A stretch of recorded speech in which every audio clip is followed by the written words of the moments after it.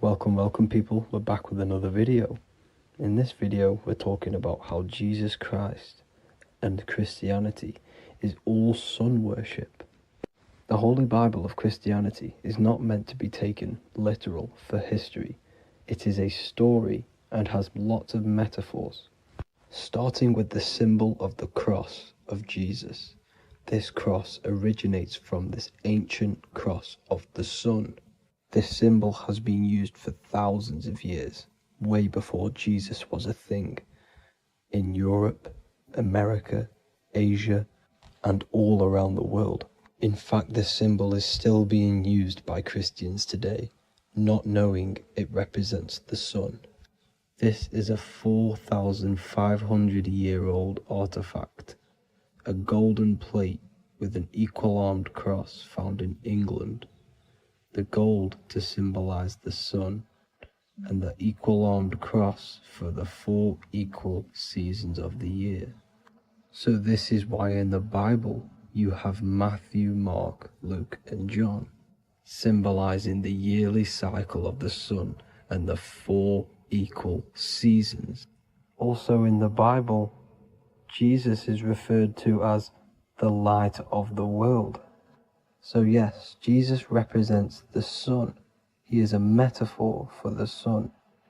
Hence why in all of these pictures and images and paintings of Jesus, there's always a sun behind his head, and some even with the sun cross behind his head.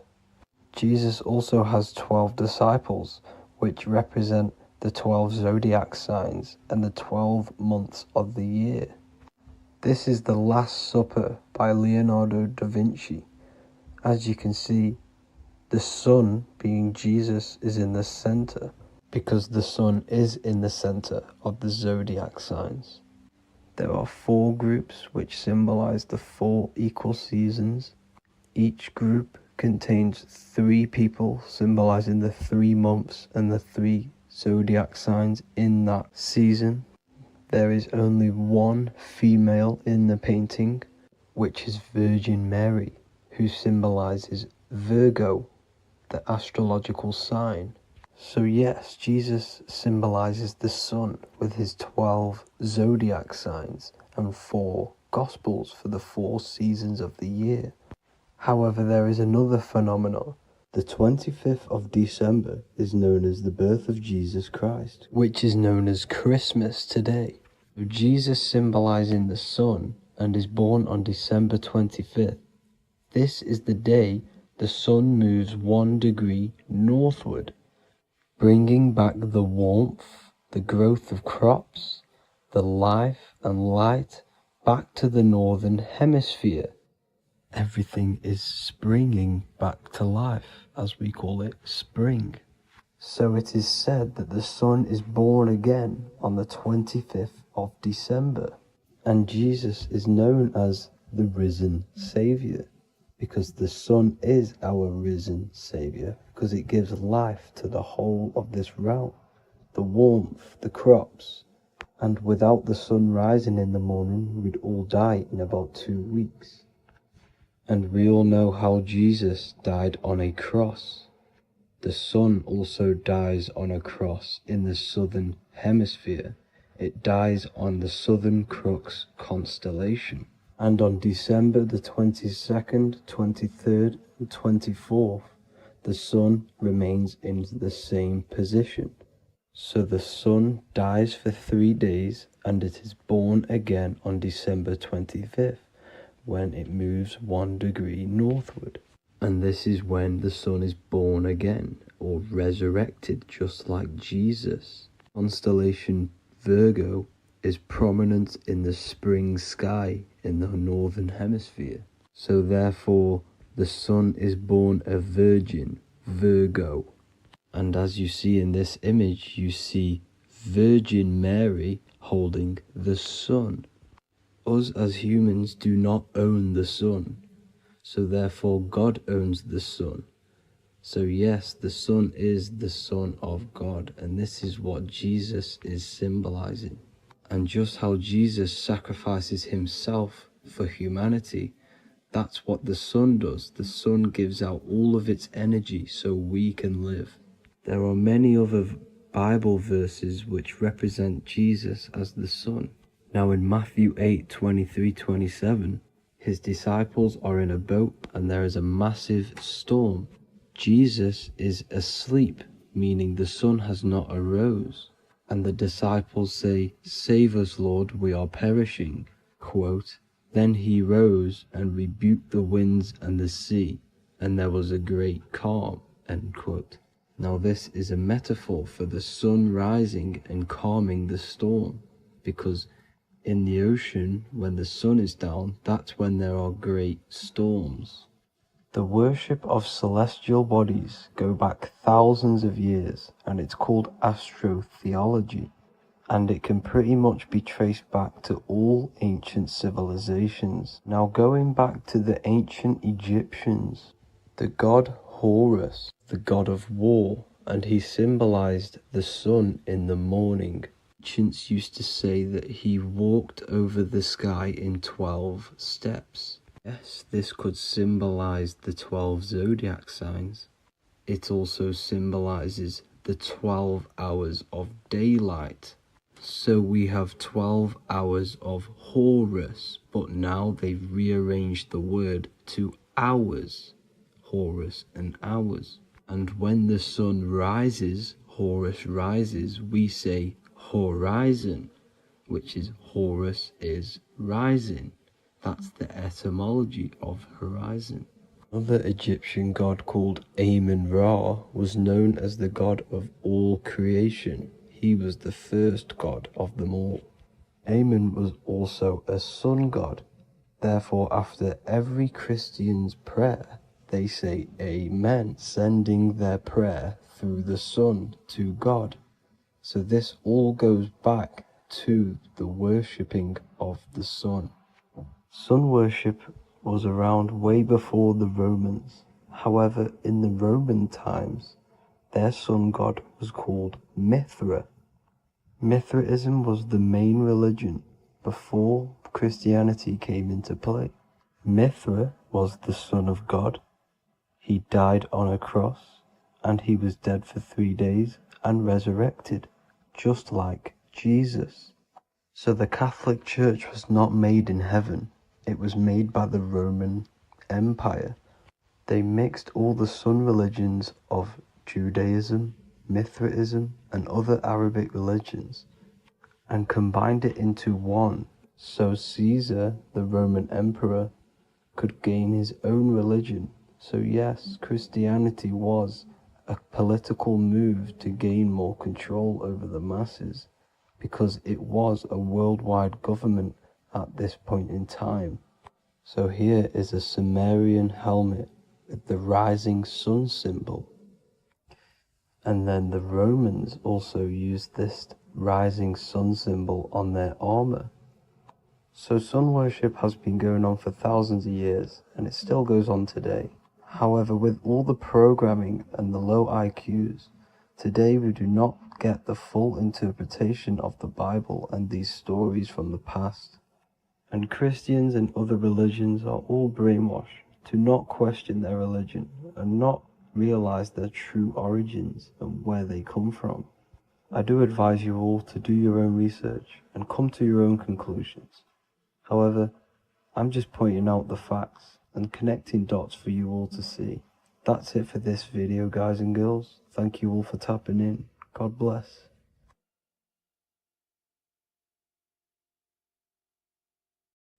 Today's topic is the binary code behind the universe. You will learn the fundamentals of the binary code, deeper understanding of reality, which will give you more of a connection to the universe, evidence supporting the existence of this code, and how to use the binary code to shape your reality. This is an important one. We have 0 and 1. This is the binary code of the universe. It underlies everything. It is the source of all creation. The universe is binary in nature, meaning it exists as both something and nothing, on and off, male and female, light and dark. Everything has its polar opposite. At its core, all that exists is 0, representing nothingness. infinite potential, and 1 representing something, order. 0 represents the feminine, vast, formless, and infinite potential. It is the space from which all things emerge, the womb of creation, the receptive and expansive force. 1 represents the masculine, structure, form, and order.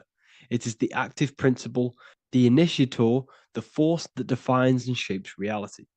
Together, they create the fundamental duality that underlines existence, the balance between chaos and order, the void and creation, yin and yang. We see this in the masculine and feminine bodies. This is deeply encoded into the fabric of reality. And once you see this, you will never unsee this. So please leave a like on this video if you love my content and you love the wisdom that I share with the world. So we see this with the masculine genital areas. Remember, this is the genital area. This is all to do with creation. These are the generative principles, the generative organs in the body that allow creation to continually outfold into new life. The genital areas are all to do with the code. The male is the 1, the action. He's the initiator. The feminine is the 0, which is the infinite potential, the womb of creation. 0 and 1. This is why we have 10 numbers. 0 and 1. Masculine and feminine. We even see this in the bodies. The feminine body is made out of curves, which is 0, curves. And the masculine body is made out of lines. So please leave a like and comment if you love this. And if you have any lecture ideas, feel free and I can make a lecture on any suggestions that you have. So look at the word masculine. Masculine, line. Line is just one line, which represents order. 1. Feminine. 9. 1 and 9 equals 10. 0 and 1. The binary code of all creation. Why is feminine? Why the number 9 for feminine? Because the moon has to go around 9 times to create a human in the feminine's womb. And look at this image of nature. All nature is zeros and ones. Now you can tell the stick is a 1. It's a line, and here we have curves. It's curves and lines. Curves and lines create reality, creates matter. Everything is 0 and 1. We even see this with the sky. The sky represents zeros. They represent curves, the heavens, the heavenly bodies, the sun. These are circles, the moon, circles, the planets, circles. Down here is matter, representing the square. We have the Freemasonic square and compass, representing lines and circles, masculine and feminine. We see this with Leonardo da Vinci, with the circle representing the spirit, the void, the womb of creation, and matter, which is the body. This is the soul in matter, infinite potential in matter. This represents spirit over matter. This represents the architect of reality, zeros and ones, spirit and matter. This is all the same thing. Understanding this binary nature of the universe, where 0 feminine represents the infinite potential and 1 masculine symbolizes order and structure, can benefit you in several ways. Manifestation and creation is the first way it can benefit you. Now that you understand this, you understand that everything comes out of infinite potential. 0, infinite potential. 1, action equals manifestation equals creation. So you must pull things out of infinite potential. If you have ideas but don't take action, too much 0, nothing materializes. You'll never materialize if you sit there imagining all day, visualizing all day. You have to take action. They both come hand in hand. If you only take action without tapping into intuition and creativity, too much 1, your actions may feel hollow and misdirected. Using both effectively leads to greater success in life, work, and relationships. This is the 33rd degree motto, or this is on the 33rd degree of Freemasonry Scottish Rite logo, and it's called Order ab Chaos, order out of chaos. Chaos is the 0, infinite potential. Chaos is the dimension of the imagination. This is where this all ties in now. Imagination is the dimension of infinite potential, pure potential, formless creativity, and the realm of infinite possibilities. It is the void, the unmanifested energy that contains all that could ever be. That is the imagination. The imagination is the dimension that you are connected to, and you can pull any idea out of and materialize it into a reality. Matter, on the other hand, is order brought out of the imagination, chaos. It is when raw potential is structured, defined, and crystallized into form. This is the fundamental principle of order out of chaos, the process of turning the unseen into the seen, the abstract into the concrete, the dream into reality. That's why we say dreams into reality. Dreams are in the imagination, infinite potential, and the human mind is connected to high dimensions of consciousness, which we can pull ideas, things out of, and materialize it into our lives. Whether that's good or bad, that's completely up to you. But we have access to higher dimensions beyond the physical plane. And this is the secret that the human mind is connected to, and that you are not just a physical body. Okay? The universe itself was born from chaos. Before form, there was only energy and potential. Our minds function the same way. The mind is a microcosm of the universe. Our thoughts exist in an infinite field of possibility, but they only become real when we take action and give them form. If your inner world is filled with chaotic thoughts and impulsive emotions and negativity, then creating order within is essential for balance, clarity, and growth. What do I mean? Order out of chaos, 0 and 1. All creation comes out of infinite potential. The mind, the imagination, is the infinite potential. The material world is the order. It's the effect. Therefore, if your material world has chaos, if your room is messy, if your body is out of shape, if you do not look after yourself, everything in the physical world is just a reflection of what's going on inside of you, what's going on inside of you. So if you have a messy room in a messy house, this reflects as a messy mind, a chaotic mind, and we must create order in our mind. So this applies to all realms of your life. This applies with your mind, it applies with your emotions, it applies with your manifestation, it applies with the physical world, with the masculine and feminine. 0 and 1 is heaven and earth. It's everything. It's duality. It's on and off. It's everything. So it applies to all realms of your life. Okay. So in order for this to benefit our lives, we must, one, have awareness and observe the chaos. Step back and observe your thoughts and emotions without reacting to them. Recognize that you are not your thoughts. You are the observer of them. You are the soul. You are in between them. You are the midpoint between the left and the right, the 0 and the 1. You are the soul. Journaling or meditation can help you identify patterns and negativity and impulsivity. So it's important that we recognize these patterns, we recognize the chaos within us, and we transmute it.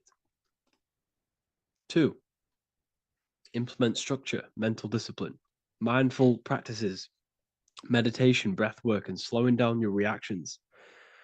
Cognitive reframing, replace destructive thoughts with constructive ones. This is so important. For every negative thought that you place attention to, place your attention onto 5 more positive. Never think about something that you don't want to manifest, because whatever you're placing attention on inside that mental field of consciousness, you're giving attention to, which then can manifest into your action, and that will materialize into your world. Routine and ritual. Create daily habits that anchor you. Morning routines, exercise, or creative outlets bring stability. We must master the inner world of thought and emotion. We must bring chaos into order. In order to create anything in your life, you're turning chaos into order. Order out of chaos. You're turning 0 into 1. This is the binary code. All things underlie it. 0 and 1. So it's so important that we master our minds, we master our emotions, we master our inner world so we can produce effect in the outer world. We cannot create consciously and effectively if we have chaotic thoughts and impulsive emotions. So I hope this has made more clarity to you so you can implement this into your life. I know I haven't given you much strategic things to implement into your life, but now that you have a better understanding of how this world is pulled out of infinite potential, you can use that. Everything in your life is pulled out of your imagination. Every text you send, everything you think of, oh, I'm going to do this later. That is your imagination thinking about the future. So you just have to do this on a mass scale to create something big in your reality. So I hope this gives you a better understanding of how the universe works and has benefited your life. If you have any comments or any suggestions or how this video made you feel, let me know in the comments section. I would really appreciate it. And I'll see you all inside of the Symbolism Masterclass on March the 8th. Hello, everyone. Today we're going to be discussing the esoteric and occult meaning behind the story inside of Genesis, the story of Adam and Eve. This is a widely known story, but not many people know the true esoteric meaning behind it. Okay. So today we're going to be breaking this symbolism down. Before we get into this, please leave a like and a subscribe on the channel. I would greatly appreciate it. And please comment below any lectures or anything you wish to know, and I could maybe make it in the future. The first thing we must understand about the Bible is that it is an esoteric and occult book. It is written in allegory. It is written in such a way that we understand the book compared to our level of perception. Now, what do I mean? If a child read the Bible, they would gain a standard meaning and story behind it. They would gain a normal interpretation of the book, of being good, praise God, and be a good person. However, me, who have studied the occult and esoteric and symbolism for a very long time, when I read the Bible, I see a deeper meaning. I can read between the lines of the allegories, which means the Bible is written in such a genius way that it speaks to your level of intelligence. Depending on how advanced you are mentally and with knowledge, will depend on how you decipher this book and how the parables inside the book can speak to you in your personal life. Okay. So the Bible is the greatest psychological book ever written in history. This is why it's known as the greatest story ever told. It's a story. What we must understand with the Bible is that the Bible creates on the surface a logical way of thinking, which is what we call religion. We read the Bible and if we think logically and we take that book literally, then we gain a religion. But if we look beyond the surface, this is what we call esoteric, metaphorical, symbolic. You can read between the lines using our right hemisphere of the brain in deciphering this book and what it truly means to us and the evolution of our mind, body, and soul. What this book actually reveals between the lines is instructions and stories which teach you how to level up your consciousness, how you can sync the mind, body, and spirit and soul all together so you can live like a god. This is what the esoteric is. It's the purification of consciousness. Now, when it comes to Adam and Eve, okay, what we must understand is that this is the beginning of creation. This represents the beginning of your life in an esoteric way. This is symbolic for the beginning of your incarnation into this physical world. Okay. And we have Adam, masculine, Eve representing feminine. These are the two masculine and feminine energies which create the whole material universe. Okay. And as we are born, We are born with a pure consciousness. We are born with pure consciousness. Well, now, what do I mean? As a baby, we have no knowledge. We are pure essence of the soul. You know, we don't gain the knowledge of good and evil. We are pure. Yes, we're not happy all the time as a baby, and we're not sad all the time, but we have no ego. This is what I mean. Our consciousness is not split. As a baby, you are whole. You have a whole consciousness. You are yourself. You have no false identifications, no limiting belief systems, nothing. You are pure awareness and the pure soul and the pure mind. Now, this is what Genesis is representing. As we grow older, the more experiences we gain, the more thoughts we start to think, the more knowledge we gain of this world, the more impure our mind, our heart, our soul, our spirit becomes, the more impure our body becomes. As we grow older, we're infected with negative beliefs, negative thoughts, and society norms. This is a big one. As we grow older, we are molded by society. We shut off areas of ourself and we push them away so that we fit in with society. We all know this. We all did this in school. We pushed away parts of ourselves to act cool or to fit in, whatever it may be. Whatever type of person you were in school, we all went through this because society and culture is programmed. So as we grow older, our consciousness splits. We gain a persona, an ego, and we gain a shadow self, the subconscious, and we gain an ego. Now, the ego is what you show to people. It's that character that you show, that you put on to your culture, to your family, to your friends. This is a false identification. And we also gain a shadow self. The shadow self is gained through experience. This is the subconscious. Our ego is created through experience. And so is the subconscious and the shadow self. Okay. So as we gain age in this material body, we fall from the Garden of Eden. We gain the knowledge of good and evil. This is what the symbolism represents of us leaving the garden, us eating from the fruit. Now, the fruit represents the knowledge, it represents the insight, the experience, which splits our pure consciousness. Our soul splits. Okay. We lose connection with the divine. We lose connection with our pure self through material experiences. We may lose ourselves in material experiences. We may lose ourselves in lust and material gain, wealth, and all of these lovely things that the material world offers. We lose ourselves in this. Okay. And not only that, there's another symbolic thing that we're missing with being a child.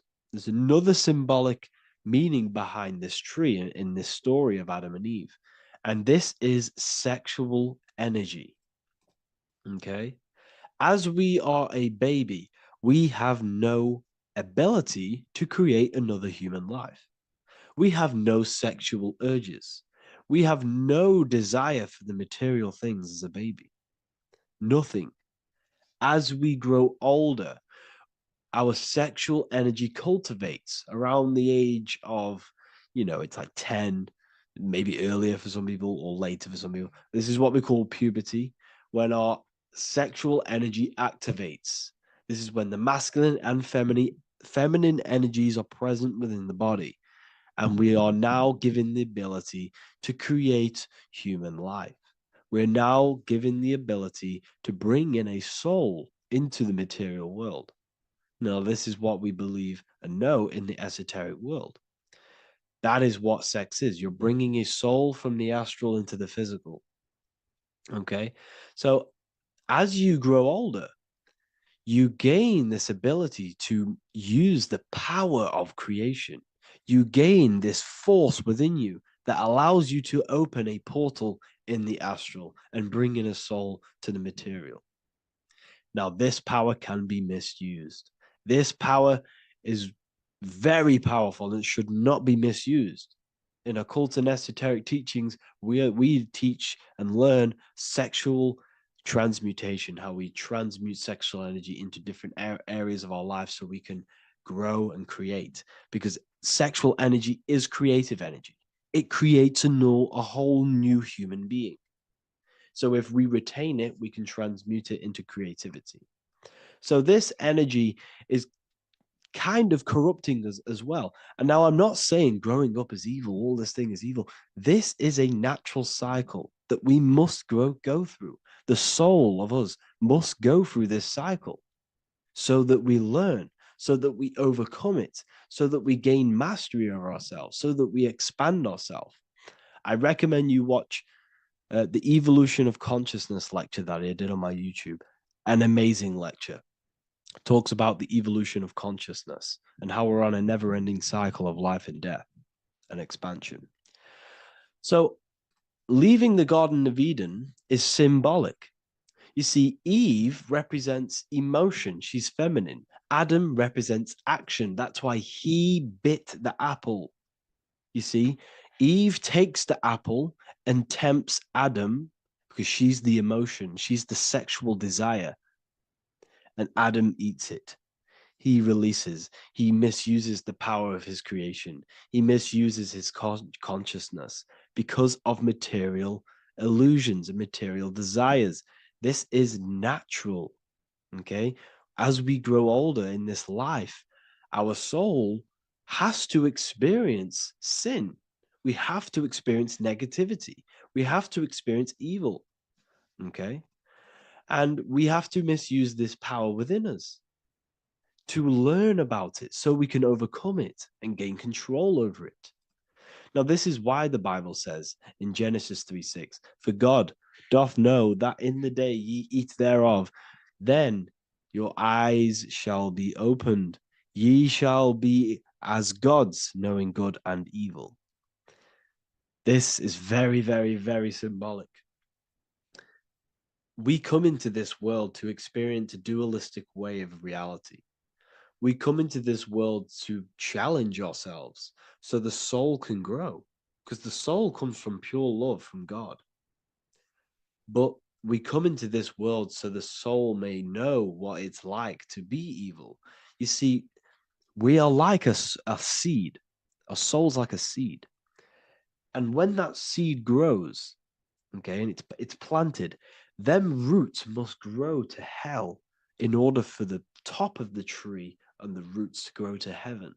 In order for the soul to reach the highest states, it must descend down into the lowest states. Good and evil. This is the story of good and evil, okay? And this is the story, a psychological story of how the human mind has functioned in this life. This is what this story is representing of how our soul and mind is functioning, how our consciousness is splitting and growing up and evoluting.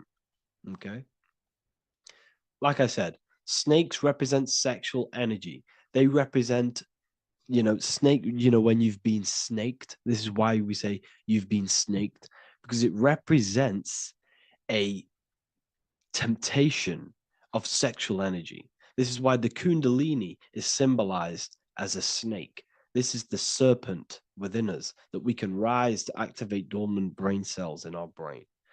Now that's called the Kundalini awakening. I'm not going to get into that into this video, but this is what it symbolizes, the tree and the knowledge of good and evil, because our body is the tree. Our central nervous system is the tree. The snake is our sexual urges and this false temptation that tempts us to interact with sin, the material world, okay, and go against our higher divine self. This is what it represents. Now, it's very, very symbolic. Not everyone is going to agree with this, but this is my interpretation of Genesis based on my research of occultism, symbolism, metaphors, and me studying the Bible. This is my interpretation, and I hope it resonates with you. It might not resonate with you, but this is what makes sense to me, and this is what has made sense to many other occult researchers who are in this space as well. Okay. So please leave a like, leave a comment, leave a subscribe. I'd greatly appreciate if you could, just give me some support on this channel. We're nearly at 100,000 subscribers, which is insane. I just want to say thank you all. And yeah, I will see you inside the university if you join. I'll look forward to mentoring you, connecting with you on the live calls. There's a new symbolism course which is going to be available very, very soon. And yeah, if you join the university, you also get a 30% discount on all of my products, astrology readings, one-on-one calls, all of my books. Yeah, so I hope you gain some insight on this video, and I'll see you in the next video, and I'll see you inside the university. Have an amazing day. What if I told you you don't have one body? You in fact have four. There's a secret hidden right in front of you, and most of you overlook it. And by learning these teachings today, this will change your perspective on life, on yourself, and completely change the conception of yourself. This is the key to your highest potential. If you stay with me today, you will find secrets about yourself that will change your life. But I warn you, once you step this path of esoteric knowledge, there's no going back. Once you see, you can't unsee. So stay with me, and we will discuss the four bodies of your soul and how you can master yourself to reach your highest potential. The first thing we must understand is that there is a sun. And just like the sun gives life to the earth, there is this life force within the sun that gives life to all matter. We must understand that that matter itself is dead. It has no life potential. It has no ability to create or destruct anything. All of the life comes from above, from the sun, from the life-giving power of this infinite energy source we call the sun. No matter what model you believe, the sun still gives power to this physical realm, giving life to all of the crops, giving life to animals, giving life and growth to all things that the rays come in contact with. This is a macrocosm process. We must understand the teachings of as above, so below. This means that the macrocosm repeats itself in a microcosm form. Now, what do I mean? Humans are made in the image and likeness of God. You are a miniature version of God, a spark of the divine consciousness made in human form, in physical form. Just like the sun gives life to all physical matter and growth to all crops on the earth, your soul is a miniature sun. And your soul is giving life to the body. Your body is a miniature earth, which also goes through the cycles of the 4 seasons of the sun. We feel different in each one of these seasons. It's because our body does not only go through these cycles externally, but these cycles happen within ourselves, within consciousness. Your soul is the sun. The sun you see in the sky is an externalization of your soul. Your soul is the life force. You are the soul, not the body. And like the sun gives power to the earth, the soul gives power to your body. So first, let's look at the etymology of the word sun. The word sun comes from it's a Latin word solis or sol, which means the sun. Sol then became soul, sun, soul. And in fact, S-O-N and S-U-N in the old etymology dictionary mean the exact same thing. They are interchangeable. So when we look at the symbol of the sun, we look at a circle and a cross, which represent the 4 aspects of the sun, the 4 seasons of the sun: summer, winter, spring, and autumn. These are the 4 states of the sun. Like we said, this is where we get this symbol. You have the 4 states of the sun, which represent the 4 bodies of the soul. Now, this is where we get deep. Like I said, the sun you see in the sky is a macrocosm of your soul, an externalization of your soul. Just like your sun has 4 seasons, the 4 seasons within us are the 4 bodies. Our soul is incarnated and split into 4 sections. We have a mind, we have a physical body, emotions, and spirit. These are all interchangeable and they are all linked. In ancient alchemy, we have the exact same symbolism of the 4 stages of alchemy. But in this case, they're symbolized as the 4 elements: earth, water, air, fire. In this ancient alchemical symbol, we have the pentagram with the top one representing the soul, ether. Our soul then has the 4 bodies with the human here. We have the man, the eagle, the bull, and the lion. We see this on the tarot card, the Wheel of Fortune. The man, the eagle, the bull, the lion. We see this in Matthew, Mark, Luke, and John. The lion, the bull, the man, and the eagle. We see this with depictions of Jesus. Jesus, the man, the bull, the lion, and the eagle. These represent the 4 fixed signs of the zodiac: Taurus, the bull; Scorpio, the eagle. Scorpio was symbolized as an eagle. It's an ancient symbol. Now it's been changed to a scorpion, of course. Leo, the lion; Aquarius, the man. These represent the 4 fixed signs, which are 4 different elements. Taurus is an earth sign. Scorpio, a water sign. Leo, a fire sign. Aquarius, an air sign. Taurus is the earth. As above, so below. The earth is the physical body. Leo is fire. Fire is the spirit. Scorpio is water, which is the emotions. Aquarius is the mind, which is an air symbol. Air is the mind. That's why we call people airheads. Okay? So what we're actually looking at here are the 4 aspects of our soul. We have the sun in the middle and the 4 bodies of the soul.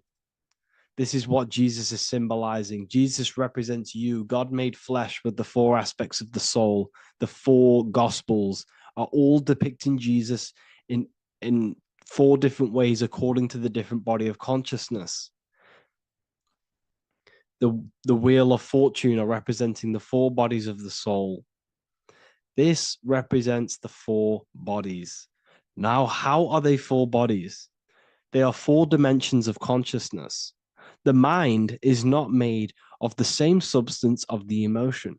The emotion is not made of the same substance of the physical body. The spirit is not made of the same substance as the physical body also. They exist in 4 dimensions of consciousness. They are 4 bodies of our soul.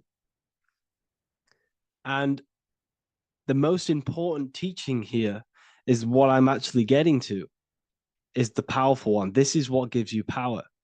Most of us live in chaos. Our mind is thinking of doing something. Our emotions are feeling something else. Our body is lusting and wanting to do something else. And our spirit's energy is completely off. Most people live in unbalance. None of these 4 bodies are working together. This is why we produce chaos in our lives. When these bodies are in balance, are not working together. So in alchemy, they symbolize the 4 elements, which are the 4 bodies of consciousness. These are the furnaces with the fire. They represent transmutation of each body. We have to sync these bodies. We have to sync the mind with our emotions, and our emotions with our actions, the physical body, and with our spirit. These 4 key bodies need to be in line in order for us to create consciously in our life. Because each one of us is a creator, a miniature version of God, creating our own earth, creating our own material reality. And in order for us to create consciously and with effect and power, we must have these bodies unified. so that we can create consciously and not create chaos. So this is very, very important. And this is a secret teaching found in all ancient societies. But this is what the hidden symbolism of astrology actually is. The sun is our soul, and the 12 zodiacs are 12 aspects of our soul. And we have the 4 aspects of the 4 main bodies. This is what we're looking at.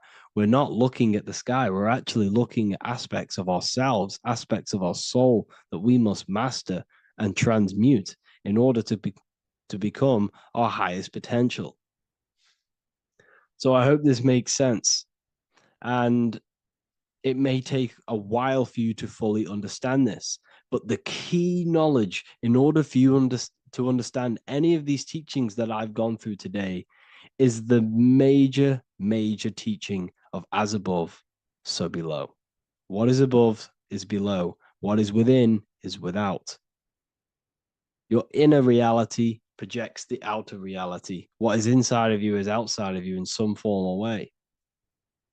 Whatever trees, whatever roots that go down will always shoot up.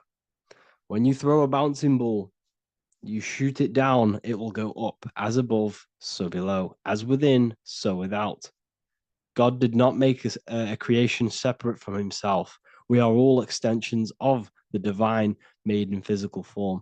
And we are incarnated into 4 sections. Our soul is separated into 4 sections. These are the 4 corners of reality. These are the 4 pillars of reality that we must control.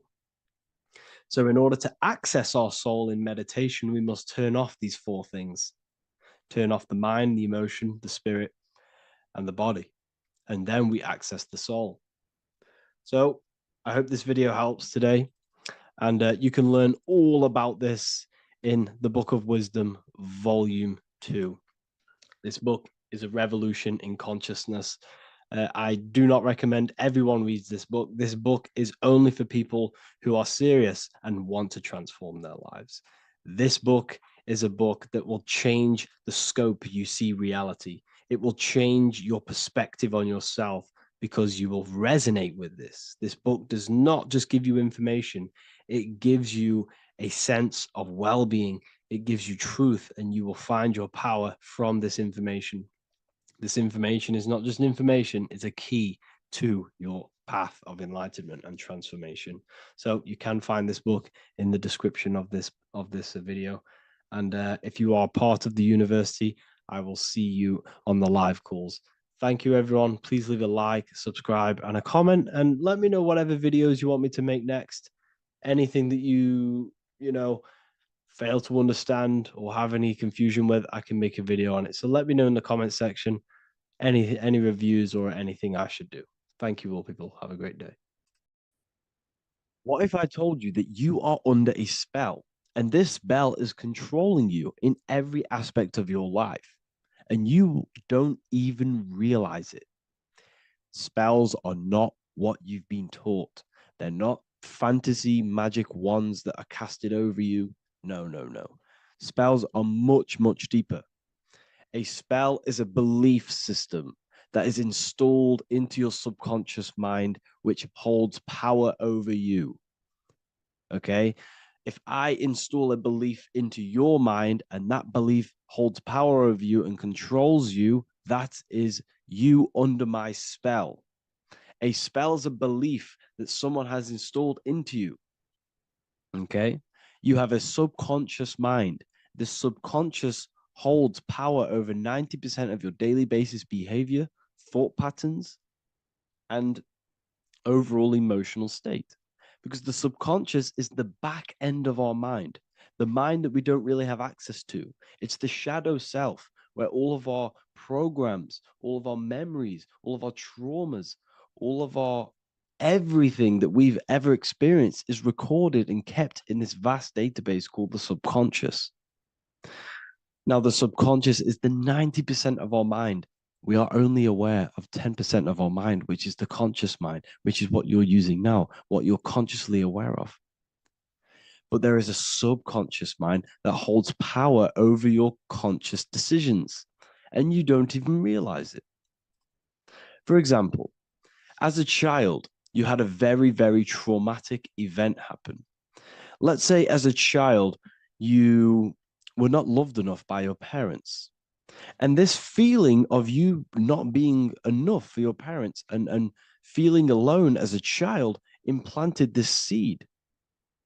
And this seed was planted by your emotions, a strong emotion. And over time, as you grew older into an adult, this seed grew and grew and grew. And what this seed grew into is you being very needy, you always seeking validation from others. Okay. But you taking this conscious decision 10 years down the line actually stems from this hidden cause within your subconscious mind, within this little feeling, this seed inside your subconscious where you don't feel like you are worthy. So this results in a conscious decision of you seeking validation from others, being very needy from others. Okay. This is what the subconscious is. The subconscious holds power over us. For example, posting on social media. Why are you actually posting on social media? If you take a selfie with your new watch, new car, and you go and post that onto your social media, why are you actually doing that? On the deepest root cause, it's not because you just want to post a picture. No, it's much deeper. It comes from a subconscious belief or a subconscious emotion of you seeking external validation, whether you believe that or not. But that's what it is. If you're posting on social media, you're seeking attention, you're seeking validation from others on a deep level, on a subconscious level. You may not even realize this because it's subconscious. Now, this is what a spell is. Money is a type of spell. Remember, money doesn't actually exist. Money does not exist. Money is a physical object inside of the material plane. But the physical object has a belief in the mental plane. See, the mind is the highest plane. This is the root cause of reality, the mental plane. Okay. So our belief in our mind has given this piece of paper value and a meaning. But in reality, it's just a piece of paper with a belief behind it. But this subconscious belief behind this piece of paper is controlling your daily basis behavior, is controlling your emotional state and controlling your life without you even realizing it, without you even realizing that it's all an illusion.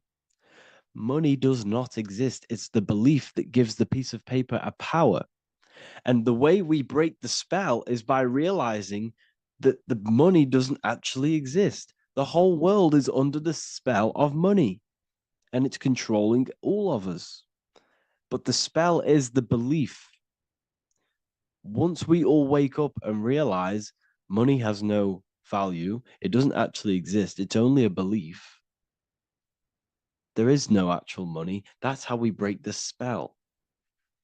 The spell is broken when we figure out that we are under the spell, under the belief, under the illusion of this piece of paper having value, and it's controlling our lives. That's why the word money has mon within it. Mon is moon, and the moon represents our hidden aspect of our mind, our subconscious, and the sun represents our conscious mind. So you have two versions of yourself. You have the self that you show to everyone, the conscious mind, and you have a shadow self called the subconscious, which is the hidden aspect of you. For example, do you really love your partner who you're with, or are you just with them for, is there a subconscious fear of being alone? Do you really want to be with this person, or is it stemming from, are you staying with them because it's stemming from this fear of being alone, of being lonely? Or are you just with them because you have a subconscious sexual addiction? And all of your conscious decisions are actually coming from this little seed of wanting sex or not being alone. You have two versions of yourself, the conscious mind and the subconscious, the shadow self and the self that you show to everyone else. Okay. And the subconscious is what's holding power over you. When you drive your car, you don't consciously have to think about changing gear. You've done it that many times. It's on autopilot. That's the subconscious doing it. You can be walking down the street. Your conscious mind can be thinking about what you're going to cook for tea later, but your subconscious mind is controlling your body and walking your body. You don't have to think about moving the body. You just do it because you've done it that many times. It's a program. It's a belief in the subconscious that's giving this movement power. You see, the subconscious holds a lot of power over you. Our beliefs hold power over our daily basis behaviors and actions. Okay, like I said, posting on social media, this is seeking external validation. There's a subconscious stem, there's a subconscious urge bringing this desire into conscious reality. So we must break the spell of our emotions controlling us, our traumas from a child controlling us. For example, another example of this, let's say you were in a car crash years ago, and this car crash led you to having a very traumatic event, very traumatic emotion you felt in that car crash. You felt a lot of pain. That was impressed into your subconscious. And even to this day, you're probably scared of going into trains, going onto cars, going inside of vehicles. And you might not even be aware that it's actually stemming from this event that happened 10 years ago. That's the spell. That's the spell that's holding power over you. And you don't even realize it. You realize the spell when you realize you're being controlled by this old belief, this old trauma. That's what a spell is. A spell is not something I cast over you with a wand like Harry Potter. Spell's much deeper. It's the hidden aspects of our mind that hold power over us, that control us. Okay? So, how do we get rid of the spell? How do we break the spell? By installing new belief systems, by installing new programs into our subconscious. The subconscious is impressed by repetition and emotion. Everything you do on repeat, for example, tying your shoelaces, you can be looking up into the sky, closing your eyes, thinking about what you're going to create for tea while doing your shoelaces. You've done it that many times, you don't have to think about it. That's the subconscious taking over. Okay. That's the repetition aspect of the subconscious. For example, you could probably run down your stairs. You know exactly how to run down the stairs. If I tried to run down your stairs, every staircase is different. I'd probably fall over. But you've done it that many times, you know exactly how to do it. It's what we call ritual. When you have an evening ritual, when you tidy the house, you do your skincare routine, you wash your teeth, that's a ritual. This is what the ancients called ritual. When we do rituals, we're trying to implant something into our subconscious to either remove an old program, an old seed that is controlling us, for a new one that's going to grow into new light, into a new reality. So you can implant messages, implant new programs into our subconscious, which will then grow into a new reality. Okay? Because if I tell you something over and over and over again every single day, for example, if I say, you do what I say every single day I repeat this statement into your ears, about a month or 2 months in, you're going to start to believe in that statement and you're going to start to be under my spell. You're going to start to do everything that I say. So this is what spells are. Spells are subconscious beliefs that hold power over you. and you don't even realize it. So we need to remove these old programs we have that are controlling us for new programs. And we do that through ritual, affirmation, and imagination. Repetition and emotion is key to impressing the subconscious. They are the two ways that spells are created, that programs are created. The subconscious only knows the now, and it only knows you. So every word you say is a spell. So when you call someone else a name, you're calling yourself a name, because your subconscious takes everything you say as truth, because it only knows you. It doesn't know anyone else. So every night we can do affirmation. We affirm the reality we want. This is what we call a ritual. We sit down or we stand up, whatever it is, you affirm the reality you are, I am statements. And then you imagine that reality. And you do this over and over again, every day, twice a day, 3 times a day, however many times. And this will cause repetition. This will install a new belief system into your subconscious, which will then start to show in your external reality. It will start to put you under a spell of the new program. For example, if I install into my subconscious that I believe that I am rich, every single night I affirmate that I am rich, I am wealthy, I am free. And then I do a ritual. I start to imagine this reality. Every single night, I do these two things on repetition, and I start to feel the reality and imagine the reality. Over time, I'm going to start to believe that I am rich, that I am free, and I am wealthy without having the physical reality. And what this will do is that it'll implant a message deep within your subconscious mind. It will plant the seed of this belief. And this belief over time will grow into 90% of my thoughts, 90% of my actions, 90% of my words. My words, my thinking will change due to this new belief. I may not even realize it, but I'm looking for more opportunities to make money. I'm speaking to more people because of this belief that I've installed. This belief has triggered new ways of thinking. My mind, my conscious mind, is now only operating to fulfill this belief. And my conscious mind might not even be aware of it. You won't even realize that you're manifesting this belief of being rich. And that's how it happens. You implant the belief within your subconscious. You implant the spell into your subconscious, which will then gain control over you.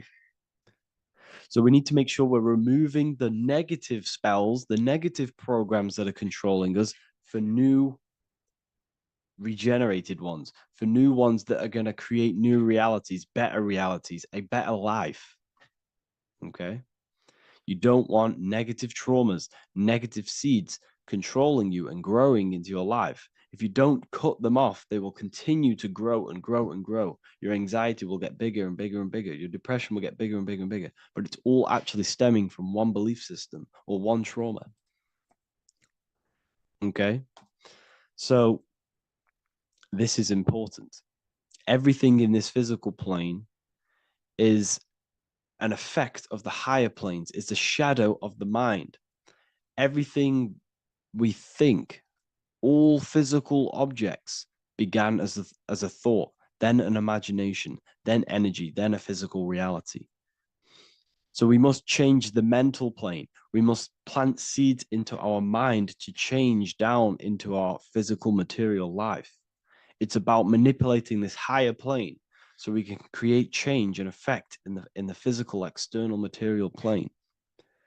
That's what magic is. This is what spellcasting is. This is all what it is. It's not fantasy. This is the manipulation of the higher planes of consciousness, which your mind has access to. You have access to these higher planes. Okay? This is exactly what I teach in my university. I teach different rituals. I teach specific rituals to get rid of certain things, certain belief systems. I teach all different rituals, all different ways for you to create your own reality and live the best reality you want.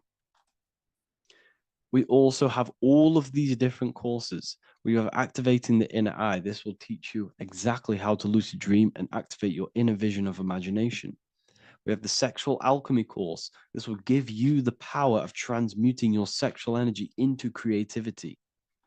We have electromagnetism studies. We have esoteric exchange, an exclusive live call that we do every single week. And I connect with all of the students. They can ask me questions, can speak with me one-on-one inside of these live calls. We have the real numerology section. We have the health section. We have a lecture section. Look at all of these lectures we have on occultism, symbolism. All of these lectures are designed to gain you power, to give your personal power back to you, to make you realize things about you. We have a meditation section. We have a library section where you can download all of our library, all of our books, different books on occultism, symbolism, Freemasonry, astral projection. And of course, we have the Manifestation Mastery course, which teaches you exactly how to create reality so you can live that desired reality that you want. This is the last chance to lock in the price of $55 a month. This is less than $2 a day. You can really level up your life because the price is going to increase as the value of the university increases, because there's a new symbolism course coming out. And if you join now, you'll get this course for free, because obviously when this course releases, the price will go up. The symbolism course will teach you the language of esoteric and occult symbolism. I'll leave the links in the description. Make sure to leave a like, comment, subscribe to the channel if you want to see more content. Thank you all, people. Have an amazing day.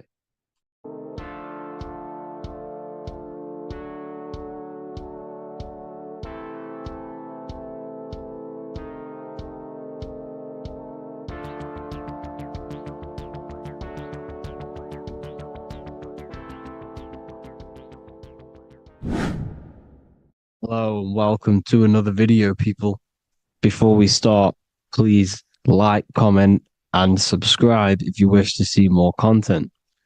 Today we're going to be talking about the mental universe and how everything is mental. This is the #1 law on the Kabbalion. If you've never read that book, it's called The Kabbalion.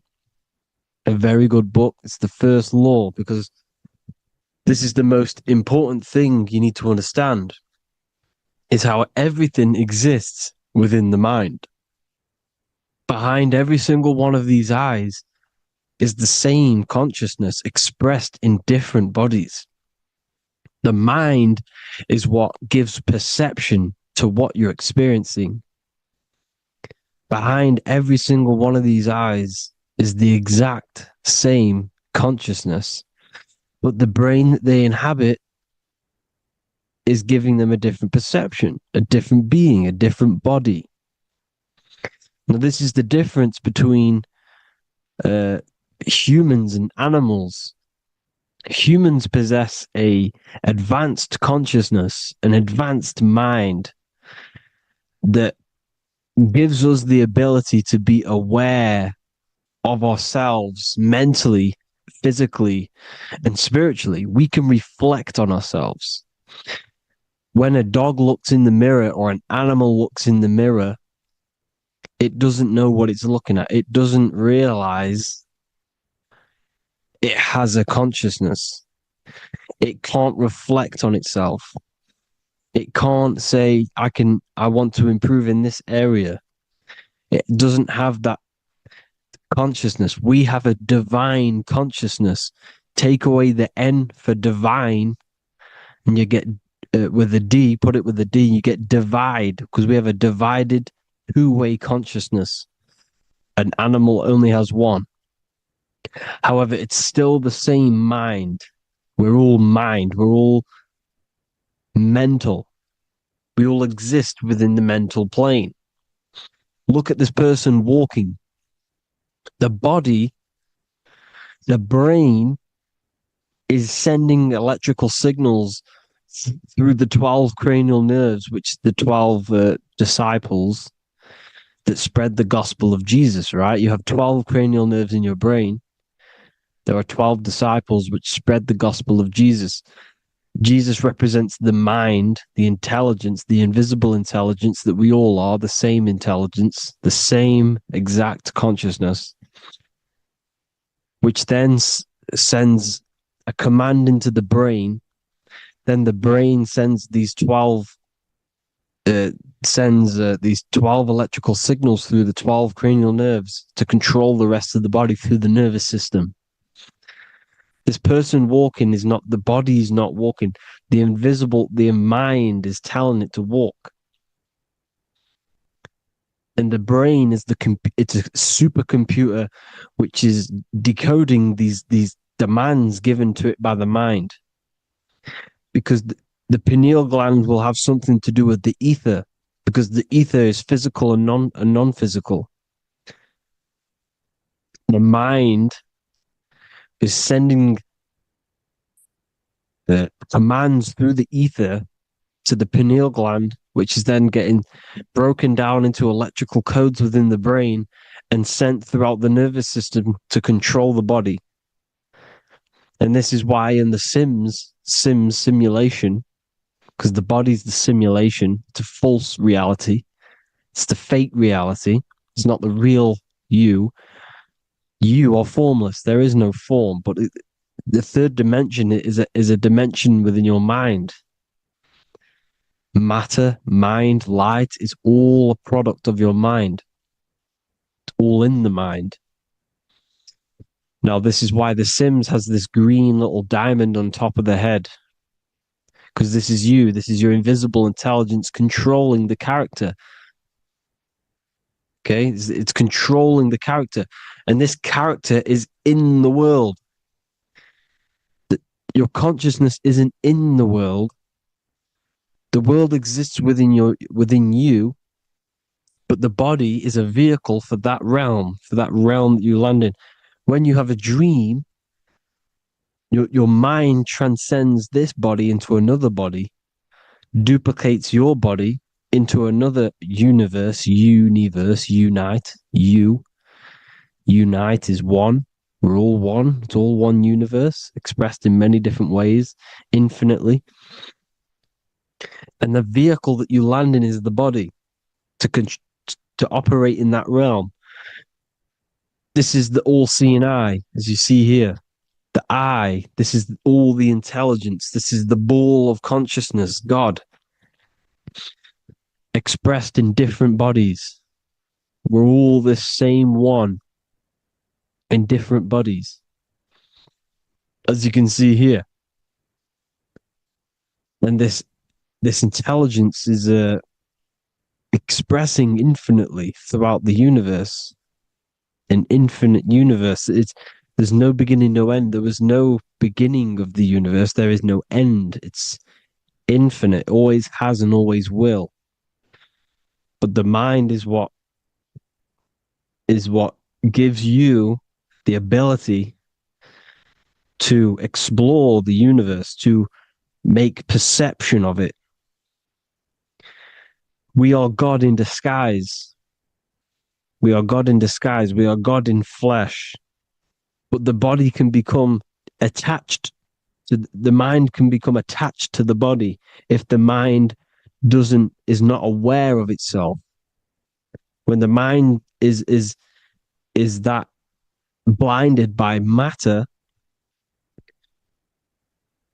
and we lack knowledge and understanding of what we truly are, a formless, infinite being, a traveler. This is why Freemasons are called Freemasons. Mason means traveler, free. You're a free traveler because your consciousness is a traveler of the universe. When we lack understanding, our mind bounds to the body because we don't separate the body with our different layers of consciousness. When we separate them and identify that we are mind, body, emotion, you then can apply this knowledge to when you want to astral travel and explore the different realms of your mind, because the mind is the universe. People, this is what we need to understand. The mind is the universe. I am you and you are me. This is the Egyptians showing you this. The Ankh. The Ankh is the symbol of life. This is the one ball of consciousness, mind, giving it the Ankh life to all the different life forms. The cows, the birds, the snakes, and the big Ankh given to the humans, because the humans are the most intelligent. We have the most advanced consciousness. We have the most advanced consciousness. This is why the one is giving a big Ankh to the humans here. Here you see again, this is not the sun. This is also showing Ankh giving out its life to all things infinitely. And this is the Most High. We are the Most High in disguise. When we strip off the body, we strip off the desires for the physical world, we strip off all these fake identities that the mind gets attached to. That is God. The universe. You are the universe experiencing itself. I and I. The letter I and the number one is just one line. The letter I is the number one. Because your I am, when you refer to yourself as I, every single one of you who's watching this video refers to yourself as I, which is the one. We are all the one. We are all intelligence. We are all invisible. We are all the one. One is the only number. 1, 2, 3. Everything goes up in ones because there is only one. Doesn't matter how far you go down the line with numbers, all of their numbers are created by one because there is only one. It's me and you are the exact same consciousness expressed in different bodies. Mind. Cause. There is only one cause. There is only one mind. There is only one being. But because we lack understanding of this, we think we are the bodies. And this causes division because the physical world is the most illusionary world. It's an illusion. It's all an illusion. Now you see with the two, you look with the two eyes, but you see with the inner eye, the mind. Okay, the mind is the mental plane is a shared plane, and it gives perception to what you're looking at. The mind. I'm affecting you when I speak because the mental plane is shared. We all share mind. We all express mind. When I'm speaking to you, I'm affecting you because we are mind. So the words that I'm saying, which are being manifested from my mind, are being manifested through my body into vibration, is affecting you. I'm affecting you with what I'm saying. And these words are having an effect on your mind because we're all mind. This is why you need to be careful what you're listening to, music and all sorts. Because music can also create thought loops within your mind. Because the chorus, we shouldn't be listening to choruses. Choruses are loops. And what they're saying in the chorus is being looped. And this can create thought loops within your mind. Go and listen to an old song that you used to listen to about 5 years ago, 10 years ago, 20 years ago. Go and listen to an old song and you guess what? You will get nostalgia. Why will you get nostalgia? Because that song will trigger the thoughts that you were thinking in that time of listening to that song. So songs with choruses create thought loops and they reprogram your subconscious mind. It's important why music is very powerful. Mine and mind, same word. See, language is the truth, people. This is why I use language in all of my presentations, especially the English language. It's riddled with occult truth. I is my me, I, you, and me, or I, one. We are not the name, we are I. Every single one of you is I, because we are all the one, all mind. Now, the only thing that is truly mine is my mind. When you say something is mine, it's an illusion. It's not yours. The only thing that is mine is mind, my mind. Okay? It's my mind. It's the only thing. It's the same word, mind and mind. Like I said before, everything's one. Hot and cold is different degrees of the same thing, of the one substance, of degrees. The 7 colors are different frequencies of the one white light. Everything is one. There is only one. We are all one. Everything is one. Hot, cold, day, night. It's the same degree of one, which is mind. The mind's perception is what's giving it, labeling it hot or cold. The mind's perception of colors is what is giving it red or purple, hot or cold. There is only mind. The mind gives things perception. There is only one, that is mind. The conscious and the subconscious mind. The male and the female, these are married. The subconscious mind is your hidden part of the mind. Okay, it's hidden. You can access it through different meditations and Reiki teachings and dreams or manifestations of your subconscious.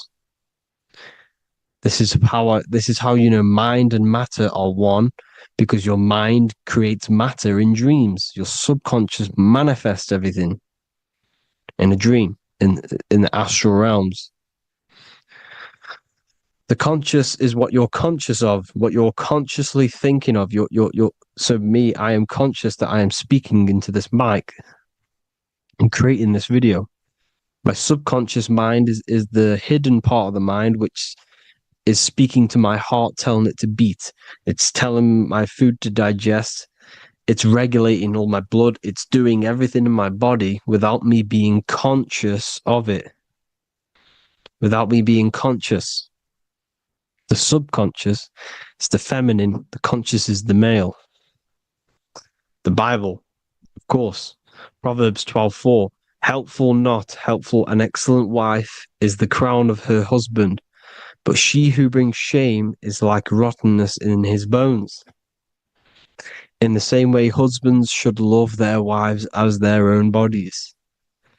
He who loves his wife loves himself. You can take that physically, you can take that literally, or you can take it metaphysically. See, the Bible's written in such a way where you can take it as your level of realization. He who loves his wife loves himself.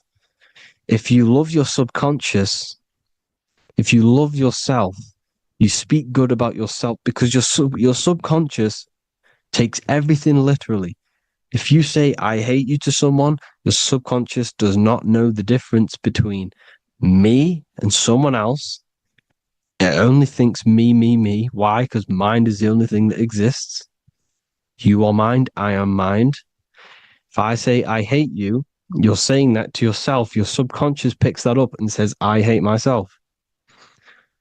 And that's telling your subconscious that's what you want.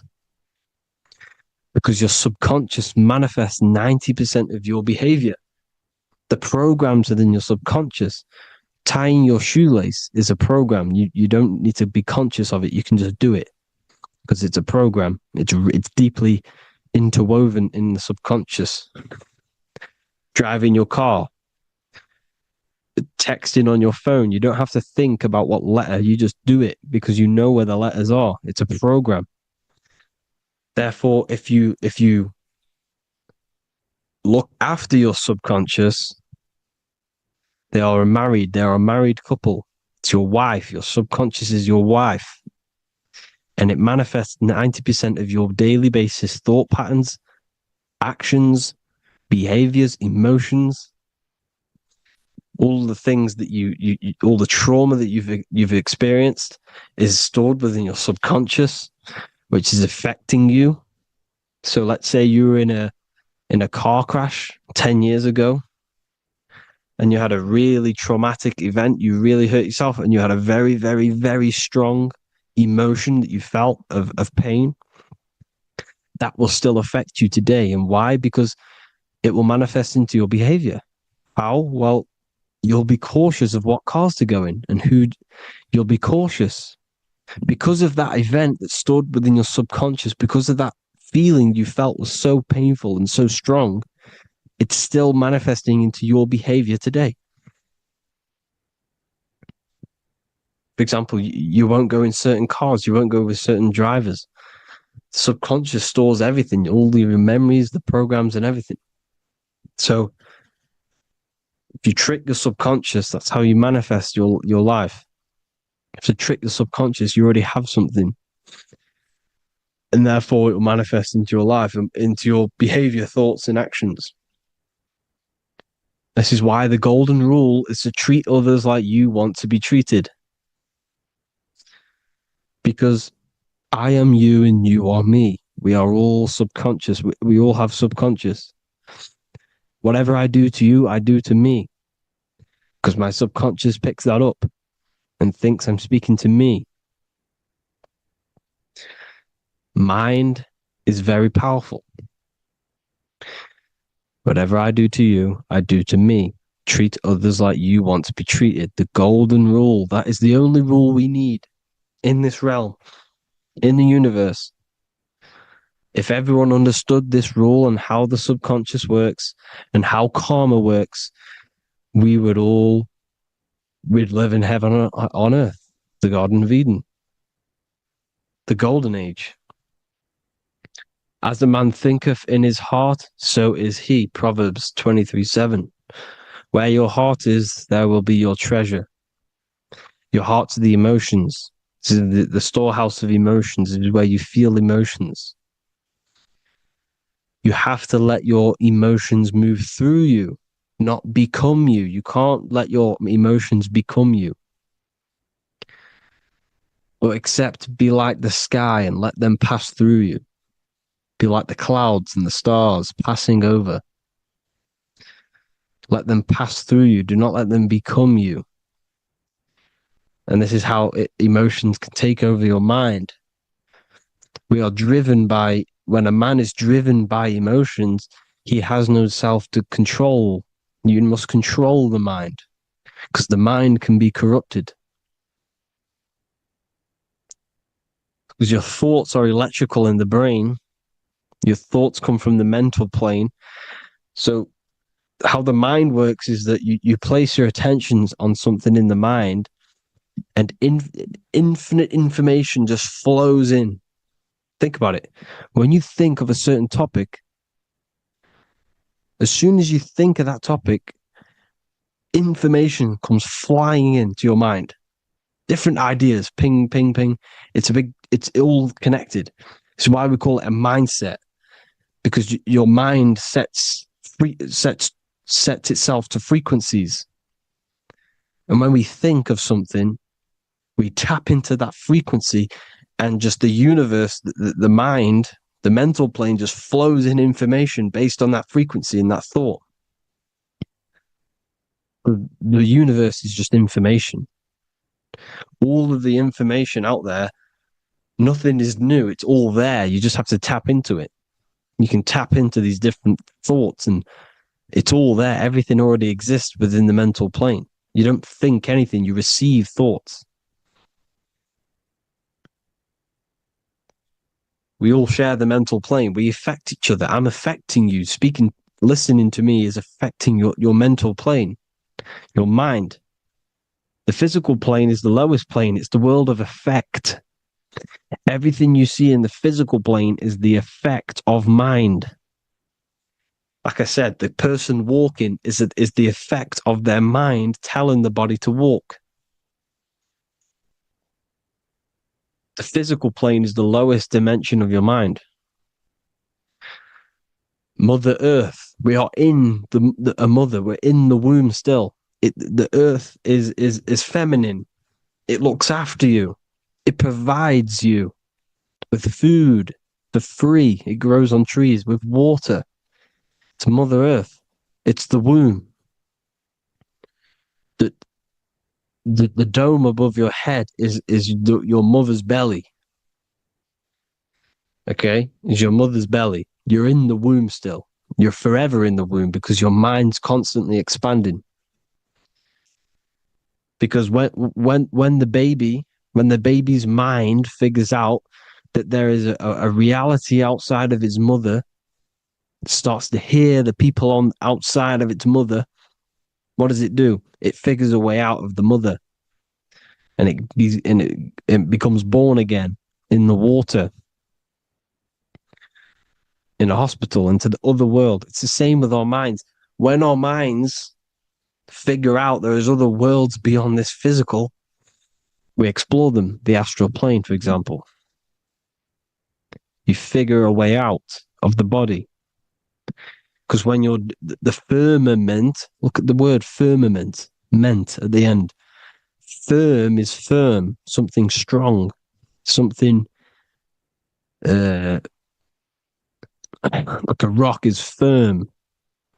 If your mind is firm like a rock, you will be stuck under the firmament. So, for example, people who are very programmed and can't think outside the box, they have a firm mind and they'll be stuck under the firmament because your mind is the only thing that's keeping you under the firmament. It's the only thing. When you're doomed, doom is dome. This is the dome, which is your head. Your head is the dome. Above your head, above the earth is the dome, the ethereal barrier. But that's just an external manifestation of your head.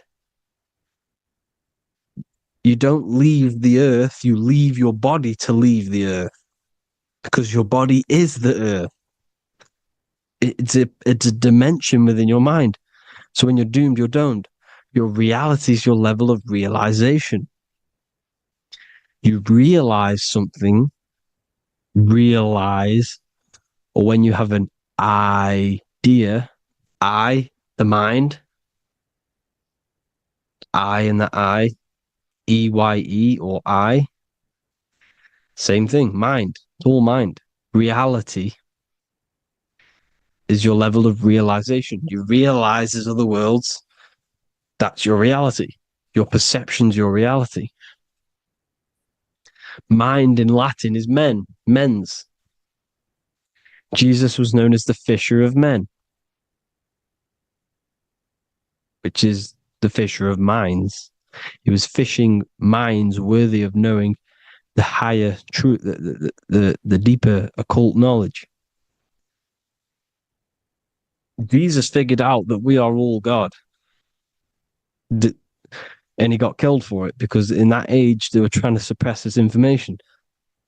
Jesus figured out he was God because we are all God, every single one of you, and they killed him because we're all mind. We are not the body. We're the invisible intelligence, which is God.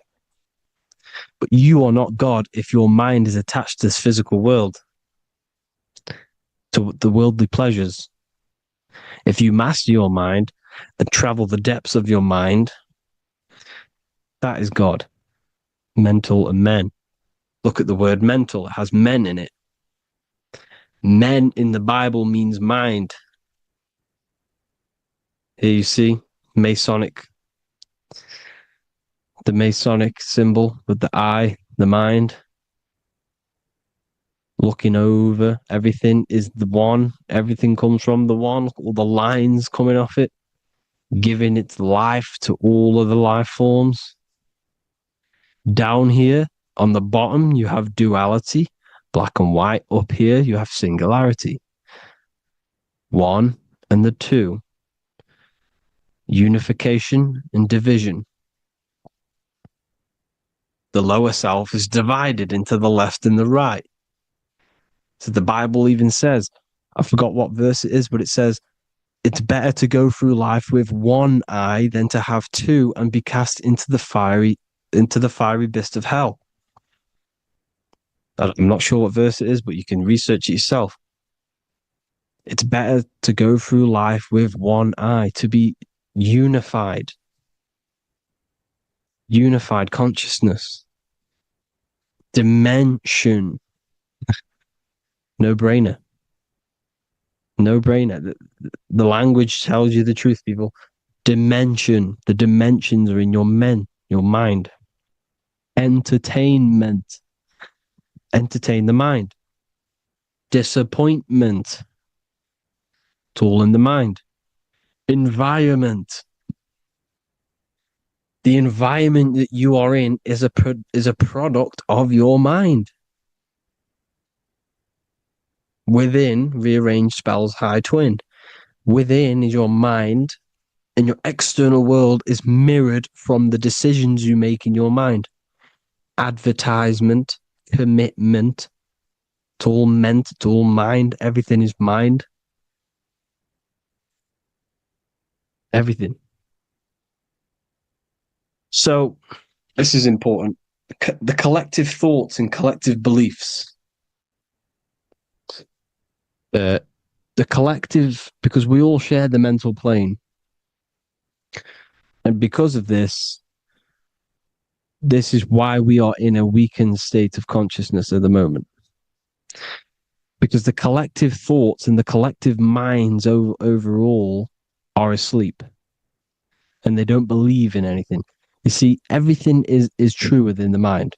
You think of something, it is there instantly. You think of a chair, it's there in your mind.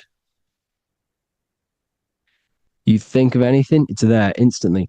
So everything's true within the mind. Anything can happen in the mind.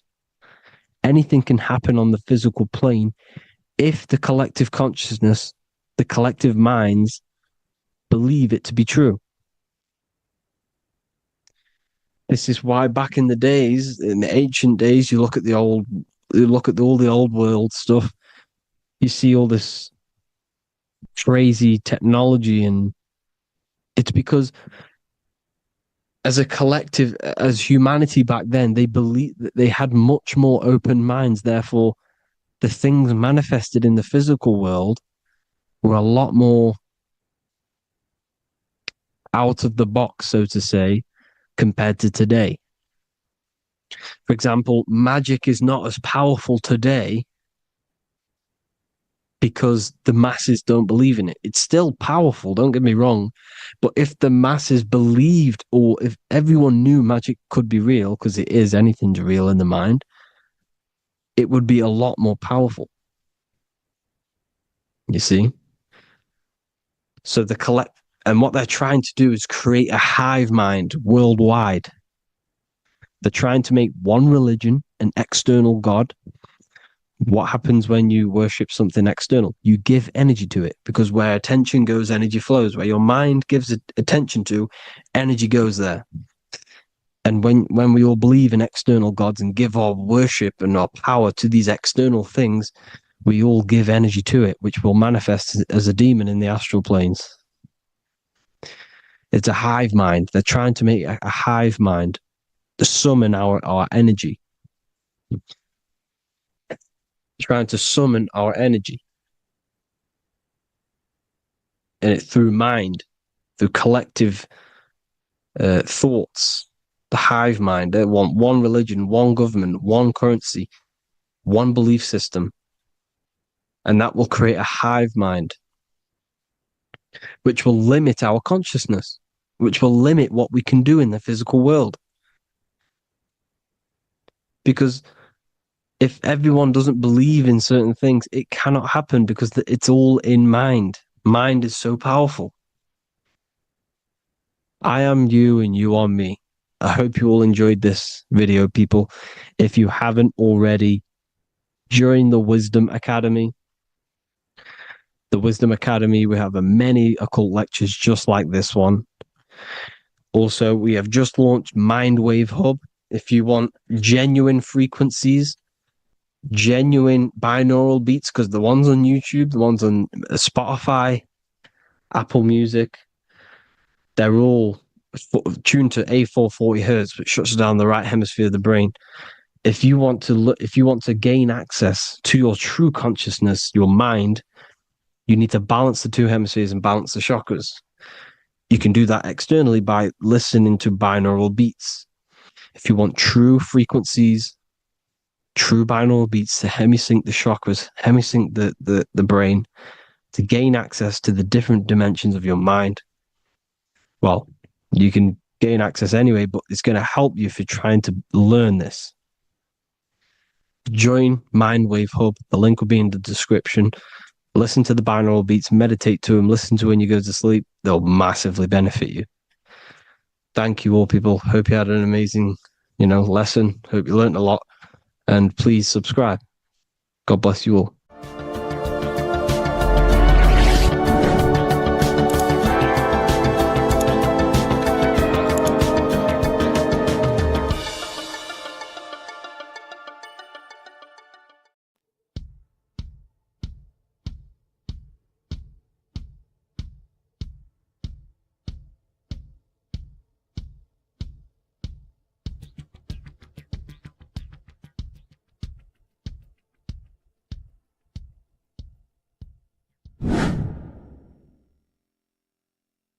What is good, people? How are we all doing? Today we're going to be talking about the different planes of existence, the occult side of the world, the things they don't teach you in school. And of course, you can only find that on this channel, so welcome. So you need to understand is that your consciousness moves through these different planes of existence, these different states of consciousness, which make up all of you. Okay? They are all interlocked planes. They are all interpenetrated into each other. They are all one. They melt into the plane above and below. You see, each plane is a product of each plane. As above, so below. Now, the higher you go, the more fluid, the more dreamy, the less dense it becomes. The lower you go, the more denser it becomes, the more solid it becomes. The lowest plane is the physical plane, which you are obviously aware of. You are inside of the physical plane now. But while you are in this inside of this physical plane, you are indeed inside of all these other bodies which you have not awakened yet. You have to awaken these different bodies. You have these bodies. Okay? It's like a ripple effect. And the center is the most dense, the most solid. This is earth, heart, the heart of the ripple. And the further you go out from the center, the more dreamy, the less fluid, the more fluid, the more less dense it gets until you're one with the all. You see? And this is what it's like. This is what this system is. It's like a ripple effect. Now, let's jump straight into the planes. First, you have the physical plane, made out of 4 elements. Five elements. The ether is the mother of the elements. It's the womb of the elements. It's the 5th element. And it gives birth to the 4 other elements. 4 is stability. Tables have 4 legs, and this is why the ether gives birth to 4, because it's the foundation of the physical world. Fire, earth, water, air. They are not pure. Each one of the elements melts into the other one. For example, earth and water both share cold. Water and air both share wet. You see? They compose of each other. They melt, they mold into each other based off the vibrational state of the ether. That's what it is. The 4 elements are the vibrational states of the ether. Okay? So you have the 4 physical elements making this, physical world. It's the lowest world. It's the world of effect. This world, whatever you see, whatever you experience, it's the effect. You can't change anything by manipulating this world. You got to manipulate the higher worlds to affect this world, you see? As above, so below. This is the lowest plane. It has three-dimensional. It's the third dimension. Space, height, and thickness. That's all it is. Front, backwards, upwards. You see, it's three-dimensional. We cannot perceive the hidden side, which is the interior of this existence. We cannot perceive the interior from our exterior view. We are looking into this world. Okay, this is the exterior view. We can't see what's inside of that. That's the fourth dimension, which is the next one. It's the most gross and dense plane. Four states of matter, the most slowest vibrational molecules exist in this plane. Above this plane, you have the ether. Okay, the word ether and either are the same thing because either connects two scenarios in languages. I either support Manchester United or Liverpool. Either is connecting them two scenarios. The ether is doing the exact same as you can see here on the planes of existence. It connects the astral world, which is very important, to the physical world. It's connecting these two worlds. So it's the ether. It's the ether. The ether is pure potential. Energy flows through the ether. It is pure energy, pure potential. Okay. The physical body is an exact copy of the etheric counterpart body. So every physical object has an etheric energy double. It's like a blueprint of that object. Every single object has an energy double, and that's the etheric double. Okay? The etheric body determines the shape of our physical body through its lines of force. All through life, it rebuilds and restores the physical body. Physical problems show up first in the etheric body because as above, so below. You manipulate the higher planes, it will manipulate this plane. And this is why sorcery works. You know, contact with astral plane entities. We'll get into that a bit later.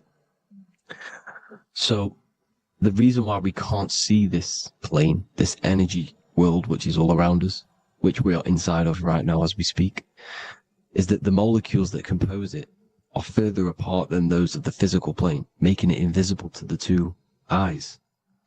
That we can't perceive it. Our eyes cannot physically suck in that sort of information, and our brain cannot decode it. This is why, you know, they brainwash us with all these programs to keep us asleep, to keep these other bodies we have asleep, so we don't find out about these other bodies, and is to make you believe that everything's just a material. Only the material world exists. They don't want you to know is that everything that you see is a result of something you cannot see. As above, so below. There are realities within this reality. This is what I'm breaking down now, these different planes, on how this reality works. So your etheric double is your energy body. You can see here the physical, etheric, astral. Astral is your spirit. The ether is a part of the physical plane. It's like just above the physical plane, but it's still part. But then the astral plane is completely separate. It's another plane, but they're all interlocked. Don't think they're apart. They're all interlocked. They're all one. They all melt into each other. The chakras that we have are inside of our etheric body. They are our sense of organs which tune us to the fourth dimension. These 7 chakras connect us to the astral world, the fourth dimension. Okay? They are points for the flow of energy from the universe / 7 planets, because the 7 chakras are your 7 planets, and the 7 planets are connected to the astral world. They are feeding these 7 centers in our body. They connect us to the universe, to our etheric counterpart, and then to us, supplying the physical body. Because the energy comes from above. As above, so below. These 7 centers, these 7 etheric chakras, are being supplied with energy from the universe, the 7 planets, the solar system. Then it supplies the physical body. You see? So, the ether is very important. And this is, you know, that the ancients understood the science of the ether, and they could, you know, harness free electricity from it because it's all around us. The ether is all around us. And this is what they were doing. They were harnessing free energy using the ether. The astral plane, the fourth dimension, very important plane. Very, very important. We've all been there. Every single one of you has been there. Okay? The fourth dimension is unseen of what we see. It's the interior of the exterior that we see. We see the third dimension, but we cannot see beyond what's making this third dimension. This is the fourth dimension. Okay, it's the dream world. This is where you go when you dream. Okay, this is where you go when you dream. It's the place of disembodied spirits or ghosts, entities, whatever you want to call them. When you hear ringing in your ears, that is not tinnitus. That is an entity around you. Okay, that is an entity around you. The fourth dimension is where thought forms exist. Mental images.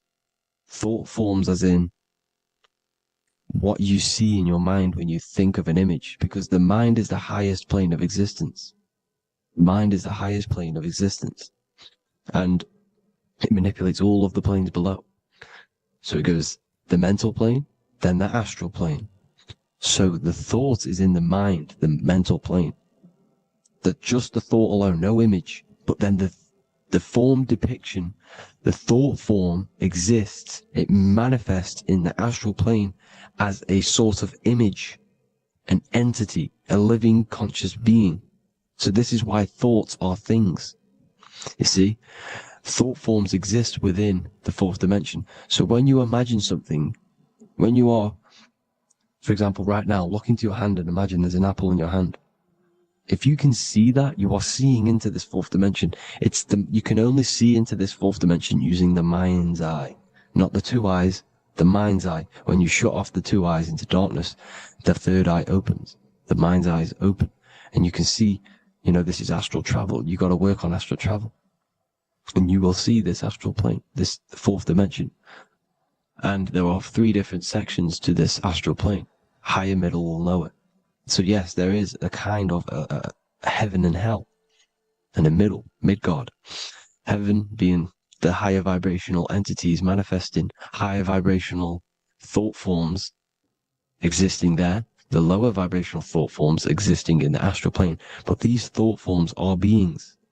You can create these beings. They're called elementals. Okay?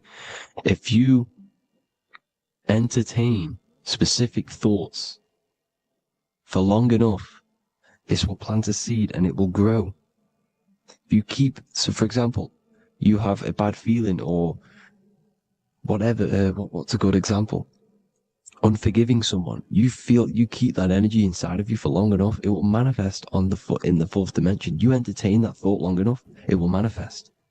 And it will create an etheric body, and it will be an entity which will harm you. It will feed off you, this low vibrational energy.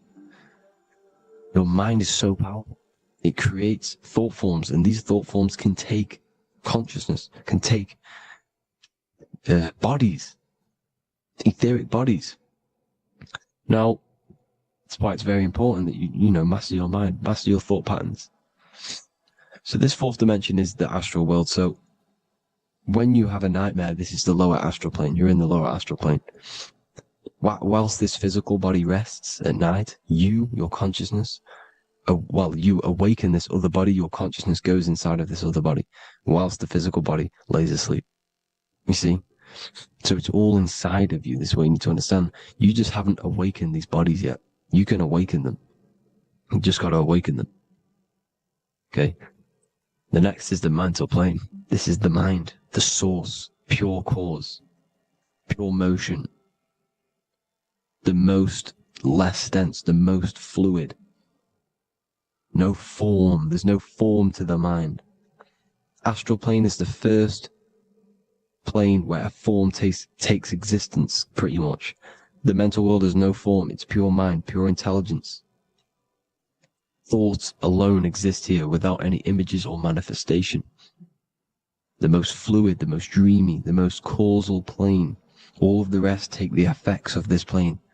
That's why it's mind over matter. Your thoughts they create vibrations. Each vibration is vibrating on a specific frequency, which creates mental images, creates effects down here on this physical plane. This is why it's so important to master your mind. Master what you think. Master your mind. It's the hardest thing to master. You could conquer the world, but it's probably harder to conquer your own mind than to conquer the whole world. I can promise you that, because the mind can play tricks on you. You got to listen to that inner guide within you that will constantly manifest the good things. So anyways, people, hope you learned a lot from this. Please work on trying to activate these other bodies. I will maybe do another video on trying to activate these bodies if you wish. Please comment down below if you would like to see that. And have an amazing day. Please like, subscribe, comment down below any video ideas you want me to do, any information you want me to spit. Thank you all. Have an amazing day.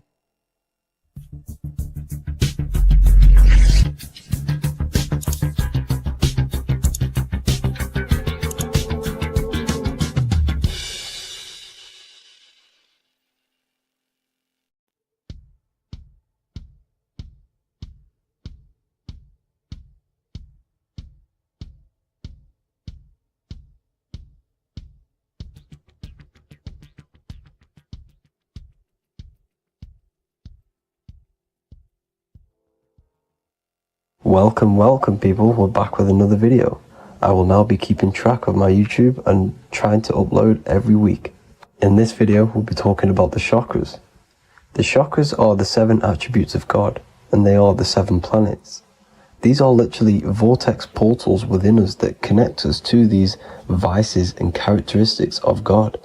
Each one of these energy centers are a spinning wheel of energy which controls the cells and organs in that particular area of the body. For example, it's literally a mini brain for that area of the body. Each chakra has a vice which you need to turn to a virtue in order to climb up through the system. They work like a stairway system. You have to go through each chakra in order to unlock the one above. This process is turning matter into spirit as you descended from spirit to matter. Saturn is Satan, that's why it's the lowest chakra, and that's why the devil is red, because red is the lowest vibrational color. When you are in these lower states of consciousness, you are in your animal nature. This is your physical side of your nature, and you are mainly being driven by your animal instincts, or your ego. Moving back to your higher self or your spirit self is not an easy process, it takes a while. However, with discipline, consistency, and motivation, you can achieve this, and this is what the ancients called Christ consciousness. Once you have achieved this, it is basically a state of mastery of the mind. You no longer lust for the lower animal nature things.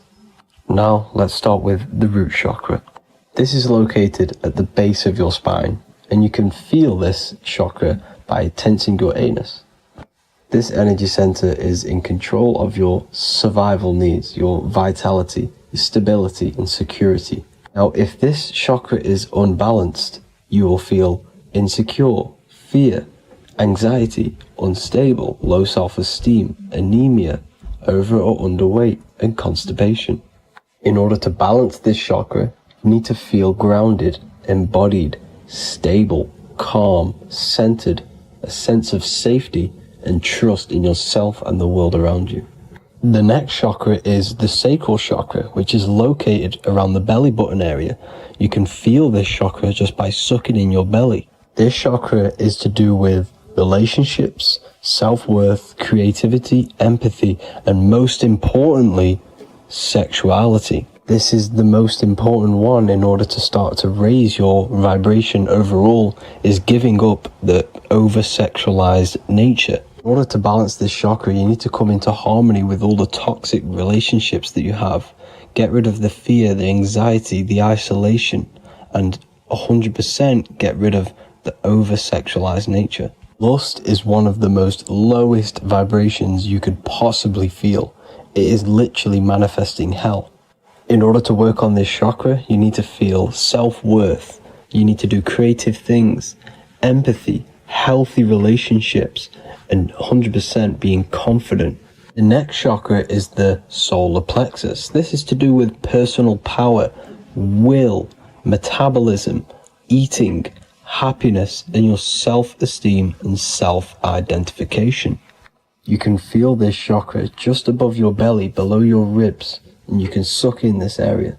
If this chakra is blocked, you will feel lack of confidence, difficulty in manifesting your desires, low self-esteem, misuse of power, misuse of dominance, weak will, and shame in yourself. Biggest one for this chakra is overeating, as it's to do with metabolism. If you are overeating, you are literally unbalancing a lot of your lower chakras, not just the solar plexus. In order to work on this chakra and balance it, you want to have a positive self-identification. You want to feel happy, a happy self-esteem, effectiveness to people, not overeating, and a strong willpower. Now for the heart chakra, one of the most important chakras. Chakra is to do with love, understanding, trust, hope, openness, compassion, balance, and forgiveness. The most important because your heart is the tree of life in the body. It is the center of the toroidal field. It is the most powerful chakra. Your heart is 5,000 times stronger magnetically than your brain.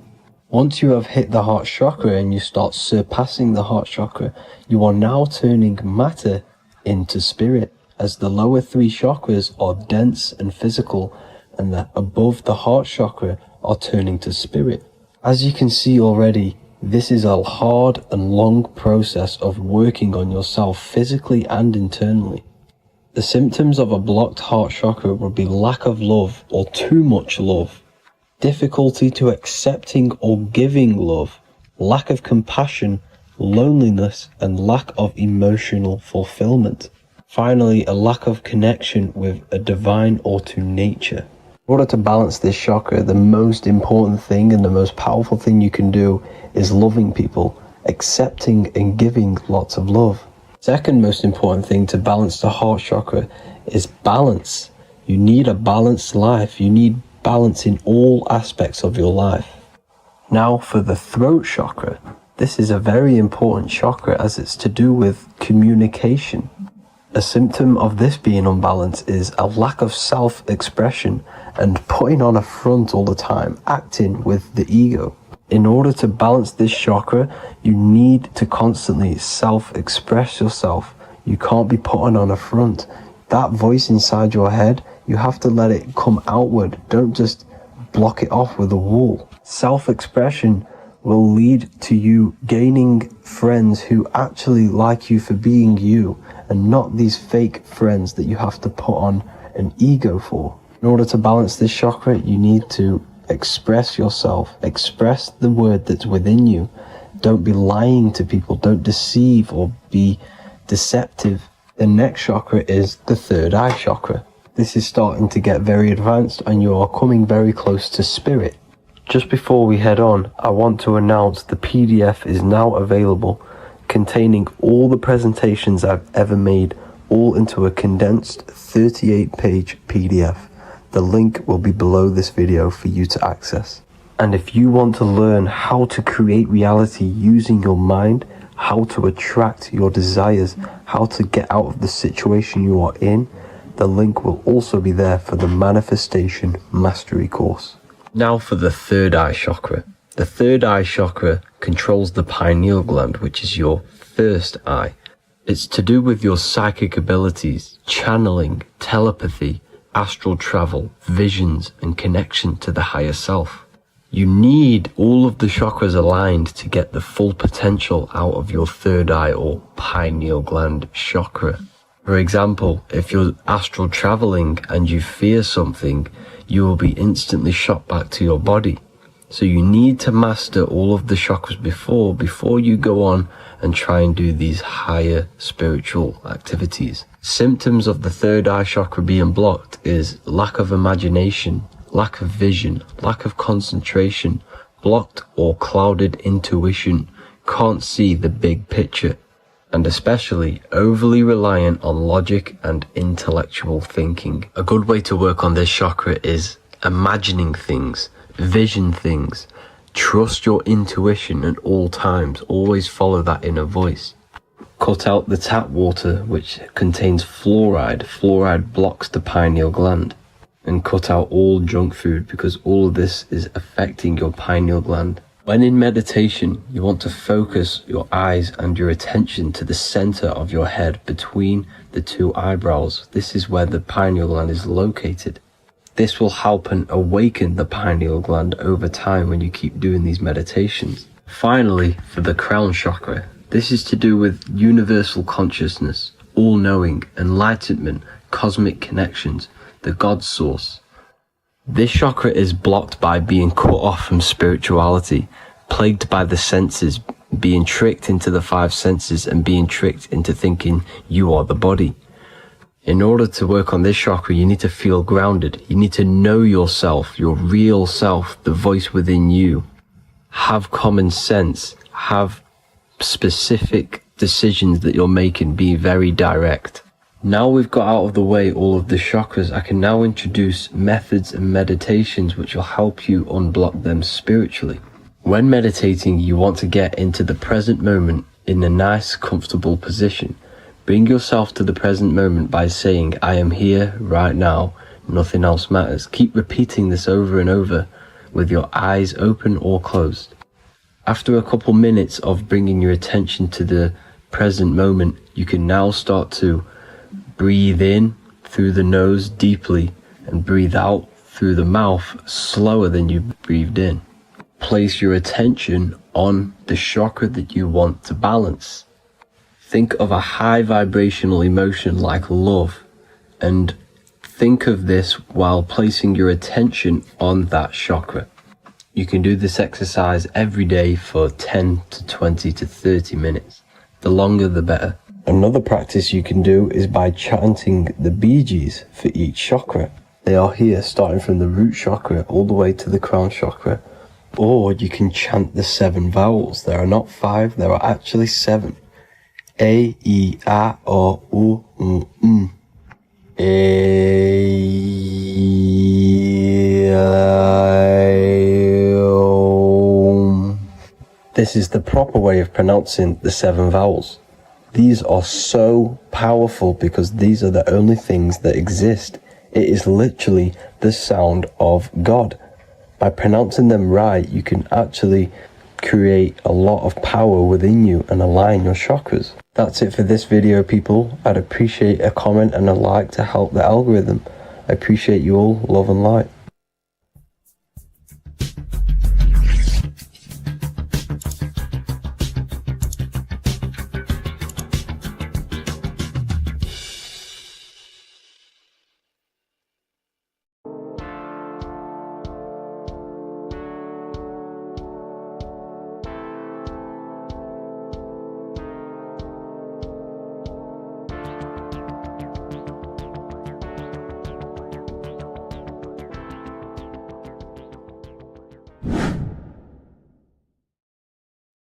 How are we all doing today, people? It's Revival of Wisdom, and today we're going to get real deep. This video is going to get real deep. A lot of people are not going to be ready for this sort of knowledge. Okay, you really have to do is to really deprogram the mind, because everything we've been taught is a complete lie, is to keep us trapped. Okay, this is really advanced knowledge. Now, let's get straight into this.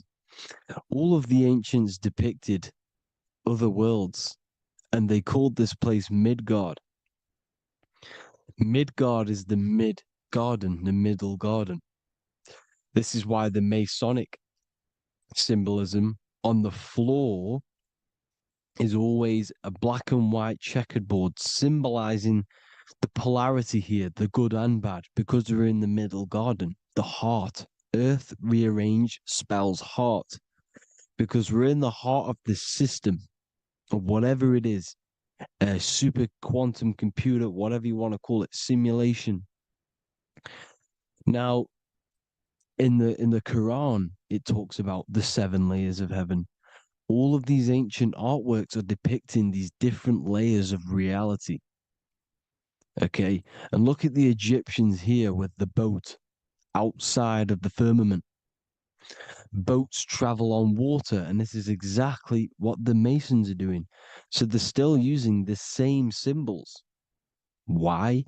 Because it's the same knowledge, just hidden. The Egyptians have the same knowledge as the Freemasons. It's just hidden. Now, this cosmology that they're showing here, which was probably made maybe 100 years ago, this painting or artwork, is the exact same as the one we see here with the arch, the boat. You know, it's similar because the boat is symbolizing traveling these other worlds, because the ether is also symbolized as water. Because if you look up at the stars through a telescope, it looks like it's water. It's shining through water, because this ether, whatever this substance is outside of this world, was symbolized as water. Okay. And look at all these ancient depictions showing these different layers of reality. Now, we are being trapped within this 3D dimensional world, which is the cube, the Saturn cube, because there are 6 sides to everything in this world: front, back, left, right, up, and down. 6, which is the cube, because we're in the Saturn, Saturn's world. Okay. Now, always been depicted as a tree of life, the tree of the universe has always been depicted as this tree. Because let's get a bit deeper. Now, the cosmology of this reality is the sun, the moon, and Polaris, always in the Masonic art. The sun, the moon, and Polaris, the all-seeing eye. If you go inside of the temples, of the Masonic temples, they always have this star in the middle, shining light beams. Okay? Look here. The light beams coming from the big star in the middle, which is Polaris. This eye is God. It's God's light shining down from his abundance. Now, when you astral travel, you will see this big ball of light above you, and this big ball of light is God. But you cannot travel towards it until you are pure. It doesn't work like that. You have to become formless. You have to become pure before you can become one with the light. In all these Masonic artworks, it's all depicting the star in the center. This star is Polaris, because Polaris is the way out of this place. And this is why you see the stairway to heaven all the way up to the light beam, the light source. What does it say in the Bible? God is light, because everything is made out of one substance, and that substance is light. And it symbolizes the eye, because God is an eye. All things that are alive have an eye. And we all say, I am. We all see these realities through eyes. God is an eye. He's the all-seeing eye. He sees all things at all times. And he is projecting this light. And this light comes down to create all the different levels of the worlds. And this is what the 2 pillars symbolize the number 11. 11, the number 1, is just a vertical line. It's the 1. It's a 1 point. 11 symbolizes the mirror nature of reality. Everything's mirrored, as above, so below. Now, the 11 also symbolizes openings, doorways. And as you can see here, an opening to the all-seeing eye. And you see here again, an opening to the stairway all the way up to the light.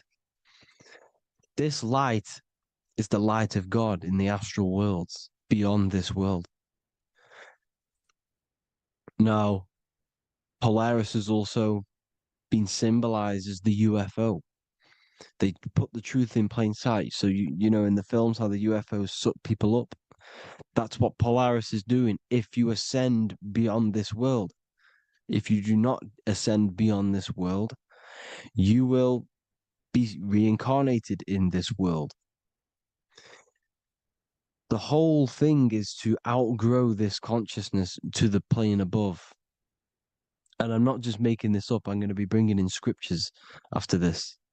But you can see with the Christmas tree, we always put a high, big star at the center, at the top, which is the star of Polaris, which is exactly what the Masons are doing here.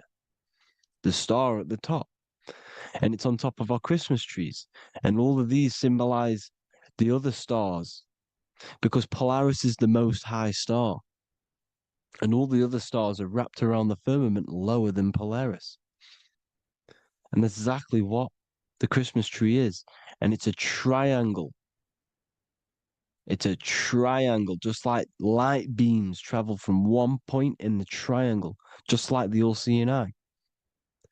It's a triangle. The light is coming from one point and sending its rays downward. You see, it's kind of like you see here with the water. And the lower you go, the darker it gets, the more evil it becomes. And this is what the ancients would call hell. Now, this all-seeing eye is Polaris.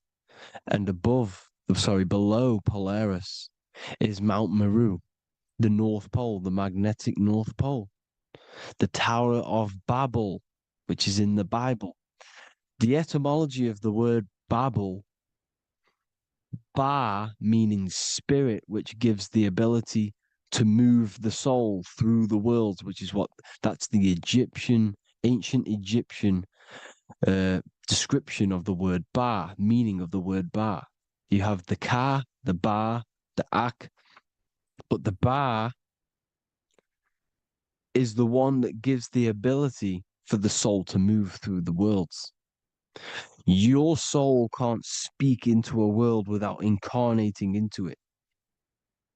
Now, the Tower of Babel symbolizes Mount Meru because it's the word Ba is the spirit which gives the ability for the soul to move through the worlds. The Tower of Babel is the magnetic North Pole, Mount Meru, which gives the ability to move through these different worlds. And you can see the ancient Tibetans always showing this depiction of these different worlds coming from the center. Because we have to ascend our consciousness. It's not about how good you are to reach heaven. It's about how you expand your consciousness, you expand your mind. So they teach now that you have to be good in order to reach to heaven. It's about expanding the mind, expanding your consciousness to these different planes, these different realms. So that's what it's about. And Jesus was known as the fisher of man. Now, Jesus is a massive part of this. He was known as the fisher of man because he was fishing. He could have been fishing. He could have been one of these deities that had come down from these different higher realities and pull people up. So they would so they called Jesus the fisher of man. And he says unto them, follow me and I will make you fishers of men.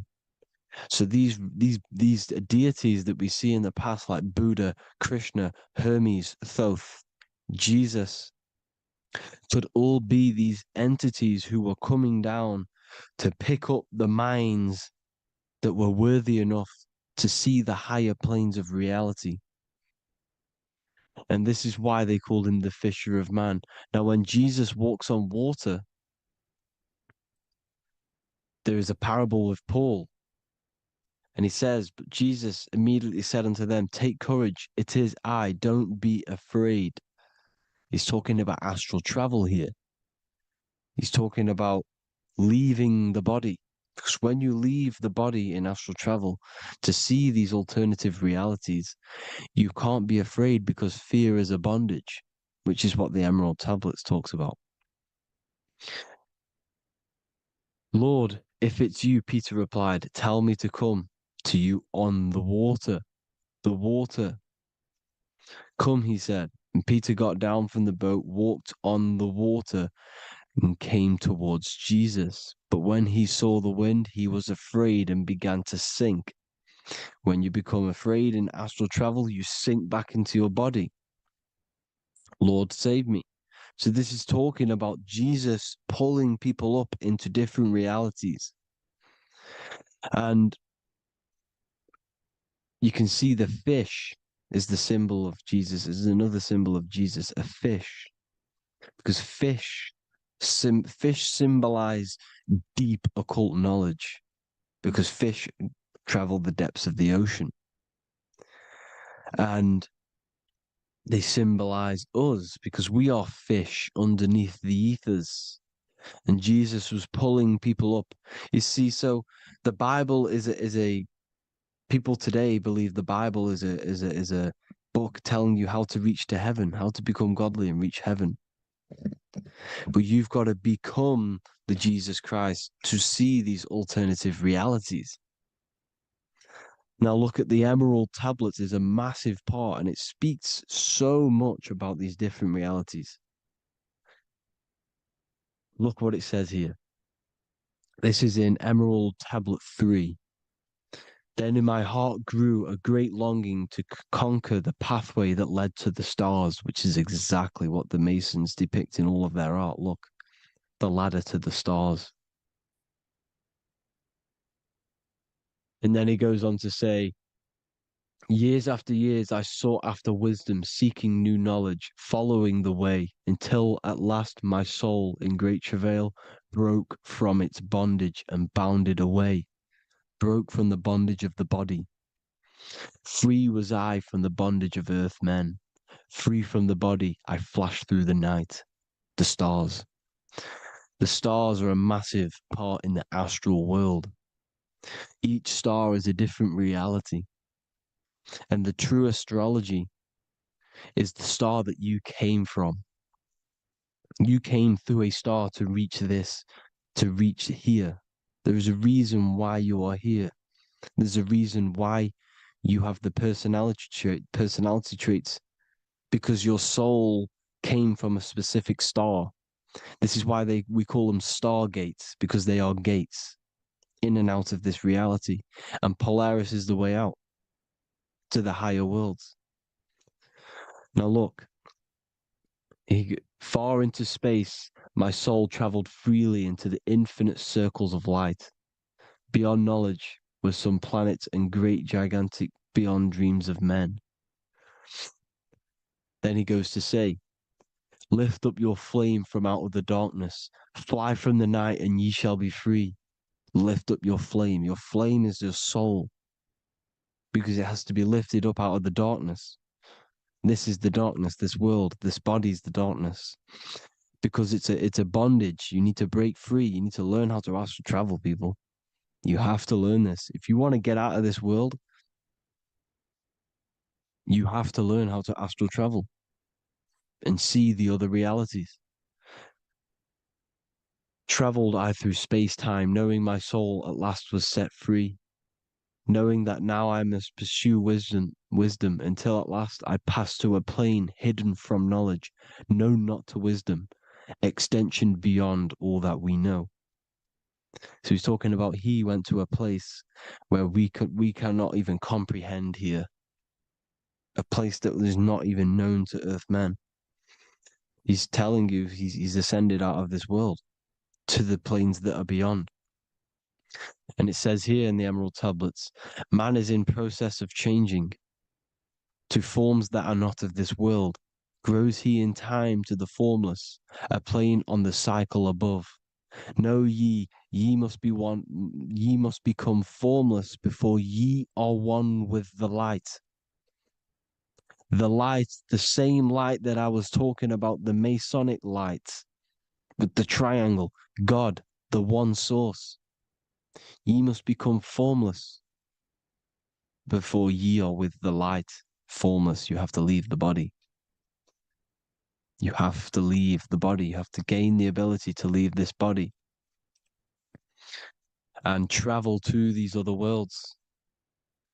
Now, it says here, not as man am I, For free have I become of dimensions and planes. In each I take on a new body. In each I change my form. Know I now that the formless is all there is of form. You see, all things created come from the things that, all things that you see come from the things that you cannot see. All of us have the same spark of consciousness, the same I am. Every dog, every animal, every human has this same I, this same thing which sees through the eye. It's formless. It takes this formless entity is the same entity of us. We are all the same entity in different bodies. And this entity it was represented as the flame, the cosmic flame, which is inside of all of us. And this is why the Masons depicted your spine as a candle or the Holy Grail. You would either see this or a candle with a flame on the top, because the Holy Grail is your consciousness, which is on top of your spine, which is the candle. Now, Jesus, Thoth, Buddha were all these deities which were coming down to lift people up because they were fishermen of men. And he would lift you up to the higher worlds, out of this world, to the ones above. Now, Thoth, you can see him here, he's leading the way. He's holding someone and he's leading the way with knowledge and power. He was leading the way to other worlds, out of this world. There's no point trying to change this world. This world will stay the same. It will stay the same. You have to get out of this world. And that's what they're telling you. That's what they're keeping you from. They're keeping you stuck within this thin layer of reality. So what the Masons are doing, they have the ability to astral travel. They're living not stuck and bound to one reality, but living within the different layers of reality. And this is what Morpheus was doing in the Matrix. Morpheus was going into the Matrix to go and get Neo, which is exactly what Jesus was doing, pulling up people out of this world to the ones higher. And that's exactly what Morpheus is doing in the Matrix. If you haven't watched the Matrix, go and watch it. It will blow your mind. Everything I'm saying in this video, you will see it. Except that you don't need to use a machine to enter the Matrix. You just use your body. Well, you use your consciousness to leave this body. You see, Neo was also uploading himself into the simulation to pull people out of the simulation. And this is exactly what all of these gods were doing. The fisher of man. Look, he was pulling people up out of this reality with the knowledge. Now, Jesus was always depicted with the mushrooms. Look at all this mushroom art.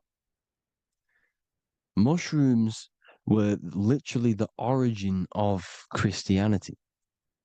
You can see it everywhere. There's mushrooms in all of the ancient art. Every single one of these paintings you see here, there's mushrooms on them. Mushrooms have the ability to see alternative states of consciousness. Now, if you go and do them and you go to sleep, if you pop mushrooms, you go to sleep and you will wake up in another reality. You will wake up in another reality. Don't try it if you don't want to do it. But if you've got the heart to do it, do it. Eat them and go to sleep. You'll wake up in another reality. And Jesus was handing out mushrooms to the bright minds, to the minds that he wanted to fish out and pull up to the higher realities. He was giving them mushrooms to see themselves in an alternative state, in an alternative reality. This is why there was so much mushroom art, and it's not just ancient Christians. It's Sumerians, it's the Mayans, the Celtics, the Egyptians, all used mushrooms. All of them. Look at all this art. It's on stones. It's everywhere because mushrooms. See, everything in nature is a micro macro. Look at the form of a mushroom. It's literally your spine and brain because they alter your consciousness. Your body is just a radio receiver.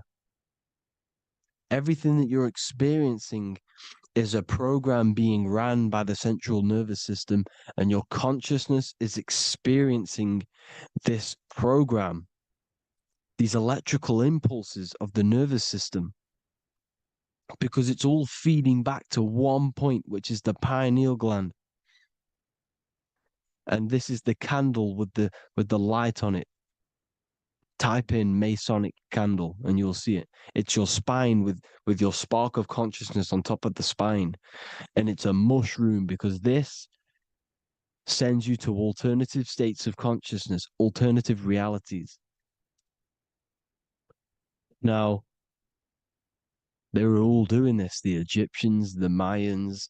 Now, there's more symbolism which goes into this. Look at the Christmas trees we use. The Christmas tree with the presents underneath them. Magic mushrooms grow under trees. And these are the presents under the trees that we symbolize today with Christmas. Santa's red and yellow for the red and yellow mushrooms. The same mushrooms Mario has to collect. And when he gets enough mushrooms, he levels up. And then what does he do when he go past the world? When you win that world in Mario, you go to another reality. You go inside of another world. It's truth in plain sight. And it's using mushrooms. It's using mushrooms.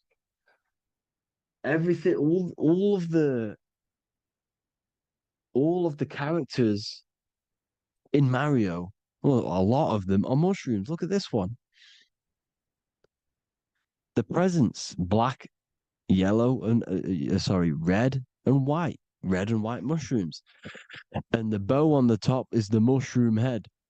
That's a bit of a reach, but you know, the symbolism never lies. Is what you need to understand. And it's as above, so below. Now look at the Sumerians. The Sumerians were also multi-dimensional beings. Okay, look at how they have the double faces. They had 1 foot in this reality and 1 foot in another reality. And look at this one, a double-headed god inside of like a portal. You see? Because and look at these with the wings, the astral travel. Birds, ancient birds symbolize the soul. Because the soul is a bird, it flies to different worlds, it flies around the cosmos. And mushrooms gave you the ability to see these alternative states of consciousness, these alternate realities. Because you exist in infinite realities. You exist in infinite realities. Now look at the 33rd degree Ordo Abkeo badge. You get this badge when you become a 33rd degree Freemason. And it's a double-headed eagle. A double-headed eagle. And you can see this in Sumeria first. Sumeria have the same symbol. A double-headed, bird. You can see it here as well. And the Masons are still using this symbol today. And when you become a 33rd degree, 33 vertebrae on the back of your spine, above the vertebrae is your consciousness, and it's a double-headed eagle. One reality in one. You become a multi-dimensional being in the 33rd degree. And I've heard many interviews of Masons say it becomes Luciferian. You see, they speak in code. These Masons can't tell you about what they learn about, but they will speak in code. They said it becomes Luciferian. The word Luciferian is lucid. The root word of Luciferian is lucid, and lucid is lucid dreaming, alternative realities, dream worlds. You become a god. Luciferian means you're becoming your own god, pretty much. Because you are becoming a multidimensional being living in between the different layers of reality at the 33rd degree of Freemasonry. And look at the double-headed eagle, because the birds symbolize the soul. And they reach high, they fly high, just like the soul wants to fly high to the light, to become one with the light, like the Emerald Tablet says. Now look at Janus. Janus was another god, and he's known as the god of doorways. Janus always depicted with a double head. Janus is why we say janitor or January.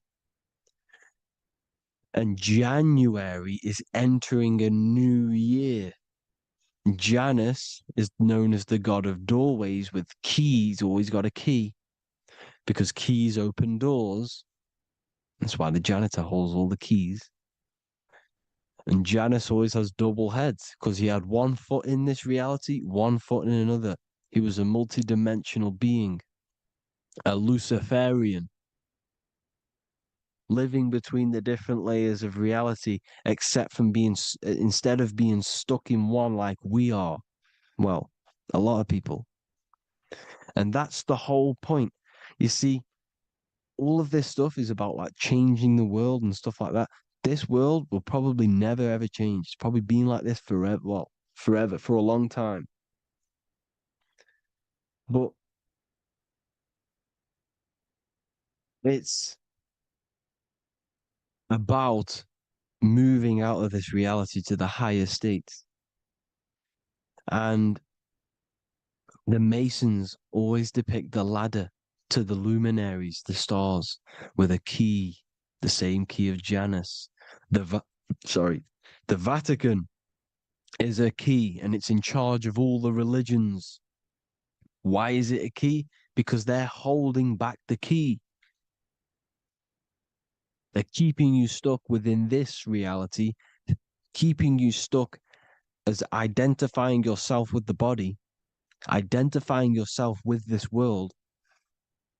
You are not in the world is within you. This is a program being ran by your central nervous system, and your consciousness is experiencing this reality. Now, this is going to be a mind-blowing video for some people. You have to have an open mind. You have to let go of all the programs. I'm repeating what the ancients are talking about and the ancient symbolism. Look at Janus with the double-headed god. He was just another god coming down, giving keys to people who had the worthy mind to be pulled up out of this reality, to be pulled up to heaven, just like Jesus was teaching how to reach heaven. But really, it's an encoded scripture. But anyways, hope you all gained some insight on this video. Have an amazing day. Please like, share, comment. All the links are in the bio for the PDF, for the Manifestation Mastery course, and all the other amazing stuff. And if you want to support the channel, I'd greatly appreciate if you became a Patreon member. Hope you'll have an amazing day, people. God bless.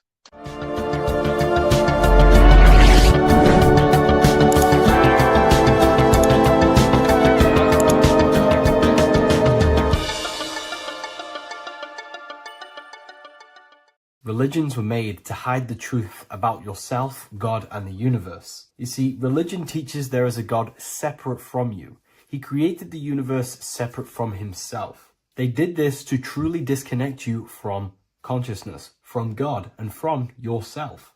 Now let me explain. It's going to be very difficult to understand this from a left hemisphere dominated perception. The left hemisphere sees everything individual. The right hemisphere sees the whole. For example, if you're walking through a woods, the left hemisphere sees individual trees, leaves, twigs, and branches. The right hemisphere sees the interconnectedness of the whole woods. We've been trained our whole life to be trapped in the left hemisphere, to think logically, scientifically, with evidence. This way of thinking traps you in illusion, division, and separateness from everything. Plus, in science, they teach you the universe exists outside of you. You exist in a universe, and the universe exists whether you exist or not. This is completely false. You are the universe experiencing itself. There is only one person in the universe. There is only one awareness in the universe, and that is God. That is your consciousness. Not your name, your job, your reputation, your thoughts, your beliefs. That is not God. God is the infinite awareness that you are, the alertness, the essence of life. You are an individual. You have a dual nature, an inner world, consciousness, and an outer world, this physical body. The inner world is the immortal, consciousness, awareness. This physical reality is for the immortal within us to experience and enjoy. And the immortal consciousness, the immortal self, the individualized expression of the only thing that is truly real, which is God, consciousness, is seeking a way to understand itself through infinite vantage points. The same consciousness inside of you, inside of the dog, the squirrel, the plants, the stars, the same awareness is in absolutely everything. Only the right hemisphere can see this connection. The universe is one mind separated into the infinite bodies and life forms. This is why scientists tell you that the universe is forever expanding. It's truth in plain sight, because the universe is the mind, and the mind is always seeking more vantage points to understand itself. And the mind is always expanding into new realms of thought. The mind cannot be filled up. It does not exist in space. However, human awareness, human consciousness is very sacred. And the reason why I say that is because humans possess a two-way consciousness, unlike a dog, an animal, or a squirrel, for example. The dog looks in the mirror. It is not aware of itself. It doesn't look in the mirror and see that it needs to improve something. However, humans, we can look in the mirror and say, who am I? Where do I come from? And I need to change this aspect of me. I'm lacking in this area. Dogs do not have this awareness. They function only on their immediate surroundings, on survival and instinct. Human awareness is special because we have the ability to reflect on the self. We can question our consciousness. We can question, who am I? Where do I come from? And where am I going after this? The human mind has no limitation. We can surpass our animal nature and rise to a godly nature. This is the whole purpose of reaching Christ consciousness, which is just an ideal consciousness where we have control over self and we know who we truly are. Humans have been given the tools to awaken. Our five senses are locked only to perceive the physical world, but the mind holds the gateway to understand the unseen aspects of reality. The mind holds the secrets to the universe and consciousness. We just have to study ourselves to understand God. We are all individualized aspects of consciousness. There is only one pure consciousness in the universe, but we're fractaled into infinite life forms, experiencing this consciousness in a different form, molding this consciousness into individual egos and individualized consciousness. Me and you are made of the same fabric. However, I have thought different things, believed different things, experienced different things, which has conditioned my consciousness to be my own individualized aspect of God. And that's what makes me, me, and you, you. God is the creative power within us to turn thoughts into physical reality, to create things. We are a creator. Each one of us is a miniature earth, creating and building in this physical 3D reality. Our consciousness holds power over the 3D reality. We can mold it and create anything we wish. However, we have been conditioned to live like an animal, living in our animal nature, eating, surviving, lusting, and these low-level desires keep us trapped from figuring out our creative power. This is why the ancients always depicted God inside of the brain. Even in ancient Christian artwork, William Blake, Anton Raphael, all depict God inside of the brain. Why is this? Because God is our creative power. The spinal column acts as a type of ladder of consciousness. If you just think about sex and act on sex, eating, consuming, and living in a survival animalistic state, then your consciousness is functioning on the lower end of the spinal column, where your reproductive organs are and your gut organs are to consume food. In order to activate the God within us and to us to truly know God, we have to be aligned with the God consciousness. We have to unlock the God within us so we can truly actually experience God and understand it. However, God exists beyond our personal consciousness, beyond our human identity. In secret societies, satanic rituals and satanic societies, they are seeking a way to escape the human identity through ritual work, meditation, and trance-like states. A trance-like state is like the state that you enter just before you fall asleep, where there is no thought present in your mind, because you are not the mind, you are the observer, you experience the thoughts.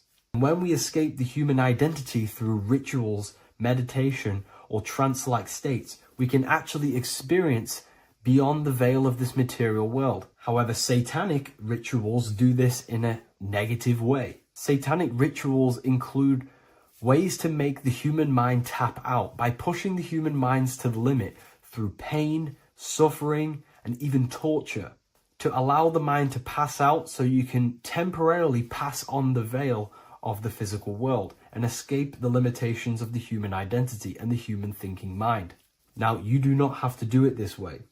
You can experience the divine and beyond your human identity through many different ways, such as deep, deep meditation, rising above your thoughts, and setting 3 alarms, one for 6 a.m., one for 6:30, and one for 7:30. And when you wake up at these times, what you need to do each time you wake up is allow your mind to stay awake but your body to fall asleep. And you will enter this trance-like state. And you can gain ideas, experience lucid dreams, and maybe even astral project. All of these rituals in secret societies and satanic societies is all about escaping the human identity and experiencing the divine planes beyond the physical. To wrap all of this up, this is all about consciousness. Consciousness is the infinite awareness of the universe, just fractaled into separate bodies. And this consciousness is seeking a way to understand itself in infinite angles and vantage points. And religion was made to cut off your connection to the divine planes beyond this world and beyond your self-identity. Therefore, if you want to know God, you have to study the attributes and qualities of God, such as geometry, numbers, consciousness, the mind, the subconscious, human anatomy. All of these things are aspects of God. We have to study ourselves and study nature so we can see God. God is the infinite awareness of the universe. If you love this video, please leave a like and share it with a friend. I'll leave a link in the description for the Book of Wisdom, Volume 2. What if the word Yahweh is proof that God is embedded in our very own being? Stay with me, because what I'm about to show you might change the way you see yourself forever. Today's topic is decoding the mystery name of Yahweh, the sacred name of God from the Hebrews. By the end of this video, you'll uncover the true meaning of the word Yahweh and how your connection to it unlocks your own personal power. When we look at the word Yahweh in Hebrew, we flip it on its side. We're actually looking at the human body. These are the legs, this is the torso, here are the arms, and here's the head. So if we actually switch this on its side, we see the human body. The Hebrew name Yahweh often translates to I am. The I am. Now, what is the I am? The I am, when you say I, you're referring to your highest self. Everything with the letter I in the beginning, most of them words are referring to our inner self, inside, intelligence, internal, in. The I represents the inside self, the invisible self. You cannot see the I am because this is the spirit. This is our consciousness. It's the intelligence controlling the human body. When you say I, you're not referring to your name, your job, your reputation, your ego, or your thoughts. You're referring to the observer who is beyond the thoughts, the one who's observing the thoughts. That's the soul. Look at the word Yahweh. Yahweh. The sacred name of God, Yahweh, can be observed in the natural rhythm of the human breath. When inhaling, we subtly hear Yah. When exhaling, we hear Way. Do this yourself. Breathe in through your nose, you'll hear Yah. Breathe out, you'll hear Way. And in fact, the letter H, H, when it's pronounced, it carries the soft sound of wind or breath, a gentle exhale that mirrors the very essence of life, giving air. Breath is the spirit of life. It's what connects us with consciousness. If we stop breathing, we lose consciousness. The body shuts down. We're breathing the spirit of breath. We're breathing in the spirit of life. It's the very essence that gives us physical existence, and we're constantly staying connected to this breath at all times. Now let's look at Yahweh. 1, 2, 3, 4. There are 4 letters.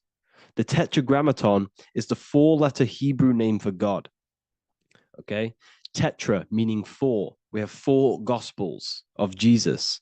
Jesus is depicted with a cross with 4 sections. Jesus has the 4 sacred animals around the side of him, always depicted with these 4. A bull or an ox, an eagle, a man, and a lion. These are the 4 fixed signs of the zodiac. Aquarius, the man; Scorpio, the eagle; Leo, the lion; Taurus, the bull or the ox, which are related to the elements.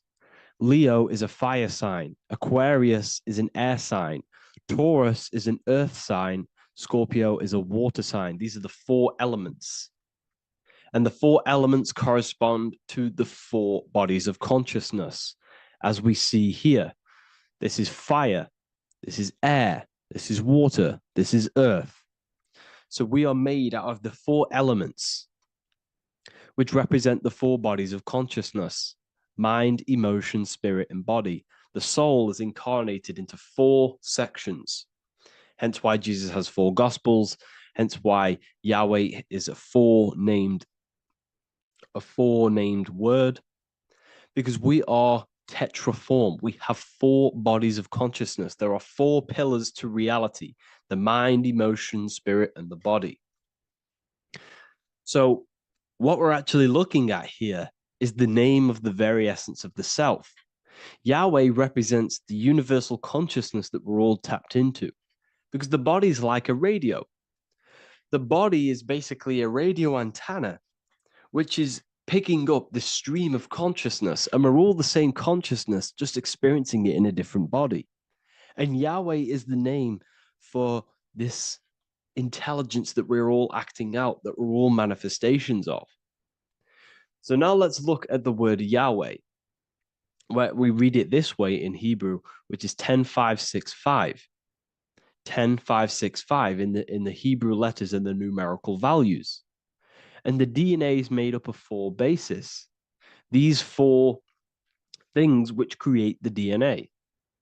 This basis is the genetic code for all living things. Each DNA strand is held together by sulfur bridges that appear in a repeating pattern of 10565. This pattern matches the numerical value of the Hebrew letters of Yahweh, Yod, He, Vah, He, which are 10565. This means the structure of DNA, the code of life, follows the same number sequence as the sacred name of God, Yahweh. This is a factual observation. So we're looking at 10565. So let's look over this one more time. Yahweh represents the breath. Yahweh, inhale, exhale. It translates to I am. It's written in our DNA. The word Yahweh on its side looks like the human body. Now, this is where things get a little bit deeper. 10565 adds up to 26. The number God, well, the word God adds up to 26. Allah adds up to 26.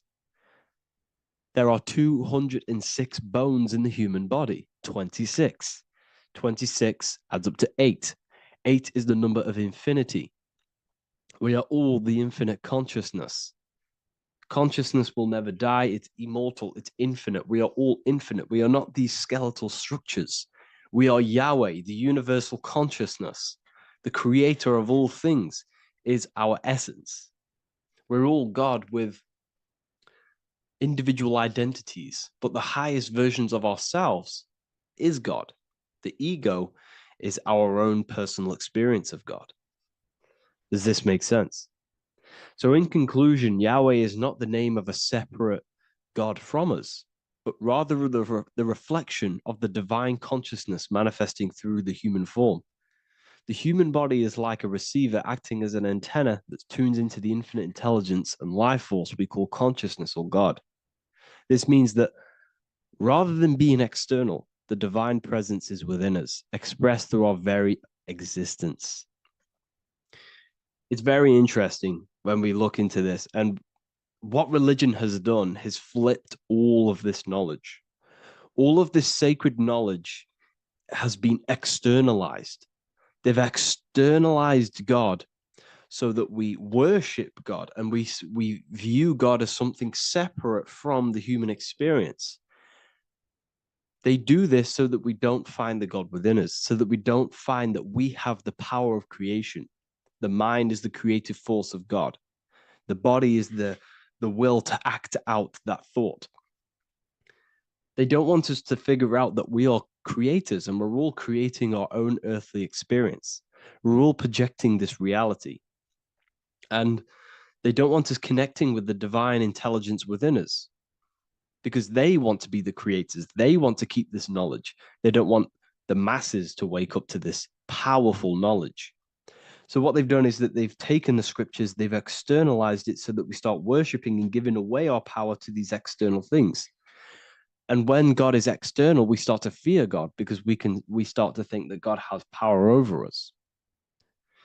He can send us to hell or heaven. So this is what's going on. They've been externalizing this for thousands of years to keep us in a suppressed state. Okay? Humans are very advanced because we possess self-awareness. We possess the ability to move our awareness and our thoughts outside of the instinctual nature. For example, a cat or a dog. These things can only live in their instinct. They live based on instinct. They smell, they eat. That's pretty much all they do. But humans, we have the ability to rise above that nature and turn to our infinite selves, our higher selves. We can move beyond our instinctual nature and create very advanced things. That's why humans are made in the image of Yahweh. We are literally God in human form. So this is what we all need to realize. And I hope this video has helped. Please leave a like, a comment on inside of the description. I'll have some links to my books and my university. The people who have read them have just absolutely changed their lives. You could probably see that in the comment sections if someone leaves a review of the book. We also have Trustpilot. But yeah, I thank you all. And I'll see you in the next one. Hello, everyone, and welcome to another lecture inside Ethereum University. In this lecture, you will learn about the death process and how to prepare for it, and why that preparation is so important. So let's get straight into this. You must understand, as a spiritual creature that you are, you have a visible nature and an invisible nature. You never truly die. You are an eternal soul experiencing a temporary physical world. The inner world of thought and emotion is eternal, while the outer world of matter is mortal. Everything that is seen is mortal. Everything that is unseen by the eyes is immortal. When you die, your external physical world will be stripped away, leaving only your pure consciousness in its raw form, drifting within the astral plane. So here you see your physical external body and your internal world. And your internal world is your state of consciousness. It's your state of consciousness. Your thought and emotion is one overall state. Okay? So you must understand these planes. You have the physical body, the etheric double, an astral body, a mental body, and the Buddhic body. When you die, you leave the physical plane. then you will more than likely leave the etheric plane, because the ether acts as like a portal. Everything comes out of the ether and returns back to the ether. I can break that down in another video in electromagnetism. But electromagnetism is ether, energy coming in and out of the ether. You will, every single day you die, every single day. There's a cycle of life and death occurring all the time. Every single day, you go to sleep, you go back, your consciousness slips back through the ether. And then when you wake up, your consciousness comes back through the ether into the physical plane. Death is just a bigger macrocosm of the microcosm cycle of life and death. So you will return back to the astral, which is the realm of imagination, infinite possibilities. And this is where thought forms start to manifest.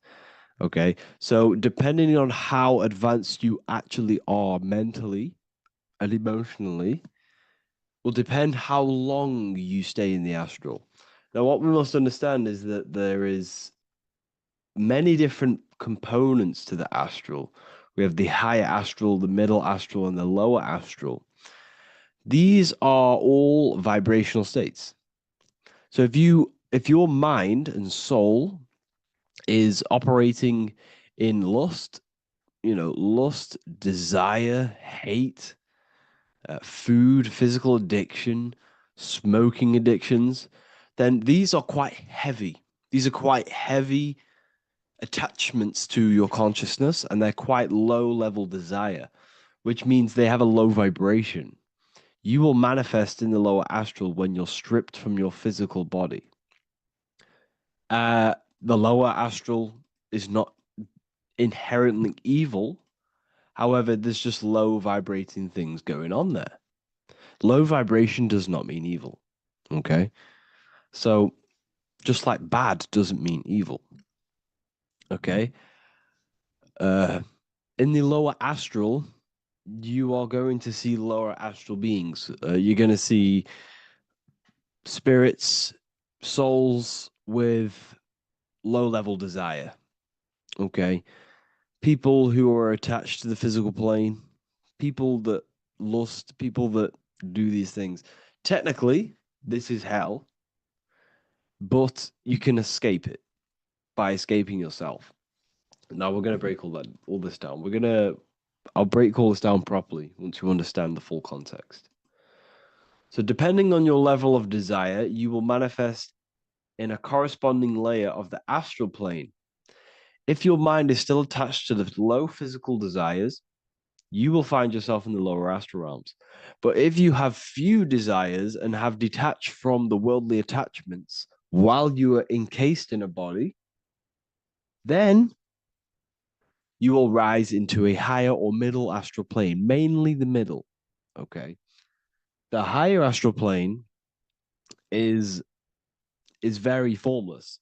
So as I broke down here, this is, well, the physical plane is the lowest dimension. This is the most form, the most matter. It's quite heavy. The higher you go, the lighter it becomes, the more fluid, the more formless it becomes. So you see here it says denser down and lucidic up. So this is more lucidic in these higher realms. This is more dense in the lower realms. So this is why the ancient Egyptians were always talking about, I'll show you this. This is showing you death. So first of all, we have Anubis, which represents death. Here you have the heart, which represents the soul.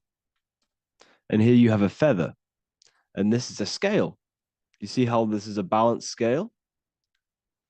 So what this is symbolizing, this represents death. This represents your heart, and this is a feather. So when you die, your heart must be as light as a feather, which means your emotions, your soul, should have no attachments to the world. It should be light. It should be detached. This is why the word light and light are the same. Light is in heavy and light is in very bright. Because when you're less attached to the things, your soul shines. You're authentic. You're light. You're very bright soul. And you have No attachments. Your light is not heavy. So you must detach from the worldly desires. We have to detach from the smoking, the food. This is why we should fast. Smoking, this is why we should detox. We should also meditate. We should also be able to sit with ourselves for long periods of times. Okay, I'm going to break all this down properly. But that's why the Egyptians show you the symbolism here. Okay. So you're stripped of your material body. So that state of consciousness you're in right now, your inside world, if you shut your eyes, that state you're in, that is what you're going to experience when you die. Okay. And you're going to be manifested into the astral. In the physical plane, you can mask or hide almost anything.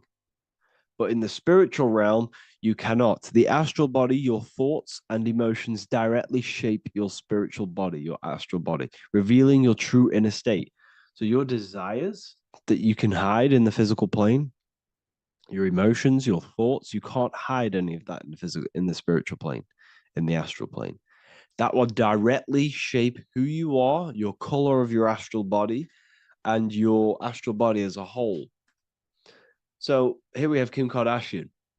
If you could see this lady's astral body, you would run so far that you would be horrified for the rest of your life. If you could see their spirit, their astral form, it would be horrific because their mind is so attached to, physical things, so attached to desire, money, fame, worship, power. These people do not want to die. These billionaires and millionaires will never want to die. They will do whatever they can to stay alive because they understand when they die, they have to face themselves. They have to face their inner world. And their astral body, their true authentic self on the inside is horrible and horrific and so low vibration. So this is where it comes in. You must be as light as a feather.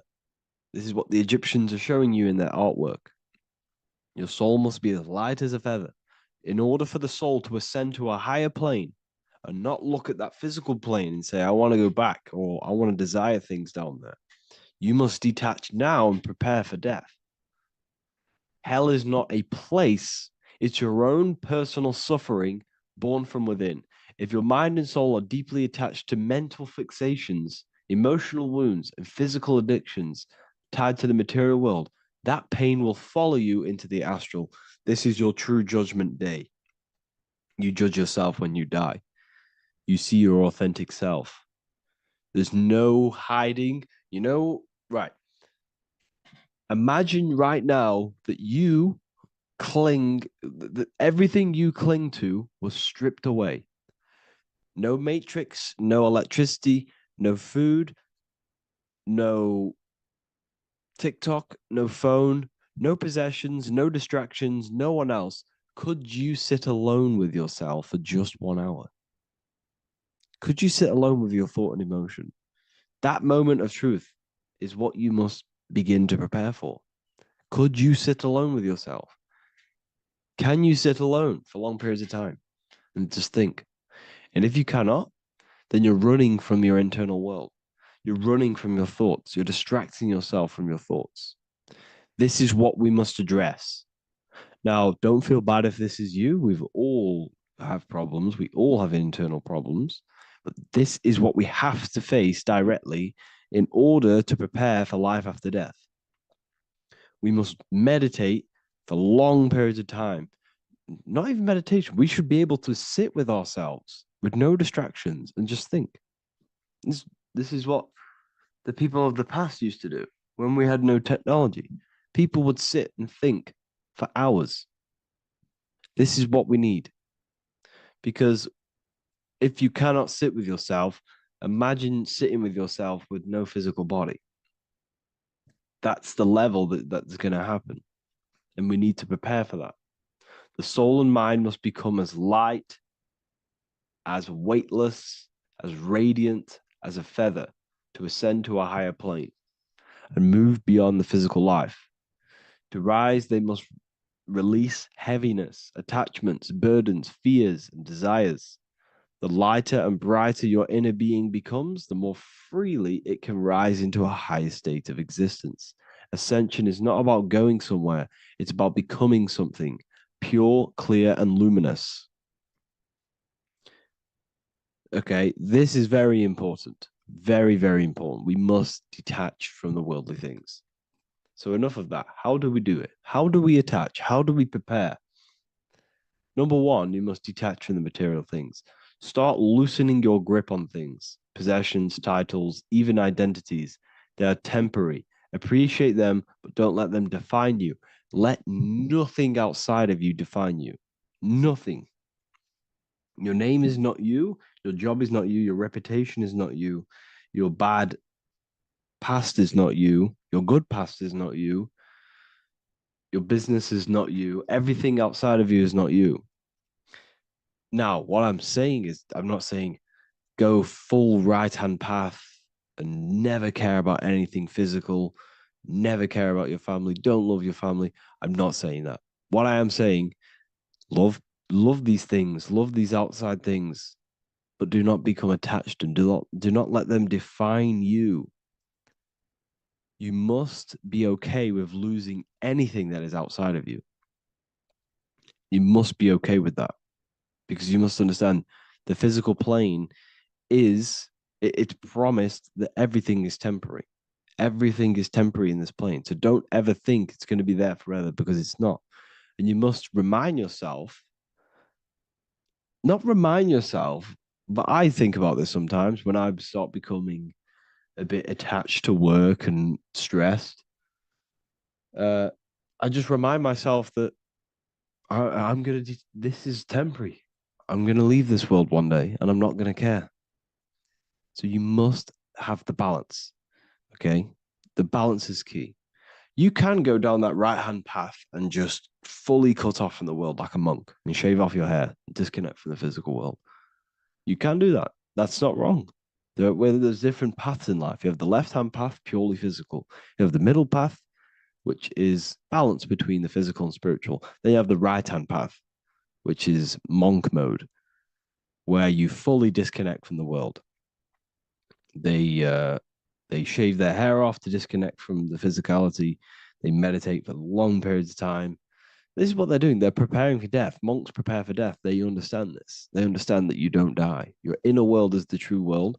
The inner world is the only world that exists. Everything outside of you is an extension of you. Number two, cleanse the mind. Watch your thoughts. Are they rooted in fear, anger, regret, or craving? Meditation, mindfulness, and inner reflection help purify the mind. The cleaner your thoughts, the lighter your spirit. So your astral body is formed by your thoughts. It's formed by your emotions. If you sit around thinking about eating all day, you're going to have a very heavy astral body. It's going to manifest in the lower planes. But if your mind is thinking about good things with good intentions, love, knowledge, expansion, you're going to manifest even the middle or the higher. And there are ways to even ascend out of your astral body.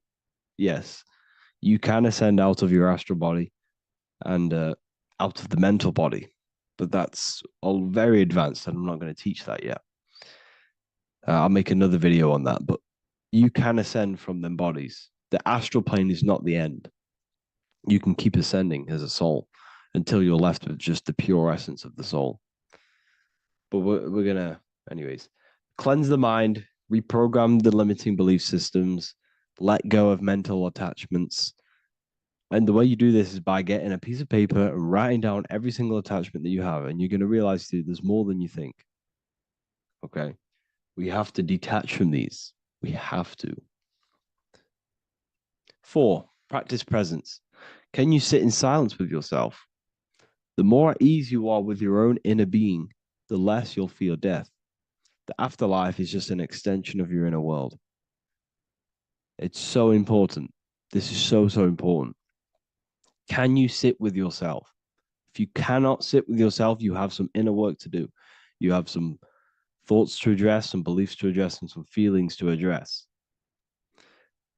Okay, so practice sitting in the present, meditation, or just literally sit there and try and be okay with yourself. And if you can't be okay with yourself, then there's something you need to address, whether it's a belief system, whether it's an emotional trauma, or something. This is what we must reshape, refine, and let go of. Live truthfully, speak and act from your soul, not from fear or ego. The more authentic you are, the more aligned you become with your true self, which carries beyond this life. The ego is your mind's perception of itself while being incarnated in this world. It's been shaped by your experiences, your thoughts, your beliefs, and your emotions. So your ego is basically this false thought form that you've created. It's a false layer of yourself that sits on top of your true authentic self. It's basically your physical character. When you were young, you had no ego. You were pure. You had a pure consciousness. But then as you grew older, your ego started to grow, and it still is growing because it was shaped by experiences, things you've gone through, things you said, things you believe, things you think.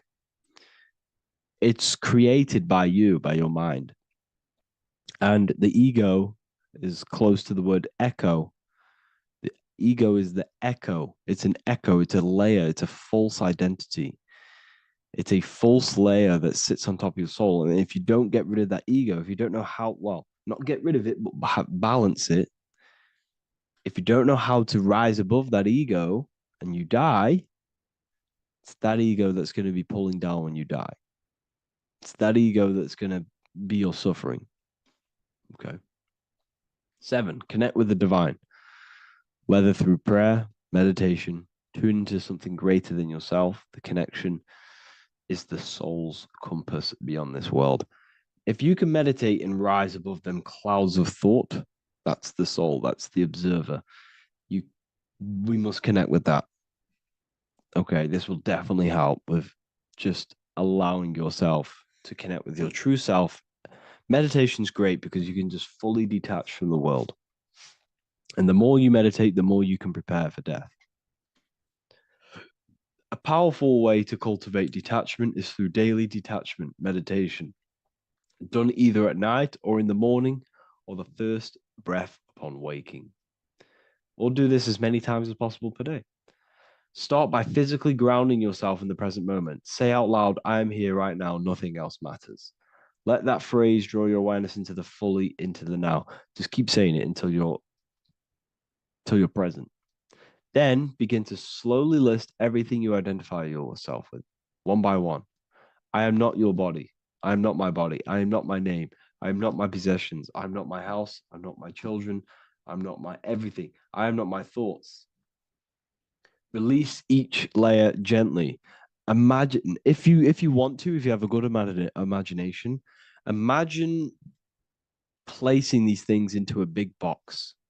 Placing your body, placing your name, placing your possessions, placing your house, your car, your thoughts, your beliefs into a box, and then shut that box. If you have a good imagination, do that. That can help. And you'll be left with yourself. And you're not even that. It goes even deeper. Eventually, you'll reach the mind itself. Detach from the language that the mind is even using. Now, that's very difficult. And not many people have ever thought about that, and they've ever even been there. Detach from the language that the mind is using. Think about that for a second. Your mind is not what you actually think. It goes very deeper. Your mind is not that little voice. It's that voice that the language is using. So even the language is a spell on your mind. Okay, it's an attachment. Eventually, you'll reach the mind itself, detached from the language it uses, the voice in your head, the need to define. What remains is something beyond thought and beyond words. I can't even describe what's left, because words, once the language is gone, it's purely metaphysical. All I can say it is pure awareness, and it's symbolized This is why symbols are so amazing, because they can symbolize things that are beyond words. A flame, it's just a flame, and you won't be able to understand that until you've been there. It's just a flame. It's pure cause. Words can't describe it. You'd have to experience it. Connect with this essence daily. This is truly who you are.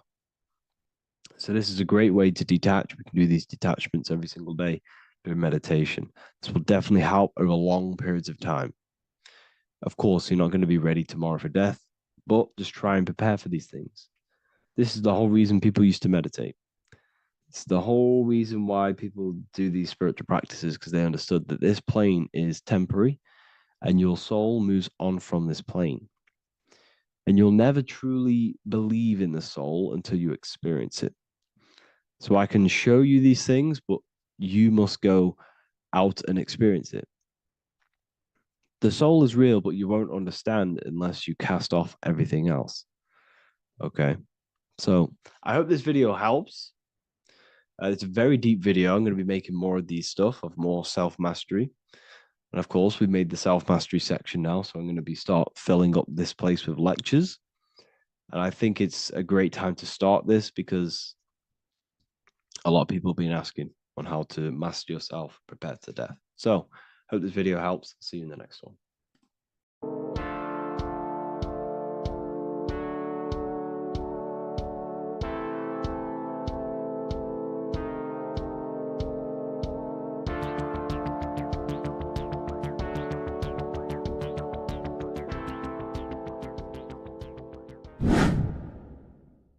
The earth has become a realm in order to trap souls within, so that they can harness our electricity, our energy. Even the Bible is talking about how this realm is controlled by the wicked one in John 5:19. We know that we are the children of God, and that the whole world is under the control of the evil one. Ephesians 6:12. For our struggle is not against flesh and blood, but against the rulers, against the authorities, against the powers of this dark world, and against the spiritual forces of evil in the heavenly realms. So the Bible is telling us that this is not the only world. There are other worlds, there are other realms that we can go to, considered as heaven. Heaven being a higher realm where there is no evil, no darkness. This is a midpoint realm where there is good and evil. Now, we're going to explain how the soul trap is how it's working, and how your soul is being harnessed for its energy, and how you are tricked to come back to this realm after death. What you need to understand is that you are the invisible intelligence behind the physical body. You are the mind and soul.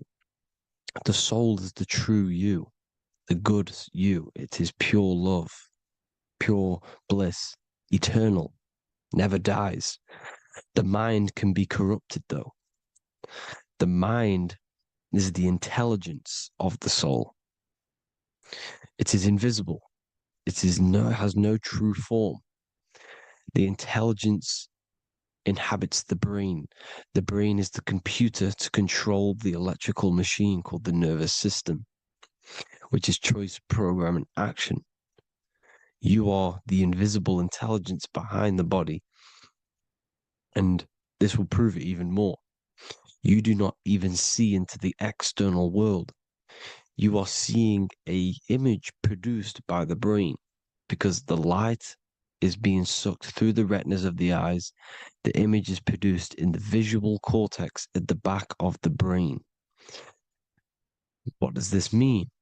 This means that we are the consciousness in the center of the brain, in the pineal gland, that is experiencing the program being ran by the central nervous system in the brain. This is the sigil of Lucifer. Lucifer in Latin is Lucy. Lucy is light in Latin. Lucifer is known as the light bearer. This is how the eyes work, people. It's not a demon or a devil. The sigil for Lucifer is how the eyes work and how the left eye is controlled by the right brain. The right eye is controlled by the left brain. There is a crossover. It's the same with the body. The left side of the body is controlled by the right brain. The right side of the body is controlled by the left brain. There's a crossover with our hemispheres in the brain. Now, this empty chamber in the center of the brain is where this universal cosmic intelligence is held, known as the most holy place in the Bible, the throne of God. Okay? This is above the 33 vertebrae on the spine. As you can see here, you are the being in the center of this point. All of the nerves are being sent back to this one particular point, which is the seat of our invisible intelligence. You can see it's an empty chamber. Our consciousness, our intelligence is not a physical thing. This intelligence is the true voice inside of your head. This is why your head is heaven, your heart is earth, your heel is hell. Your head is heaven because this is the seat, the throne of God. God is in heaven because the consciousness, this divine intelligence that's controlling the body, is sat in the center of the brain. The brain is taking commands of this invisible intelligence. When you close your eyes, you can feel your awareness, your consciousness, your intelligence is all in the brain. Your awareness is not in the feet, the heart, the legs, the arms. It's all in the center of the brain. Now, if you meditate deeply, you will find that you are beyond the mind. You are the being observing the thoughts. You are the soul observing the thoughts. Now, with this being said, you are the consciousness experiencing the program being ran by the central nervous system in the brain, because you're not seeing into the external world. It's an image, it's a simulated image produced by the brain and the central nervous system. You do not experience the external world. You do not feel the external world. You feel electrical impulses on your nervous system. Your nervous system is decoding what you are feeling. So the only thing that you truly feel is the electrical impulses on your nervous system. This is why the nervous system is the tree of knowledge of good and evil, because it gives your invisible intelligence, your mind, the knowledge of good and evil. It can detect good things, it can detect bad things. If it's hot, if it's warm, if I need to go, the nervous system is doing this. It is the tree of knowledge of good and evil. Okay? Now this universal intelligence is symbolized as the single eye. Okay? Matthew 18:9. It is better for you to enter life with one eye than to have two eyes and to be thrown into the fire of hell. What does this mean? It's symbolic, it's metaphorical, people. It is metaphoric. Your universal intelligence is the single eye, the one eye. It's the balance between the two poles, between the left and the right, the good and the evil. It knows the right thing to do all the time. This is our inner guide. The inner self is the inner guide. And when you are operating your life off duality, using your two eyes, you'll be thrown into the fire of hell, lower states of consciousness. Because you're split. You need to live in oneness, even, balance. Matthew 6:22, the light of the body is the eye. The light of the whole body is the eye. You are a light being. Human. Hue means an attribute of a color. Man is the word manifested. We are light manifested into physical form. Depending on your vibration is depending on what color that you are vibrating on, which is a hue, a human. If therefore thine eye be single, thy whole body should be full of light. Again, it's talking about the single eye, oneness, completeness. When you balance the hemispheres of the brain, we'll go over that later. But anyways, the body is the earth. This is what we need to understand, people. The body is running the simulation, the program that our consciousness is experiencing. So when we leave the body during death and astral projection, we leave the earth. This is how it works. The body is the vehicle for the earth, for this realm. Everything exists within our mind. You have the soul, mind, and body. The soul is the observer, the watcher, the true being. This is why she has many different heads, because the soul inhabits different bodies. This is the serpent, which means knowledge, which is the mind, wisdom. And this is the body, soul, mind, and body, Brahma, Vishnu, Shiva. The mind is the bridge between the soul and the body. So what do I mean?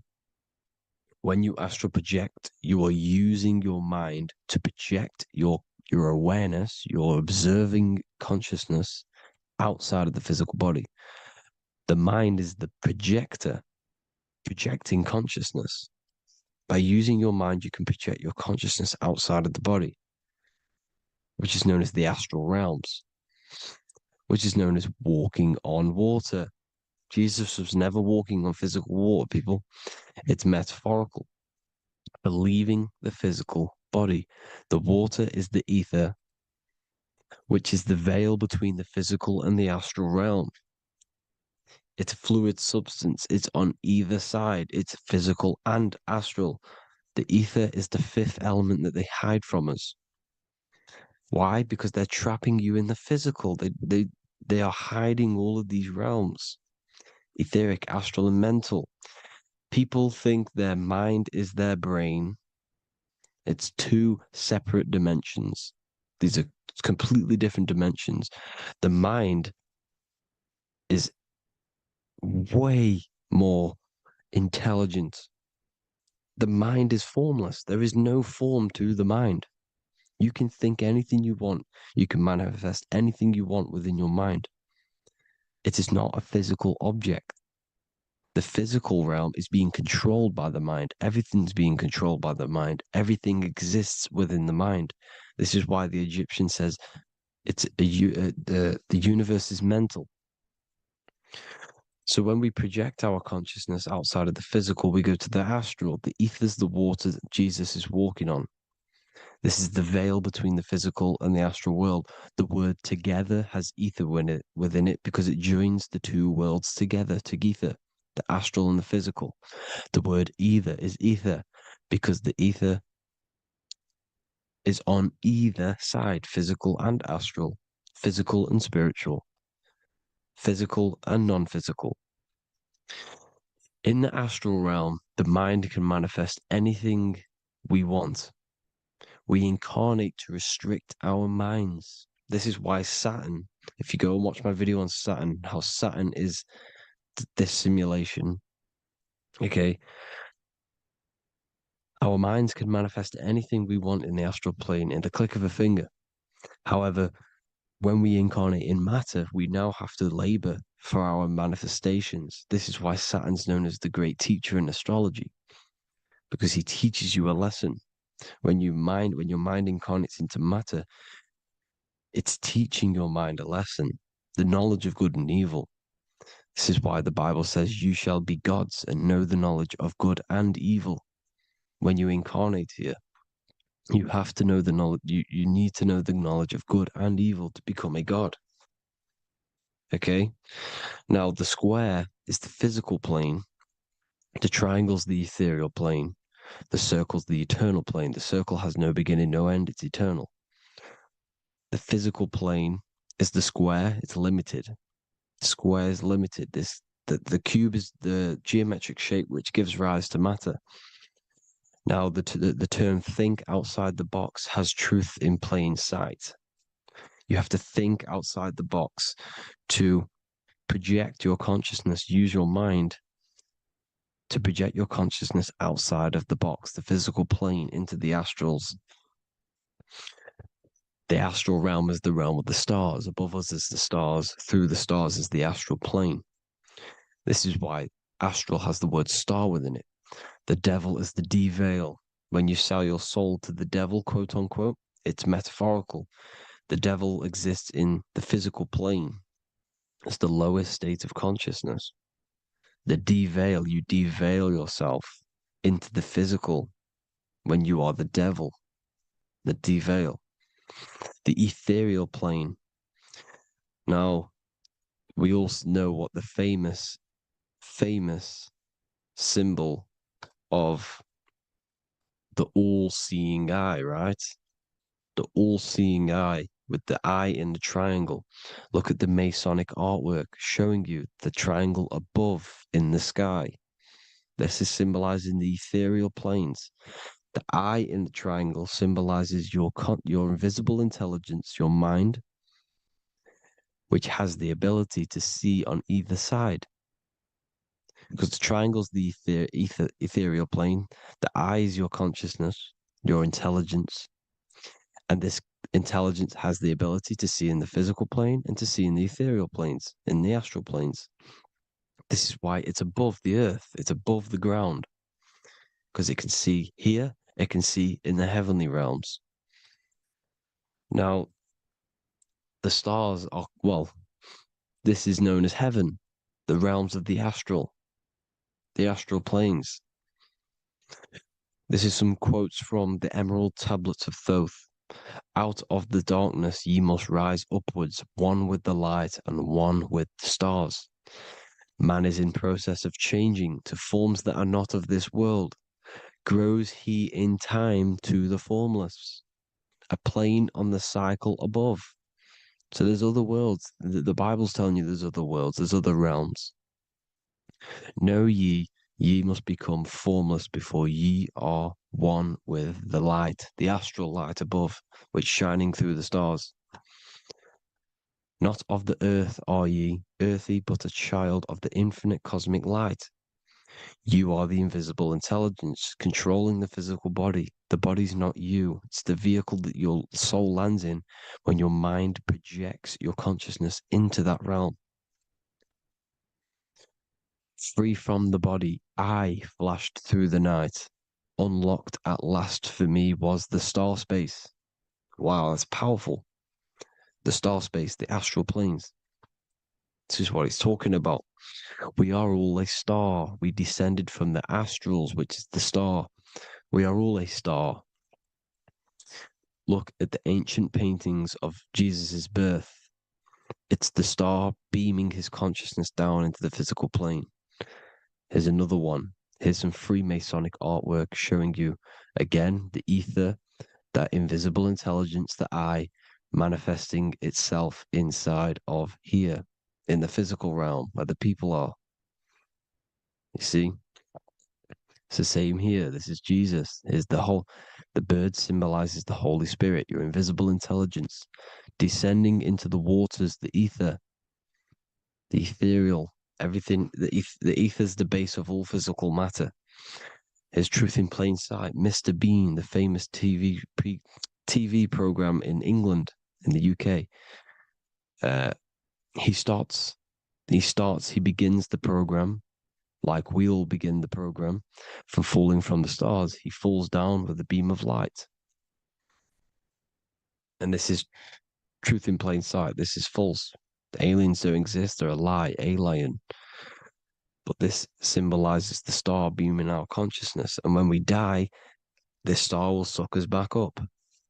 Just like this UFO is doing. It's Truth in Plain Sight. So, this is some more Freemasonic artwork.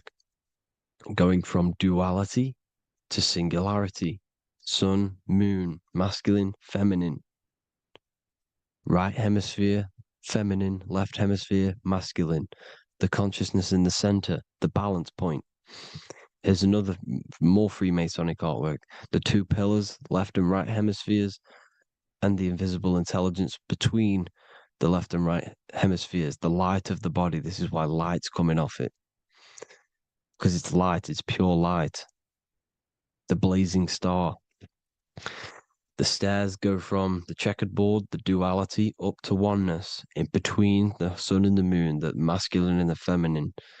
This is symbolizing going into oneness. What did the Emerald Tablet say? You've got to become one with the stars, one with the one with the self. Balancing the two hemispheres so that you can gain, because when the two hemispheres are balanced, you can gain a more deeper connection with your invisible intelligence. Same with the chakras. When the chakras, the 7 seals in the Bible, these are 7 seals because when you conquer the 7 chakras, when you balance the 7 chakras, you then gain a more deeper connection with your internal self because your mind is not filled, it's not being ran, it's not being dominated by these 7 deadly sins, the 7 seals, the 7 chakras. These are 7 energy centers which are concealing our true form. Balance makes us have a stronger connection with our true cosmic intelligence. Heaven is even. This is why Jesus is pointing at the heart. The even point is the heart. You got to balance the chakras and live from the heart because the heart is the earth. You're in good and evil. The body manifests the lower and the higher self. The higher self is in the higher parts of the body. Wisdom, intuition, expression. The lower self is in the lower parts of the body. Sex, food, and power. This is how they are trapping your soul, people. Like I said, the mind is the bridge between the soul and the body. So by tricking the mind, not giving it the right knowledge, and keeping the mind stuck in the lower 3 centers, thinking about power, food, and sex, this is low vibrating energy. It's going to keep your mind addicted to the physical realms. Okay, this is why you need to go even, balance, heaven. Okay, I will explain the soul trap in a second, how it fully works. But I'm telling you all the science behind it so you can understand. When you are doomed, you are domed. This is the dome, the firmament, the firmament, the mind. Ment is mind, firm is firm. A firmament is doomed under the firmament.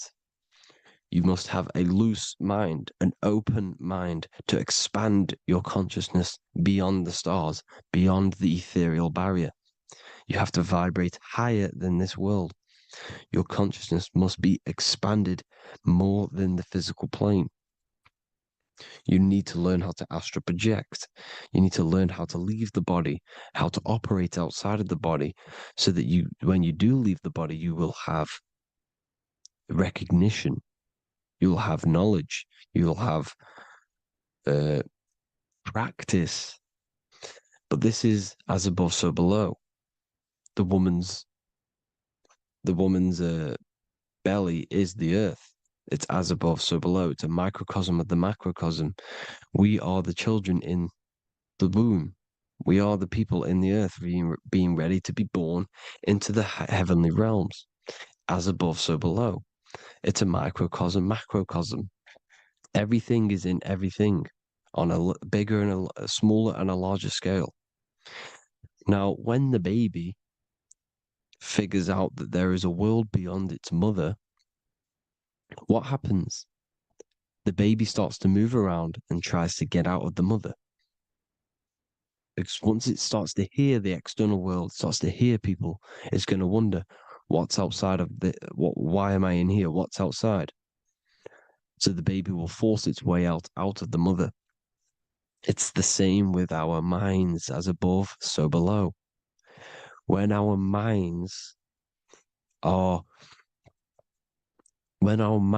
figure out that there are other realms beyond this world, we will seek a way out. This is the womb, the Mother Earth, Mother Nature. It's the mother. We're in the womb. We can be born out of this world, which is being born again in the Bible. When you are doomed, you are domed under the dome, under the firmament, the firm mind. The firm mind will keep you under the firmament. Due to the law of polarity, there has to be other realms. There has to be. Because the law of polarity works in this world, and it will work on every scale possible. It's universal laws. These are universal laws. The law of polarity means that there are other realms polarizing this realm. There is a hell, there is a heaven. There is a midpoint, which is Midgard, which is the one we are in now. Earth, heart. Earth is the heart. Heart is the center, good and bad. The balance between good and bad. Your reality is your level of realization. Your mind realizes other worlds, you will seek a way to them worlds. It's that simple. The soul trap is to keep you stuck in this physical body, which is the earth. This body is the earth. It's running the program, like I said at the beginning.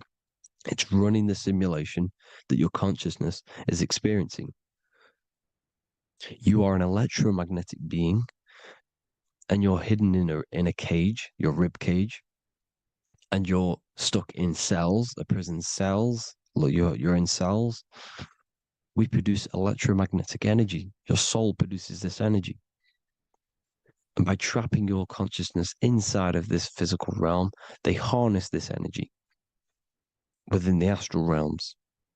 They're using you to manifest demons, because your mind creates demons through emotions and mental thought energy, which is a whole nother video. I can make a video on that.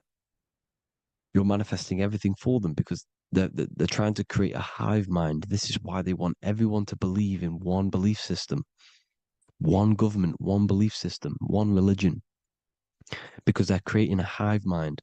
This hive mind will manifest and be summoned within the astral planes, because the mind manifests the astral plane.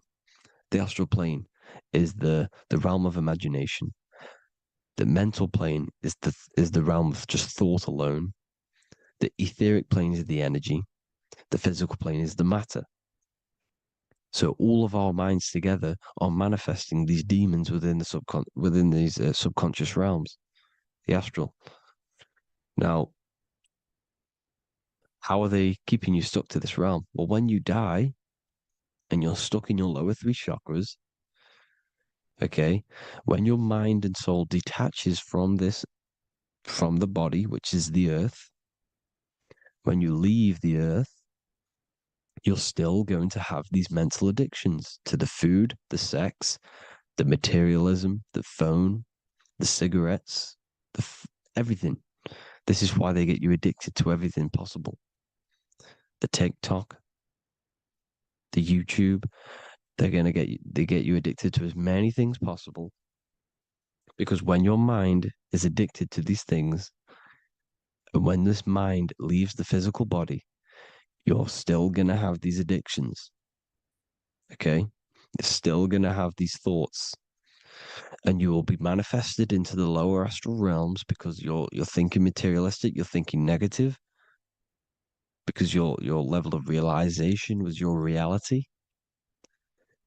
You were manifesting hell on the earth. When you leave the body, you're going to manifest hell in the astral planes, which means you'll be vibrating on the very low, which will put you in the lower astral realms. So guess what? You're going to come back. You're going to come back into materialism. You're going to reincarnate. Because you haven't prepared for life after death. You must detach from the external world. Okay? Moon is mind. The sun is the soul. The earth is the body. The moon is the mind. This is why we say lunatic. In your mind, you have a specific mood. Moon. Money, M-O-N, is the moon. Money exists in the mind. They get you addicted to the money. The Bible's telling you this. Do not conform to the pattern of this world. but be transformed by the renewing of your mind. It's telling you, of this world, but be transformed by the renewing of your mind. Who knew that the Bible was this deep? Matthew 16:26, what good will it be for someone to gain the whole world yet forfeit their soul? James 4:4, don't you know that friendship with this world means enmity against God? Therefore, anyone who chooses to be a friend of this world, of the world, becomes an enemy of God. John 4:4, dear children, are from God and have overcome them, because the one who is in you is greater than the one who is in the world. It's talking about the invisible intelligence. It's greater than the physical world. John 2:15, do not love this world, nor the things it offers you, because this world will create you to, if your mind has attachments to what this world offers, sex, money, and power, pretty much, you will reincarnate here. You will come back here, because when you leave the body, your mind will still have these addictions. Do not love the world, nor the things it has to offer you. All of this is in my newly published book. The paperback versions are now available. Finally, for all the people who have been waiting, the Book of Wisdom. All of this knowledge is inside of the Book of Wisdom. The paperbacks are available. There is worldwide shipping. You can get it anywhere, pretty much, any country.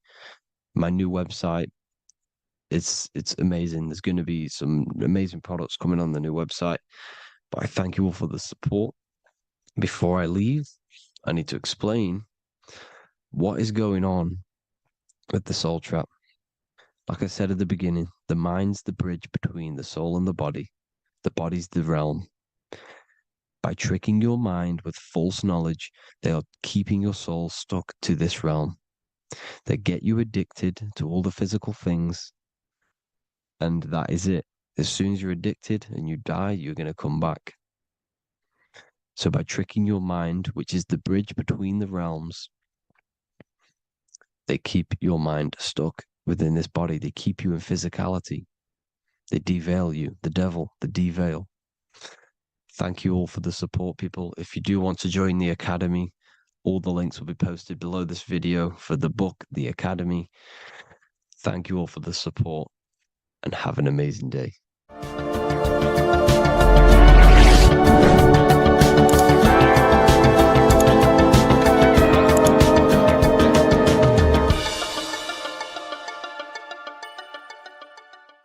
So depression doesn't actually exist, and in this video I'm going to show you how depression is actually a choice. And I'm going to give you some solutions on how to deal with it. And this is probably going to change your life forever just by doing this alone. Okay, so the first thing you need to understand about depression is that it exists in your conscious mind. It exists in your thinking mind. So what is inside your thinking mind? You have your body, your name, your reputation, your trauma, your memories, your family, your worries, your interests, your bills, your passion, dislikes, goals, right?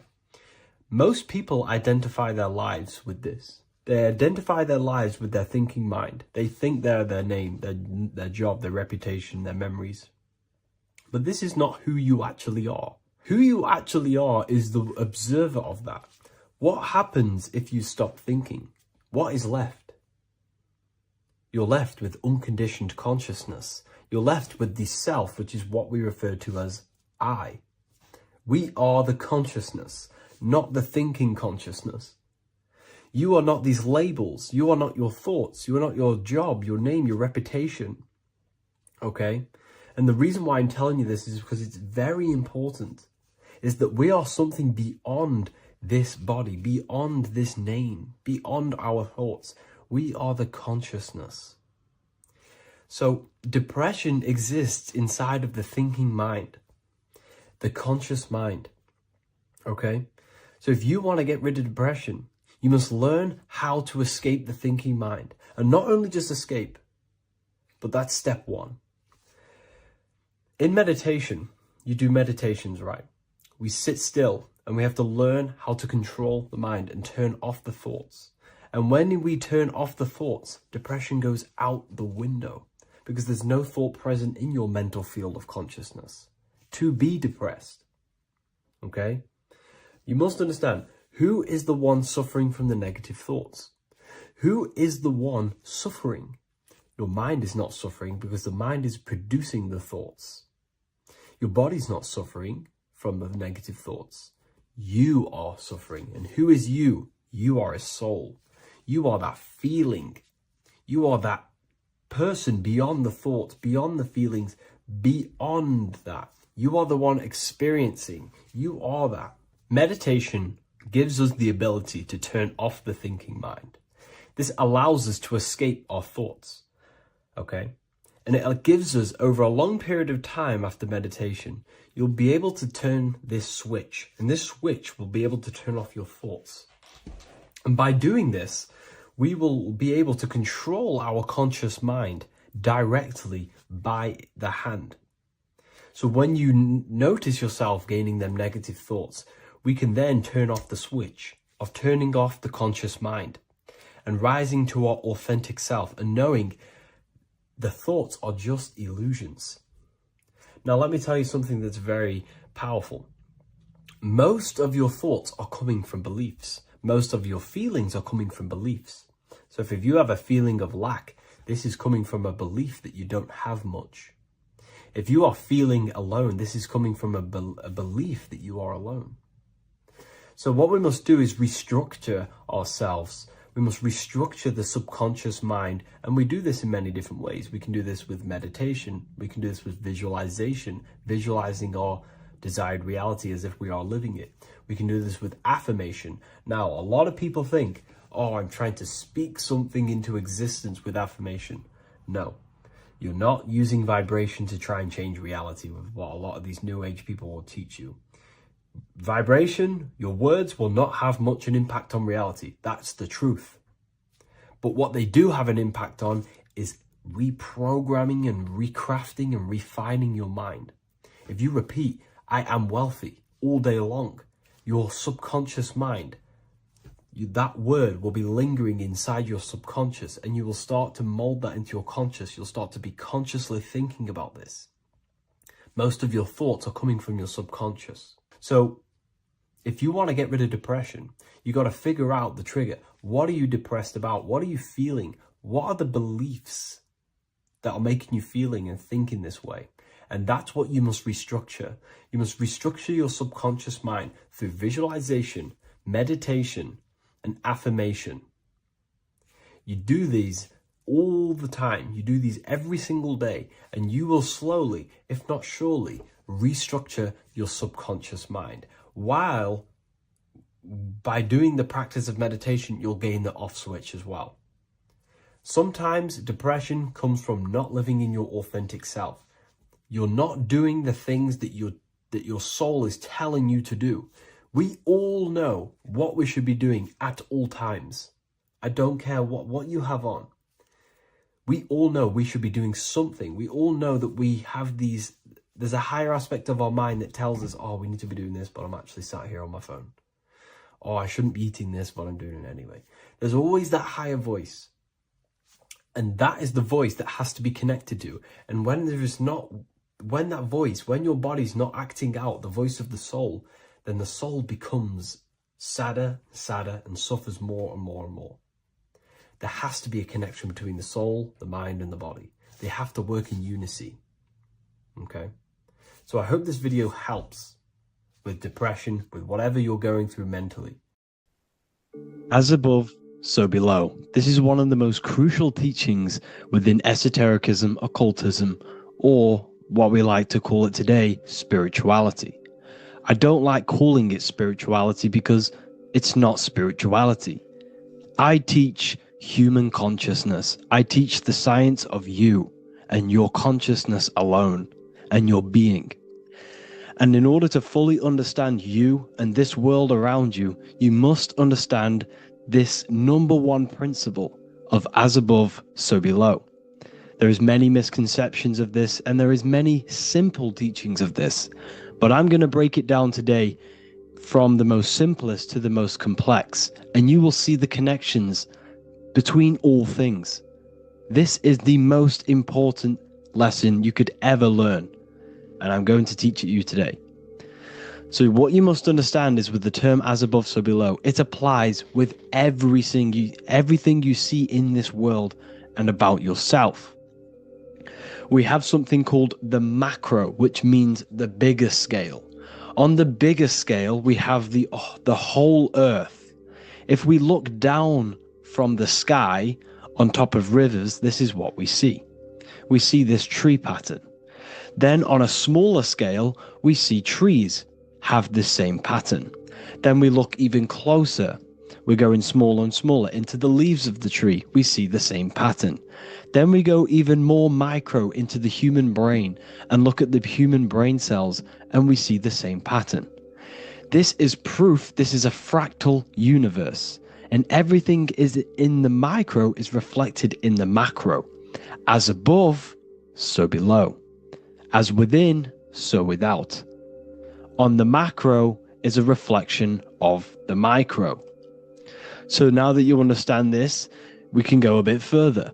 A yearly cycle of spring, summer, fall, winter is a macro. A micro is a daily cycle. So a day is a mini year. The summer is the midday. Autumn is the evening. Night is the winter. And spring is the morning. This is a macro, a reflection. We have a miniature cycle of the zodiac every single day. And this cycle is also reflecting the cycle of life and death. We live, we are born, which is the spring. We live, which is the summer. We then age, which is the autumn. And then we die, which is the winter.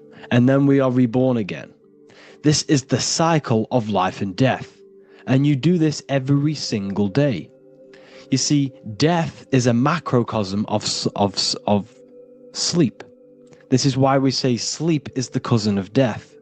Because you die every single night. You do this process of life and death every single day. As above, so below. What's in the micro is in the macro. So when you go to sleep, you are essentially dying. And then in the morning when you wake up, you are then born again. This is a fractal cycle that we live in. Everything in this whole world is fractal. Everything applies to as above, so below. We have the sun, we have the moon, we have the day, we have the night. We have the life, we have the death. We have the conscious, we have sleep. As above, so below. We have the conscious mind, because now we're diving into as within, so without. As above, so below more refers to the external world. As within, so without is referring to your inner world and the outer world. What you must understand is about yourself. You exist in two realms. You're an individual. The dual nature of you exist in two realms at once. You have an inner world of your thought, emotion. This is the inner world that no one else can see but yourself. And you have an outer world with a physical body which everyone can see. So you exist in two worlds. You have the inner voice, you have the outer physical voice, which I'm speaking to you with now. But I also have an inner voice, which no one can hear, only but me. So you exist in the light and you exist in the darkness. The sun represents your external self, your physical, conscious mind. The moon represents your shadow self, the inner self, the psyche self, the spirit self. There is an as above, so below. The sun is within you. The moon is within you. Everything is within you. Now that you understand as above, so below, What is your body? Your body is a miniature earth. Let me repeat, your body is an earth. Your body is the earth. Okay? Because like I say many times in all of my videos, you are not in the world. The world is you. You are the universe. Your brain is a computer creating this reality. What you see with your eyes is produced in the back of the brain called the visual cortex. You don't look into the world, the brain produces the world. The body produces the world. When you touch something, you're not actually touching something. This is the electrical nervous system. When you touch something, what you feel is actually electrical signals on your nervous system reporting back to your brain. Therefore, when this body dies, you leave the earth because this body is the earth. Okay? As above, so below. You have the mental plane, the astral plane, the etheric plane, and the physical plane. This is essential for understanding reality and the teaching of as above, so below.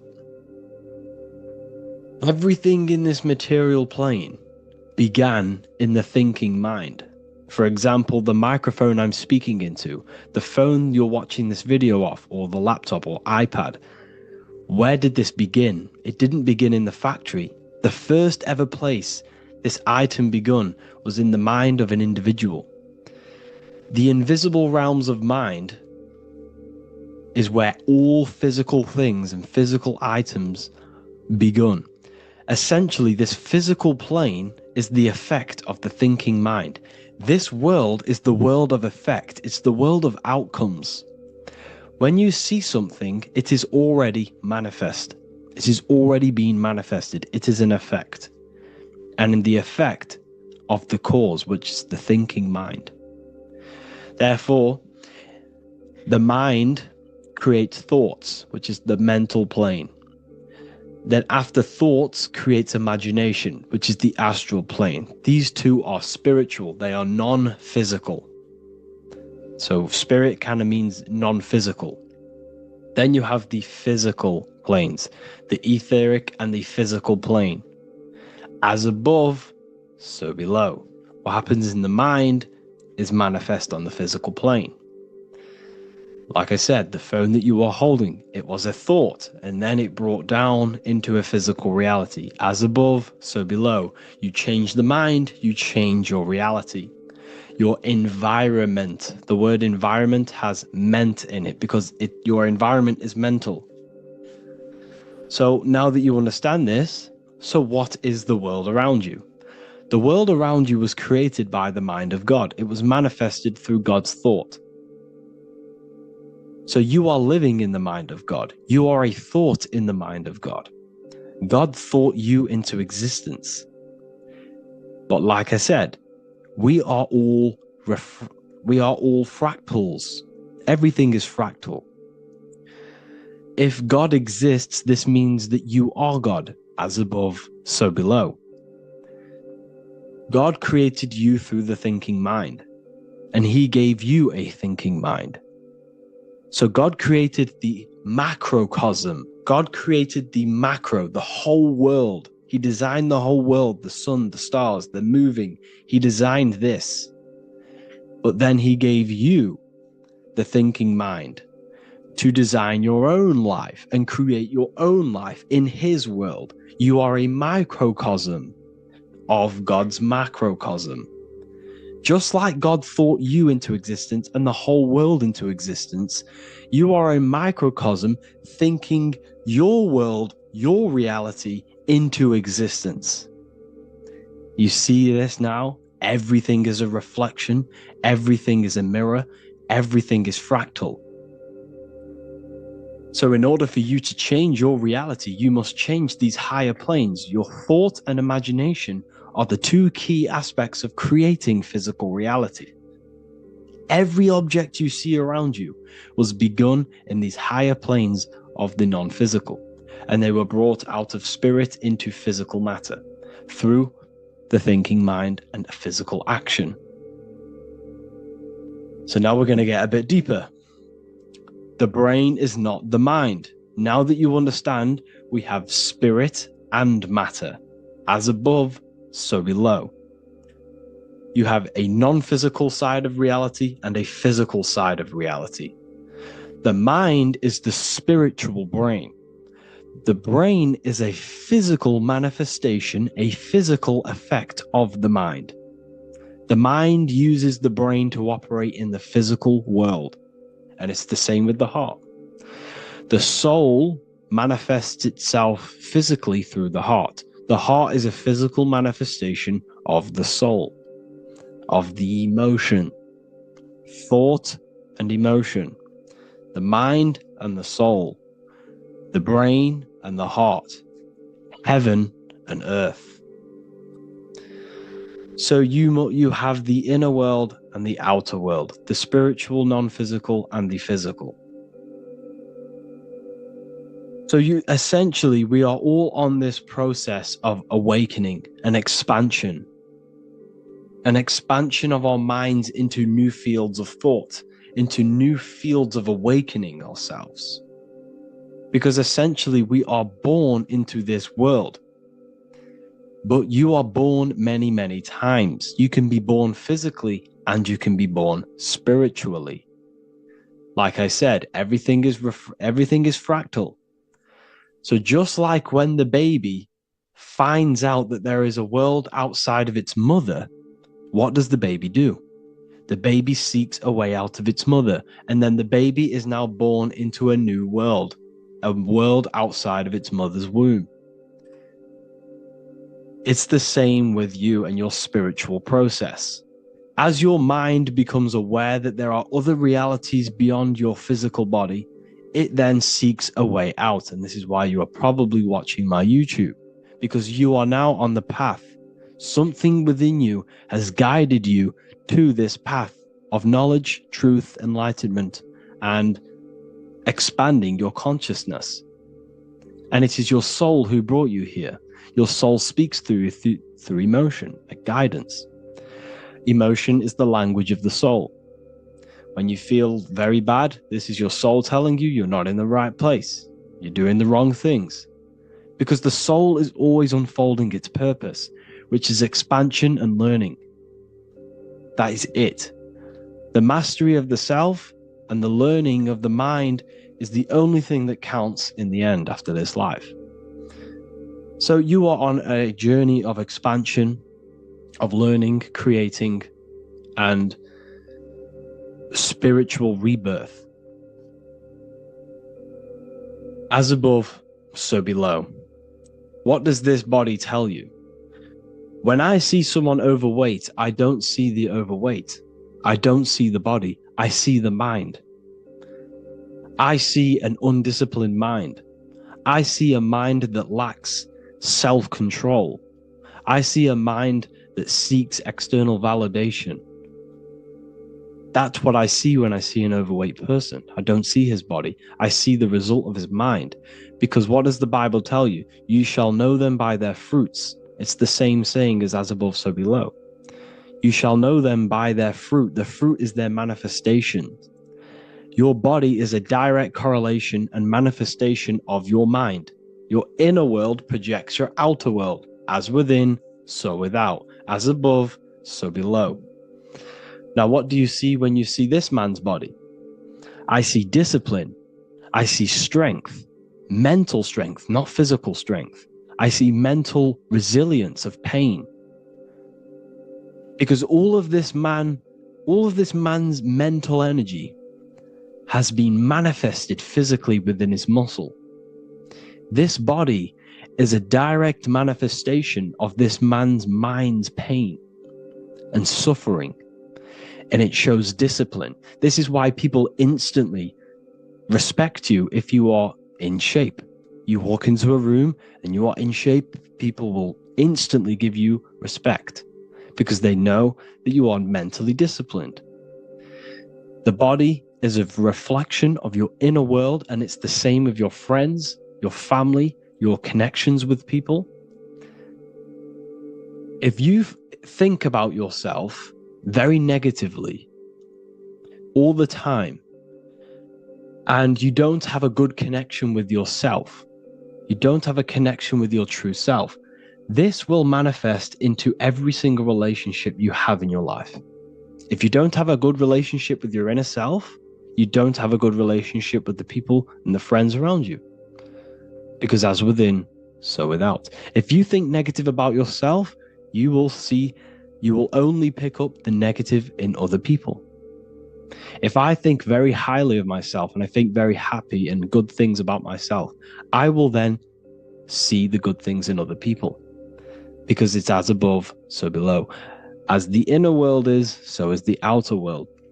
It's the same with your life circumstances. Your life is a direct correlation of every thought you thought in the past. If you possess millions of pounds, millions of dollars, this is because you have thought this into physical reality. You live the life you are deserved. You live the life that you manifest through your thought. If you live a very poor life, this is a reflection of your mind. This is a reflection of what you have thought into physical existence. Because like I said, everything begins in the mind, as above, so below. And this is even present within the body. So where is the head? The head is at the very top of the body. And where does all manifestation begin? In the mind. That's where the mind is, in the head. And then the thoughts we think travel down the body into the heart, which is the emotion. Every thought we think is in the emotion. Every thought we think creates an emotion. This emotion then drives the action. Where does the action come from? The feet, because the feet move our body. We move with our feet to take action. Our hands. You see, so the body is even a micro reflection. I can't even say it. Reflection of the order of manifestation. This blew my mind when I figured this out. You see, the head, the thoughts begin here. This is the beginning of all manifestation. Then it comes down to the heart. This is the emotion. Then you take the action. The thought and emotion then sparks the action, which is taken with the hands and the feet. And where's the lowest point on the body? The feet, and that's touching the physical earth. So the head is where the thought is, the non-physical, and the lowest point on the body, which is touching the physical earth. So the head represents spirit, the feet represent matter, spirit and matter. Your room, if I walk into your room and I see a messy room, I don't see the room, I see a messy mind. The room is a reflection of the mind. If you have a messy room, this is your mind. It's an externalization of your unsorted mind, undisciplined mind. So like I said, we are all God, and we must find the God self within us. And I teach all of this inside the Book of Wisdom, Volume 2. This is not just a book, this is a revolution. This is the beginning of a new age with this book. If you have read it, I congratulate you. You should feel very proud of yourself if you have an open mind. You should feel proud of yourself for watching these videos, because not many people have an open mind. Remember this, people. You are special if you're watching these videos. You have the mind. You have the ability to see through the illusion. And I take my hat off to you. You want to take this to the next step? Read the book. Or if you want to take it to the serious levels, join the university. The university, you gain access to every piece of my material that I've ever done, all of my books, all of my lectures that are hidden from YouTube, that are hidden from everywhere else, the lectures that give you real power. And if you feel alone on this journey, we have a conscious community where you can connect with like-minded individuals, because I've been there. I've been there when you feel lonely, because you feel like no one else is thinking the way you are feeling. You can't talk to people about these things because people just think you're crazy. That's why I put together this, so we can connect, so we can unite, so you can connect with people, so you don't feel crazy about thinking about this stuff, learning about this stuff. And if you truly want to level up your life, people, and take your studies serious, this is for you. We do live calls, we do lectures, There's a whole library filled with books you can read. It's the perfect place for the truth seeker. I thank you all for joining. Please leave a like, a comment, a subscribe. Let me know any future videos you want me to make in the comments. Thank you all. Have an amazing day.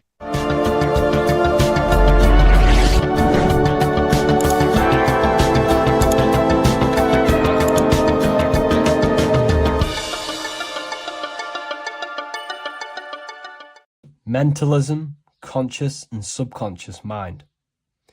You need to understand that the mind is the root and the cause of all reality. I am mind, you are mind. Every single living creature in this physical plane expresses and manifests mind. We are all the invisible substance of mind. We are all the source, which is God. We are all consciousness, which is mind. Before we manifest something physically, we manifest it within the realm of thought, which is the mind. Thought then manifests into astral imagination. This then gives energy within the etheric plane. Then we manifest it physically within the material effect world. Everything begins in the mind, and this is why the government are called government. The word men comes from the Latin word mans, which is an English translation for mind. We see this word in entertainment, government, mentality. It means mind. Govern means control. They are controlling the mind through information. Information creates perception within our minds, and so do the words that we use and the language that we speak. It all creates perception within the mind. It is our perception that creates reality, and our reality is a level of realization. Your reality is realization. Everything begins in the mind. This is why they are controlling your mind through many different things. Okay? So essentially, they understand how the mind works. So this is why they manifest all things through mentally and not physically. Okay? You have a conscious and a subconscious mind. The conscious mind is what you are consciously aware of. It is the 10% of your mind. It is the mind that keeps you alert. A part of your conscious mind is for survival. A part of it is your visual field. A part of it is your just five senses. It is basically what you are consciously aware of right now. Your subconscious mind is the 90% of your mind.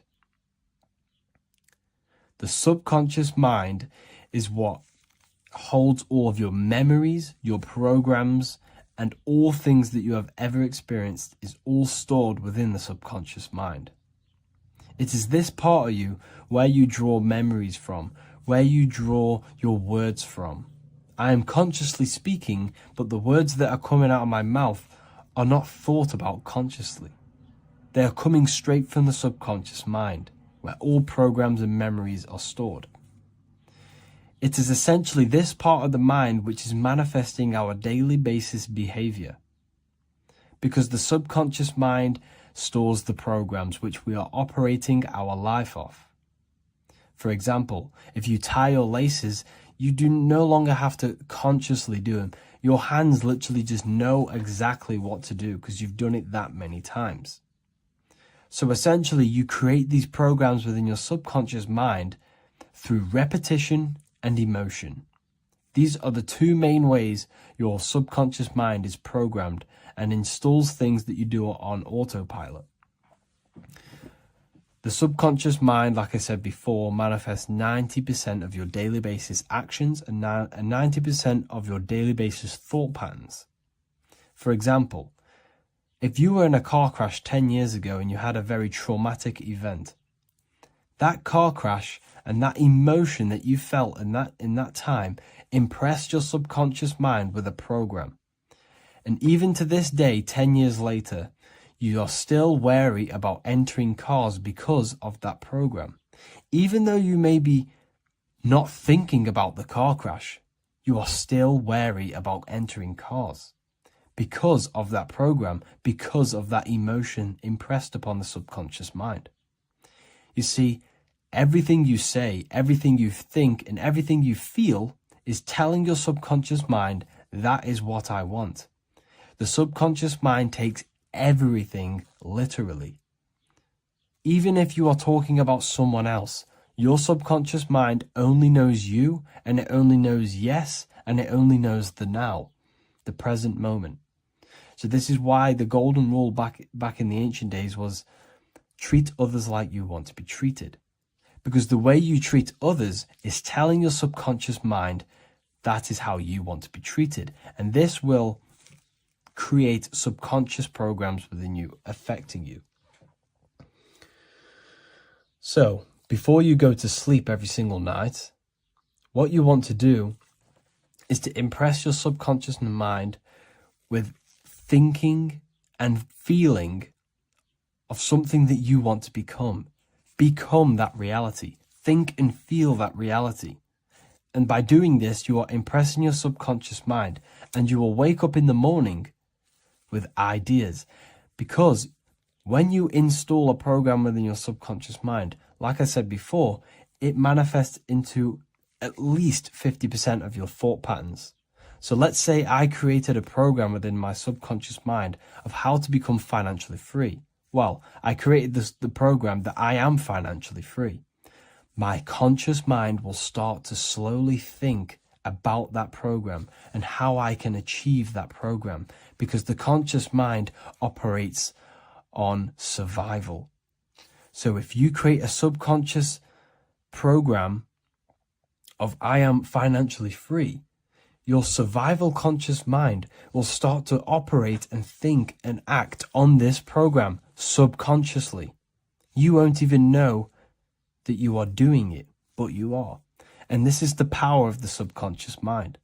You have to reprogram it properly. You have to be careful of the things you think, say, and feel, because all of this is contributing towards molding your subconscious mind, which essentially molds your reality. It draws things to you.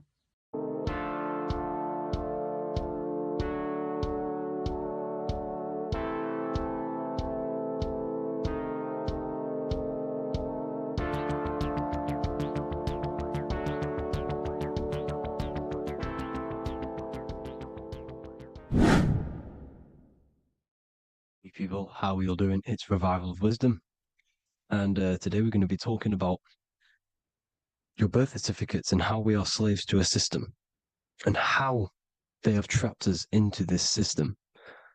Okay, so the first thing you need to understand about this system is there are two types of laws. You have the law of water, which is admiralty law, and the law of the land.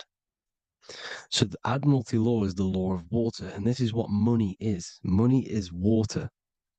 This is why we say liquidity, currency, the current. A current is water, something moving through something. Cash flow.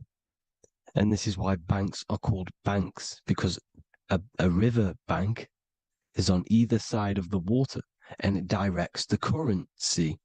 You see? So money is water.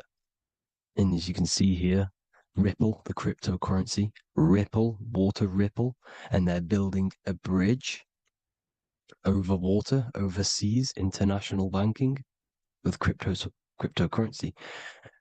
So money is water, and this has specific laws about water, but water is the same everywhere, you see. What the difference is with the law of the land is that you can have different laws in different lands. I can't do certain things in the UK that people can do in America, for example. You see, that's the law of the land, but the law of water is the same because water is everywhere. Now, this is very important to understand when it comes to, these birth certificates. So, Pope Gregory, this is where we're going to start off. Pope Gregory in 1582 took the Orthodox Eastern sunrise calendar and changed it to his own Gregorian timeline, not a calendar, a timeline. This timeline was copyrighted by Pope Gregory under the name of the Vatican. So the Vatican owns the timeline that we are using today, 2023. They own it. They own the title of this Gregorian calendar. Okay. Therefore, anyone who is born under this copyrighted timeline, not calendar, they are subjected to Rome because Rome owns the timeline. They have a patent, a copyright for that timeline. What is on our birth certificates? That timeline. We are born underneath, we are subjected to the Vatican. This is why all birth certificates go to the Vatican. They own every single birth certificate. Okay?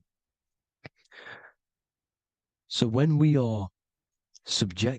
use this timeline, we are subjecting ourselves to this timeline. Okay? Which the Vatican has a claim over.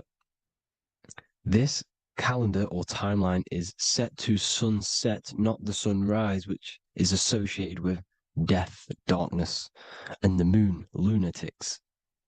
You see, so this is a sunset calendar timeline. Okay, this is now, they've changed a couple things, right? They say that the new year is January the 1st. Okay, when we know this is in winter. January is winter, which is associated with darkness, death, the death of nature. So this is a death cult, people. These people are evil. They're so evil. The Vatican. And this is why we use April Fool's Day, because April is in Aries, and Aries is always the start of the zodiac. This is why Aries rules the head region. 12 zodiacs, 12 systems of the body. Each zodiac is associated with each part of the body, and this is why Aries is the head, cerebrum. But we're not going to talk about it in this video. But yes, that is what April Fool's Day is. They're putting it in your face.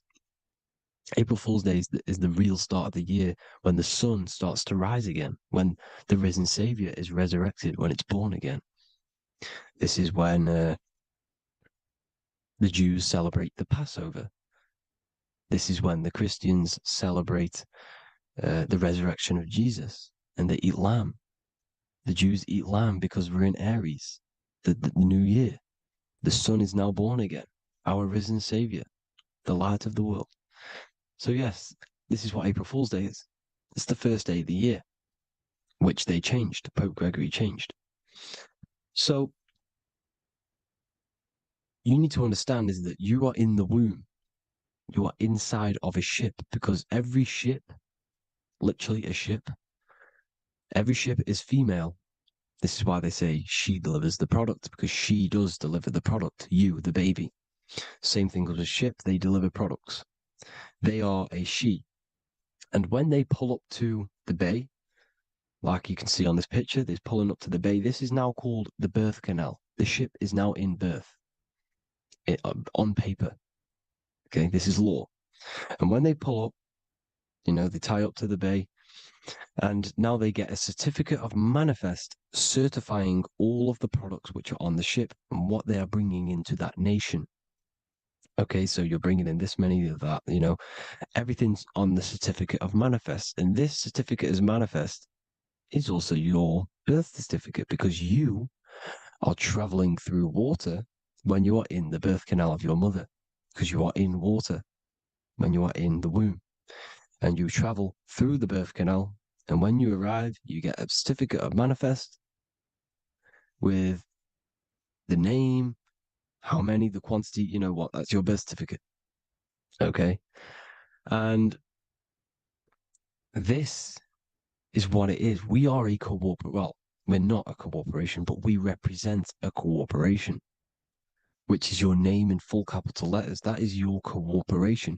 You cannot physically tax a body, but you can tax a corporation. This is why we get charged. This is why we get taxed, because it all goes down to the corporation, which our name represents, which we are subjecting ourselves to. We are my name. I am subjecting myself to this name, and that name has a cooperation, which I represent, which I subject myself to. You see, this is how we are attached to this straw man, this character that they have built on paper. So it's a character which is on paper. This is what we represent.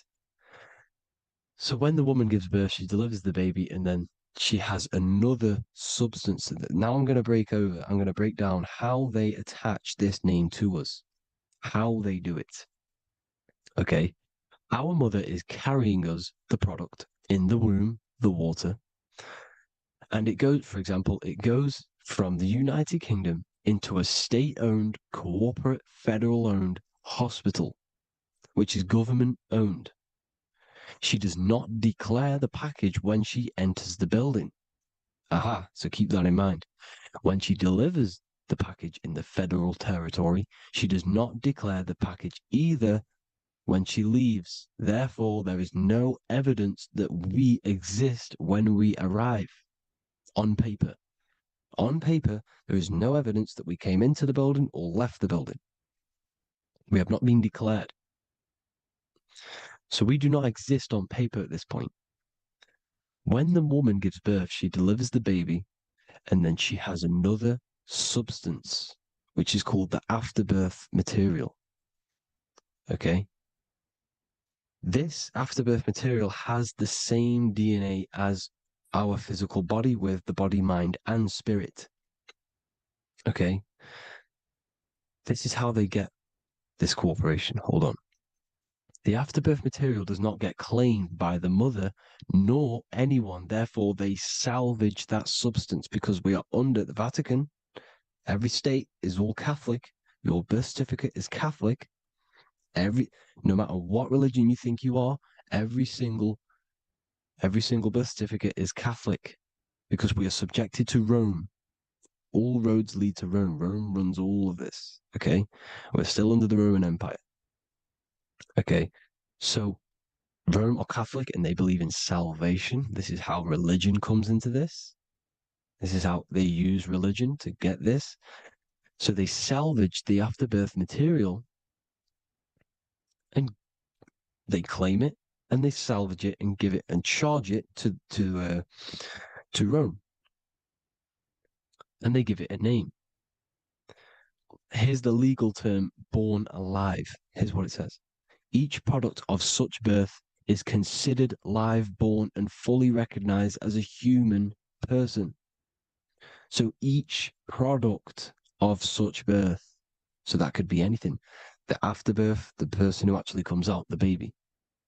So your afterbirth, which we do not take with us, we take the baby with us, they keep that in the hospital, they collect the afterbirth, and they salvage it, and they give it the name, which, it is us, we are a representative to that afterbirth material, which they put the name on, they claimed, which is subject to Rome.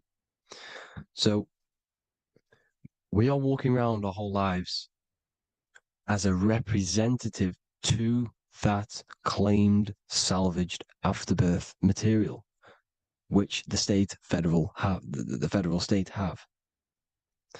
Okay? We are under the Catholic Church, Vatican, therefore the afterbirth material is a child of God. See? On paper, therefore they believe in salvation and salvage the afterbirth material. This material has no mother or father. The state pick it up, it becomes a war to the courts and gets charged to the state. So we are a representative to that character they salvaged because it is the exact same DNA as you. Subject is the name or the title, and the matter is the physical aspect left behind in the hospital, which represents us. You see? So now we're moving on to Unum Sanctum. Unum Sanctum was in 1302, a very, very important year. Very important year.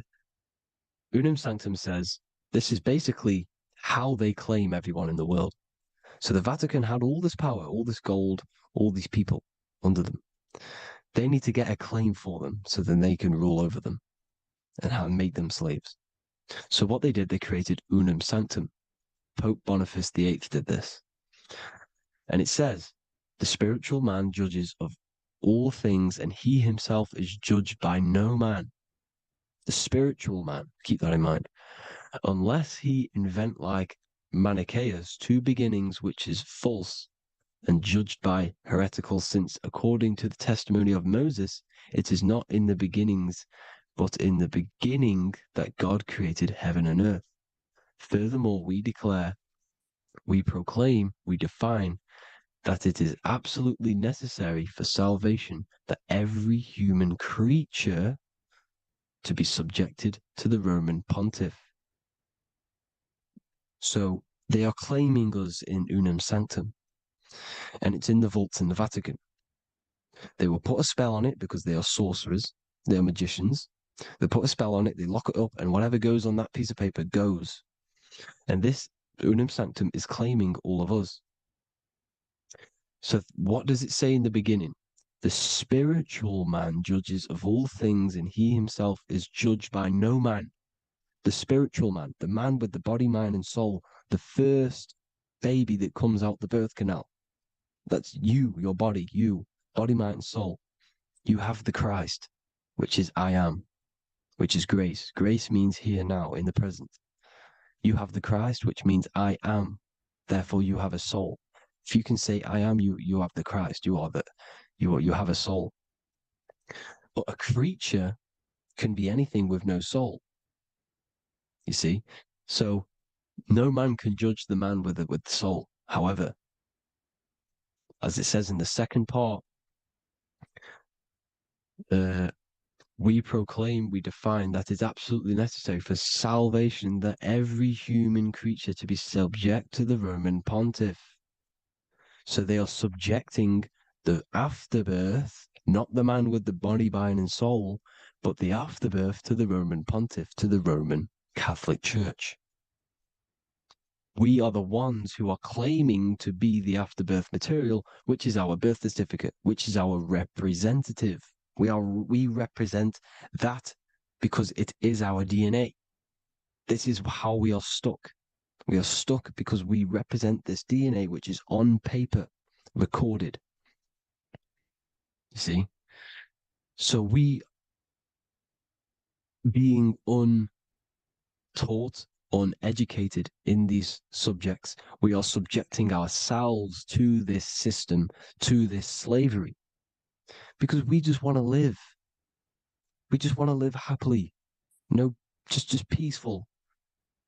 Think about it. Where's all this coming from? Where's all this war, all this killing, deaths coming from? We just want to live.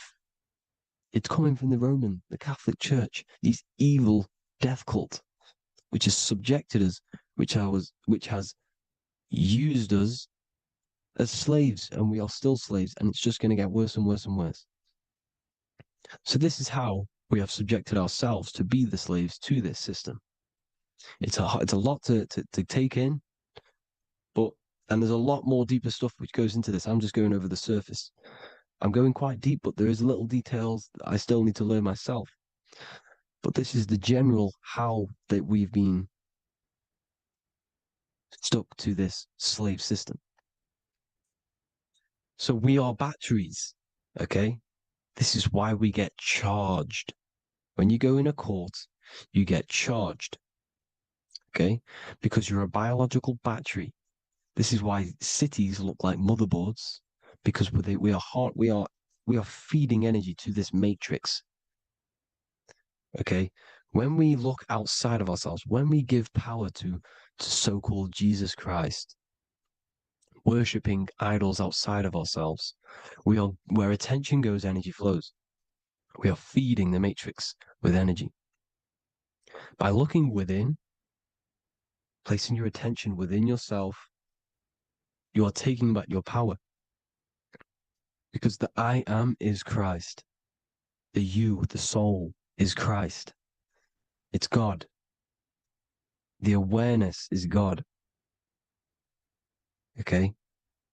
However, we are subjecting ourselves to this system. We're subjecting ourselves to this system and the feeding of our energy. So what we need to look for the future is that, think about it, with the end goal is to change our DNA, is to literally make us robots, transhumanism slaves. This is why we have smart cars, smartphones, smart watches, smart meters, smart cities. And all of this is going to be connected by the smart grid, which is 5G. This is why 5G is rolling out. 5G is going to connect all of these technologies to one. It's like a big net system. And you know why they're doing this? It's because all of this is going to be connected through AI, through this 5G, and that 5G is going to be controlled by the elites. So you say anything wrong, you do something wrong, you say the wrong thing online, they'll turn off your car, they'll turn off your phone, they'll turn off your smartwatch, they'll turn off your TV, because it's all going to be connected and controlled by the smart grid. And this is what the Great Reset is, people. But they're going to trap us inside of these 15-minute smart cities so we can't leave the area, because they're going to use climate change as a tool to enslave us to not travel because of so-called climate change and the fumes that we are putting into the air, which is all BS. They're doing this to push these new cities, to push all of it. But listen, they're trying to get inside of your body. The only way they can do that is to get you addicted and using this technology. First, they got on the body with the smartphone. Well, first of all, we use the technology. We get used to it with it in our hand. The next step for them was to get on the body, which is the Apple Watch, as you see down here. They have now successfully got onto the body. The next thing is to get inside of the body. This is the brain chip. You see how they've slowly lured their way in, slowly got you addicted to this technology, got you dependent on this technology. And what they're going to do is that they're going to mold society to be dependent on the brain chip. So in order, for example, if you want to go and pay for food, you're going to have to get a chip to pay for the food, because it's all going to be digital money. And that digital money will be connected to the chip, and you'll need the chip to pay for things. You see? So this is how they're slowly transhumanizing us. These phones, these apps, these things which are all which are all using was created by Freemasons. Mason means traveler, because they travel the depths of the mind. They understand human consciousness. They understand the brain. They understand the mind. By the deepest root cause, they understand it. This is what Masonry is. It's the occult. So these technologies is designed by these people. This is why they're so addictive, because they understand how it works. They understand how to get people addicted, because they understand human consciousness, the brain, the body, and the mind. So this is the advantage Freemasons have over us. And these secret societies, which have gone through the orders of Freemasonry and progressed onto these secret societies, which are the evil side, because I'm not saying Freemasonry is evil, okay? But the societies which they go beyond Freemasonry, because you can go beyond the 33rd degree into these secret societies, and they use this knowledge for the bad, to enslave people. And this is what's going to happen. Transhumanism. So I hope you all learned some insight for today. Please do a bit more research on, the birth certificate and stuff like that, the straw man. And have an amazing day, people. Please like, comment, and subscribe. Peace.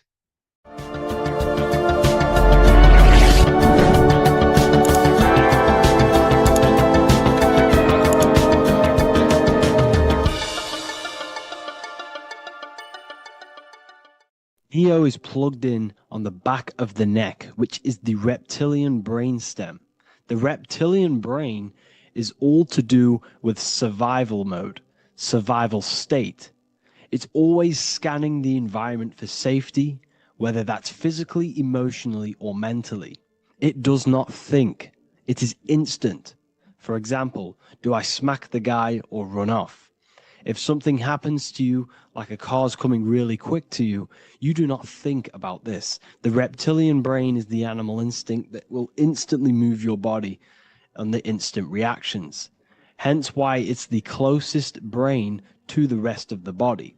It has instant access to the electrical nervous system to control the body at instant reactions. Now, Neo is plugged in on the back of the neck, which is the reptilian brain. Therefore, the matrix is the body itself. It is the lowest state of consciousness. This is what it represents. The word matrix means womb. It translates to womb because your body is a womb. Your body is a vessel for universal consciousness, for God consciousness. And the body is also a womb where you can be born again outside of this body by raising your consciousness, by awakening the neocortex. This is why Neo is called Neo, because it represents the neocortex. This is the higher aspect of our brain. This is all to do with new things, higher reasoning, higher thinking, new learning. You see, the brain is a receiver for universal consciousness. Now, what do I mean? It is a radio receiver. Think of it like this. You have a radio tower which emits frequencies. And each little frequency, 00.1, 00.2, 00.3, each 00 point is a different person. We are all the same universal consciousness, encapsulated inside of a different vessel. This is why our body is the temple of God inside of the Bible. Your body is a sacred temple of the divine essence of the universe. However, consciousness is controlling this physical body. And I'll show you this diagram here. Consciousness consists of imagination, emotions, thought, and memory. All of these things are not physical. They're not made out of atoms. You cannot think with atoms. If I split open your brain while you are thinking of a cheesecake, I would not see a cheesecake. It's because these things exist metaphysically within consciousness. They are not physical. The body is physical. It's part of matter. It's part of time. You see the Leonardo da Vinci, the circle and the square. The square represents limitation, beginning and end, because when you draw a square, there is a beginning and end. It represents the body, the mortal self, the ego, the echo. Then you have the spirit raised above, which represents spirit over matter, mind over matter. Invisible forces create physical forces. Everything physical exists in non-physical. This is also the Freemasonic square and compass, why the square is below the compass, because the compass creates the circle, which is spirit or mind. Then you have the square, which is matter. Mind and matter are the same substance. Mind creates matter through thought. Everything in this physical universe manifested through thought. Everything began as thought. So you are spirit and matter. You have a material body and a spiritual body. And you are right in the middle. This is why humans are very, very important. Because we have an animal nature, the reptilian brain, and a higher consciousness, the neocortex. And we must awaken out of the matrix, which means womb, which is the body. And Neo is waken up from the lower self, the reptilian brain, and moves into the neocortex. Because the brain is a radio receiver for consciousness. Now, what do I mean? I went over this before. Your consciousness is controlling the brain. The brain is a computer. And when our consciousness, our imagination, our emotion, our thoughts, and our memories are all contributing towards just survival things, food, safety, fear, all of these things, and our consciousness is locked into a survival state. We are using the reptilian brain. We're no longer thinking. You don't think with the brain, but the consciousness is thinking, which activates the different parts of the brain. When we think for higher reasoning, we use the neocortex. It stimulates the neocortex. When we think about survival, we're using the reptilian brain.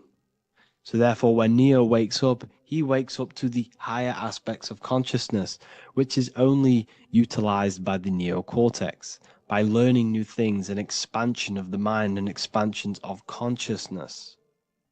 Okay? So the whole matrix is to keep you designed, well, the whole matrix is designed to keep you in a survival state, in the three-dimensional awareness.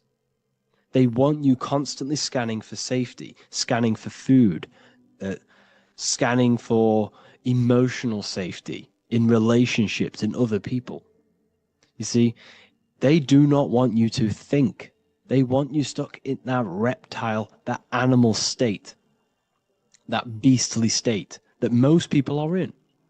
Most people, all they do is eat, listen to music, consume, have sex, lust, desire.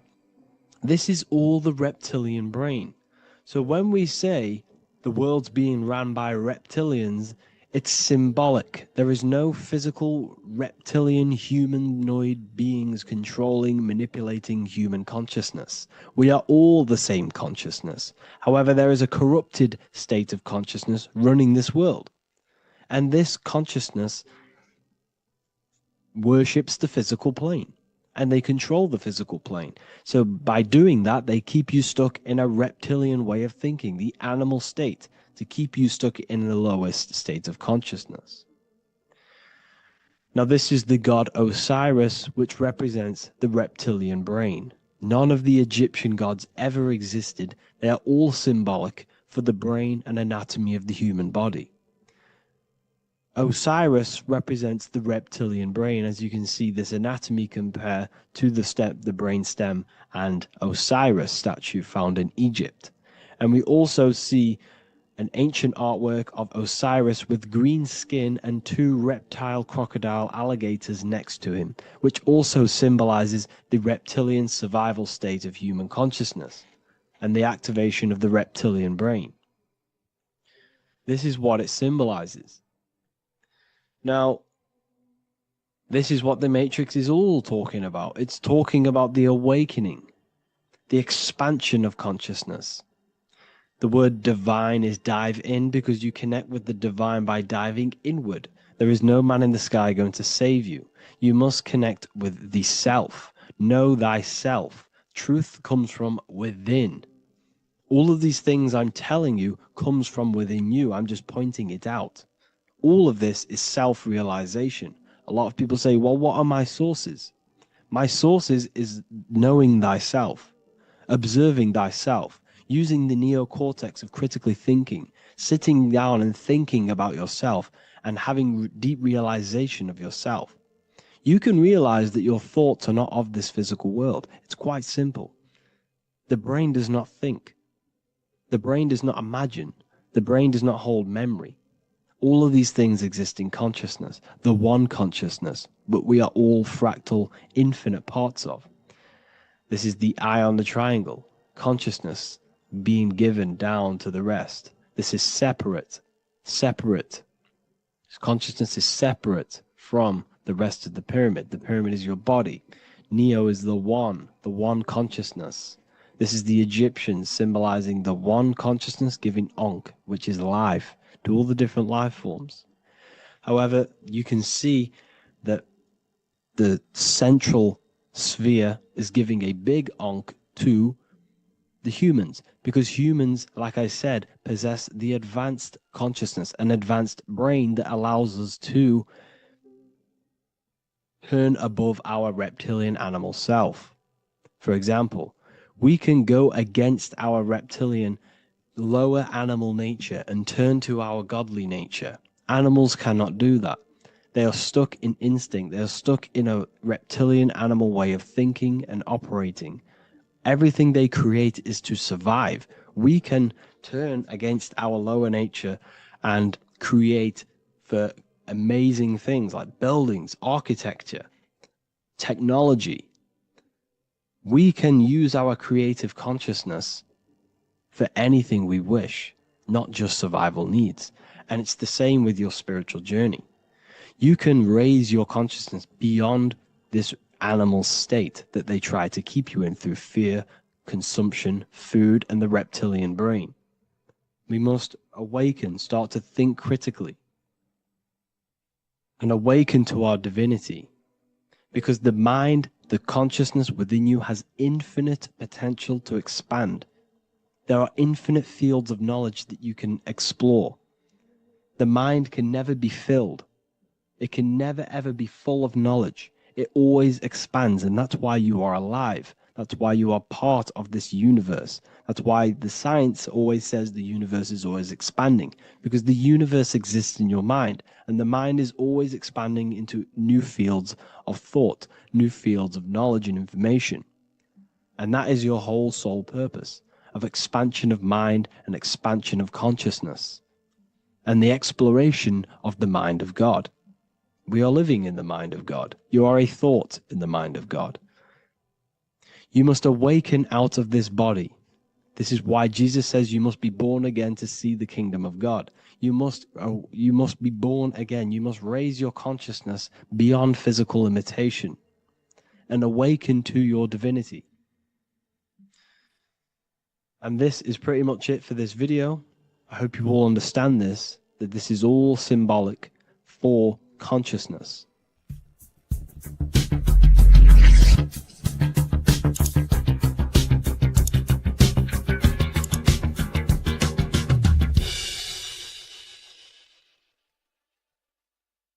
Hey everybody, welcome back to Living Life with Miss Faye. And today I thought I would talk about the Book of Wisdom, because to me, this is information that should be in every household. And you really shouldn't pass this by, because information like this may not be out here forever. But this information is so important, especially for you today, because so many things have been hidden from you about the world, about our living in the world, about our own existence. So many things have been hidden.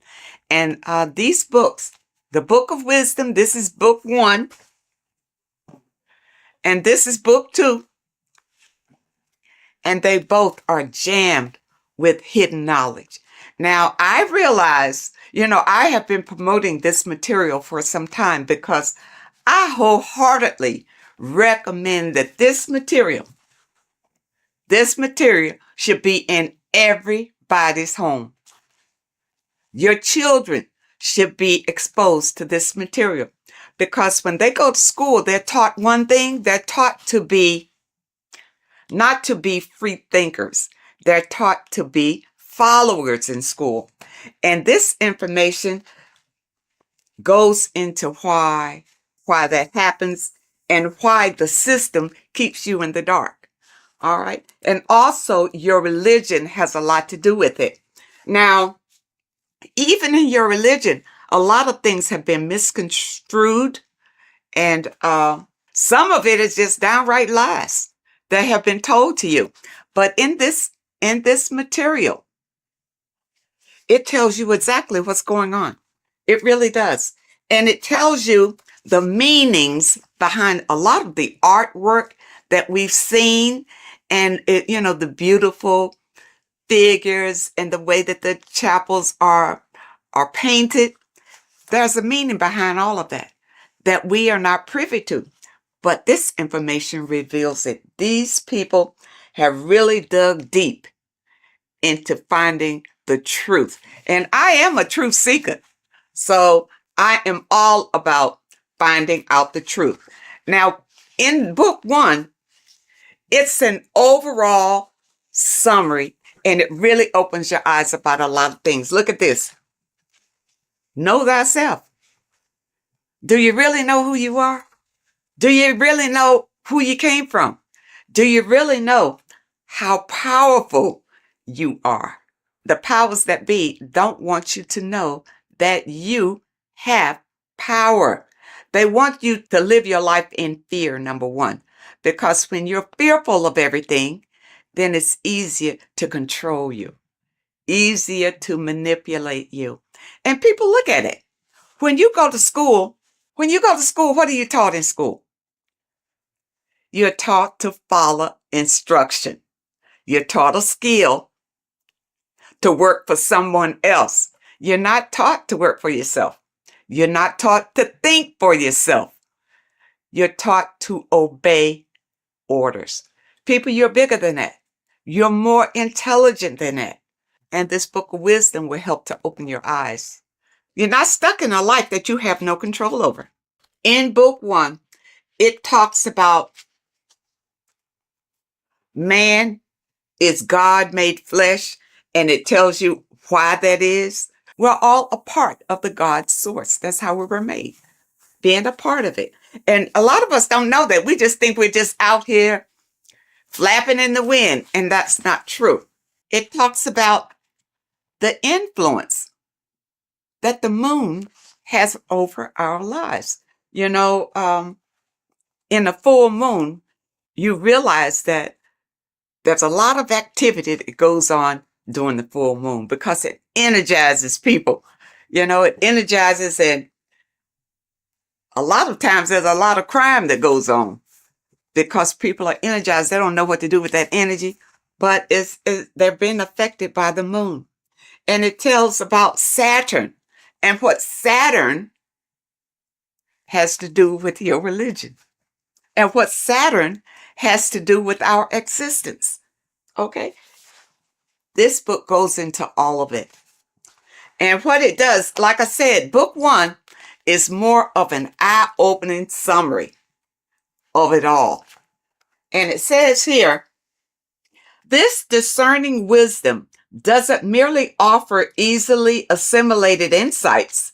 It serves as a guide, illuminating the intricate threads weaving between our essence and the cosmic expanse. It provides an abundance of information to facilitate the evolution of your mind, your body, and your soul. This is genuine awakening. The author is Harry B. Joseph, and I know a lot of you, if you're on social media a lot or whatever, you've probably seen where he'll tell you some inserts from these books. And volume 2 is a more in-depth look at it. So if you want to go really deep, then you want volume 2. Now, one thing in volume 2 that I thought was interesting, of course, everything in here is eye-opening. But I wanted to bring this one to you because it's about the significance of sex. It says sex is a sacred ritual that transcends the physical realm and also takes place in the astral plane. So, you know that saying, as above, so below? Everything that happens here on this plane happens in the astral plane. So when you have sex with someone, you have bonded with them in the astral plane. And that's why you can't just walk away from a sexual experience and not have the energies from that person, because you have shared energies during this sexual ritual. And really, that's why it's better to wait until you are married to have sex and not have casual sex with all sorts of people. Because even here it says, casual sex, often driven by superficial desires such as greed, lust, and monetary attraction, tends to vibrate at a lower frequency on the astral plane. Now, what does that mean? If your casual sexual experiences are vibrating on a low low vibrational astral plane. Well, what's in a low vibrational astral planes? Demons, low entities that will attach to you, because that's where you are. They will attach to you and make your life miserable. You see, that's one way how we get these entities attached to us like parasites, because of casual sex. You got to be careful of that. And the only way that you can break the tie from a casual sex is through a spiritual awakening. See, when you have casual sex, these entities feed off of that energy. That's why they attach to you so easily. This is what you need to be aware of. And a lot of you don't understand why your lives are in the toilet. It's because of the things that you are doing and the people that you are interacting with. And if you had this material beforehand, then you would be aware and able to guard yourself from a lot of heartbreak and disappointments in your life. Because once these entities attach themselves to you, they're not bringing you any good. They're going to bring you harm. Okay? And devastation. You don't want that. When sexual activity is engaged from a place of love, deep passion, and high vibrational energy, it fosters a protective and positive atmosphere. Protective and positive. When you engage in a sexual experience and you both love each other, it's genuine love. Okay? That's what you get. Not when somebody's fooling you and tricking you and making you think that it's love. And as soon as you've had sex with them, now they disappear. Now they have nothing to say to you. Now they'll tell you that they didn't want to get involved. You know, they're not looking for a relationship, that sort of thing. But no, that's still low vibrational, because you didn't wait until you got to know the person. Just had sex with them. Don't do it. And when you have a love-based connection, elevates the energy, creating a shield against negative influences and ensuring that the experience aligns with higher spiritual principles. Okay? And that's what you want. See, this book goes into everything. And it goes into the foods that you should be eating, the foods that you shouldn't be eating. And it goes in a lot of Masonic symbolism, because the Masons have been ruling for a long, long time. And we're not aware of it.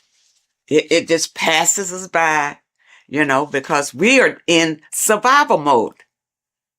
And the powers that be have put us in survival mode. We hardly have time to just enjoy our lives, because we have to work for the elites.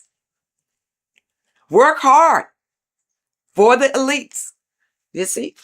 But if you have knowledge and understanding about how they maneuver and how they manipulate and control you, it will help you to improve your own life.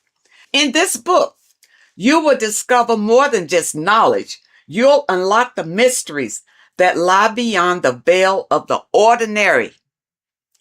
Dive deeper into the cosmic currents that flow through the universe, guiding your mind, body, and spirit toward a higher plane of existence.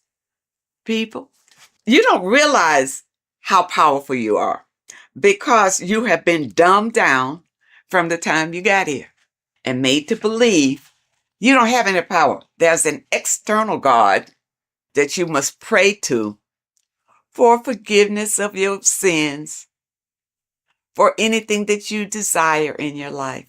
You pray to that God, and that God will deliver it to you. Now, has it happened? Have you received all that you desire from the God that you have been worshiping? If not, maybe you need to know the truth about things. Maybe you need to look deeper into things. Now, it also talks about symbolism, and symbolism is everywhere. But many times we don't understand what the symbolism is. And we see people doing these mantras, and we think, it's evil what they're doing. What they're doing is calling in power from the entities that are around them, because they understand that we are all energy. And they do these mantras to bring in energy, whether it's for confidence, whether it's for strength, endurance, or whatever. That's why you see a lot of celebrities doing these mantras that you think is evil, because you don't know, because your mind is closed and you're living in fear of everything. You don't understand, but you see them progressing and doing better and better and better, and doing all these evil signs. These signs are not evil, number one. They're not evil. They have learned how to manipulate energy to their benefit. And you don't know how to do it. That's why you need the information. You need the information to learn how to manipulate the energy that's already here to better your life. The first book will open your eyes to it. When I first got this, I tell you, when I first got this book, I was so impressed by it. I bought my people a book, sent them a book, whether they can understand it or do something with it or what. But I think it's so important just to have it in your home, because somebody is going to pick it up and this information will resonate with them and put them on a path of enlightenment. And those of you who have your book, spend a little time every day reading and understanding, because there's so much information, even in the first book, that it will take you a while to go through, where you can understand what it's saying in every page. The advertisement on social media talks about this book. He goes through some key points, but don't think that he's covering all of this information. It's too much information to cover in a 1 or 2 minute stint, but it's information that can change your life. This is the thing, people. It's worth every penny. Even if you don't have much, you need to save enough to get these books. Get both of them. You see, I got both of them. Start with this one. If you never dug into this kind of information before, start with this one. This tells about the black cube. These things are in the world today that you don't know what it means. You don't know anything other than what your leaders have told you about it. Well, who's to say they're telling you the truth about what it is? Okay? It's all here. Okay? All here. It talks about the scam. It talks about scams in here. And what this one is, you see NASA right there? You remember the moon landing? All of this is to deceive you. And this information brings out the truth, the absolute truth. And volume 2, you see volume 2 is thicker than volume 1 because it goes deeper. It goes deeper. And even if they come out with a volume 3, I'll be ready for that one too. This one opened my eyes to so many things that I had questions about, as far as heaven, hell, the gospel, the Bible. For a long time, I just rejected the Bible totally. I rejected it because the stories in the Bible didn't really make sense to me. It really wasn't logical. Going through this material, I realized that the Bible is written in parables. All right. It's like morals to a story. It's like lessons that you learn from the stories that they tell. Okay? Because think about it. In the Bible, it says that, the apostles wrote these chapters in the Bible. During those days, those apostles couldn't even read or write. So how they write that? Okay. But from whichever documents that they pull certain information out and put the Bible together. All right. But the Bible, and I'm going to use this little slogan that I heard that I really like. The Bible is basic instructions before leaving earth. It's not for you to take the stories literally. It's to take the meaning behind the story and apply it to your life. And because many of us have not read the Bible, and many of us have.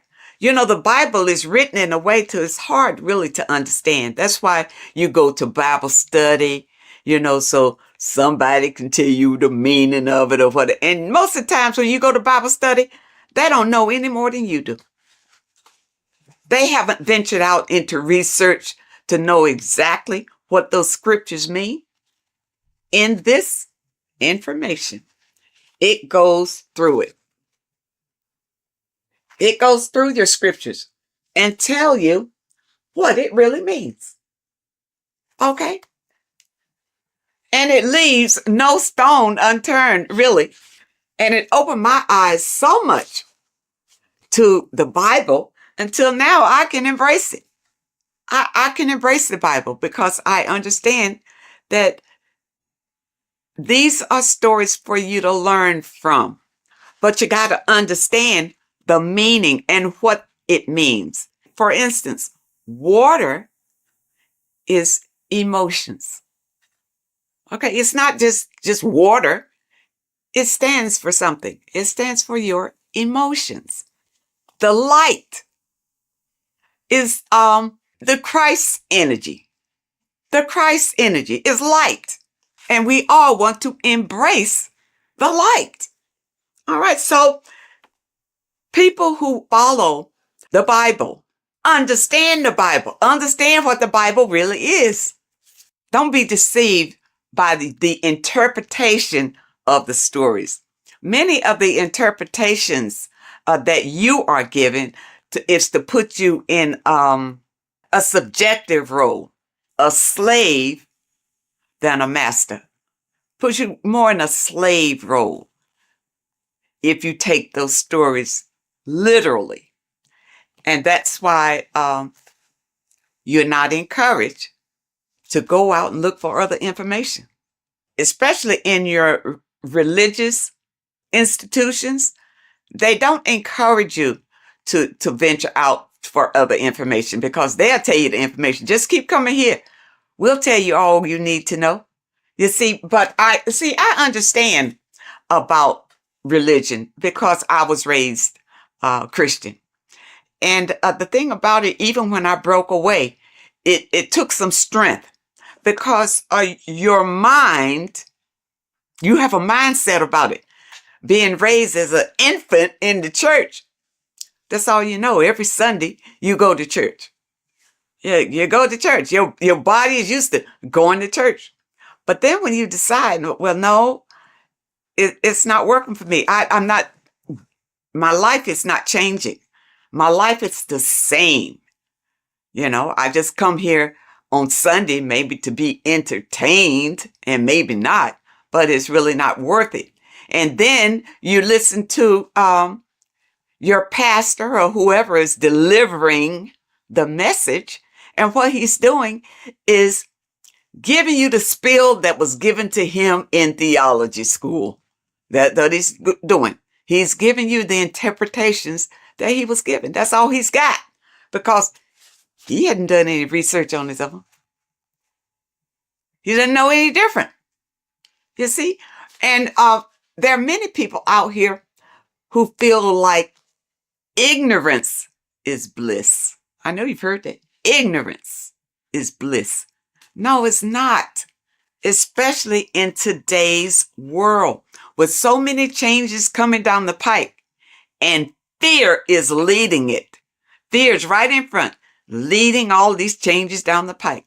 And fear is leading it so that you won't buck against it, so that you will be so afraid you'll just hold on tight and hope that you come out okay on the other end. But if you get this material under your belt, it will give you strength and a way to grab the power that you have inside of you so that you won't feel desperate and you won't feel afraid. You'll feel empowered. And that's what we all want. That's why I feel like everybody should have this material in their home. Everybody. And your kids should grow up reading this before they go to school, and their little minds be manipulated to believe whatever the system wants them to believe. Because really, they're just grooming them to be little worker bees, to be worker bees. You see? People, you have the right. You have the right to be the master of your own reality.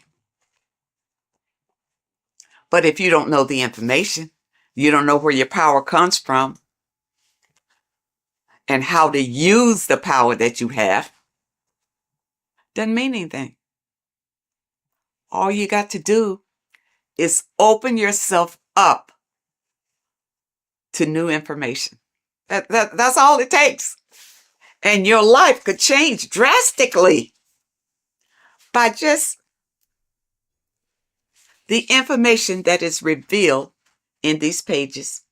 And it's I tell you, it's funny because years ago, I guess I was, I was in the Christian faith when I ran across information from one of the folks who contributed to this material. And when I heard him talking about it, it resonated. Something he said resonated in me, and I never forgot it. And then when I found this material again and I saw his name, I think his name was Santos Benucci or something. I don't want to destroy anybody's name, but I know he is referenced in some of this material. This is it. When he talked years and years ago about it, and now here it is in printed form. People, do not let this pass you by. This is your life right here. You think your Bible is? The Bible is great, but it's in parables. You can't understand it the way it should be understood. Okay? But with this being your companion, it will open your eyes like they've never been opened before. And I know a number of you out there have purchased the book. Leave us a comment and tell us how you feel about it. But take your time. These are not fast reads. Either one. And the thing about it is, I keep going back to them. It's not the kind of material you read one time, put it aside and forget about it. You put this on the coffee table and read a little bit all the time because it reinforces your soul and helps you to manifest the life that you desire. Okay, people, I hope that you understand, and I hope that it helps. And of course, I will leave a link in the description where you click on the link and you can get either one. You can get book, this volume 1,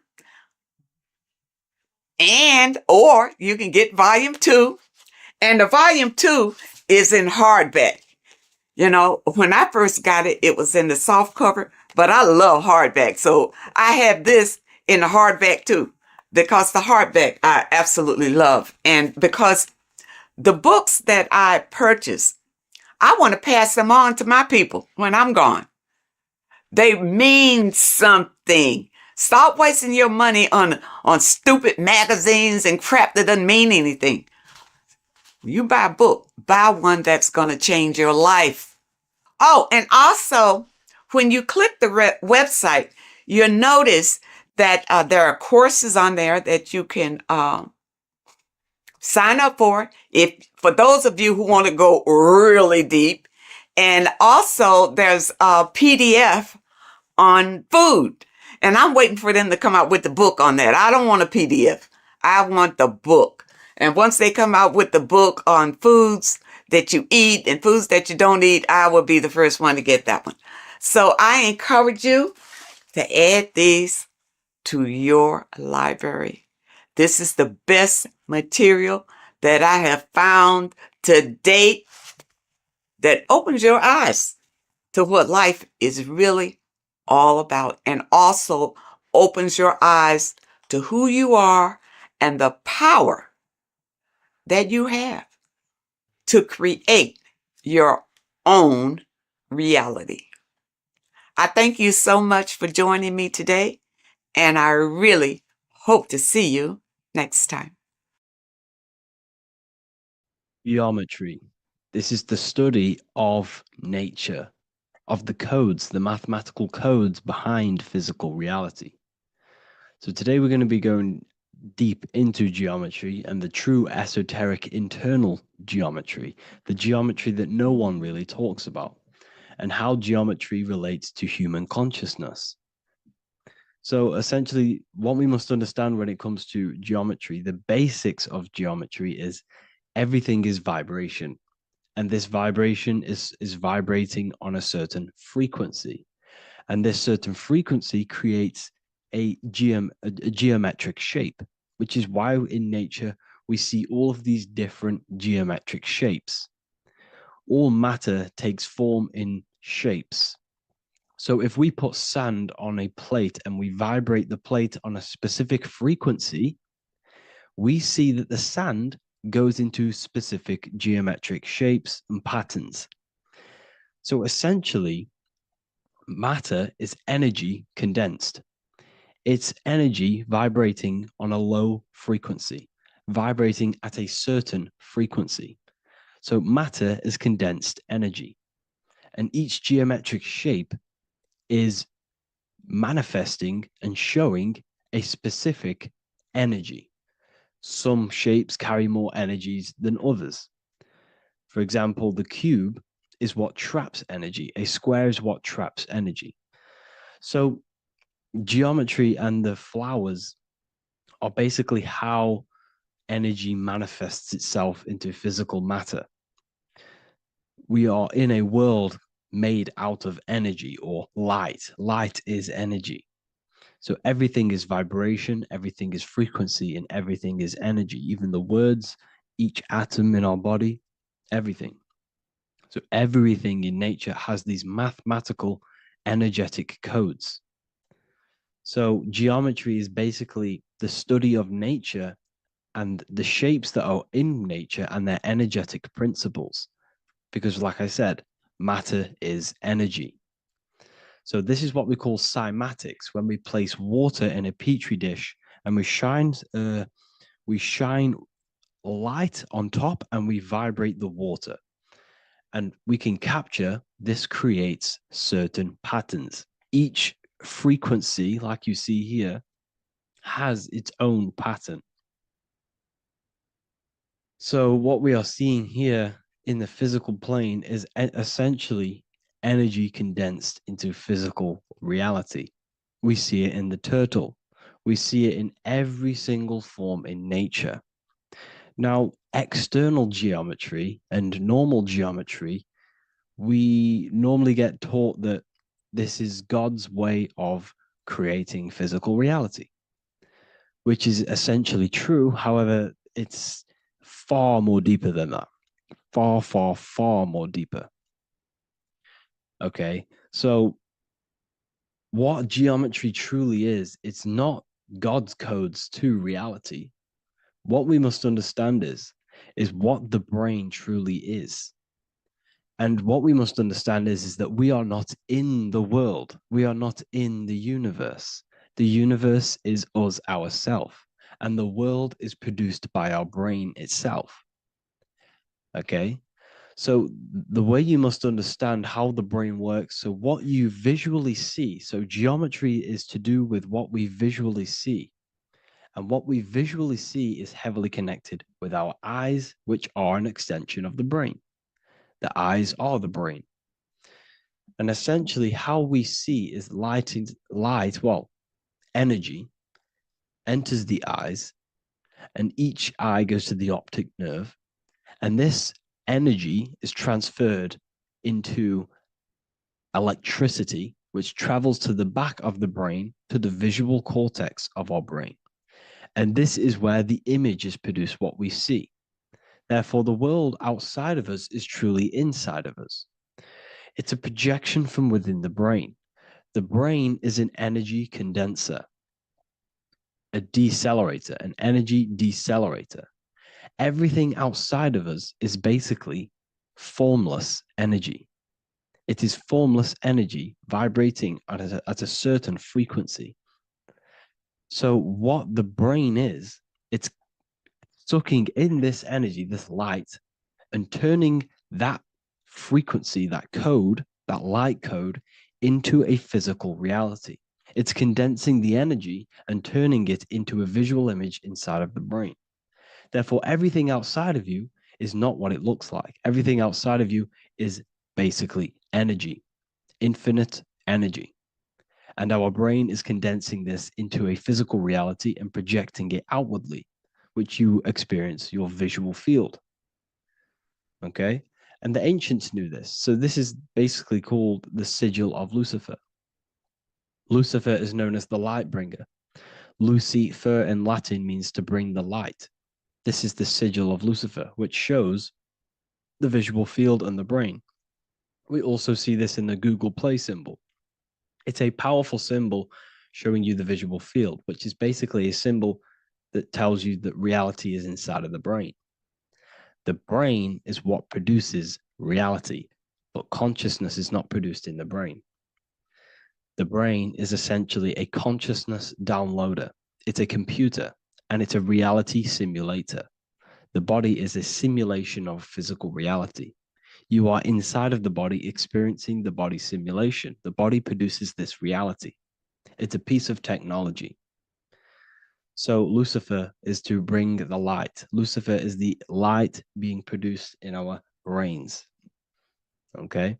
So this is why they say Lucifer can tempt you. Lucifer can be the devil because it represents physicality. It represents the false light. Lucifer can trick you because it represents the physical world can trick who you truly are. So now that you understand how the brain is basically an energy decelerator and it creates and simulates a reality to your consciousness, you are no longer a person in a universe. You are the universe itself experiencing itself. Therefore, geometry is heavily linked in with the brain. Geometry is essentially how your brain and how your eyes decode energy. So what you are seeing is the mathematical codes of your brain creating reality. So what they teach you is the external is that geometry is God's way of creating this world, and these are the mathematical codes God's created. But now I'm telling you the internal. This is the truth. Geometry is how your brain mathematically condenses energy and light into a physical reality. So therefore, your brain is a computer program. So now geometry is nothing outside of you. Geometry is not something created by something else. It's created by your brain. Your brain produces these patterns through mathematical codes by breaking down energy into physical reality. And this is why you see geometry in everything around you. This completely changes your view on geometry. It's in your ear, it's in your face, it's in everything. Geometry is everything. Okay. So now that you understand this, now, as we were talking about the visual field earlier, the ancients knew about this. The ancient Egyptians knew about this. We can see this symbolism inside of the casket, the Egyptian casket. See, this crossover represents the visual field. This represents the back of the brain. This is the left hemisphere, the right hemisphere. And now some of the most simplest teachings in geometry is that straight lines are masculine and curved lines are feminine. And we even see this in the human body. The feminine human body is curvy and the masculine human body is liney. And even with the genital reproductive area, we have a line and a curve, 0 and 1, the binary code of all creation, 0 and 1, because that's basically all that exists. Nothingness and one, nothingness and God, nothingness and consciousness. That's all that exists. Now that I've told you that, the basics of geometry and the line and the curve and the feminine and the masculine, what do we have here? Do you see this stick here? This is a curve. And what's the right hemisphere? The right hemisphere is the feminine, the feminine energy, the feminine aspect of our brain. Then we have a straight line. This is straight lines. Now this represents the left brain. So the Egyptians are showing you the left masculine brain and the right feminine brain because of the curve and the straight line. And this is the visual field, the crossover. So there's a crossover in the brain. The left eye is connected to the right brain. The right eye is connected to the left brain. Okay, so the left eye is connected to the right brain. The right eye is connected to the left brain. The solar and the lunar. So, like I said, everything outside of you is basically energy. Your body is basically a holographic avatar, condensed energy produced by your brain. There's nothing actually outside of you. Your 5 senses are electrical threads of light. And when you touch something, this is basically electrical signals in your nervous system, which are reporting back to the brain. Therefore, what you touch is actually, you're not touching. The feeling that you feel when you touch something is not the true feeling. That's your nervous system you're feeling. You're feeling your nervous system in the brain. It's electrical signals to your brain. So the 5 senses do not decode, well, what you're experiencing as the 5 senses is not outside of you. This is your brain interpreting electrical signals. You don't experience the world, you experience your nervous system and your brain. The nervous system is an extension of the brain. So this is the truth. This is not woo-woo spirituality. This is true consciousness science that I'm teaching you here. Okay? So nothing is truly outside of you. It is a universe. You yourself are the universe, the fabric of the universe itself. The only thing that exists outside of you is essentially energy. That is it. And your body and your brain condenses this energy into reality. So when we look into architecture, why is architecture, the ancient architecture, so important? Because what did I tell you at the beginning? Shapes and physical matter is condensed energy. Each shape holds specific energy. Some shapes hold more energy, emit more energy. Some shapes condense energy. Some shapes transfer energy. Each shape, each geometric shape has an energetic principle because matter is essentially energy. So when we look into cathedrals and the ancient buildings, they were filled with geometric patterns, geometric shapes, because they understood the energy principle. Architecture is basically solid energy. It's physical energy.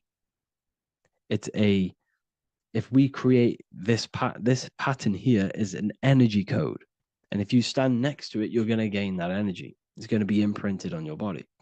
So essentially, they filled their buildings with high energy geometric shapes. Points, triangles, pyramids are very, very energetic. This is why you have crystal pyramids made. orgonite pyramids. They're always in pyramid shapes. That's why the Egyptians built in pyramids, because pyramids hold high energy. They emit high energy.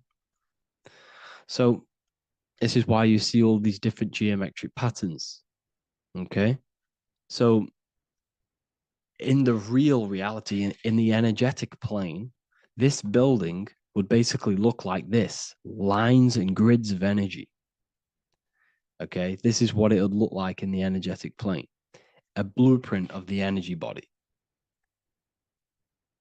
So as you see here, these are the different frequencies in a petri dish, of water in a petri dish. And you can see they are specifically aligned up with these specific patterns. You can see geometry even within geometry. It's fractal. So essentially, when you would stand inside of these buildings, they would imprint the energy of the building in your body, because your body is healed through energy.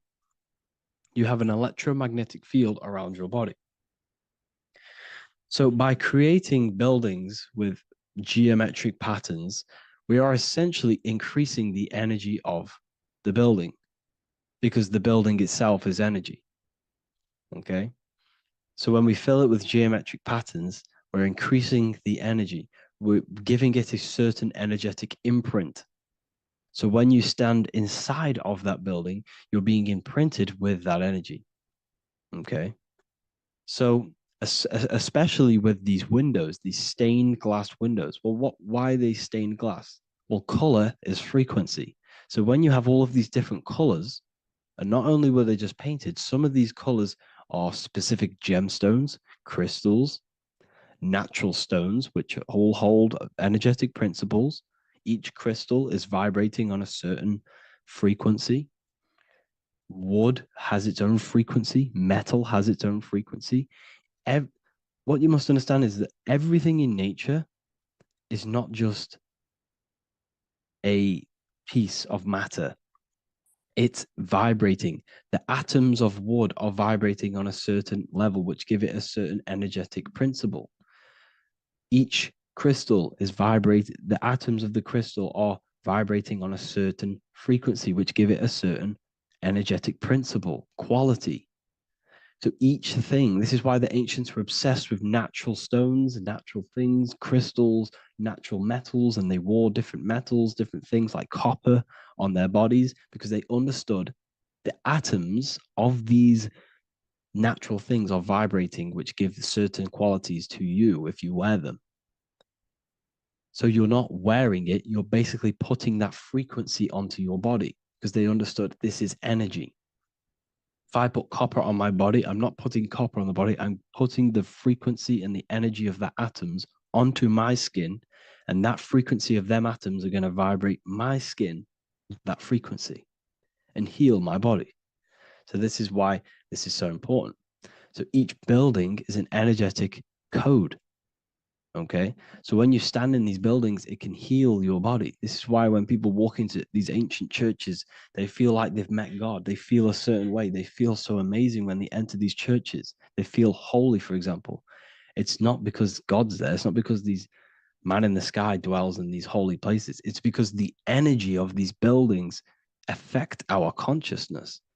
They increase your energy. They raise your vibration. They heal your body. They heal your cells. They imprint the water in your body, especially with these stained glass windows. Like I went a bit on a tangent there, but these stained glass windows were encoded. Well, they use different gemstones, different lights, different colors. And when the sun would shine through this window, well, what's the sun? The sun is light. Light is energy.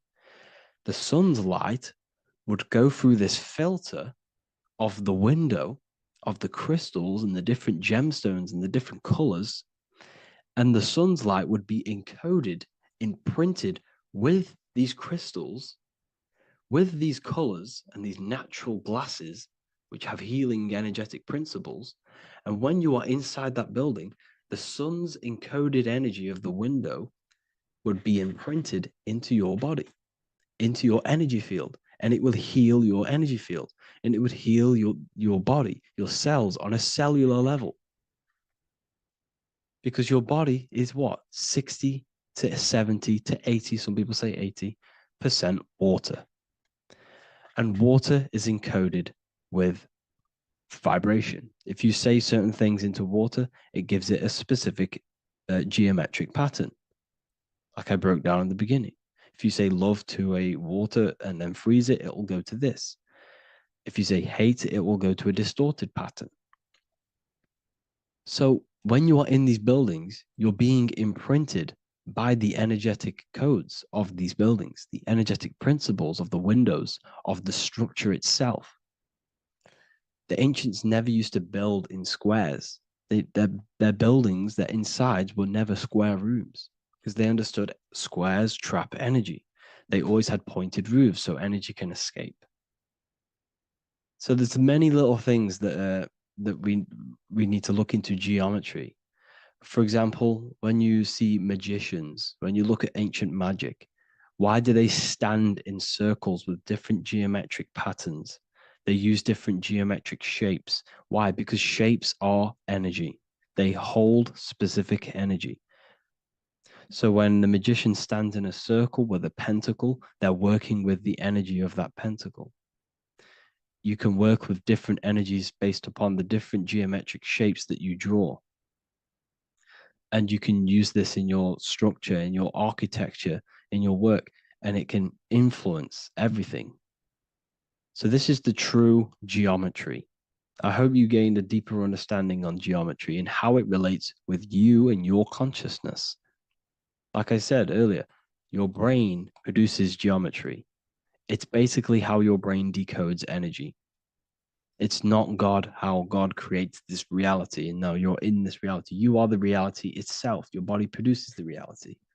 Therefore, geometry is one with you. So therefore, if I play with the geometry of the buildings, for example, like the government have, everything's in squares. If you look outside, everything's a square, everything's a rectangle. You go to a city, every window is a rectangle, every building is a rectangle. You live in a box room, everything is boxed and squared off in this reality, in this modern society. Why? Because they're trapping energy. The cube is the most simple geometric shape, which basically condenses energy and it traps energy. And if you subconsciously see squares all the time, your phone's a square, your TV screen, everything's a square, your keyboard, your desk. Go and look at the ancients. They never used to build in squares and cubes. And if you go into nature, you'll never see squares and cubes. Nature doesn't create squares and cubes. Everything in the modern society is squares and cubes to simple your consciousness down, to dumb your brain down. So the ancients built very, very complex structures. Why? Because they understood what we see affects our brains, because our brains decodes reality and creates reality. If you see a sophisticated building, this is going to give you a sophisticated mind and raise your IQ levels over time, subconsciously. I'm not saying if you look at this building, you're going to become smart. I'm saying if every single building in your environment, ment is mind, mental, every single building in your environment was this complex and complicated, it would increase your IQ on a subconscious level. It'd make you more complex, make you more intelligent. So they've dumbed everything down. They've dulled everything down. Look at everything. Everything is being dulled down. So anyways, I hope you all gained a better understanding on this. If you want to gain more occult knowledge and esoteric knowledge, make sure to read the Book of Wisdom, Volume 2. If you're inside the university, you can get this book for free. Go to the general chat area and follow the instructions and you can order yours for free. Truly life-changing stuff. Because the issue is with the world is that no one really understands who they are, what they are, and why we are here. That is the issue for people's depression, for people's wrongdoings. They don't understand who they are, what their emotions are, what their mind is, what their body is, what reality is. This book gives you that. This book gives you the sense of understanding, the sense of well-being that will give you a better life because you understand life and what life is. And if you truly want to take your studies to the next level, we have the Ethereal University. This is the place for truth seekers where you can connect with like-minded people so you don't have to feel insane, because not many people think this way. I've been there when people when you wake up and not many people around you are thinking the same way, and you start to feel a bit insane, and you can't really talk to people about these things. That's why I created this, so you can connect with people and learn at the same time and become the best version of yourself by understanding truth and knowledge. We do. If you join, you'll gain access to free live calls every single week, every single Saturday morning. We do live calls. You can ask me questions and all sorts. So make sure to leave a like and a comment. And thank you all for tapping in.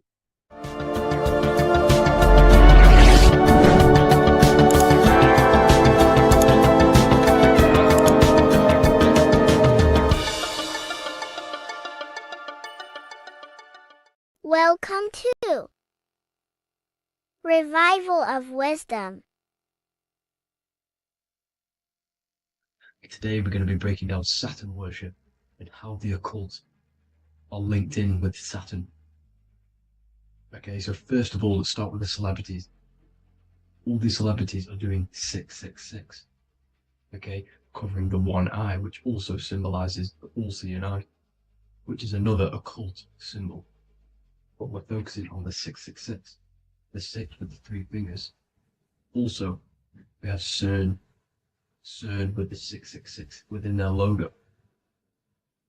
Also Disney, okay, as you can see here, 666 within their logo. Pepsi, Coca-Cola, and even Cadbury's. Monster Energy with the 666 in Hebrew numerals. Unleash the beast. So what is 666 to do with Saturn? Because on Saturn, on their north pole of Saturn, there is a 6-sided hexagon, okay? So Saturday is named after Saturn Day, the 6th planet. It is also the 6th day of the week, and has a 6-sided polygon on its north pole, 666. Not only that, when you create a star out of the hexagon, you will create a 6-pointed star, okay? With 6 triangles within the star, and a 6-sided hexagon, which all adds up to 666. Okay, so this is why all these symbols contain 666. So why do they worship 666? Saturn. Because Saturn is the god of time and death, okay, and order and lessons. Okay, Saturn is a very cold and dry being. That is the 6th planet from the sun. Okay, Saturn represents the winter, which symbolizes death. Okay, because all nature dies within winter because the sun's not there. So it represents darkness and death. It rules the zodiac sign of Capricorn. Okay, so in the celestial cycle, Saturn is always opposite the sun. So it's the opposite of the sun. So they're worshipping this energy which is death-like. Okay, this god which is death and does not bring life. Okay, also is the god of time. Okay, also in the Roman and in Greek it's called Chronos. Okay, which is just a translation for time. It's also known as the Father Time, aka the Grim Reaper. Okay, the Grim Reaper. Keep that in mind. We'll come back to this. Here are some more logos with Saturn. Okay, NAG, Internet, Wi-Fi. Okay, all these occult logos all worship Saturn. They are a satanic occult. They worship this death god, this evil god. Okay, this is where the cube now comes in. Okay, because what color is associated with Saturn? It's black, because it's the absence of light. It's opposite the sun. So black is the color associated with Saturn. Each planet has its own color associated with it. Okay, so when you make the cube, okay, as you can see here, the cube out of the polygon, it creates what? A black cube. Okay, and the Kabbalah, okay, Kabbalah means cube, Allah means the god, the cube god. These religions are secretly worshipping this cube god, the god of death, Saturn, Satan. It's the same entity behind it all. Okay, so Also, we have these black cubes in Australia, Denmark, all around the world, these black cubes, because this occult is worldwide. It's Saturn, Satan taking over this realm. Okay. Also, with this black cube, they walk around it like the rings of Saturn. It's around the black cube of Saturn with the rings, they walk around in circles. What are circles? Cycles. What is a cycle? Time. The time god. This is why it has a ring around it, because it represents time, cycles. Okay? And this is another depiction, Saturn, always depicted with this Reaper staff. Okay? Keep in mind this staff, just like we associated with aka the Grim Reaper. The Grim Reaper also wears a black robe, representing Saturn with the same staff. Can you see it? This is where it comes in. Okay? It's the same thing, look, the same staff with the black robe. Black representing Saturn, the god of death. Okay, the Grim Reaper, Satan. Okay. Also, when you graduate from university, what do? You wear a cube on your head, a black cube with a black robe. This is Saturn worship. See, this is how Saturn, Satan, has tricked the world into worshipping him, not God, the sun, which represents God. So what is a corona? Because a corona is a crown, a circle, okay? A set of concentric circles of light seen around a luminous body. So Saturn. So this is why they used to worship Saturn by wearing crowns in the ancient days. And we still do to this day. The king or queen has a crown, a corona. Also, corona, the drink. Corona adds up to 666, just like Saturn is 666. But like you see in the corona, you see the staff. You see this staff, just like the staff of Saturn, the Saturn god, like the Grim Reaper, with the black robe and the staff, just like the Saturn god. What is the Grim Reaper? It's a killer, it represents death, just like Saturn, the god of death and time. So all these occults and secret societies all worship the 666 god, which is Saturn, Satan. All of our energy is being put into Saturn. Okay, and Saturn, Satan, is harnessing all of this energy. So gradually, this is what the mark of the beast is. Like it says in the Bible, the mark of the beast, or the name of the beast. Here is wisdom, let him know that you have to understand and count the number of the beast, for it is 6. It is the number 6 of a man, and is 600, 6, 666. So this is what the mark of the beast is. They are going to eventually put green chips, just like Neuralink, which is what Elon Musk is pushing. Okay, so this chip is the mark of the beast, and it's going to be implanted to our hands or brains. Okay, and they will manipulate our consciousness, and it will manipulate our DNA, and it will directly connect us to AI, and AI is linked in with Saturn, Satan, as the demons and the people who rule this world are in love with AI. They want to connect humans to AI. And this will control our consciousness completely and give all of our energy back to Saturn, Satan, this deity that they all worship. Just like when you get married, you wear a wedding ring, the rings of Saturn, over the finger, which represents the sun.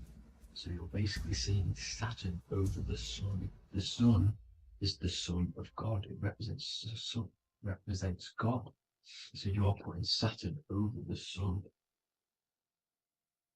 So Thank you guys all for tuning in. I'm going to leave you guys here.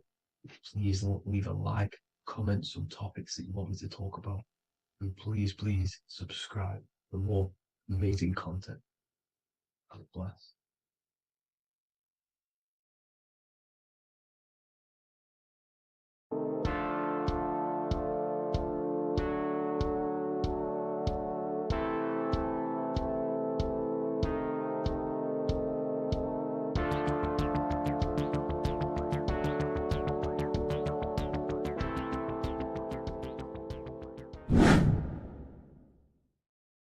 What are we all doing, people? Survival wisdom. Today we're going to be breaking down the Bible and its real, true metaphysical meaning. All of these slides within this video is taken from my book, The Book of Wisdom. So you can get all of these slides. So the Temple of Solomon, you are body, mind, and soul, which is the Holy Trinity, the moon, sun, and earth. The sun is your soul because the sun is its infinite source of energy. It is its own source of energy. And that is what your soul is. It's its own source of energy. The moon is mind. This is why you call people a lunatic. You're a lunatic. Luna means the moon. And inside of your mind, you have a specific mood. Mood is moon. And mind in German is Mond. And the word Mon means moon. And earth is your physical body because your body contains of the four elements, the four physical elements. Well, the Temple of Solomon is the temple of the soul and the Mon, the soul and the Mon, the soul and the mind. And it's the temple of the Holy Spirit in the Bible. Everything leads back to one singular point in the center of the brain. The brain is not the mind. It's mind over matter. Okay? The brain is the physical manifestation of the mind. The brain is the electrical computer which decodes the light waves given to it by the mind. This is why everything in the body leads back to one singular point. And we'll go over this in a minute. But this is controlling the physical body.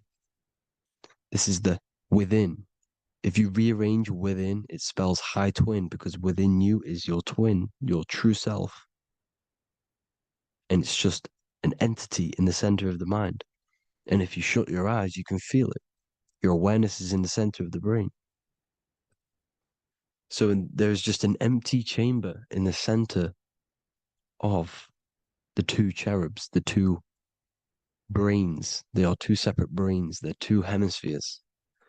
And the empty chamber, when scientists chop it up and see it's just an empty chamber, well, because you can't see in that plane of reality. You cannot see the mind.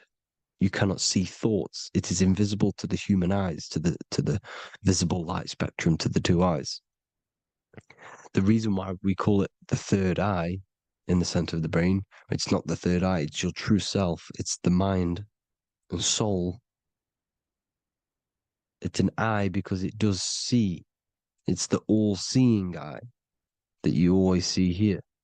There's some Masonic artwork showing the two pillars, the two cherubs, the two hemispheres of the brain, and the inner eye. This is the eye that sees all things. What do I mean by seeing all things? Not physically. It sees the mind. It's what, because your soul is watching the mind. You can observe the mind. You are not the mind. And if you meditate deeply enough, you can go beyond the mind.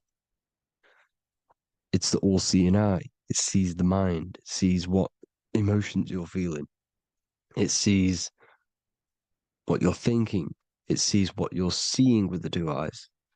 It's the all-seeing eye. It sees all things. It's omnipresent. It's everywhere. Because the mind can be anywhere. The mind can switch itself into any place it wants. There is no limitations with the mind. So there is two hemispheres in the brain. And in the Bible, there is a quote saying, the most holy place between the two cherubs. The two cherubs is the two hemispheres of the brain, and the most holy place is between them, which is what the Masonic artwork is showing. This is the all-seeing eye, the soul and the mind in the center of the brain. And you will not see this with the two eyes.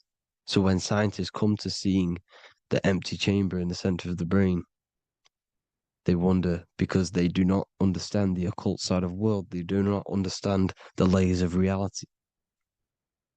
How the two eyes, everything physical comes from the unseen.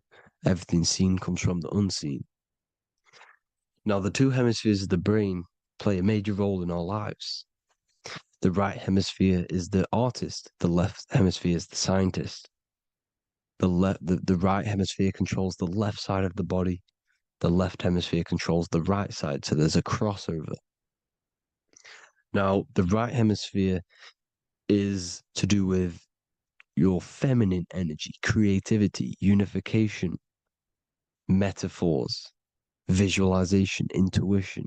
The left hemisphere is to do with sequencing, facts, materialistic details, language, and logic. So they keep us normally trapped within the male aspect of our mind, which is the left hemisphere.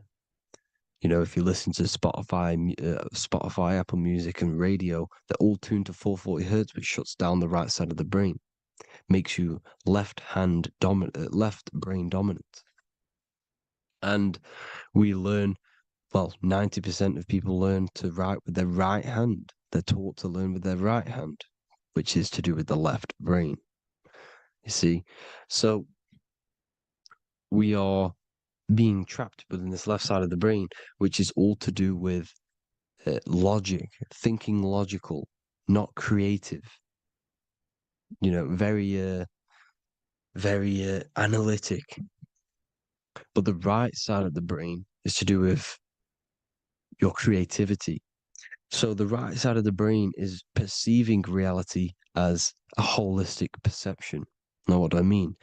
If you're riding through a woods, for example, if you're riding through a woods, your right hemisphere is seeing the whole woods as one unified woods. The left hemisphere's job is to break down the perception given to it by the right hemisphere and break it down into individual trees. So what am I saying?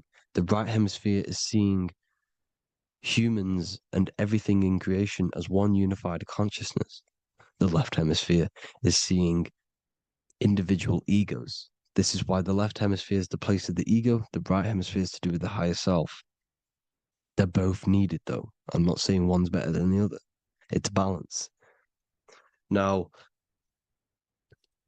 they don't want you to see the unified perception of creation. They want you to think everything is individual, everything doesn't come from the one, because all things come from the one. And we experience the two in this reality, dualism. In order to understand the one, we have to experience the two to advance. So, anyways, let's get away from the two hemispheres. The right hemisphere, like I said, is to do with the higher self. And this is why in John 21:6, it says, cast the net onto the right-hand side of the boat and you will find fish. Meaning, cast your energy, cast your perception into the right hemisphere of the brain and you will find God, unification, and higher self. You will see things from a unified perspective. How we are all one. Because we are all the same consciousness.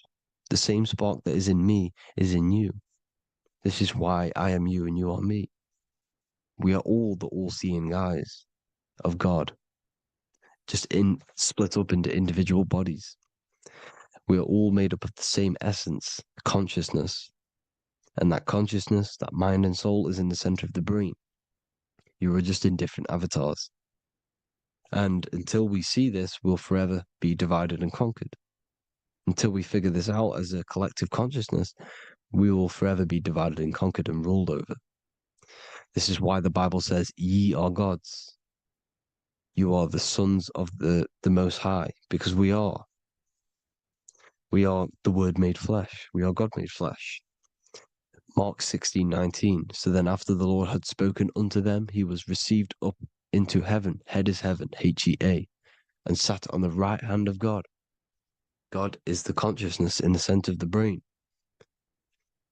Heaven is the head, and the right hand of God is the right hemisphere of the brain, meaning he sees things in unification, creativity, intuition, the higher mind, the higher brain. When Moses crosses the Red Sea is the corpus callosum, moving from the left to the right hemisphere of the brain to see unified perception of reality. Head, H-E-A, heaven, same root word.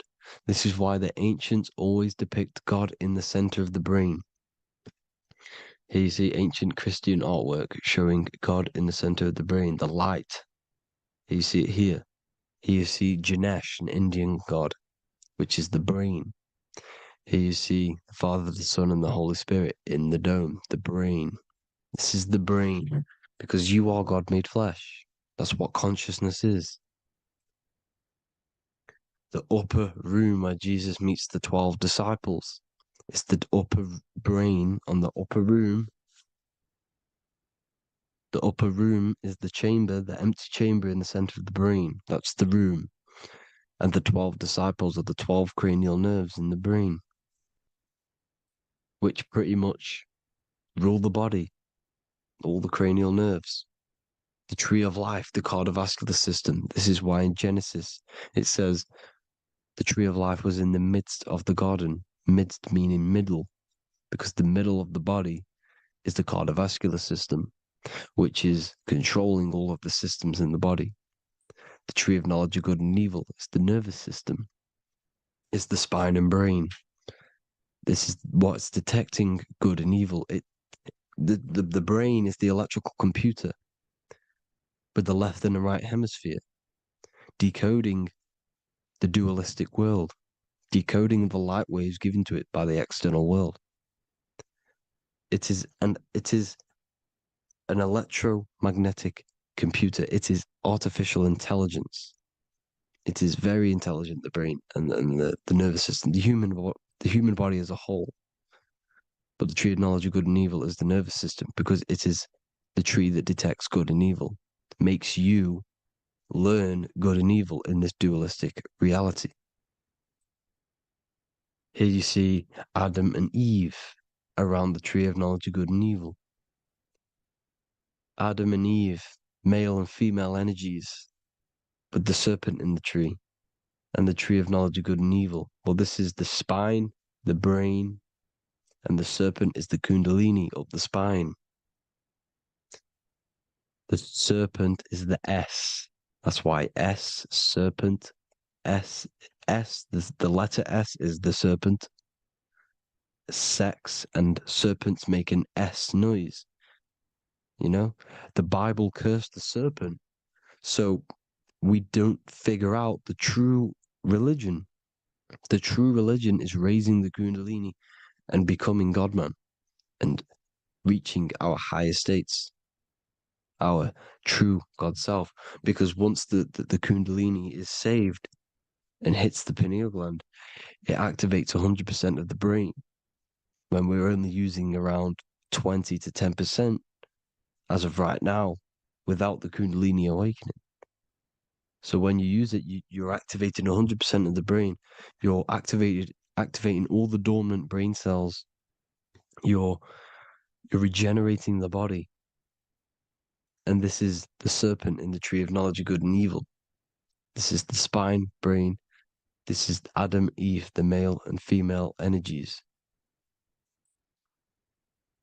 The light of the body is the eye. Therefore, if thine eye be single, thy whole body should be full of light. Matthew 6:22. This is the single eye in the center of the brain. It is not the pineal gland. It is what's inside the pineal gland.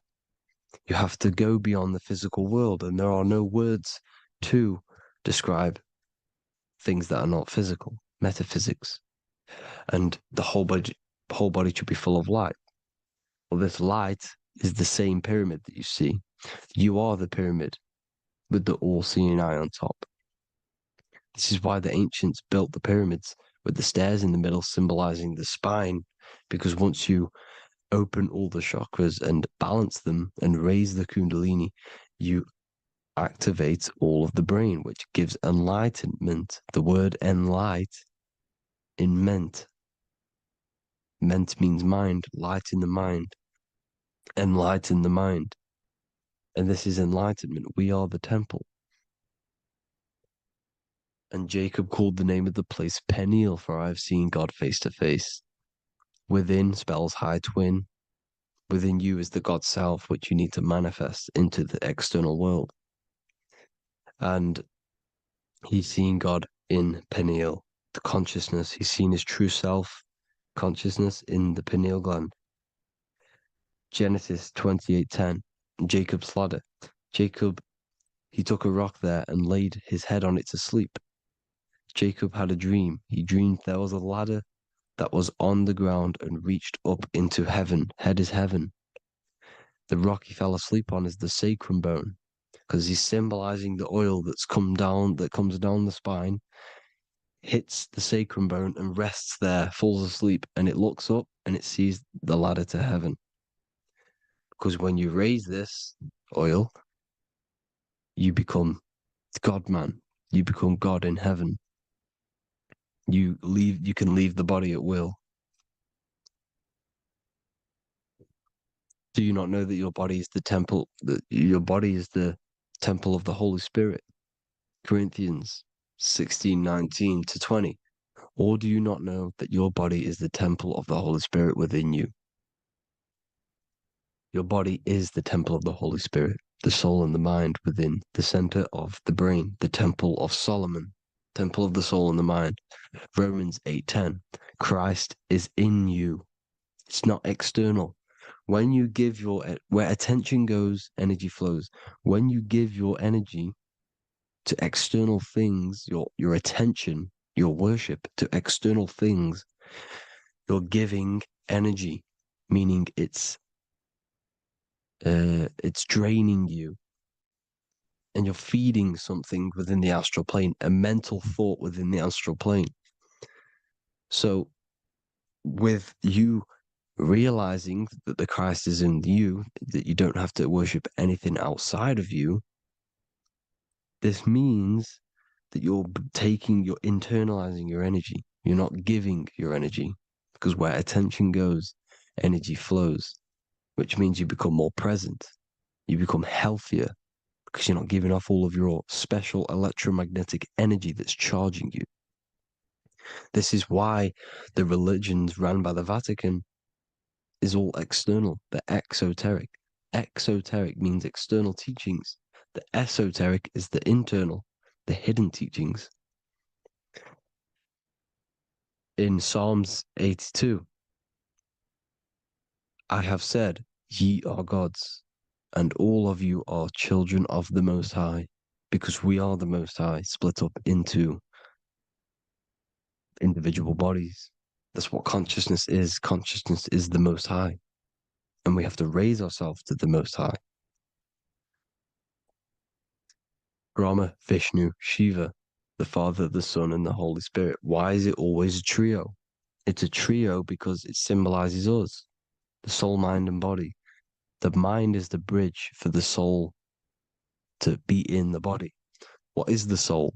It's the life force. It's the watcher. It's the all-seeing eye. The soul sees into different realities, and it gives life to the body of every reality it goes in. This is why you always see light around the all-seeing eye, because it is the energy, the life force, the light, life, L-I. Life is light, and it's the eye because it sees into the different realities. It sees into the dream world. When you're going to sleep at night and you dream, it's not a dream. It's another reality. You're a multi-dimensional creature. We live in a multiverse. There's infinite amount of yous. And there is a version of you which is the highest self in a reality somewhere. And this eye has the ability to switch realities, which is exactly what astral travel is. Astral travel is the ability to switch reality beyond the 3D construct of this world. The Father, the Son, and the Holy Spirit, Brahma, Vishnu, Shiva. The Brahma, the soul, inhabits different bodies. This is why they have different heads. Vishnu, the mind, symbolizing gnosis, meaning knowledge. This is the serpent. The serpent symbolized knowledge. Shiva, the body. The Father, the Son, and the Holy Spirit. The bird, the soul, because the bird symbolizes the soul. This is why you have here the Egyptians showing you the soul leaving the body. Here you see here with the twin head, the same head, and it's a bird. This is the soul self. This is the ego self. The Egyptians knew this. They knew all of this. Of course they did. Now the whole story of Jesus is all metaphorical for the process which goes on within your body. Your neck and head is the Holy Grail, which the sun and the moon creates. Sorry, the sun and the moon creates the fluid within the Holy Grail, the brain, the skull. And the moon creates the milk. Sorry, the moon makes the milk. The sun makes the honey, the land flowing with milk and honey in the Bible. The land flowing with milk and honey is the center of the brain in the Holy Grail. Here you see the Masonic artwork showing you the sun and the moon creating the fluid in the spine. Here's the serpent. Serpent symbolizing the two Kundalini channels, the Ida Pingala up the spine. Here's the furnace raising the Kundalini, raising the oil, heating it up, and rising it to the crown. You see? So here you see more Masonic art, seeing the sun and the moon creating the holy fluid in the brain, in the cup, filling the cup. This is why it's a cup, because it's the Holy Grail. This is the holy oil in the center of the brain that gets released down the spine, which is Jesus coming down from heaven. It comes down the spine, down the River Jordan in the Bible. This is when Jesus goes from Nazareth to Jerusalem. He comes down the River Jordan, and Joseph and Mary are in Nazareth waiting for Jesus' return. Joseph and Mary symbolize the pineal and pituitary gland, which produce the two oils created by the sun and the moon. And he returns. When he returns, he gets crucified at 33, because there's 33 vertebrae at the back of the spine, and it crosses the vagus nerve.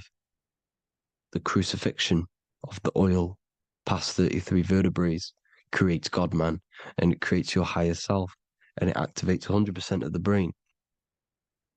And you turn into spirit, you turn to your spirit self. This is why Jesus dies. He didn't physically die, it metaphorically dies, and becomes his higher self. The ego self is left behind. It's the same with the whole story of Jesus. Jesus comes down from heaven, which is the oil. He dies in a cave for 3 days, which is the oil hitting the cave. Here's the cave, and resurrects after 3 days. If you resurrect the oil, comes up and gets crucified at 33 in Golgotha. Golgotha translates to a place in the skull. The three wise men from the east. Well, if you look at the Masonic artwork, they'll always show you a ladder up to the east. Okay? Here you see north, south, west. This would be east. Here you see east here. East here. The ladder up to the east. The east is the top, up. Three wise men from the east. The thalamus, pituitary, and pineal gland in the center of the brain. The most important glands in the body. Here you see the Egyptians with the spine, the sun, and the two hemispheres of the brain. What did I say at the beginning? The sun is the soul. The sun is its own source of energy. It's the life force, which gives life to anything it inhabits. The soul is the same thing. That's why sun and soul mean the same thing. So, what I'm saying is consciousness is God. And this is why when it refers to as God in the Bible, means your higher self, pretty much. And returning back to this higher self, because God is something that you need to manifest. Consciousness is God, and your body is a reflection of the creation by God. This is why everything in the body corresponds with the stars. The stars rule the body. We are an image of the stars. This body is an image of the whole of creation. Aries rules the head. This is the cerebrum. The ram in the brain is the ram, Aries. And we have something called the cerebrum, Aries, the ram. This is the Lamb of God moving to the higher mind. Taurus, which is the lower brain and neck, the cerebellum, the bull Taurus, the lower mind, and the cerebrum and the cerebellum, the ram and the bull, is what makes you ramble on. Ramble meaning walking. The higher mind and the lower mind working together makes the body ramble. Ramble is what makes you walk along. Thank you to Santos Bonacci. Gemini, the two twins, rules the two arms, the hands, and the lungs. These are the two twins of the body. Sagittarius, the horse, which rules the hips. Hips means hippo. Hippo means horse. Hippopotamus means water horse. Hippo means horse, and this is why we call them hips, because horses have massive hips. Capricorn, the kneecaps. Pisces, the two fish, the 2 feet. Then they make us swim. We are an image of the stars, people. Well, the body is anyway. Consciousness is God, and the body is the image of the whole of creation. It's a reflection of the whole creation, as above, so below. 12 systems in the body, 12 cranial nerves for the 12 constellations, 12 cell salts. The body's made out of 12 cell salts. So, this is where it gets kind of deep. You know, this is where we get deep. And he said, Jesus was known as the fisher of man. And fisher of man, meaning man does not mean man as in the male. Man means mind. He's the fisher of minds. So the Bible is not patriarchal. It's not patriarchal. Man just means mind, pretty much. So the fisher of mind, man, because he was fishing minds out of this reality into the higher realities. He was teaching people how to leave the body when he walks on water. Walking on water is the physical, etheric, astral, and mental. These are the different planes of reality. The ether is the either, because the ether is the substance that's on either side, astral and physical. It's the fifth element, is ether. And the fifth element is the water. The same water at the beginning of the Bible when it says, let the firmament divide from the waters above from below. The water symbolizes the ether. It's the base of all physical matter. And the ether symbolized is known as the water. So when you're walking on water, you're walking on the ether, meaning you're leaving the physical body. So when Jesus walks on water and he's teaching Paul to walk on water, Paul becomes scared and falls back into the water. Well, when you astral travel and you become scared when you're projecting, you'll fall back into your body. So he's pretty much saying walking on water is leaving the body, and walking on the ether, because the ether is the veil between the astral, and that's what devil means. Devil has the word veil in it, because the devil is trapping you between one veil, which is this world. They're trapping you in this world, this thin layer of reality. Your dreams are different veils. The ether, the astral, the mental are different veils. Devil is deveil. Deveil. You need to escape being stuck into in one reality and living between realities. And this is when you truly become a multi-dimensional being, because your soul is just the eye. That's what you are. You're just an eye, and you see into different worlds. And it also, when Jesus means the fisher of man, the fisher of minds, he is I truly believe, because of my research, that there is other worlds. It's not just this one. There's higher worlds. There's an infinite amount of you, and you've been in them dreams you call dreams. Them dreams are other realities that you are in. That's why when you're there, you don't feel like you're in a dream. You feel like it's 100% real, because it is real. So this is why the ancients always depicted the many different heads, because there's many different versions of you. And this I, the soul, the watcher, is switching itself into different bodies at all times. Well, when you sleep, when you astral project. And this is what the ancients were doing. They understood the multiverse, and they could switch bodies at will. And this is what the 7 seals are in the Bible, also known as the 7 chakras. These are literally portals within us to these different worlds. We're in the heart at the moment. Earth, rearranged spells heart, meaning middle. This is where good and evil exist. It's the middle point, the midpoint of realities. So, I hope you all enjoyed the video. All of this knowledge that I've give you in this video is inside of my book, the Book of Wisdom. The Book of Wisdom gets updated every single month with new pages.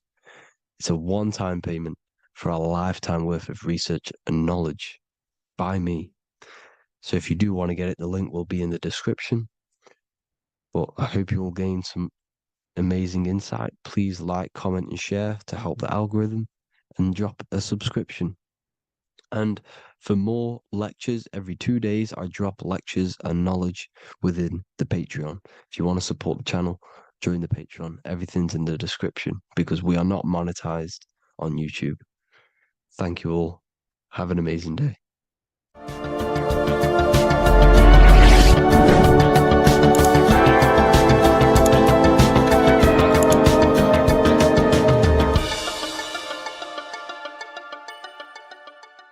Welcome to Revival of Wisdom. Welcome people, we're back with another video, and this video is about Freemasonry and their connection to the Illuminati. Please, as always, to make sure to hit that like and the subscribe button, and turn on the notifications to never miss a video. On May the 1st, 1776, the founder of the Illuminati, Adam Weishaupt, founded this secret organization, and this date can be found in Roman numerals underneath the all-seeing eye pyramid on the $1 bill. This $1 bill also says Anut Coptus Novus Ordo Secularum. This is Latin for announcing the birth of the New World Order. This New World Order will be headed by Lucifer, the all-seeing eye, and followed by the 13 layers of bricks for the 13 elite bloodlines. So your Orsini's, Rockefellers, Rothschilds, Soroses, and the other 9 elite families. So when Adam Weishaupt created the Illuminati, he made it consisting of high-level degree Masons, French and Latin philosophers, and many more powerful people to all become one society. So this is why you see Masons using this same symbol of the all-seeing eye inside the pyramid. But not all Freemasons are part of this Illuminati secret society. As the 33rd degree Freemason Manly P. Hall said, In his book, The Secret Teachings of All Ages, Freemasonry is a fraternity within a fraternity, an outer organization concealing an inner brotherhood of the elect.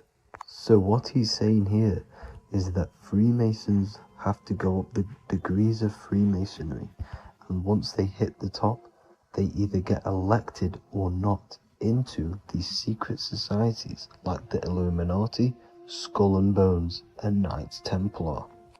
So when you see celebrities doing this one-eye symbolism, either covering one eye, doing the triangle, or doing 666 over one eye, this is showing and reflecting the symbolism of Freemasonry.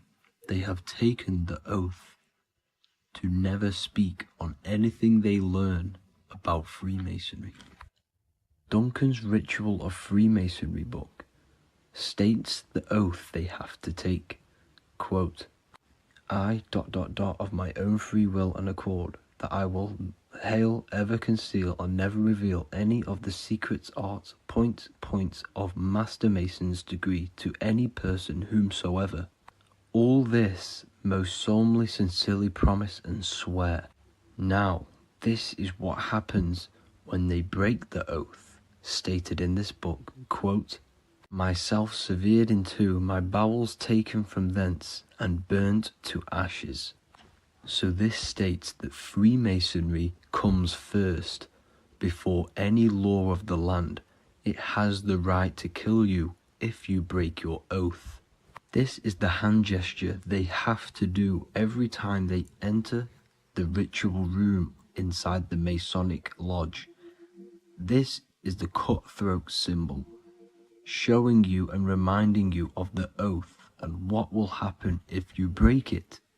Now in this book, Richardson's Monitor of Freemasonry, it states, if you break your oath, binding myself under no less penalty than to have my throat cut across, my tongue torn out by the roots, and my body buried in the rough sands of the sea. If they do not decide to kill you, this book states this by pointing him out to the world as an unworthy vagabond, by opposing his interest, by dearranging his business. In other words, they have the power to frame you and destroy your reputation to the world, and destroy your business if you break this oath. So yes, they do kill to keep this truth hidden, because this truth of this reality is what keeps them in power. They have the ability to manipulate people, because people do not know what manipulates them. This is why they call themselves the government. They govern the ment, which is the mentality, because the mind is the root cause of reality. They control what you perceive to control what you manifest. By knowing the truth, you are set free, and you no longer need no controller above you. So this is why they are willing to kill and do whatever it takes to keep the truth concealed within these high-level degrees of masonry and these secret societies. However, going back to Manly P. Hall's book, it states, part of the symbols are displayed here to the initiate, but he is intentionally misled by false interpretations.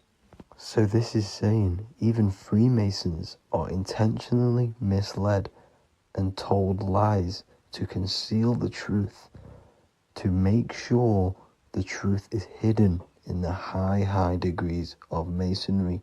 So that's it for this video, guys. Thank you all for tapping in. Please leave a like and a subscribe. God bless.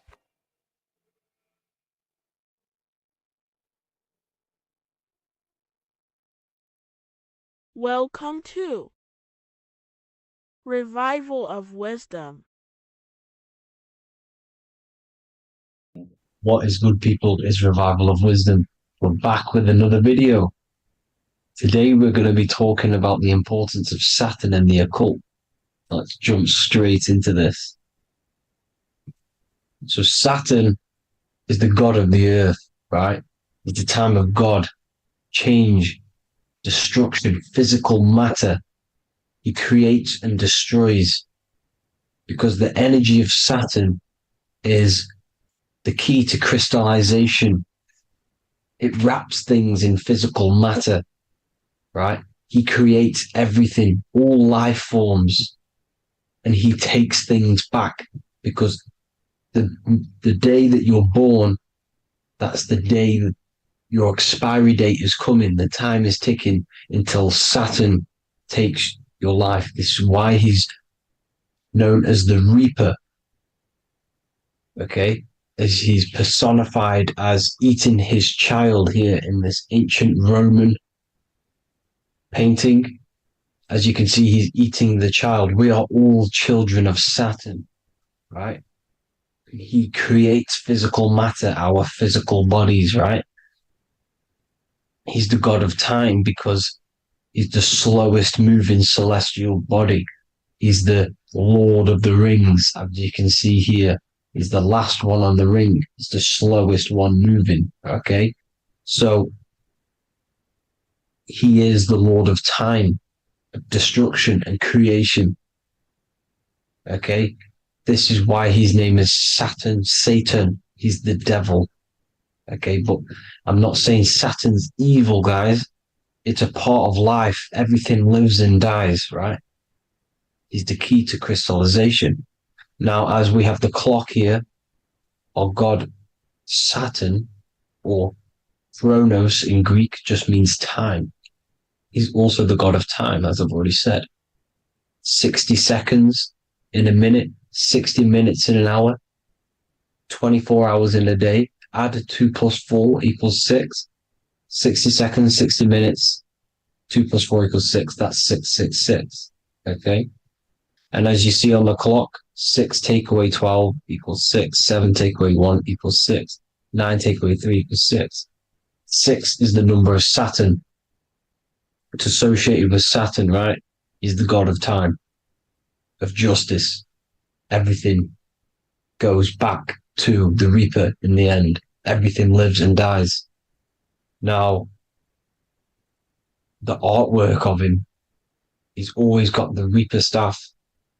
You see, it's personifying death. Now, when you see this, the Romans were not saying Saturn was a real person, a real god in human form. No, this is personification. This is what the ancients always did. They personified, just like the Bible. It's all personification. So the personifying Saturn eating its children because it eats, it's the Reaper. No one can escape the Reaper. No one can escape death. Now, Saturn is 666, which is in the Bible, the number of the beast, right? The number of the beast, Satan, 666, right?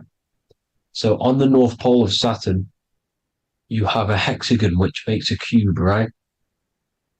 Now this hexagon, when you join up all the corners, creates the 6-pointed star, known as the Star of David, right? In the Jewish religion. Now, as you can see, the 6-pointed star has 6 points, 6 mini triangles, and a 6-sided hexagon. That makes 666. And also, you have Saturday is named after Saturn, the 6th planet, the 6th day of the week, and has a 6-sided polygon in its North Pole.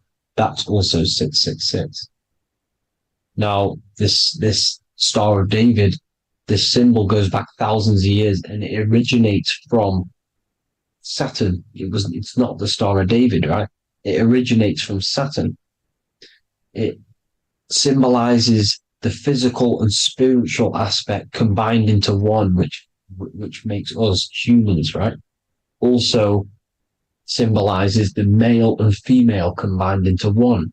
These two sacred energies create the human. We consist of both male and female energy, also known as the Seal of Solomon. And we all know if Solomon was a real person, he talks about communicating with 72 demons. He could apparently, in the text, he could communicate with 72 demons, and this is sorcery. This is black magic. Now, this symbol is associated with hexing people. When you place a hex on someone, that is a form of witchcraft, which a hex is just a curse. When you're cursing someone, this is black magic. Now, the black magician would stand in the middle of the symbol and cast his spells onto other people. Now, this symbol is obviously on the $1 bill, twice on the $1 bill. And it's very, very ancient symbol. And it originates from Saturn. And let's keep going. So the cube. So I've just said how you see the cube on the North Pole of Saturn, right? The cube is limited. It's a 3D shape. It symbolizes limitations to the physical 3D dimension, the third dimension, the physical realm which we are in. Now, as you can see, the color associated with Saturn is black, right? Black is infinite potential. Black is the creation of all things before there was light. Light is born out of blackness, darkness, okay? Now, black is physical matter. And as you can see, the black cube, black symbolizing physical matter, the cube being limited, as the physical realm that we are in is limited. It's not like the fourth dimension where everything can exist in a thought. The third dimension is limited, right? And this is what Saturn is. It limits you to the 3D 666. Your body limits you to your physical body. Now, these black cubes are placed everywhere. As you can see, Australia, Denmark, Manhattan. There's one in New York. As you can see, the Apple have a cube. The Nintendo GameCube. Trump Tower is a black cube.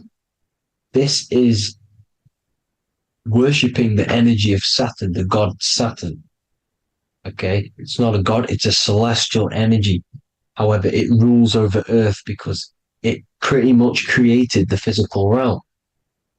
Now, as you see, when you go to a funeral, you wear black, a black suit symbolizing Saturn, which is the color associated, black. And as you see in Mecca, they walk around the black cube in rings. As you can see here, they're stood around in rings, like the Saturn, the rings of Saturn. The Mercedes symbol.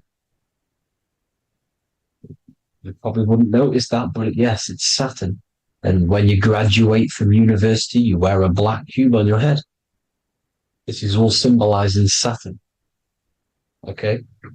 Now, as you can see, the Jews here have a black cube on their third eye whilst they pray. Notice how he's shutting his eyes into blackness, darkness, and he's wrapped around a black strap around his arm. This is symbolizing the wrapping of physical matter, of how physical matter wraps things into existence. And as we all know, the Star of David is a Jewish symbol. So he has the black cube and the Star of David, right? So all of these religions are secretly worshipping Saturn. Okay, this is all Saturn worship, Kronos, the god of time and destruction, the physical reality. Now, as you can see, it's symbolized everywhere in all major corporations. Pepsi, internet, that's obvious. NASA, of course, NASA. NASA means to deceive in Hebrew. Universal, Walkers, that one's so obvious. Nike, Toyota.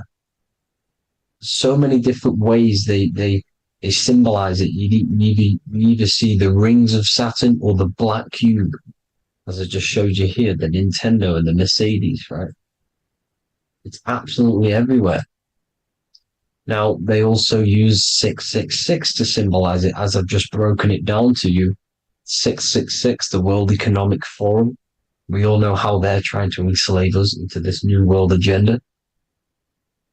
Google Chrome, CERN, Disney, Coca-Cola, Cadbury's, all of these have 666. Now, every UPS barcode has 666. And even www. Is Hebrew for 666, as you can see here. Monster. It's the same Hebrew letter that means 666. Drake, 6 God. That's his God, Saturn. Why? Because they love physical realm. They love the physical dimension, the third dimension. Because they can rule here through riches. They can build an empire here. It's not like the fourth dimension. They don't want to ascend. They want to stay down here in the physical realm. Okay? Now, this is why they're cloning. They can move their consciousness into other clones to live forever. This technology exists. This is why they love the third dimension. As you can see, all of these sellouts here, Drake, Leonardo DiCaprio, you know, all of these people doing 666 because this is their God. This is their God. They love the physical realm. They sold their souls for wealth and fame in this physical realm. So why would they leave? You see? Now, this isn't all just evil, okay? So you have 7 chakras, right? You have 7 days of the week, 7 solfeggio scale notes. These are frequencies, the solfeggio scale. Now, it's called the Saturn moon matrix because the moon symbolizes your mind, because you're created out of the Holy Trinity, which is body, mind, and spirit, right? That's the triangle, the equal triangle, body, mind, and spirit. Now, the 3 main celestial bodies are Earth, Moon, and Sun. The Earth being your physical body, the Moon being your mind, and the Sun is your soul, hence why it's called solar. It's a solar soul. Now, these symbols are alchemical symbols. So when you're doing alchemy, you use these symbols to obviously symbolize what we're talking about. Now, as you can see, these are all the symbols of the planets. Of Saturn is created out of the moon on top, the moon on the bottom and the earth on top, as you can see here. You see? And this creates the number 5. Now, with the moon being your mind and the earth being your physical body, this is mind over matter, because the earth is your body's matter. This is matter over mind. You don't want to be matter over mind. This is low states of consciousness. You won't be mind over matter. You see, to manipulate matter, to create your own reality. Now, obviously, we all know Saturn is associated with the lowest chakra, which is the root chakra. This is to deal with your animal instincts. When you're down here, you identify as the physical body. You don't know anything spiritual. You're you have a pure physical mind. You don't believe in anything spiritual. This is survival mode, consumption. They want you trapped down here, which is matter over mind. They don't want you to create your own reality, which is mind over matter. You see? Now, that's what Jupiter is. Saturn is the moon on the bottom and the earth on top. But Jupiter is the moon on top with the earth on the bottom. That's mind over matter, you see? So these chakras are an ascension process from matter, physical matter to spiritual. This is the ascension. This is the stairway to heaven. This is Jacob's ladder. You see? Now, the number 5, which is obviously associated with Saturn as well, which the symbol for Saturn, created the number 5. You have 5 senses, 5 elements, 5 physical elements. As we all know, Saturn crystallizes everything into physical matter out of the 4 elements. 5 fingers and toes, 5 points of man. Okay, the number 5 is the number of justice. Saturn holds things back. He restrains things from you, makes you learn the lesson. Now, 666 is not all evil. 666 is the atomic structure of the carbon atom. 6 protons, 6 electrons, 6 neutrons, right? We are carbon-based life forms. All life forms are based on the bonding properties of the element carbon.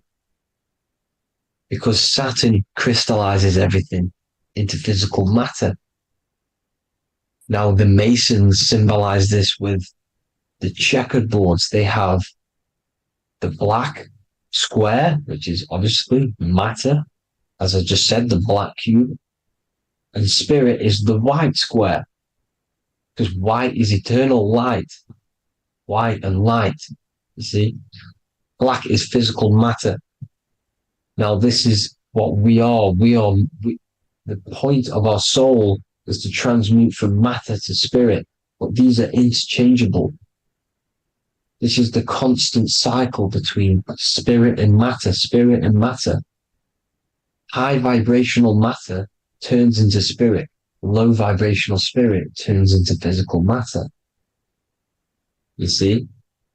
Now, we are carbon-based life forms. This is what 666 is, the number of the beast. When I say we, the physical body is the beast.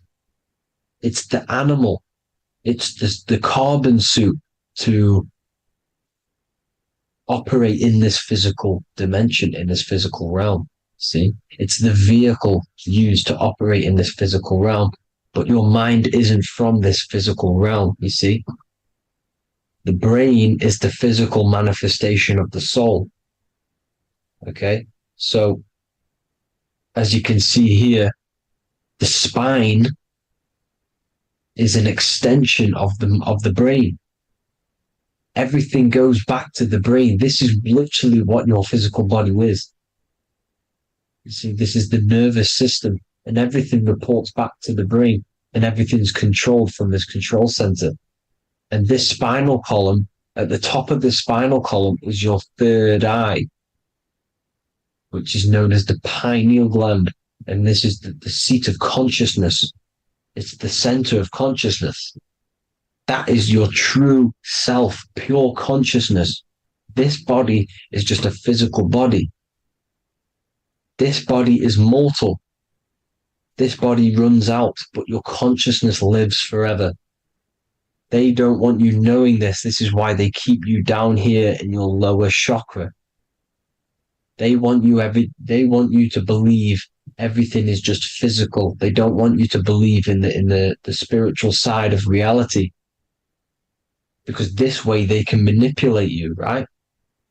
They want you matter over mind because they know your mind creates reality. They know your mind is the root cause of reality. You manifest your own reality from the inside out.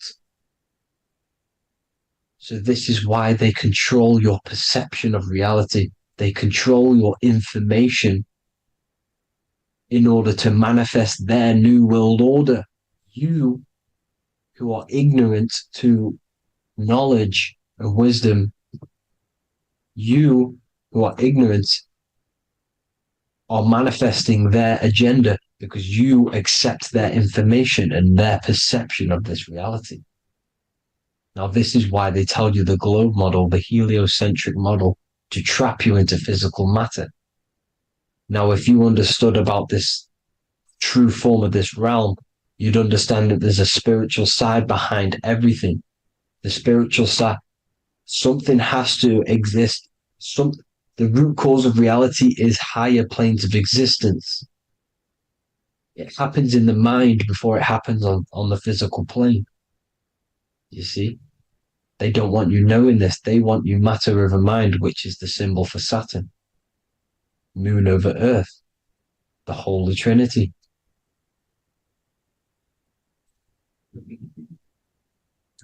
Now, as you can see, the cube also makes IXXI. This is Roman numerals. This is Roman numerals, and when it's translated from 9/11. Yes, 9/11. This is the secret code of the One World Order. The two twin towers, when the two become one. Okay, when the two become one, this is how you reach the higher states of consciousness, the physical and spiritual. Now, as you can see, the 9/11 memorial are two black cubes. It's two black cubes. This is all Saturn worship. Now, I'm not saying that Saturn is an evil celestial body, right? No, everything has a good side and a bad side, right? It's duality. The spirits of Saturn on the dark side are the most evil demonic spirits. Now, these are the spirits that these are invoking through these rituals, right? Yes, 9/11 was a massive ritual. It's a satanic ritual, okay? Now, we all know Elon Musk. Elon Musk is coming with the mark of the beast. And English gematria, this equals 666, right? 666, as I said, is the number of the beast. You are the beast, your physical body. You see how the Bible twisted things up to make things more confusing, right?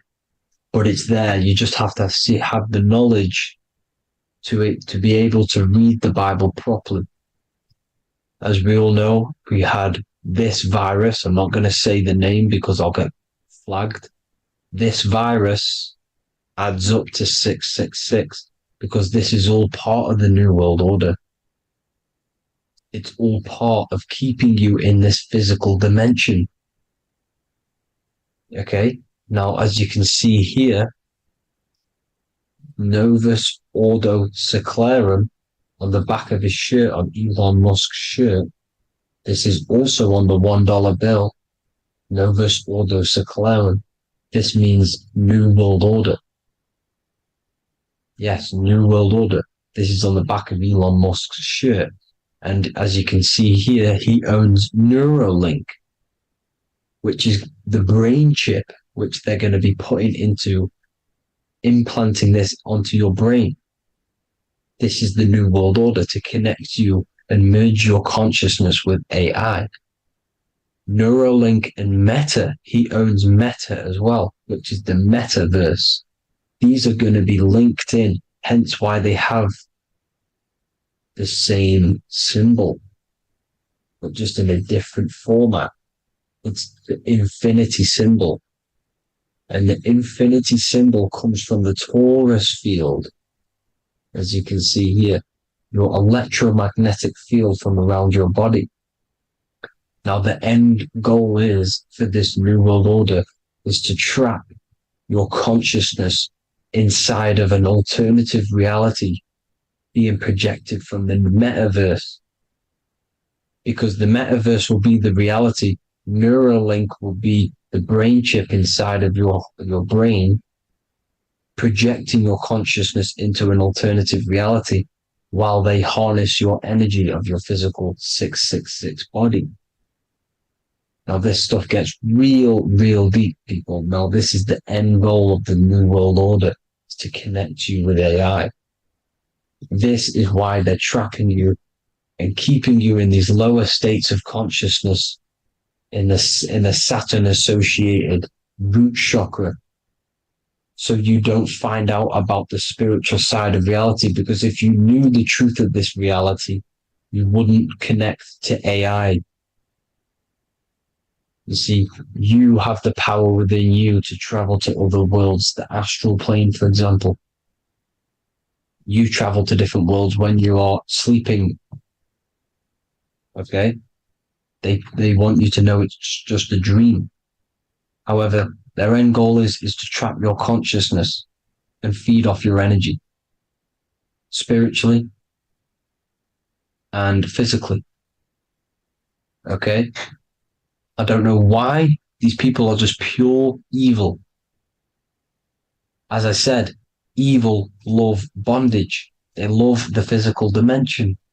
They don't want to ascend to other realms.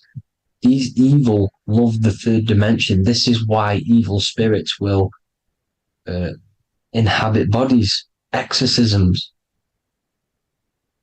because they miss being in the physical realm. They miss it. Evil love bondage. So this is why they're cloning and putting their consciousness in clones to stay in this third dimension, to stay as further away from the source as possible. Okay? This is why they're doing it. And this is how it's all linked in. So I hope you all enjoyed this video. Hope you gained some wisdom. Please feel free to join the Telegram. And please leave a like and a subscribe. Thank you all, people. God bless.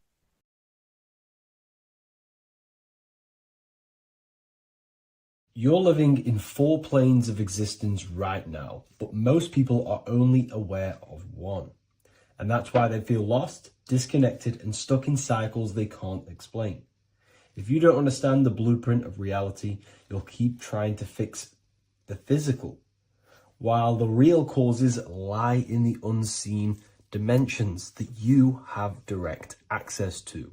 You must understand that the universe only exists in the mind. Everything is a projection of consciousness. Therefore, consciousness produces everything.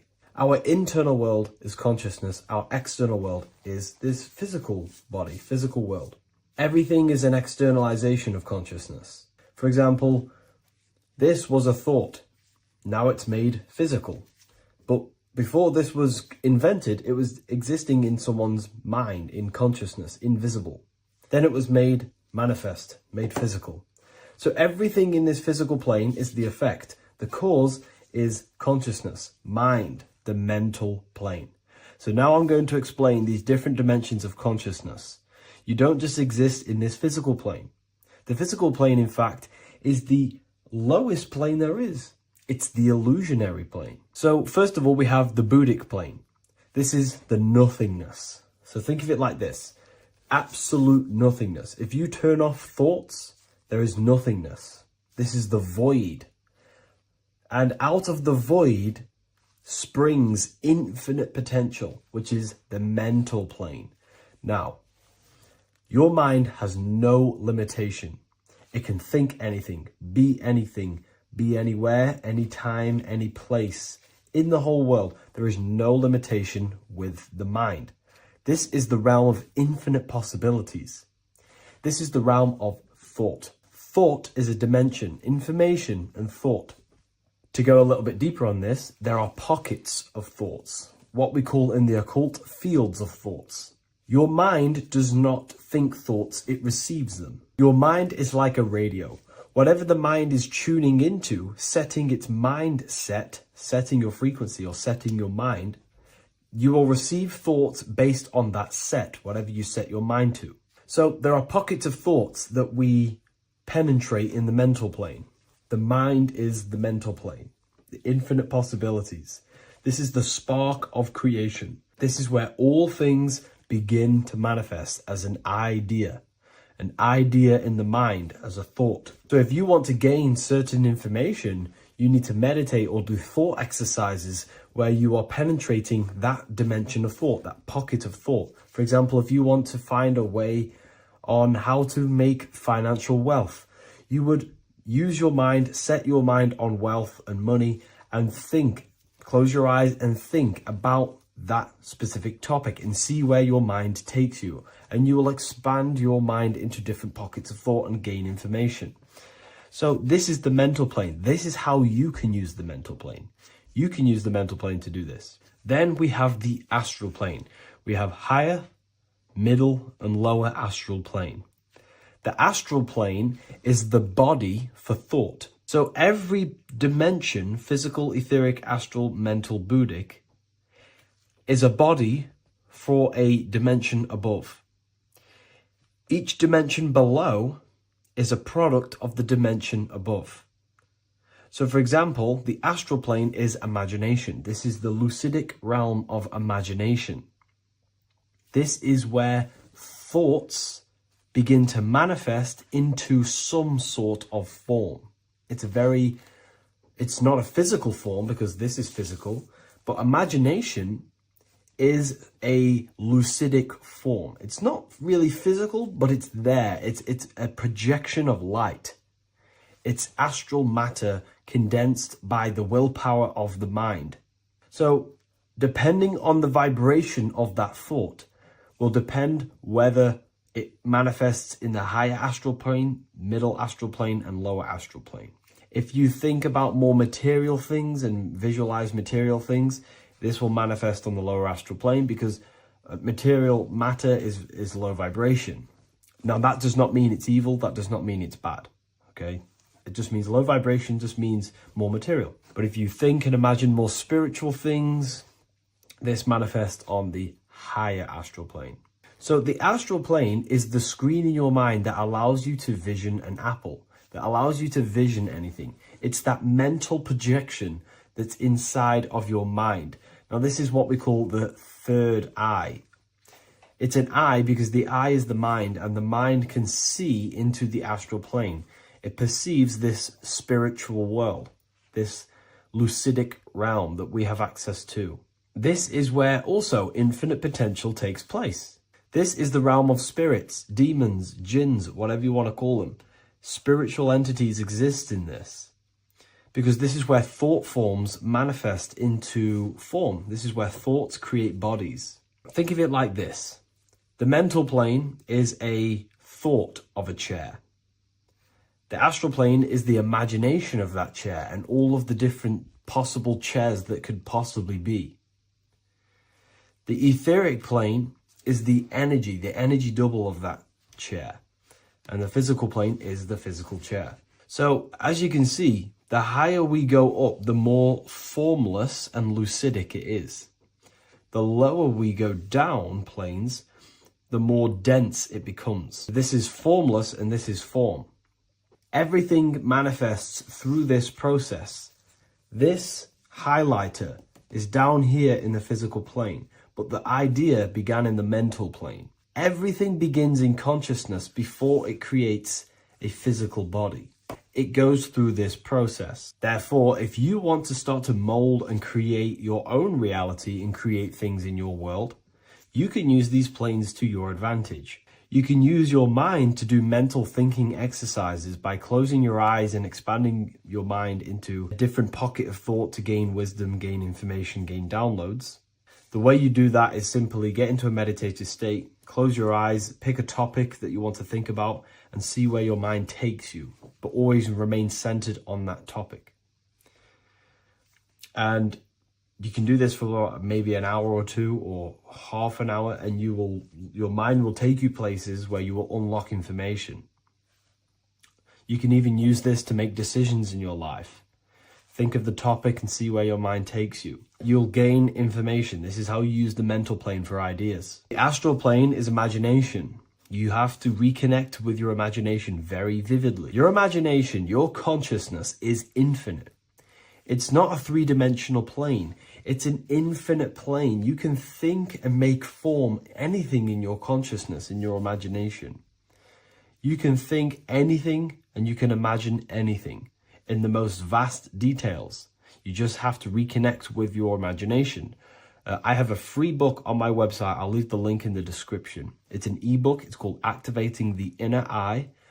This is going to help you reconnect with your imagination.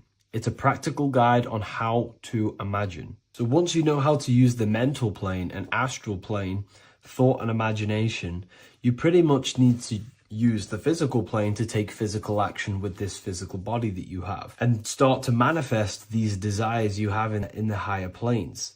Now, it's very important that we master the mind, because the mind is the very fabric of reality. We become what we think about. Your life is a product of every thought you thought in the past. It is the mind that directs the flow of consciousness. And wherever this consciousness is flowing is what you will create in your life. Consciousness is the most potent force in the universe, and the mind is pretty much the universe in a microcosm form. It is infinite potential, and your mind will continue to expand into new realms of thought forever and ever and ever. You are eternal. You are not this physical body down here. You are consciousness, literally dreaming that you are in this physical body. So everything begins with the mind. We need to be conscious of the thoughts that enter our mental field of consciousness. There is a level of self-awareness that you can reach where you can become conscious of pretty much every single thought that enters your mental field. Now, we have over 7,000 thoughts a day. You can gain such mastery over your mind where you can become conscious of every thought you think. And that is when you gain superior power. Because when the mind is fully under control of self, you can direct the mind's potent force into a specific goal. Most people's minds are dualistic. They want something, but their mind is thinking something else. They have limiting belief systems. They have the little voice that comes in and says, you can't do this, you're a failure. That is a fractaled mind. The mind needs to be singular. It needs to be on your team and not an enemy. Do not let your own mind take away your power. Your mind should be on your team, giving you power, giving you the best possible thoughts and the best possible beliefs. When the mind is in this condition and on your team and not taking away your power through the destructive thoughts, it becomes a potent, powerful force used for manifestation to create anything. And the way we get the mind on your team is through constant meditation to learn how to control the mind and turn it on and off. Subconscious reprogramming through visualization, affirmations, cultivating emotions associated with your goal. All these three ways we can reprogram the mind slowly over time so that it becomes powerful and becomes on your team and doesn't give you negative contradicting thoughts. When the mind is fully aligned on one thing, it can create massive empires and things in your physical reality. So I hope this video helps, and I'll see you in the next one.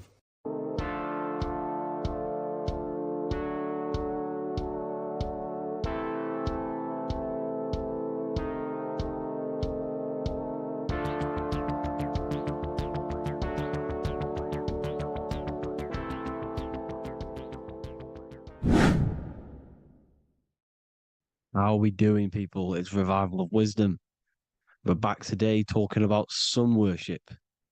Okay? And please enjoy, sit back and enjoy the video. First thing we need to understand is that the sun is the risen savior. It's the light of the world. Without the sun, we have nothing. Now, the sun is the Son of God. We didn't make the sun. No one owns the sun. But who created the sun? Obviously, the Creator created the sun. Therefore, it is the Son of God. And that is what Jesus is symbolizing in the Bible. The Bible is a metaphorical story. That's why it's called the greatest story ever told, because it is a story about the sun, the zodiac. It's about you, the systems in the body. It's about everything that is sacred in this creation. Now you can see the suns behind Jesus' head in all of the ancient portraits, even the ones that are more modern. You still see a sun on the back of his head because he is the sun. He's the light of the world, our risen savior. And this is what Christians are lost because they don't realize it's a symbolic story. They think Jesus was a historical person. He's not a historical person. Okay, this is what we need to get out of our mind. This wasn't a historical person. It's the Son, our risen Savior. The Son is the soul. It's the soul of this creation. Because what is a soul? A soul is pure life force, pure energy. Whatever a soul inhabits, it gives life to. Like our soul feeds our body. The sun feeds the earth because the sun is a soul, and that's why the ancients called it soul, because it's the soul and it's in you, and it's the light of the world. It's the light of everything. It gives life to all things. Here's Jesus and his 12 disciples. The 12 disciples symbolize the 12 zodiac signs. Aries, it rules the head region because the 12 zodiac constellations rule specific regions of your body.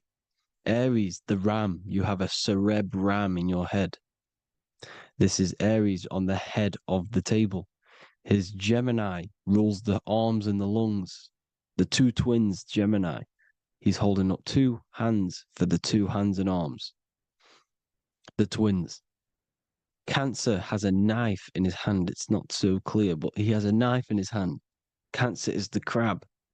Crabs have claws. And he's pointing at Virgo's Adam's apple, saying there's no Adam's apple there. It's a woman. Who's the sixth sign? The sixth sign is Virgo, the virgin, the only woman in the painting. Now notice how there are 3 people in 4 groups for the 4 seasons and for the 3 months and 3 zodiac signs in each season: spring, summer, fall, winter. Matthew, Mark, Luke, and John with the suns on the back of their heads, because it's the 4 states of the sun. The 4 states of the sun. Now, 6th sign, Virgo, the virgin, the only woman in the painting with no Adam's apple. Then we have the sun, Jesus, red and blue, red shift, blue shift. Electromagnetism. The ancients knew this.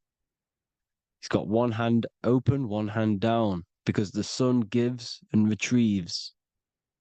The sun rises and it falls. It gives, then pulls away. That's what the sun does, and that's what he's doing. His arms are out, symbolizing the rays of the sun, casting down onto the earth, giving and then receiving. Libra, his 2 hands are equal, he's holding his arms out equally, because Libra is the 2 balanced scales. Libra is when the sun is balanced between the summer and the winter. It's being judged. The sun isn't balanced. That's what Libra is, the 2 scales. Capricorn is the goat. Goats have 2 horns, and you can see the 2 horns on his head here. See? So this is astrology. This is what Leonardo da Vinci is depicting here. It's astrology. And he knew the story of the Bible is all astrology. It's all based on astrology. The Son of God, the real Son. Now here are some Bible verses. I am the light of the world. Obviously, that's the sun. What other light is there that lights up the world? The moon can't do it. It's the sun, the one and only Son, our risen Savior. Because if the sun didn't rise, we'd all be dead. So it's our risen Savior. And it dies for our sins every night and then gets reborn every day. Now Jesus calms the storm. Mark 4:35-41. The disciples are all on a boat and there's a heavy storm. But Jesus is asleep. The disciple says, Jesus is asleep. We need to awake him. They wake up Jesus, and Jesus got up and rebuked the wind and said to the waves, quiet, be still. Then the wind died down and it was completely calm. Well, when Jesus was asleep, this is the sun not being risen. It's not risen yet. Because in the night times, that's when the storms happen on the sea and the ocean. And when they awake Jesus, Jesus rises because he's the sun. He rises and everything calms. Because when the sun comes, the storms go. You see? So it's the sun. It's all about the sun. Here's another, Luke 22:10. A disciple asked Jesus, when will we know it's the end times? And Jesus says, as you enter the city, a man carrying a jar of water will meet you. Follow him to the house that he enters. Well, this is clearly talking about astrology, the topic that Christians think is satanic, when they don't realize the whole thing's based on astrology. Because the end times is the end of Pisces, which is the 2 fish, which is the age we've just gone out of. And you can see all these ancient churches here with 2 fishes, because they knew it was the age of Pisces. There's an ancient artwork with the two fish, Pisces, and the end times, as it talks about in the Bible, and Christians think the world's going to end or something. But no, it's just the end of Pisces. As you enter the city, a man carrying a jar will meet you. Follow him to the house. The house is the zodiac sign that he enters. And the zodiac sign is Aquarius, because that's what it is, a man carrying the water. We know this is astrology because that is a woman's job in the ancient times. In the ancient times, the woman used to get the water. You would never see a man collecting water back then. That was the woman's job, whilst the man builds the houses, for example. You see, so we know it's talking about astrology because astrology is the man holding the bucket of water. It's the end of Pisces. Now we are in Aquarius. And of course, Luke 24:36, the risen Savior, the Son. Now, the Son is also born on the 25th of December, a virgin, just like Horus, Mithra, Buddha, Krishna, Hermes, and thousands of other gods, all born on the 25th of December. Well, it's because the sun moves 1 degree northward on the 25th of December. And on the 22nd to the 24th, it stays in the same degree because it's moving south. But then on the 22nd, it stays in the same degree on the Southern Crux constellation. And the ancients called this the sun dies on a cross because the cross is the Crux constellation, the Southern Cross. And it stays on that same degree for 3 days on the cross. The sun dies on a cross, and then on the 25th, moves 1 degree northward, bringing back the summer, the light, the warmth, the growth of crops. And this is the sun being reborn again, a virgin, because it's pure. And here's Mithra, another sun god before Jesus was around, before Christianity. It was Mithraism, and Mithra, Ra is Ra, the sun god, Egypt. It's all about Ra, the sun. You can see the crown of thorns on Jesus' head, symbolizing the rays of the sun. And here are the rays of the sun on the back of Mithra's head. Krishna, the sun. Buddha, the sun. Horus, horizon. All born virgins, all did miracles, all resurrected. Dead for 3 days. Well, here he is, dead for 3 days on the cross. And resurrected, because it's the most ancient religion ever been on the face of the earth, the worship of the sun. And we should worship the sun, because without the sun we are nothing. The sun feeds us, feeds the earth, feeds everything. Without the sun we are nothing. It's been reversed, and now we're worshipping man. When we're worshipping a man called Jesus, was never real. It's all about the sun, the most high, the most powerful, potent, celestial body in the sky, the orb that feeds us every day. It dies for our sins and rises every day. It's the sun. Now on the Holy Communion Day, it's the worship of the sun. They give out many suns. Here's Jesus holding a sun. And they raise the sun on Sunday because they go to worship their sun god on Sunday. Not Saturn Day, not Moon Day, Monday, but on Sunday when the sun is exalting. And they hold suns up above their heads because the sun rises. They're symbolizing the sun rising above their heads. A savior. It's the sun. It's the Holy Communion Day. And here's Jesus giving a piece of himself to the children. It's the sun, the light. Judas was known as a backbiter, a backstabber, because he stabbed Jesus in the back. He betrayed Jesus. Well, this is just another astrological story about the constellation Scorpio, because the Scorpio is the J. Looks like a J. J for Judas, the scorpion, the backbiter. Scorpions backbite. They bite with their back. And what does Judas do? He betrays Jesus by kissing him to let the warriors know who they need to get. So he kisses Jesus and Jesus gets stabbed in the back. Well, when you get stung or bit by a scorpion, they leave like a kiss. So Judas kisses him and gets betrayed. Well, this is because the sun, when it hits Libra, it's balanced. The sun is balanced because it comes through summer. Now the sun's starting to die. The sun's starting to die. It hits Libra. And then as soon as it hits the Scorpio, it gets betrayed because now the sun has to fall to winter and Saturn is there waiting to take over the darkness of the winter. So he gets stabbed in the back by Scorpio, Judas, the scorpion, the backstabber. You see, it's an astrological story. Here's Mary. Mary means marry, which means pure. The sun is pure. No one gave birth to the sun but the God.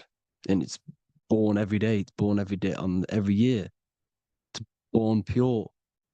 There was no controversy. There was no, activity for the sun to be born. It's pure. Now, the 7 metals come from the 7 planets. The sun gives you gold, and this is why the sun is golden. It looks gold. And this is why the banks are backed by gold, because gold is the most valuable metal, because it's the sun, the most valuable celestial orb in the sky, in the heavens. Well, here's Jesus, another ancient symbol of him being crucified on the cross with the big sun, the Southern Cross constellation. The sun dies on the cross constellation. And if you go to the old etymology dictionaries, you will see sun and son is the same word. They come from the same etymology roots. You can use them for no matter what, but they've been confused today. But if you go back to the old dictionaries of etymology, they are interchangeable. You can use them. Son, sun, sol, it's all the same thing. The 12 disciples, 12 brothers of Joseph, 12 tribes of Israel, 12 breastplates on the stones. Because it's all the 12 astrological signs. They could have used any other number, but there's 12. Because 12 is the mind, which is God. 7 is the number of matter, which is man. 7 energy centers in the body. 12 cranial nerves in the brain, because it's the mind. 12 is the 12ness. The zodiac is literally the mind of God, the signs of God. Now here we see here, Job 38, 31 to 33. Can you lead forth a constellation in the season? He's asking you, can you read the sky? Can you read the heavens? Canst thou bring forth the Mazzaroth in its season? Mazzaroth means 12 signs, the zodiac. Why did they translated every single Hebrew word in the Bible into English, but they decided to leave out Mazzaroth? Why? It's because if that said zodiac, Christians would have a different view on the Bible, but they leave that out. But Mazzaroth actually means the 12 signs, the zodiac, and the stars means sign. The word stars means sign because the stars are signs, things to come, which is off in Hebrew, which means sign, things to come. You see a sign on the road, it's something coming. But God is saying, no, what does he say? To qualify as a director, a judge of man's life on earth, one must be able to govern the heavenly bodies that rule the earth. It's telling you to read the heavens. We need to read the heavens. Astrology, the 12 zodiac signs, the mind of God.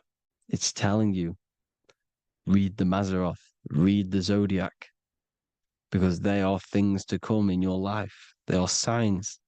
It's not satanic, it's made by God. God said, let there be lights in the firmament of the heavens to divide the day from the night, and let them be for signs. Signs are things to come. The 12 zodiac signs. It's all about astrology. Here's Mary holding the sun. His son, her son. It's the sun in the sky. The one and only, the most high. The soul, the solo because it's on its own. The most powerful, Ra, radiance. Here's the Pope holding the sun. All 3 popes holding the sun because they're sun worshippers and they know the true meaning and origins behind Christianity. Sun worship. Here's the Vatican is a sundial. Yes, this is literally a clock. Your watch is a sundial. It's got 12 sections on it for the 12 zodiac signs. 12 hours, 12 Horuses. Now here you see Jesus walking on water. Well, it's the sun, and here's the beard of the sun. Here's the pyramid of the sun, the illuminated one, the all-seeing eye, the sun. Here's the Ankh. The sun creates these symbols. The ancients knew this. Now, when you see these headdresses, these are actually the days of procession of the sun. Aries, Cancer, Libra. It's all about the sun. Here's some more sun worship going back to Egypt. Ra, Horus, Osiris, and Set. Jesus and Satan is Horus and Set. The sun and Saturn. Saturn rules the winter, Satan. Jesus, the sun, the light of the world, rules the summer, rules the day. Satan's the night, Saturn's the night, the sun is the day. The evil brother, Satan. Well, Horus comes, well, this is where we get the word hours from. There are 12 Horuses. The sun moves in 12 Horuses, 12 hours. Where's Horus? What hour is it? Where's Horus? His Ra, 12 noon, Ra, radiates, powerful, the most high sun. That's why he has a sun on the top of his head. These are the 4 states of the sun. Set, sunset. This is why we say sunset, because the sun is setting. His sunset, his Horus, horizon, the Horus is rising, Ra radiating, and the sunset. Then midnight is Osiris. Here's another ancient symbol for the sun, the scarab. Ra, the sun, scarab. It's got the word Ra in it because it's the sun. And here's the sun on top of the scarab with the wings. Because scarabs roll dung up hills, and then they'll let it fall down the hill to gain more matter. To gain more bigger, like a snowball effect. And this is, the ancients saw this as a process of the sun, because the sun climbs up the hill and then it falls. So they used the scarab to symbolize the process of the sun. The sun climbs and falls. Here's an ancient Egyptian cat cutting off the head of the serpent. Well, the cat is cutting off the head of the serpent, symbolizes the sun cutting off the nighttime. When the sun rises, it cuts off the nighttime. It cuts off the serpent. The serpents represent darkness or evil. Oh, there's some more symbology of the sun and the heavens, the arch, the royal arch, the firmament, the sun inside the firmament. These are all ancient churches, and they all depict the firmament with the sun inside. Is the ancient cosmology, you see, because it's all about the sun. Everything's about the sun, because the sun is our orb made for us to sustain life in this, inside of this creation, inside of this firmament, the royal arch of heaven. Here's the Freemasons depicting it. Here's the Masonic royal arch, but you can even see the zodiac signs. Here's Cancer, the checkered board. It's the royal arch of the firmament. Obviously, they don't want to tell you that. You live in space, apparently. Some more sun worship. Here's the beard of the sun on the water. They all have this long beard. And why do they say amen? Amen at the end of every prayer. Amen is a sun god, a creator god. It's all about the sun. So thank you all, people. Hope you all enjoyed. Hope you all gained some knowledge and insight. Please give me a follow, drop a comment, drop a like. Have a good day. Love you all.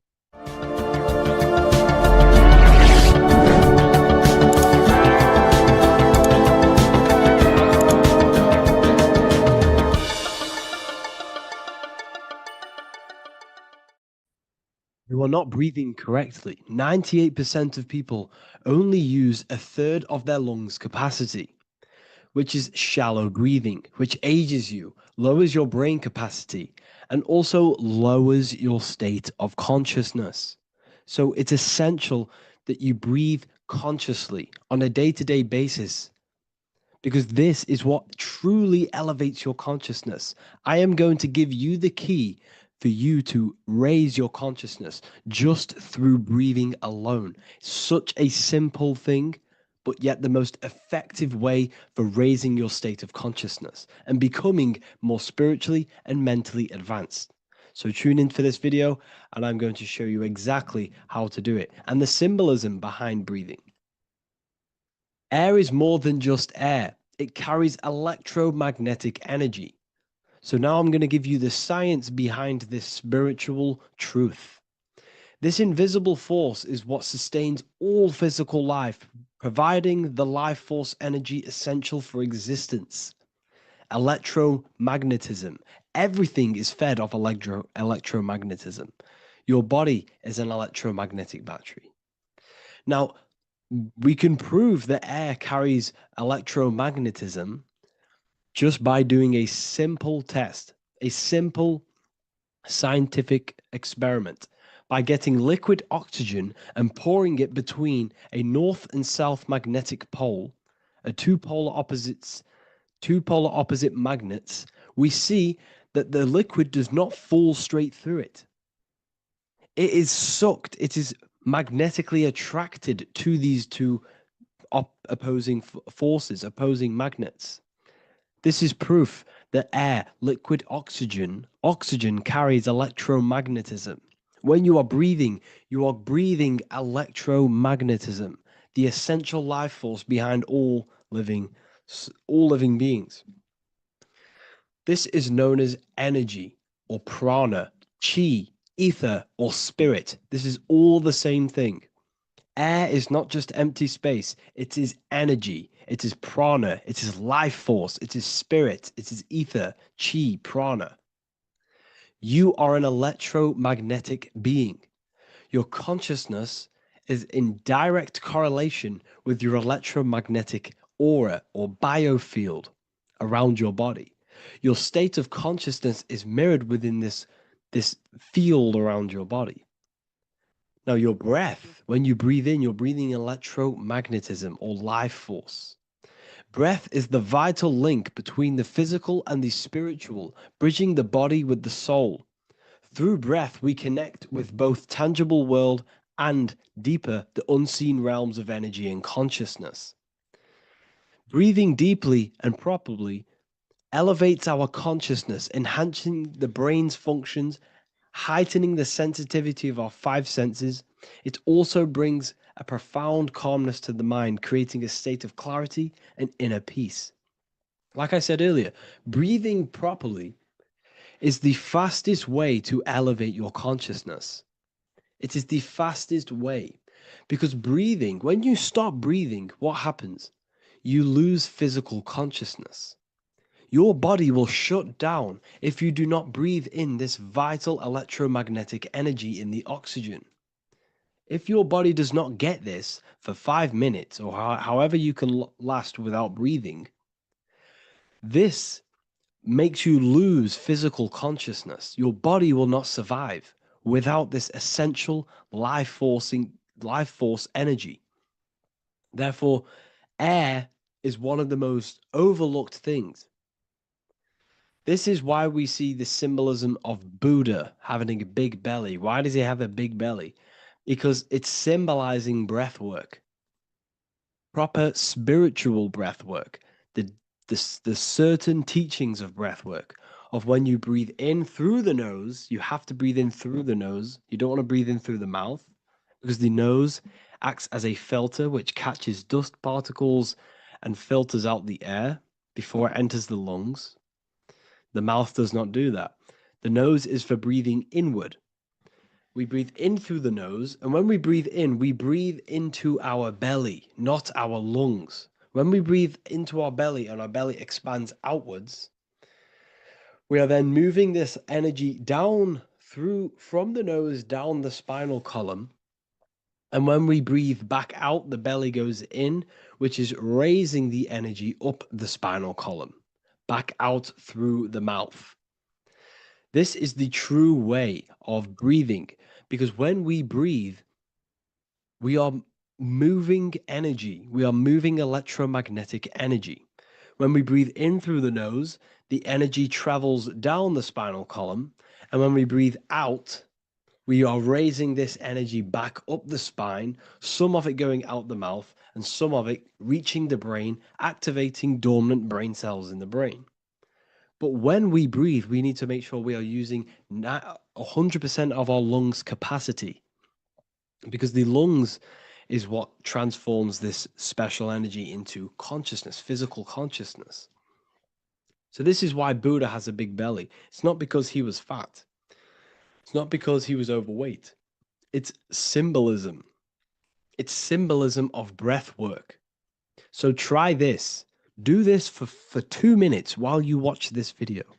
Breathe in through the mouth as hard as you can until you no longer can fill any more air into your lungs and belly. Breathe it into your belly, not your lungs. And breathe out through the mouth. Do this for 5 minutes or 2 minutes, however long. I promise you, breath affects your consciousness. You will notice the difference. If you do it quicker, the quicker it'll affect your consciousness, and you might go lightheaded. But that lightheaded is you activating your spirit, your energy body. So try this just when watching this video. When you breathe consciously, you are renewing both your energy body and astral body, aligning your consciousness with a higher state. This practice feeds new life force energy into the body, revitalizing and enhancing your overall well-being. Like I said, your brain requires the most amount of oxygen. When we have shallow breathing, this is reducing the brain's capacity. Because when we are not breathing properly, which 98% of people are only using a third of their lungs capacity, we are essentially only using a third of our consciousness, because your breath is directly correlated to your consciousness, your state of consciousness. When you breathe in through the mouth, out through the mouth, out in through the nose, out through the mouth, consciously and deeply for 5 minutes, you will notice that your senses are more powerful and sensitive. Your brain is quicker.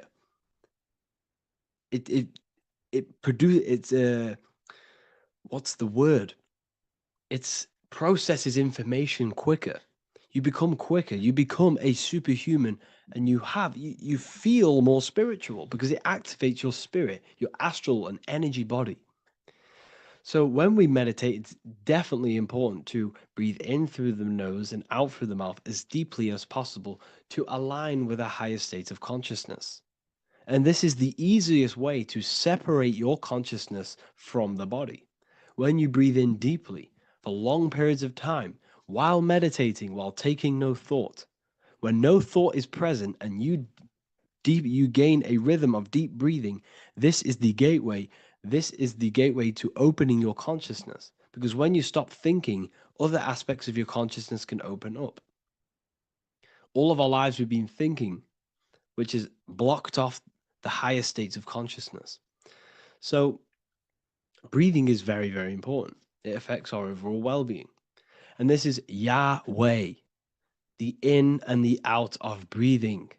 When we breathe in, this is Yah. You can hear it. It sounds like Yah.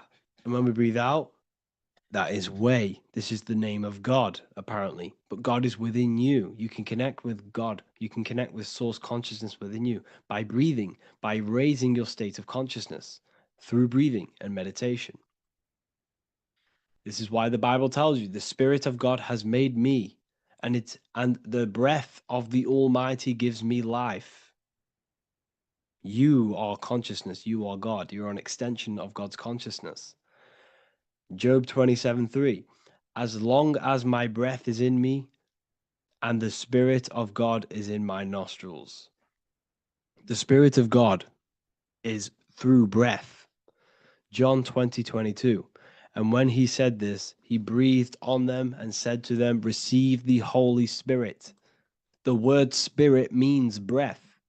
In Greek, Hebrew, Latin, it all means breath or wind or air.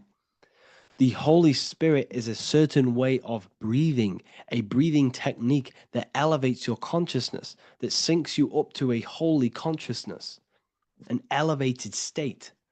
That is the Holy Spirit. That's why it tells you in the Bible, when he said this, he breathed onto them. He breathed onto them and said, receive the Holy Spirit. You must breathe to receive the Holy Spirit. When you breathe, you are renewing the body's energy. You're taking in new life force, which is regenerating your cells, regenerating your brain, nervous system, and also connecting with consciousness, pure consciousness. This is not something that we should be doing during meditation. Yes, it is. We should be doing it during meditation, but this is something that we need to apply all of the time. This is the fastest way you can raise your consciousness. I just want to say, all of this knowledge is inside of the Book of Wisdom, Volume 2. Make sure to give a like and a comment on this video to help the algorithm. And let me know what you think about the last book or this book if you have read them, to let the new people know what they're looking at with this book. This is truly life-changing, the Volume 2 and Volume 1 is truly life-changing. You can get them in a bundle also. Learn hidden knowledge inside of the Ethereal University. This is where truth seekers belong. I'm not here to try sell you this, but this is the place for truth seekers. And if you are serious about your spiritual journey and serious about gaining knowledge, which gives you the advantage of a life, join Ethereal University. This will definitely help you. Thank you for watching this video. Please leave a like and comment. Make sure to give me any suggestions on videos you want me to make in the future. Thank you all.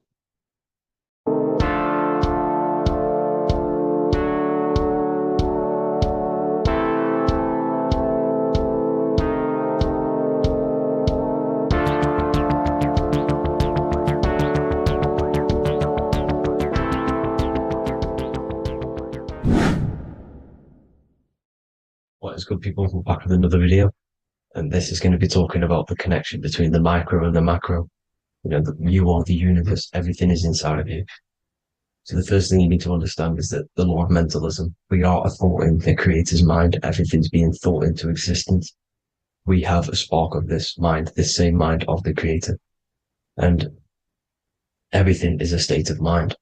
Particles or atoms, whatever you want to call them, are a mental thing. They're a product of the mind. Everything's thought into existence.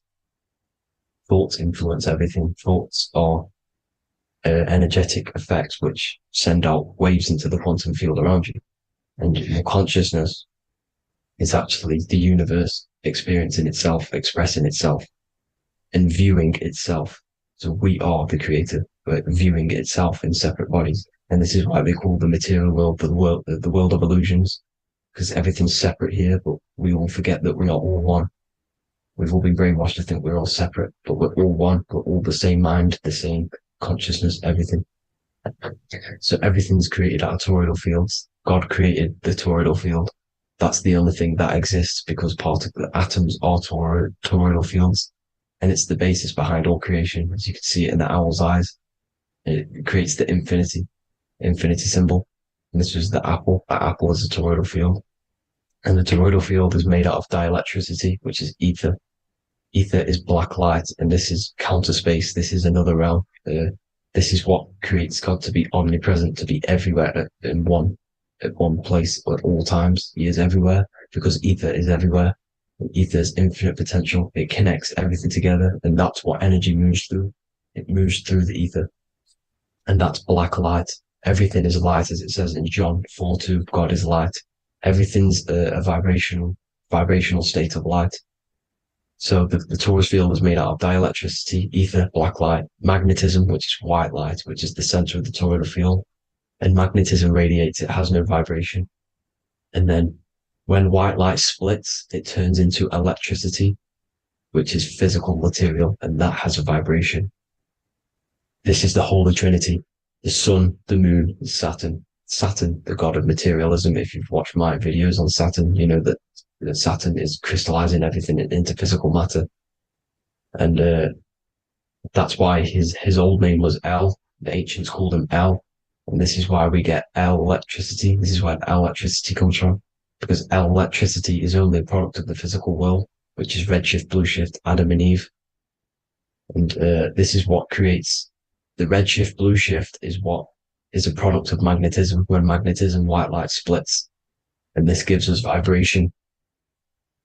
And this what creates the toroidal field, which is the basis of all physical creation. The sine wave is created out of the magnetic wave and the electric wave. The electric wave is the blue wave, and the magnetic wave is the straight wave, which is radiation.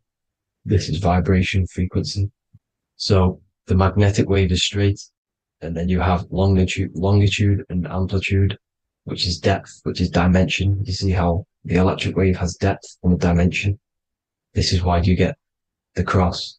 This is the cross of Earth. This is the symbol of Earth, of bondage, of physical matter, because it consists of magnetic wave and depth, which is electric wave. And this is where you get the sun cross or the Earth cross, whatever you want to call it. It's the cross of physical matter, and the ancients knew this. This is why they used that symbol. Red shift, blue shift, which is the toroidal field, is the basis of all creation, physical creation. And this is why you have the police siren is red and blue. The Matrix movie, red pill, blue pill. You have red blood and blue blood in your body. The Democrat and Republic, the two parties, red and blue. Like your taps on your taps, you have a red and blue tap. One's generative, one's destruction. Fire, destruction, water, generative. So this is the basis of all things. And electric wave has dimension, like I've already said, depth, material, and it's measured in hertz. It's measured in hertz because it hurts you. It decays because the electric wave has a vibration, and vibration always has to go back to a standstill point. This wave cannot go forever, but the magnetic wave will go forever. It's radiation. Magnetic is radiation. It radiates forever. It pulses. But the electric wave will at some point come back to a standstill point, and that's why it hurts. It decays. That's why our physical body decays, because we contain of electricity. This body is an electric body, and it will return back to stillness like a guitar string. If you vibrate a guitar string, you pull it, it will vibrate, make a sound, and then go back to a standstill point. It's the exact same with every single toroidal field within the body. It will decay, and this is why our bodies decay, and everything in creation decays. So we're born into sin, the sin of Eve. The sin of Eve is us biting into the tree of knowledge of good and evil, which is the systems in the body. And the sin of Eve is biting into the sine wave. We bit into the sine wave. The sun moves in a sine wave. Our DNA is a sine wave. Time is a sine wave. Everything in this creation is a sine wave. This is why the dollar bill is a sine wave. Magnetism and electric waves in one. And this is the sun doing its sine wave, which creates, when you go bowling, it kind of creates that pin that you hit over. That's the pin of the sun. The zodiac sign is a sine wave because the zodiac sign is an expression of the toroidal field, because magnetism unfolds into 12ness. And that's why you have 12 zodiac signs, 12 systems in your body, 12 cranial nerves in your head, in your brain. So if you can imagine this, see where my pointer is. Always starts with Aries. Aries is the head. It's the first thing that's created in the womb. And this is Aries, the ram. And this is why it's called a cerebrum in your brain, which is the first thing that creates when you're in the womb. And what's the element of Aries is fire. Fire is the first element. Fire, first, because it's the first thing on the wheel, the first expression of energy. As you can see here, my pointer, this is the center of the toroidal field. It would go Aries, Virgo, Capricorn, Pisces, Scorpio, Cancer. Then we go back to Libra. Libra would be center. But you see how the toroidal field is the expression of the 12 energies. That's what the constellations are, the energy expressions of the toroidal field. So it would go outwards, starting from Aries here, all the way back to Pisces, which is beyond the bottom half. But Libra would be the center. That's why Libra is the equinox. It's the equinox. Libra is when it goes from summer over to autumn. It's the equal. It starts to transition into the winter side. Equinox, equal, which is Libra. And that's why Libra has the two scales. It's symbolized with the two scales. That's because of, the sun moving over. It's being judged. It's equal now, but then it's going to tip over into the winter. That's why Libra is here, the center of the sine waves. And like I said before, magnetic energy unfolds into 12ness. Magnesium is number 12 on the periodic table. It's the sacred number. And this is why the scientists are trying to, well, NASA is trying to bring in another constellation to destroy the holy science of astrology. So Aries rules the head, which is Mars. Taurus rules the neck, the lower head. Gemini, the two twins, which is your lungs, your two twins, your arms, two twins. Cancer, the breasts, the chest area. Leo, the heart, which is the sun, which is fire, the center of the toroidal field. Virgo, the belly, which is the intestines. Libra, the kidneys, the two scales, the kidneys, balancing out everything. Scorpio, the sex organs. Sagittarius, hips and thighs. Capricorn, I've missed that out, which is the kneecaps. Capricorn, kneecap. Aries, which is the ram, which is the cerebrum in your brain. And then Aquarius, the calves and the ankles. And the Pisces, the two fish, the 2 feet. So everything corresponds, as you can see here. This is an ancient way of depicting it, of the folded human. And this is everything. Each constellation rules that part of the body, gives energy to that part of the body, makes you do certain things. So magnetic energy unfolds into 12ness, electricity unfolds into 7s. That's why when you get electric, the light spectrum that we see, it consists of 7 colors. Why we have 7 planets. The 7 planets give us our 7 metals and the 7 solfeggio scale frequencies.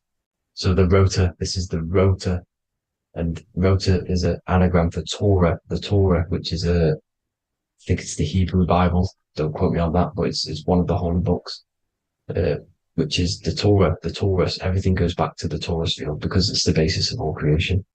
So the chief cornerstone, it says in the Bible that the builders rejected the chief cornerstone. The chief cornerstone, you are the builder. You decided to incarnate into the physical world, into the electric world, El, the world of El, Saturn. When you are created in the womb, it takes you 9 months for you to be created. So, for example, if your parents, if you went into the womb here, it'd take you 9 months. So let's say you're born in Scorpio. So you'd go back 9 months, 1, 2, 3, 4, 5, 6, 7, 8, 9. You consist of all of these 9 energies because it takes 9 months or however long you took to be born. Some people are born earlier. You'd have to find out how many months you were in the womb for. But you consist of these 9 energies, and each constellation has a cell salt associated with it. And these cell salts are vital for your health. And your cells and the optimal health of your body. So the chief cornerstone that you rejected is these 3 cell salts, these 3 constellations. So you're mineral deficient in these 3 constellations. For example, fluoride, magnesium, phosphate, and potassium sulfate. So that's the chief cornerstone. And a cornerstone, people always get it rejected with the cornerstone. The cornerstone is not, it doesn't say the cornerstone in the Bible, it says the chief cornerstone. The cornerstone is a cornerstone of a building, but a chief cornerstone is the top of the pyramid. This is where we get the pyramid of the wheel. So you're mineral deficient in whatever 3 zodiac signs you're not. You were not in the womb for. This is the chief cornerstone you rejected. So the human body is the micro. It is the universe in a physical form. It consists of everything in the universe. Just like your consciousness is the universe watching itself, experiencing itself. Your body is the whole universe. 12 systems in the body, 12 zodiac signs, 7 chakras are the 7 planets. The Holy Trinity of you is your Temple of Solomon, the soul and the mind, the sun and the moon. You know, everything is in you. You consist of everything, all the energies, everything. Heaven and hell. Heaven and hell is a mind state. It's a state of the mind. Head, H-E-A, which is heaven, and the heel, the bottom of your foot, is hell. And the bottom of your foot is the soul. So they're basically saying, well, it's wordplay. They're saying that your soul is in hell because, you know, with the elites being in control. So they call the bottom of your foot the soul, trying to say that you're in hell. The Christ is in you. And this Christ is Greek for what? Christos. And Christos is Greek for the oil. And this oil is produced in the cerebrum, the Aries, the ram, the cerebrum. It goes down the pineal, the pineal and the pituitary are underneath the cerebrum. Goes down the pingala and the ida. The pingala being the positive charge connected to the pineal gland, pin, and the ida connected to the pituitary. And this is the two serpents going down the spinal column. And this is why Jesus goes from Nazareth to Bethlehem, and then Joseph and Mary are waiting for Jesus in Nazareth. Joseph and Mary are the pineal and the pituitary gland waiting for Jesus to come back up the River Jordan, your spinal column. So this is the oil. This is the story of Santa as well. Santa comes from the North Pole. Why? Because the North Pole of the Earth is the center of the toroidal field, and the North Pole of you is your spinal column, which is the North Pole of the toroidal field. The North Pole, he comes from the North Pole. This is the North Pole. This is the South Pole of the toroidal field. Comes from the North Pole, which is your mind. And he goes down the chimney and then back up the chimney. This is the chimney. And he drops off the present, which is the Christos, the oil. And this is why Jesus is crucified at 33, because he crosses over the vagus nerve at the top of your spine. When this oil comes back up the 33 vertebrae, these are your vertebrae here. When it goes up the 33 vertebrae, it gets crucified at 33 because it crosses the vagus nerve, and he's crucified on a cross at 33. This is the story behind Jesus and Santa. The Ark of the Covenant in the Bible is the two hemispheres which cover the vital parts of your mind, the brain side, which is the cerebrum, the pineal, the pituitary, etc. So the two hemispheres are the two angels, the Ark of the Covenant. This is the Ark of the Covenant covering the two vital parts of your brain. So these are the optic thalamus is another part, and it protects the Christ oil, which is inside at the center of the brain. See, the Bible is all a massive metaphor about yourself, because you are the universe. You are a microcosm of the universe. Your consciousness is experiencing itself, and the universe experiencing, and your body is the whole universe. Your head's heaven. So Moses crosses the Red Sea. These are the two hemispheres of your brain. This is the corpus callosum, the Red Sea. So he's pretty much saying that he's uniting the two hemispheres of your brain, because most people in this generation are stuck in the left brain, which is just logic, reasoning, science and maths, writing. This is what school teaches you to do. It keeps you stuck in your left brain. And you want to cross over to you want to cross the Red Sea, which is the corpus callosum, to the right brain, which is awareness, art awareness, creativity, imagination, intuition, insight, using the higher mind, creativity, imagination. If you don't have intuition, then you can't read energy, you can't pick up on bad things. This is what Moses is symbolizing by crossing the Red Sea. And it's also the upper room where Jesus met the 12 disciples. 12 disciples are the 12 cranial nerves in your brain. It doesn't just represent the 12 zodiac signs, the 12 disciples. It symbolizes many different things. It's like I said, the universe consists of 12ness. So you have 12 cranial nerves in your brain, and that's the 12 disciples as well. And they want you stuck in your left brain, which is the five senses, materialism. So they say in the Bible that Satan blinds the mind. Satan is Saturn. If you've watched my videos, Satan is Saturn. And you consist of the whole Trinity, which is the sun, moon, and earth. The soul, moon, the soul being your sun, the solar, the moon being your mind, the earth, your physical body. And Satan blinds the mind. Why? Because we enter a soul system. This is a soul system, not a solar system. And Saturn is the Lord of the Rings, which is the outer ring. When your soul enters the soul system, your soul starts to materialize. It hits Saturn. Why? Because Saturn starts to materialize you. You take on the 7 virtues, which are the 7 planets, which are your 7 chakras. And to get out of this soul system, you must get out of your lower nature, your animal nature, which is lust, desire, greed. The number of the beast, 666, which is Saturn, Satan. So you enter the soul system, you take on the 7 energies, which you turn into physical matter. And this is your descension from heaven to what you say hell. And then you must raise back up from matter to spirit.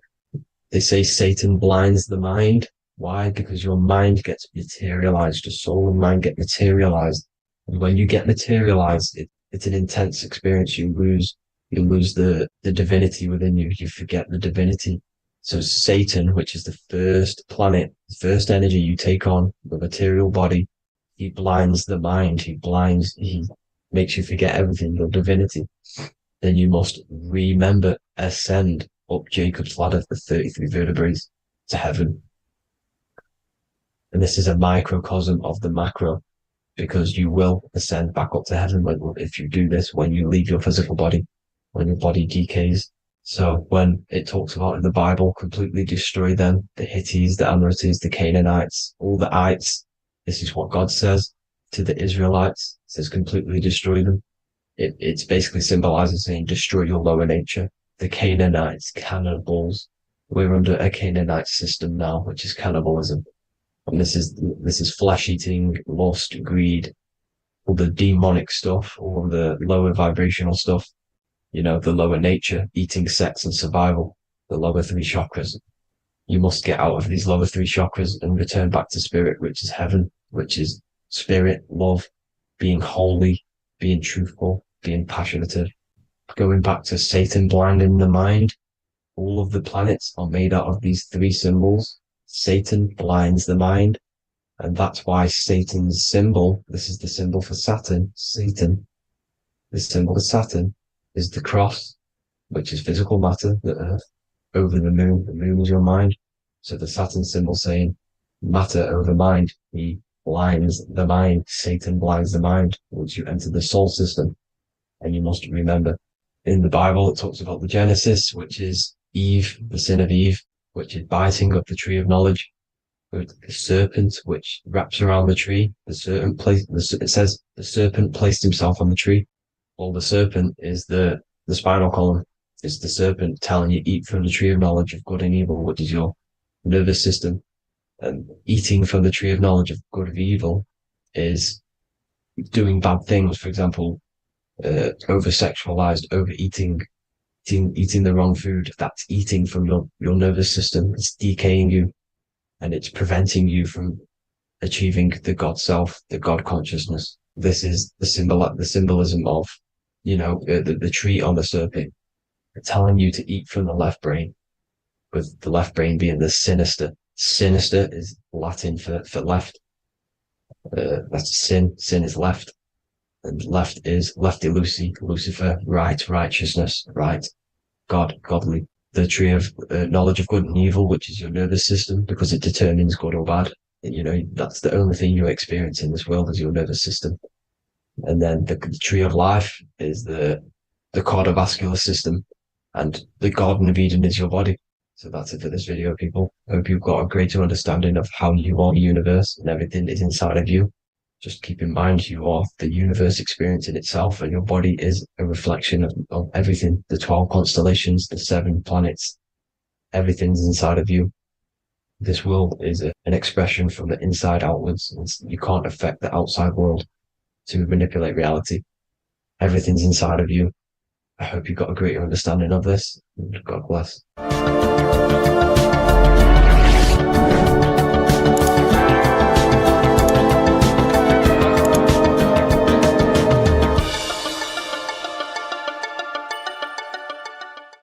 In this video, we're going to be talking about the evolution of consciousness. You are born human, however, you possess consciousness, which is the awareness behind your being, the awareness behind your thoughts, the experiencer behind your 5 senses, the experiencer, the observer behind your thought, emotions, and senses. You are an eye, an invisible consciousness looking through a lens, which is your body. Your body produces this physical world that you experience. Your brain produces this world. Your brain and body is a technological computer. However, you are an infinite, ever-expanding consciousness behind this physical body. And there is an evolution of consciousness, a cosmic journey of expansion. And this is why we see so much pyramid symbolism in the occult and esoteric world, and especially within Freemasonry. Because the pyramid represents climbing, an evolution, a raising state of consciousness, a journey. Steps symbolize a journey upwards. This is the raising and the evolution of consciousness, our inner world, the transmutation of our inner selves, of our souls and consciousness and our minds. So when we see this pyramid, we're seeing a evolution, a way up to source consciousness. And the eye in the pyramid represents your source consciousness. It represents illumination. It represents divine guidance through this evolution of consciousness. This is why we see the ladder. Consciousness is ever expanding on an infinite journey of evolution. Each individual is a part of this cosmic process, contributing towards the ongoing expansion of both mind and awareness. As we evolve, we collectively explore deeper levels of existence, expanding the boundaries of thought and consciousness. The mind has the ability to expand infinitely into new realms of thought, into new dimensions of mind. The mind cannot be filled up. It is not a physical substance. The body can be filled up because it is a physical thing, but you cannot fill the mind. Therefore, the mind is constantly expanding, ever expanding into new fields of thought. So what we see in Freemasonry, the ladder, is again a journey, an elevation of consciousness.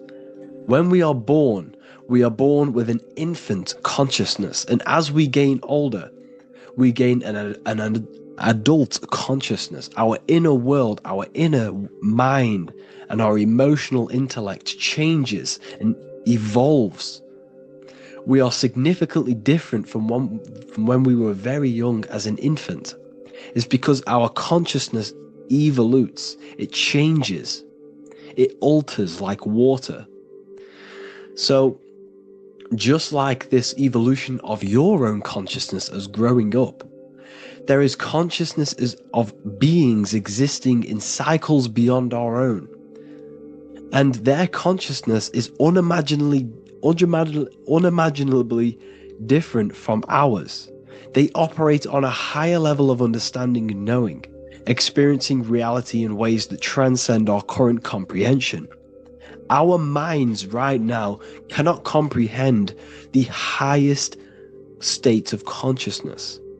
There are entities, there are beings beyond our own, existing in higher dimensions of consciousness that we cannot comprehend because they have expanded. They are on a further way up the ladder of consciousness. However, we are all on the same journey. None of us can take the same journey. There is one ultimate goal, reaching source consciousness. However, this is always ever expanding. However, we are all on a different journey. There is one truth, one source, one goal. However, there are billions in different ways of reaching it, and we are all on these different paths to source consciousness, to this ladder, this evolution of universal evolution. Okay? Their awareness is attuned to new dimensions of existence, reflecting a more advanced stage in the cosmic journey of consciousness evolution. So when you take DMT, you are shot into these higher realms of consciousness where you meet these beings who look similar to these images. They are not speaking to you physically. They don't speak to you three-dimensionally through vibration and words. They speak to you mentally. If you have done DMT, then you know this.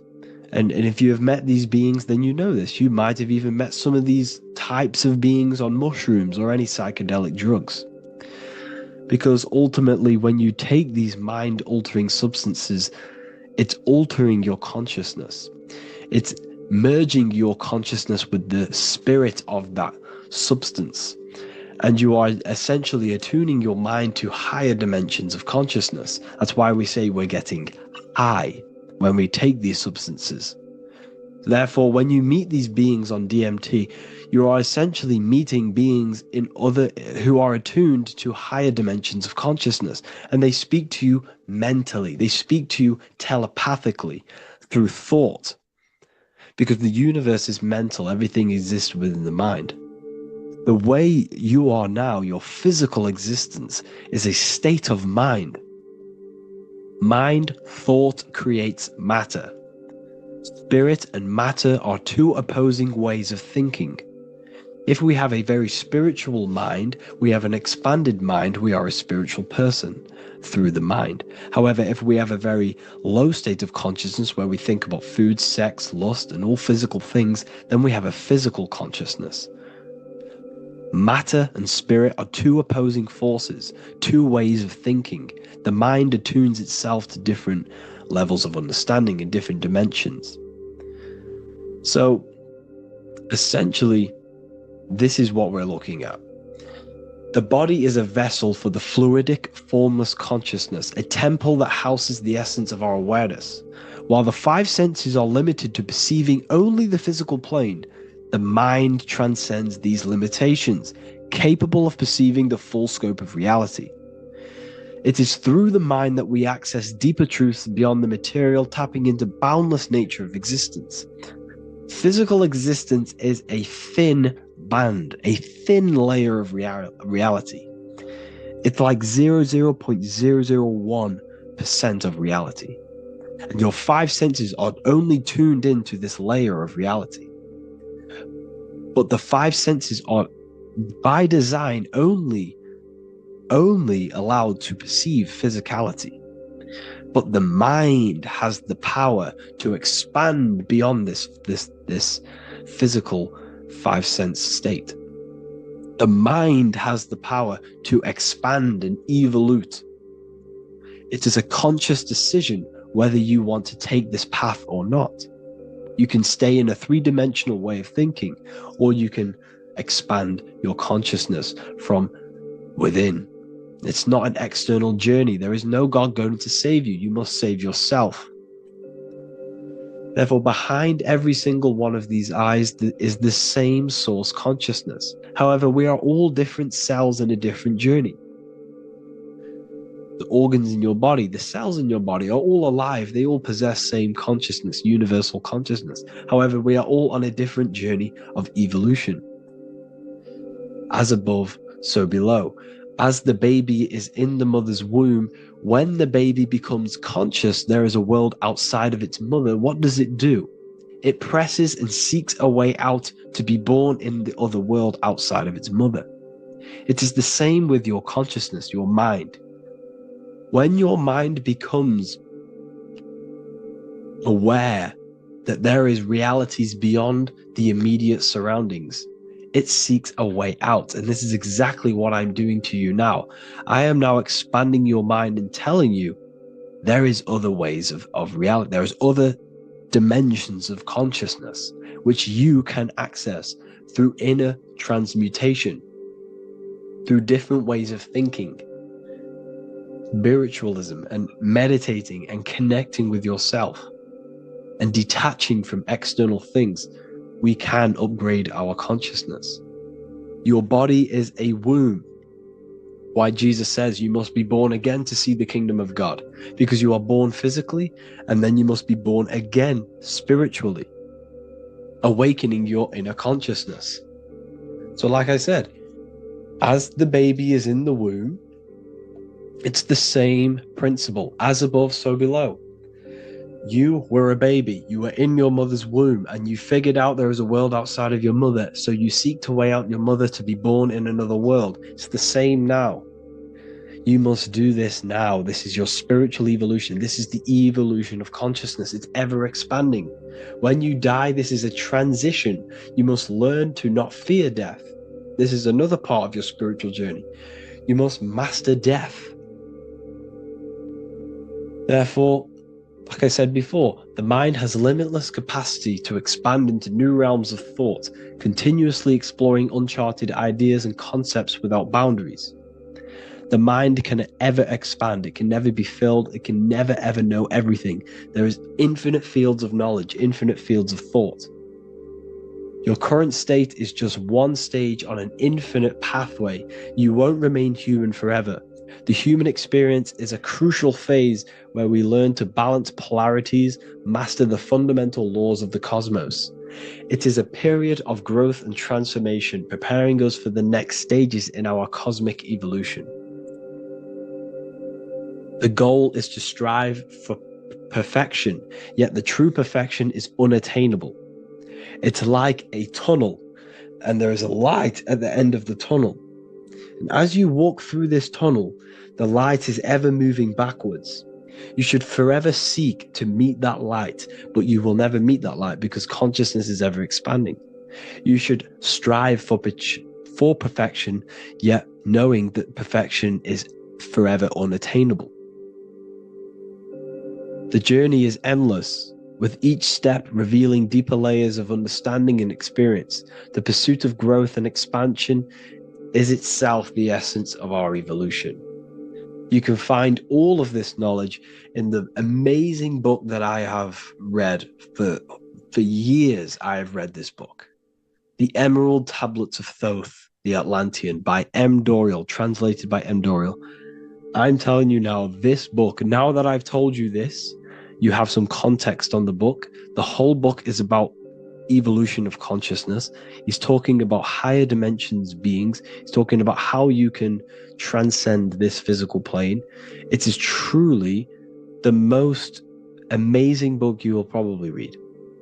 One of the best spiritual texts you'll see. It's hard to understand, so you must read it over and over again. And the more your mind progresses, like for me, I read this every couple months. And the more I learn about consciousness, the more I expand my own consciousness. And every time I read this book, I pick out something new that just completely blows my mind, because you can only understand this book to your level of consciousness, to your level of understanding. So now that I've told you all this information, go and read this book and it will absolutely blow your mind. And so will the Book of Wisdom Volume 2, which is now available. I released it the other day. I'm just going to read a page out now. This page is called Spirit and Matter. The Earth is not merely a dense, lifeless rock drifting through space. It possesses spirit, a living essence that animates its form. But what do we mean by spirit? Spirit in esoteric terms refers to the energy, the life force, animating the principles infused in matter. So essentially, what this page is talking about is how everything has spirit, consciousness within it. You are the middle, you are spirit and matter. You have the ability to expand your mind to the God self and raise above our animal instinct, our material self, and know the divine and expand. Animals cannot do this. Animals are not self-aware. Humans possess self-awareness. We can observe our consciousness. We can say, why do I exist? We can look in the mirror and know that we need growth. And this is what Anunnaki means. Anu means above. Anu was the supreme god of the sky, which is a metaphor. He represents spirit above, heaven. Anu came down to earth and married Ki, the goddess of the earth, which represents matter. It's a myth, it's an allegory. Anu married Ki and gave birth to the Anunnaki.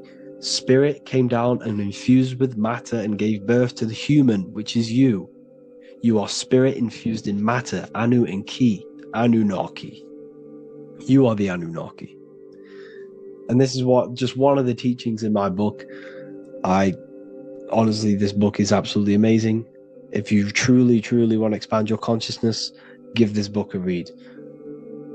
And obviously, if you're inside the university, I give you this book for free.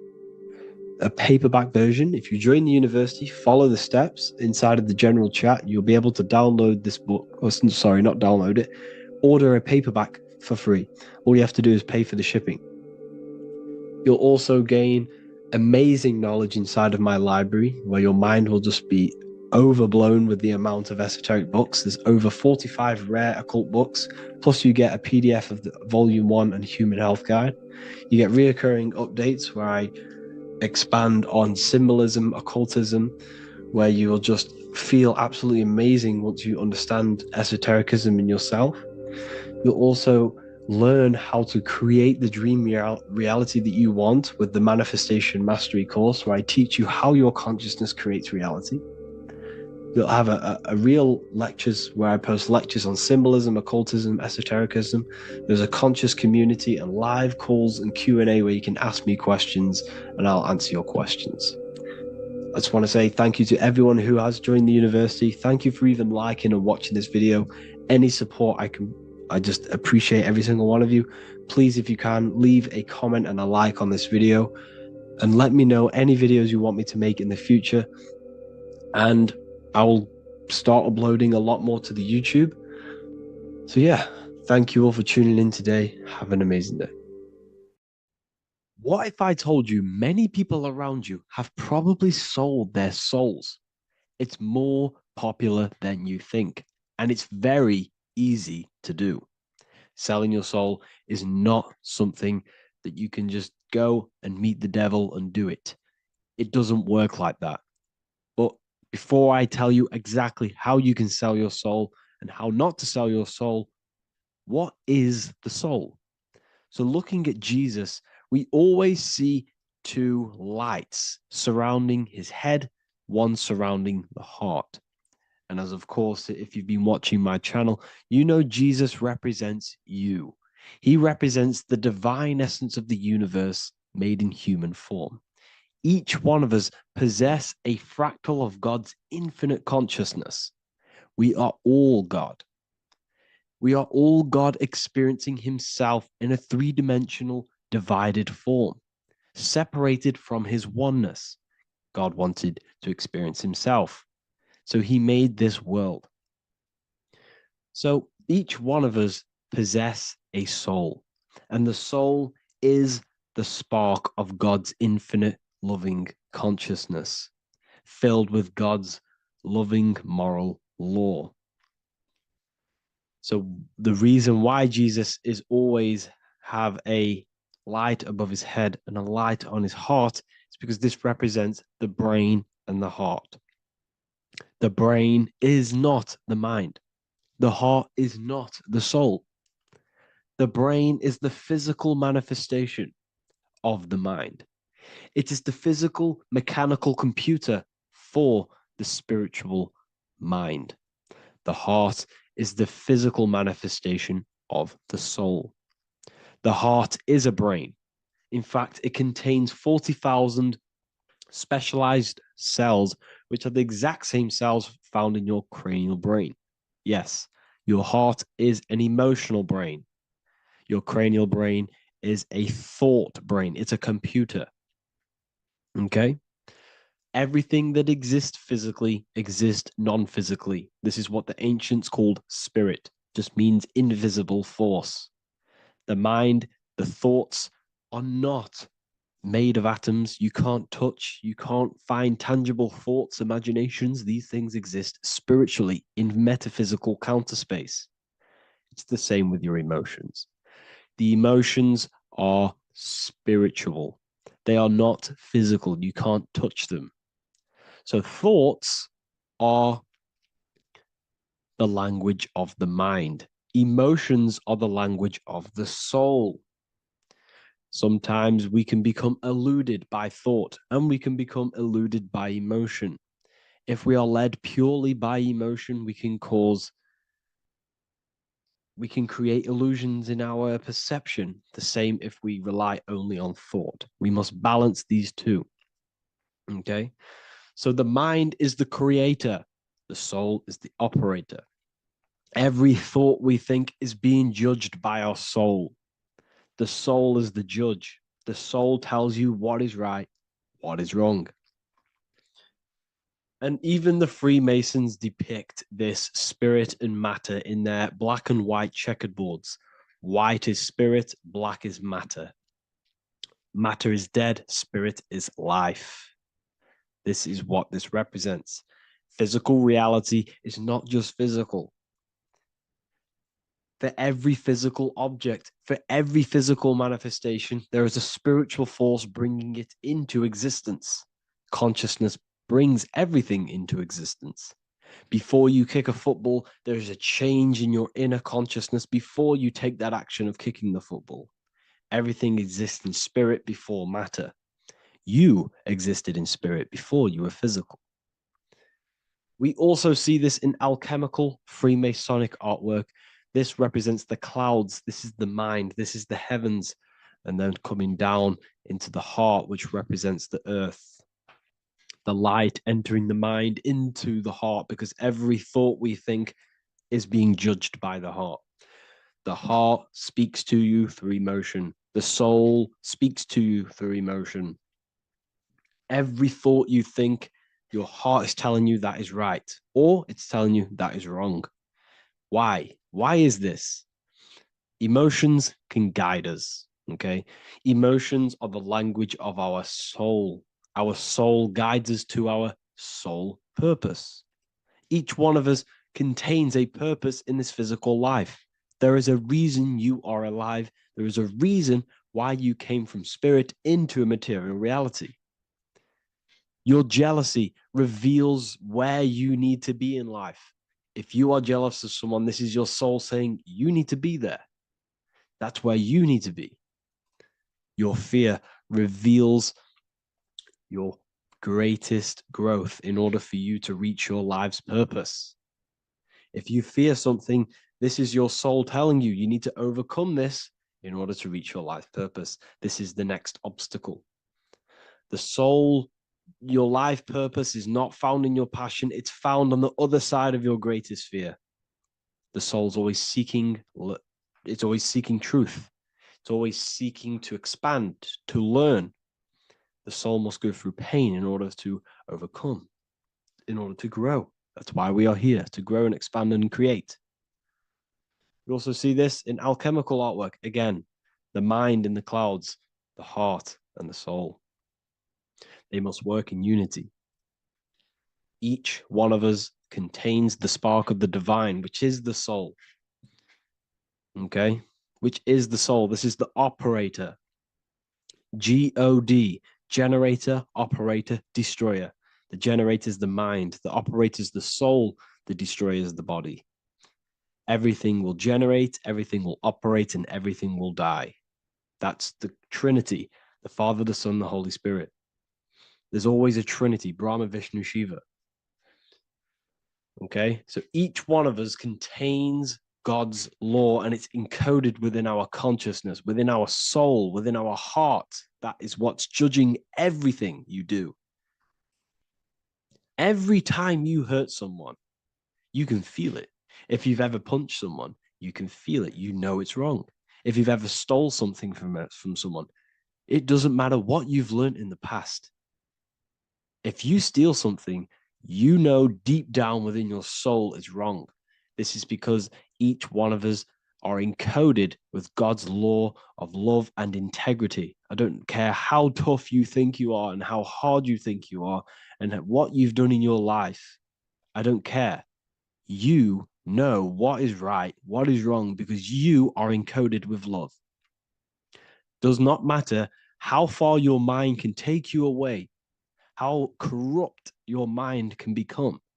There is always a spark of love and empathy in your heart, in your soul. You know this when a child. When you're a child, you're not racist. You don't want to hurt anyone. You don't want to steal. As a child, you're pure love, you're pure awareness, you're pure.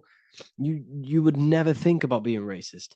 It's the corruption of the mind that leads us to corruption. Our soul always wants to do good. So the soul is encoded with God's law. And when we go against this law, this destroys our body. Yes, because your body is electromagnetic, and that's being casted from your heart. So every time you go against the heart's guidance in moral law, we weaken our electromagnetic field, which weakens our body. If you've ever looked at someone who's very negative, you can see them. You can see that they are aging quicker. You look at Scrooge, for example. If you ever watched Scrooge, look at how corrupt he looks. That's his heart. You can see the people's hearts on their face. People who do negative things and have negative thoughts, negative emotions, you can see it in their eyes and their face. It's because it corrupts you. It corrupts the body. It ages the body. Goodness is life. Okay. So can you sell your soul? You cannot sell your soul physically. But what you can sell is your conscience. What you can go against is that moral law.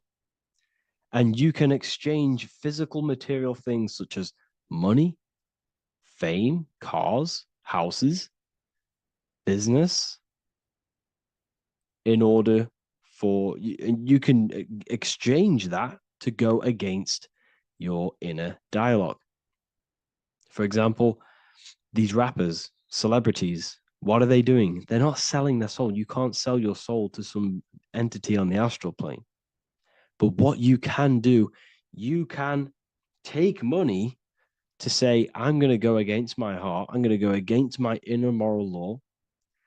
I'm going to take that money and I'm going to do something wrong. It's basically going against your soul. It's selling your soul's guidance of moral law. That's what selling your soul is. And that's what these rappers are doing. That's why they're so sad. You know, this is why all these rappers are on drugs, doing all sorts of things to escape, to short-term escape what they've done. They're going against their inner guidance for money. And yes, short-term pleasure may be happy for now, but in the long run, it will leave you feeling voidless because nothing material can ever satisfy your soul. Nothing. You could gain £1 million tomorrow, guaranteed within 2 weeks, you'll be back to the exact same position mentally, emotionally as before, because nothing physical can ever satisfy you. Guaranteed, if you received $1 million yes, if you received $1 million now, in a week's time, you'd be hunting for the next million because it does not satisfy you. There's a reason why these billionaires don't stop working, because they're so addicted to earning and earning and earning. It doesn't satisfy you. The only way you can satisfy yourself is through Christ consciousness, is through self-love, is through loving thyself, knowing thyself, and becoming balanced internally in consciousness instead of seeking external validation through material things, which end up leaving you feeling voidless, empty inside, and sad and depressed and anxiety. Everyone's looking outside of themselves for validation, when true validation comes from within. True satisfaction, true happiness comes from within, reaching Christ. Christ is a state of being, a state of consciousness that we must cultivate within ourselves so we can live a happy, balanced life. You can have all these material things when you're satisfied inside, but don't rely on them. Me, I enjoy material things, but I don't desire them. I don't chase them. I don't rely on them for happiness, for validation. You can have big cars. You could have your favorite watches. You could have Lamborghinis. Yes, it's fun, but don't let it give you your happiness. As long as you're happy on the inside, it's okay to have these things. You should seek balance with your inner world and outer world. Okay, so this is what they are doing. Rappers, celebrities, actors, Hollywood. This is what they've done. They've exchanged their inner integrity, their inner law, their inner moral compass for exchange for material wealth, fame, money, and cars. That's what they've done. And power. It corrupts you. They slowly corrupt you. So yes, you cannot sell your soul.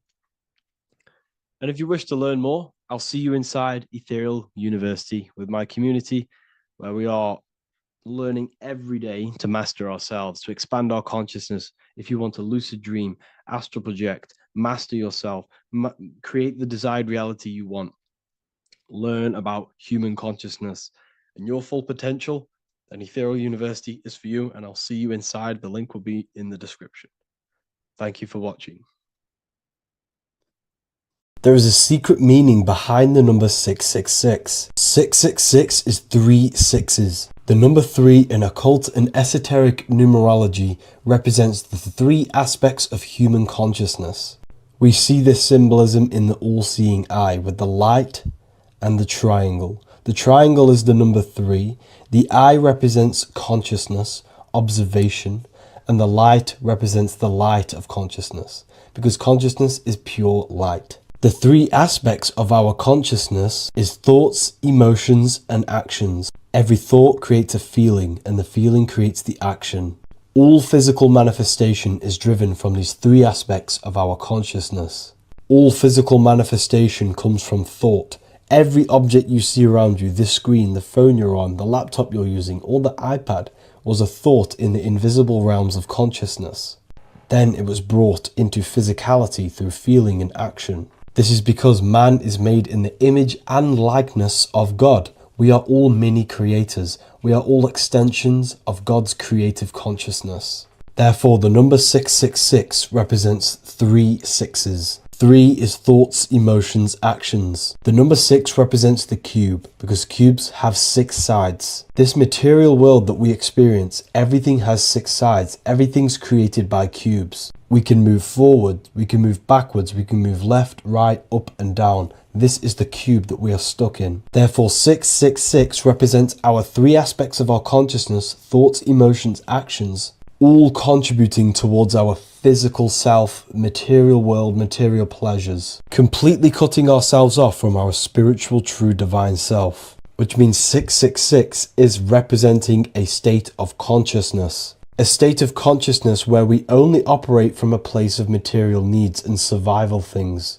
As humans, we possess a physical material body in the physical material external world, but we also possess an invisible inner world, which is what we call spirit. When we disconnect ourselves from our inner world, we become lost in this materialistic way of thinking and acting, which can lead to no life purpose, a feeling of emptiness and voidness in our hearts. Humans possess the ability to transcend our animal instinctual natures and turn to the divine mind, to the spiritual inner world.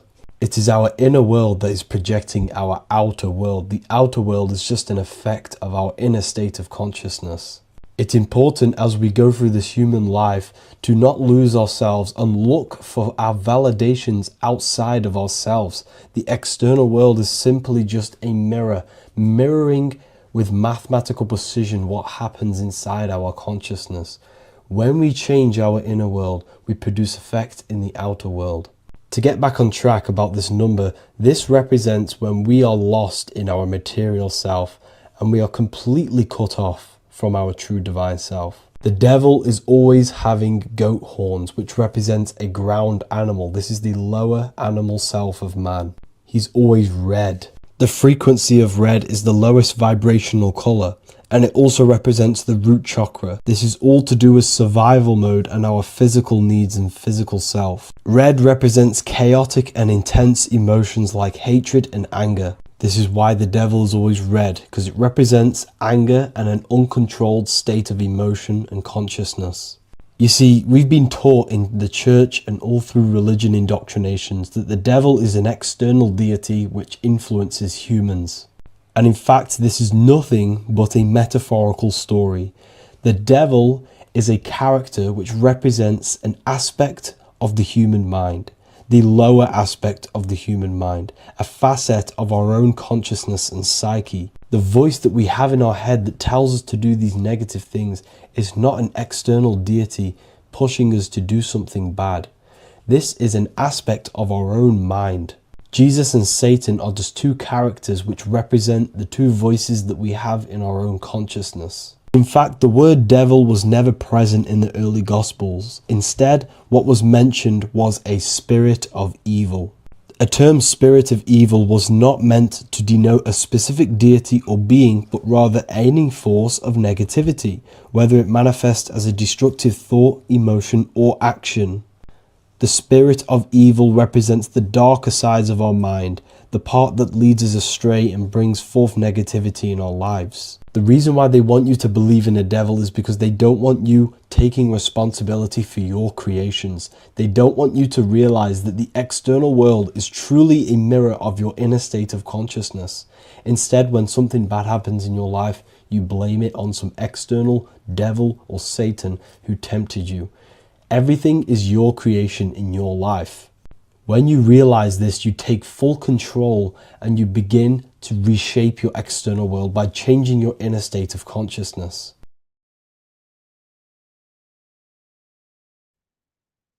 You don't just have a physical body. You have a physical, mental, spiritual, and emotional body. Each one of these aspects are a body of its own.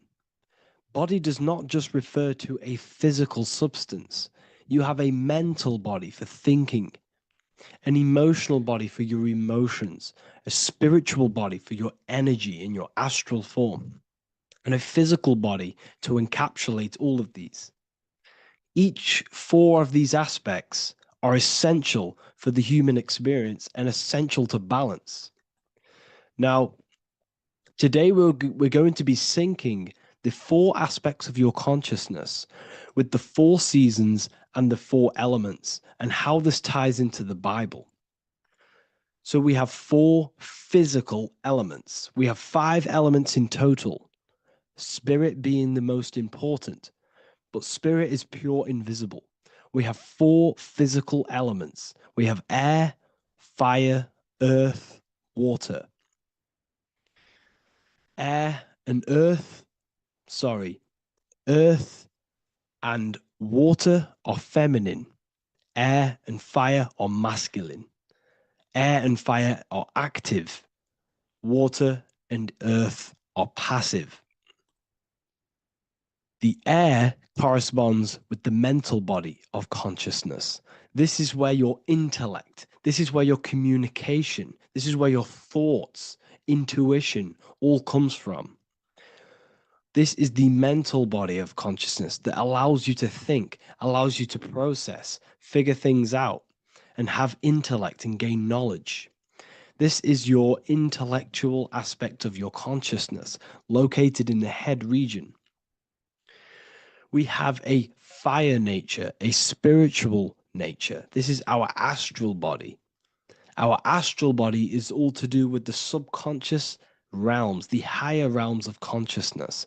This is the body that allows us to be free from the physical body. Our spirit is more of our energy. Water is our emotional body. This is what allows us to feel things, that allows us to gain intuitive feelings of conscience. So emotion allows us to understand what is right and what is wrong. When we feel something bad, we know that this is wrong. When we feel something good, we know that we are doing good. Emotions are a creational force that allows us to feel certain things to bring them into existence.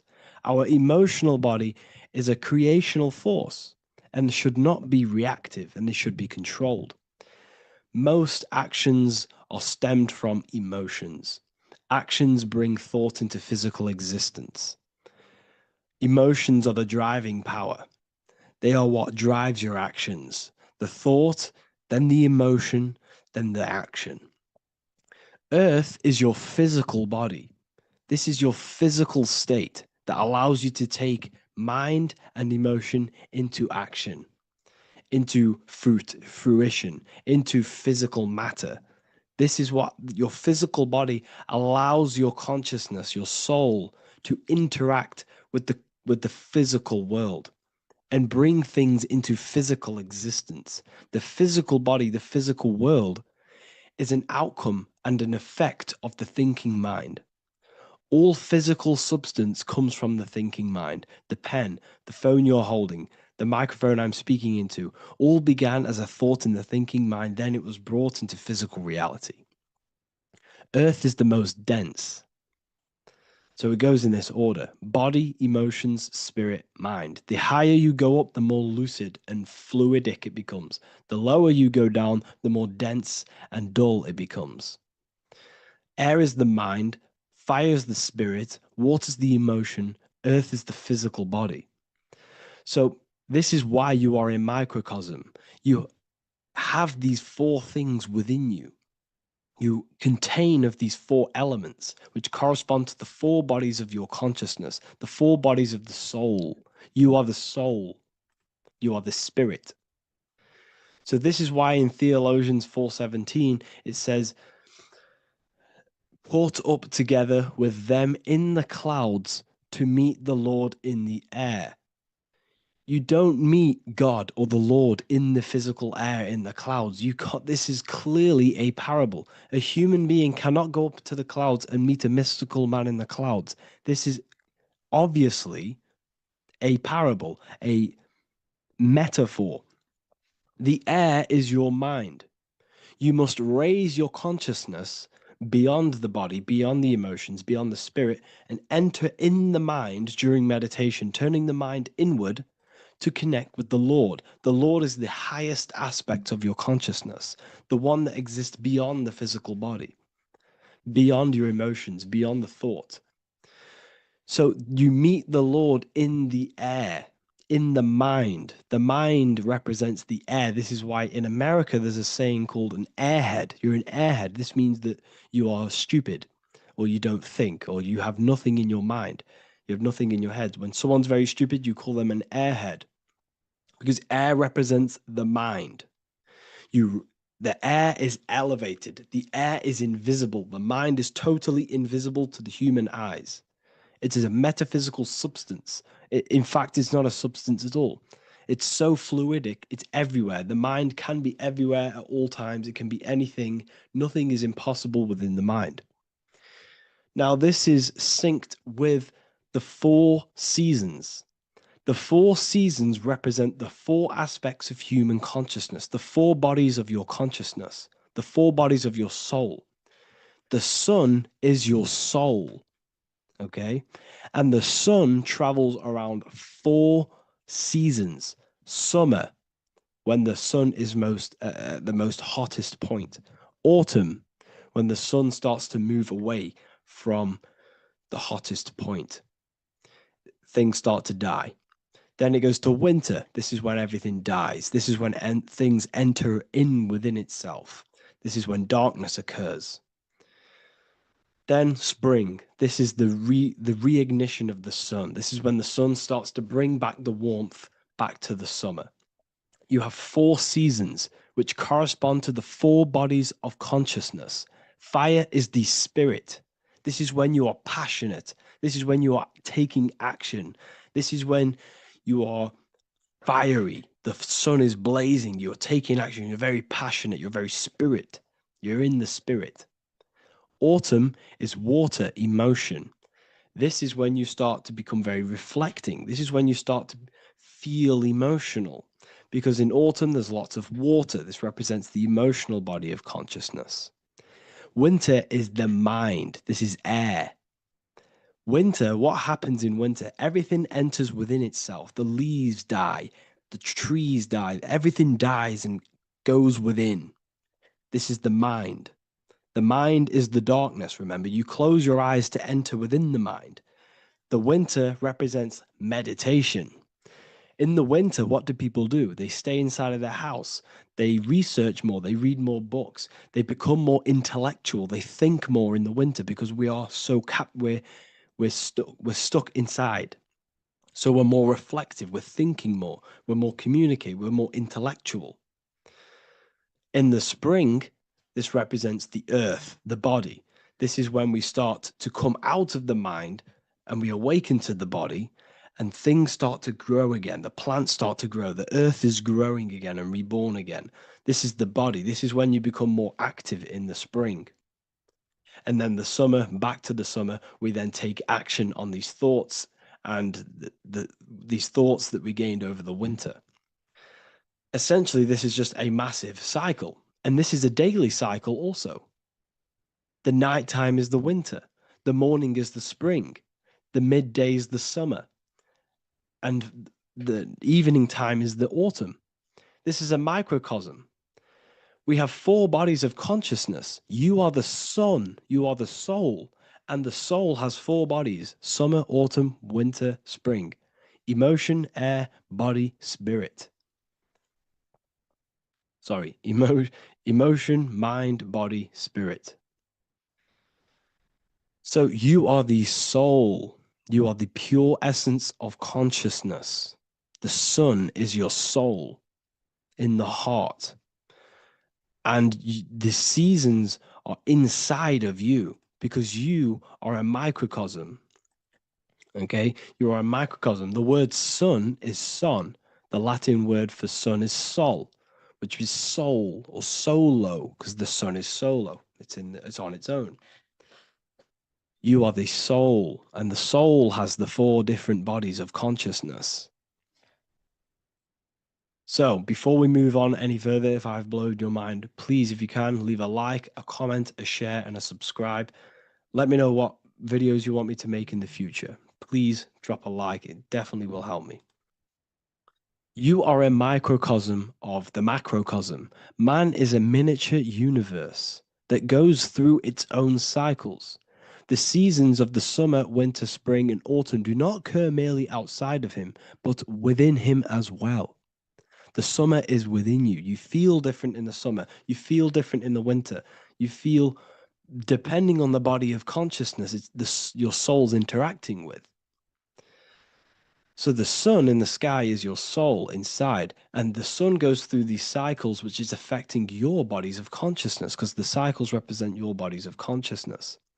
Now, this ties in with the Bible. This is why we have 4 Gospels. This is why Matthew, Mark, Luke, and John are always seen with the 4 different zodiac sign animals or symbols. So you always see each one of the Gospels. If you just type in on Google Matthew, Mark, Luke, and John, type in ancient pictures, paintings or pictures of them, and you will find these 4 zodiac signs are always standing with each one. Taurus, the bull; Leo, the lion; Scorpio, the eagle. An old symbol for Scorpio was the eagle, and a man for Aquarius. Here you see very, very ancient paintings and artwork. Here we see Matthew, the man, Aquarius. Here we see John, the Scorpio. The same here. We also see it on the tarot cards, on the world card. We see the 4 fixed zodiac signs. Here we see it as well. These are called the 4 fixed zodiac signs. Now, when we look at the zodiac, we're no longer looking at the sky, because what you must understand is as above, so below.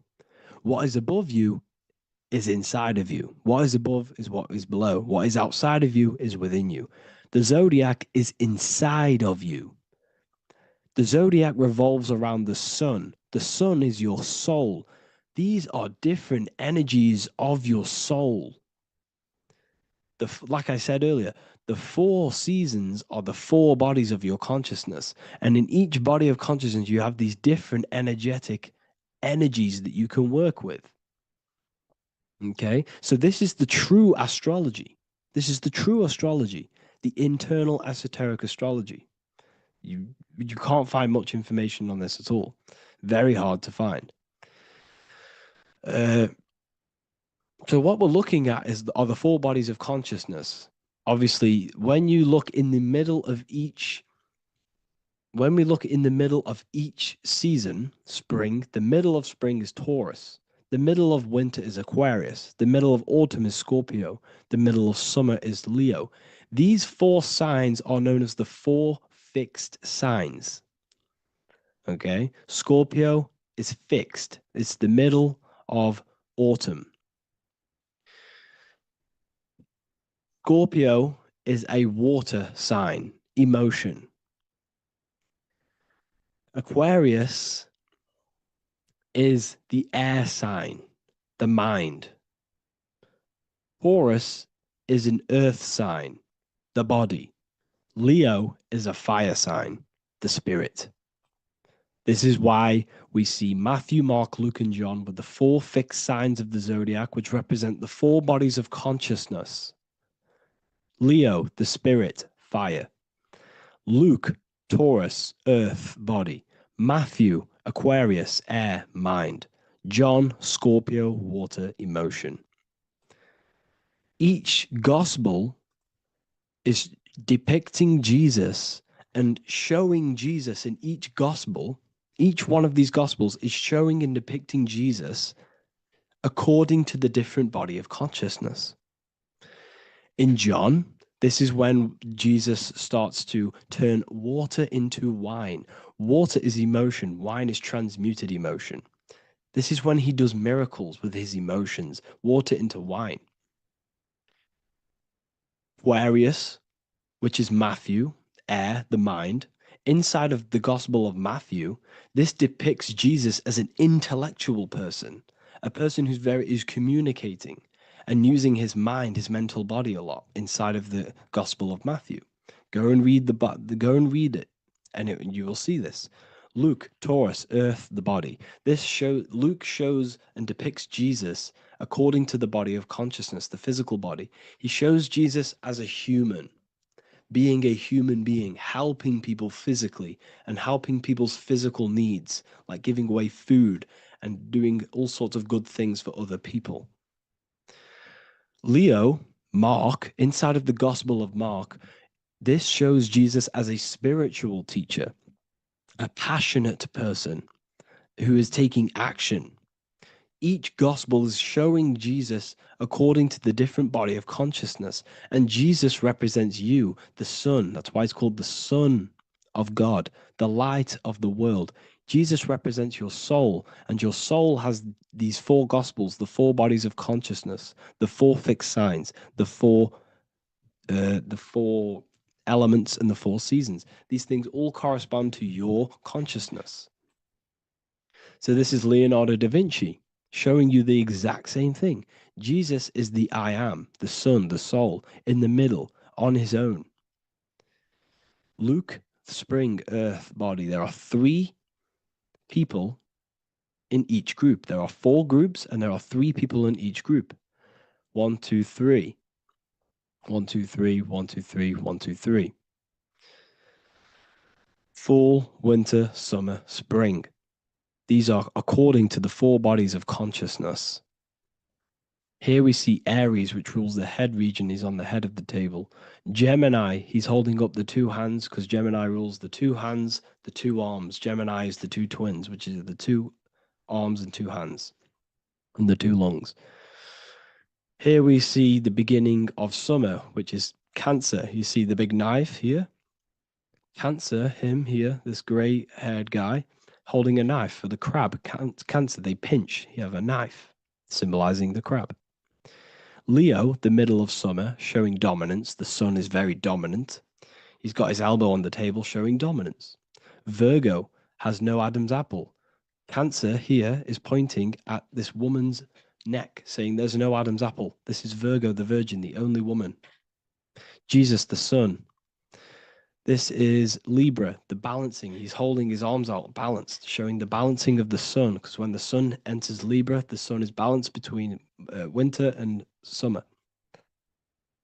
So it's balanced. This is all astrology, but this is internal. Okay? This is Ezekiel's vision. Ezekiel had a vision in the Bible, and he saw the face of a man, the face of a lion, the face of an ox, and the face of an eagle. The eagle, Scorpio, the ox is Taurus, the lion is Leo, and the man is Aquarius. He saw the throne of God, and he saw the different bodies of consciousness. This is all symbolic for the different bodies of your soul. So when we look at the zodiac, we are actually looking at a map and the energies of our soul, and the energies of our bodies, and the energies of our consciousness. This is what we are looking at. Each zodiac is an aspect of our consciousness and an energy that we can work with and that we must purify. Balance and purification is essential. Imagine playing a brand new video game. Let's say a brand new video game came out and you had to play it. What happens when you play that game? You don't know the controls. You cause chaos in that game. You can't really run properly. You can't do anything properly. You're getting destroyed by other people who are playing that game. It's the same with your physical body. When you are born, You must learn how to play the game. You must learn how to balance the mind, learn how to balance the spirit, the emotions, and the physical body. We must balance and purify each body of our consciousness. We must look after our physical body with our physical health by eating physical, electrical food like fruits and veg. We must look after our minds by being conscious of what enters our eyes, enters our ears, enters everything. Whatever enters our five senses is affecting our mind, our mental health, our environment, mental. We need to look after our thoughts. Control our thoughts by purifying our thoughts, only positive thoughts. Then we must purify our emotions, feeling only gratitude and love and not feeling these negative, dull emotions.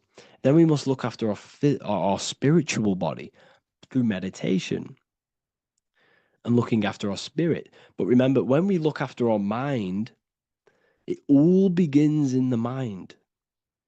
Each body of consciousness is interlocked with the other. If you have an unhealthy body, you have an unhealthy mind, spirit, and emotions.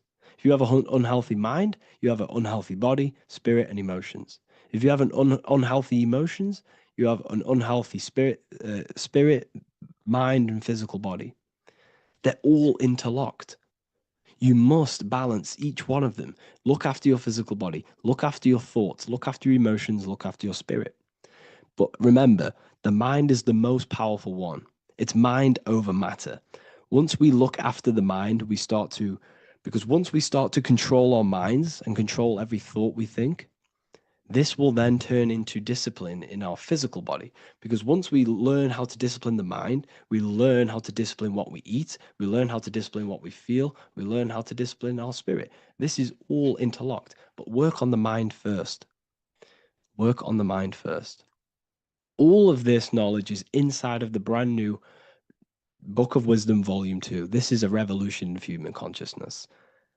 If you've read it, please leave a review down below. If you've read Volume 1, leave a review down below. This is the next revolution.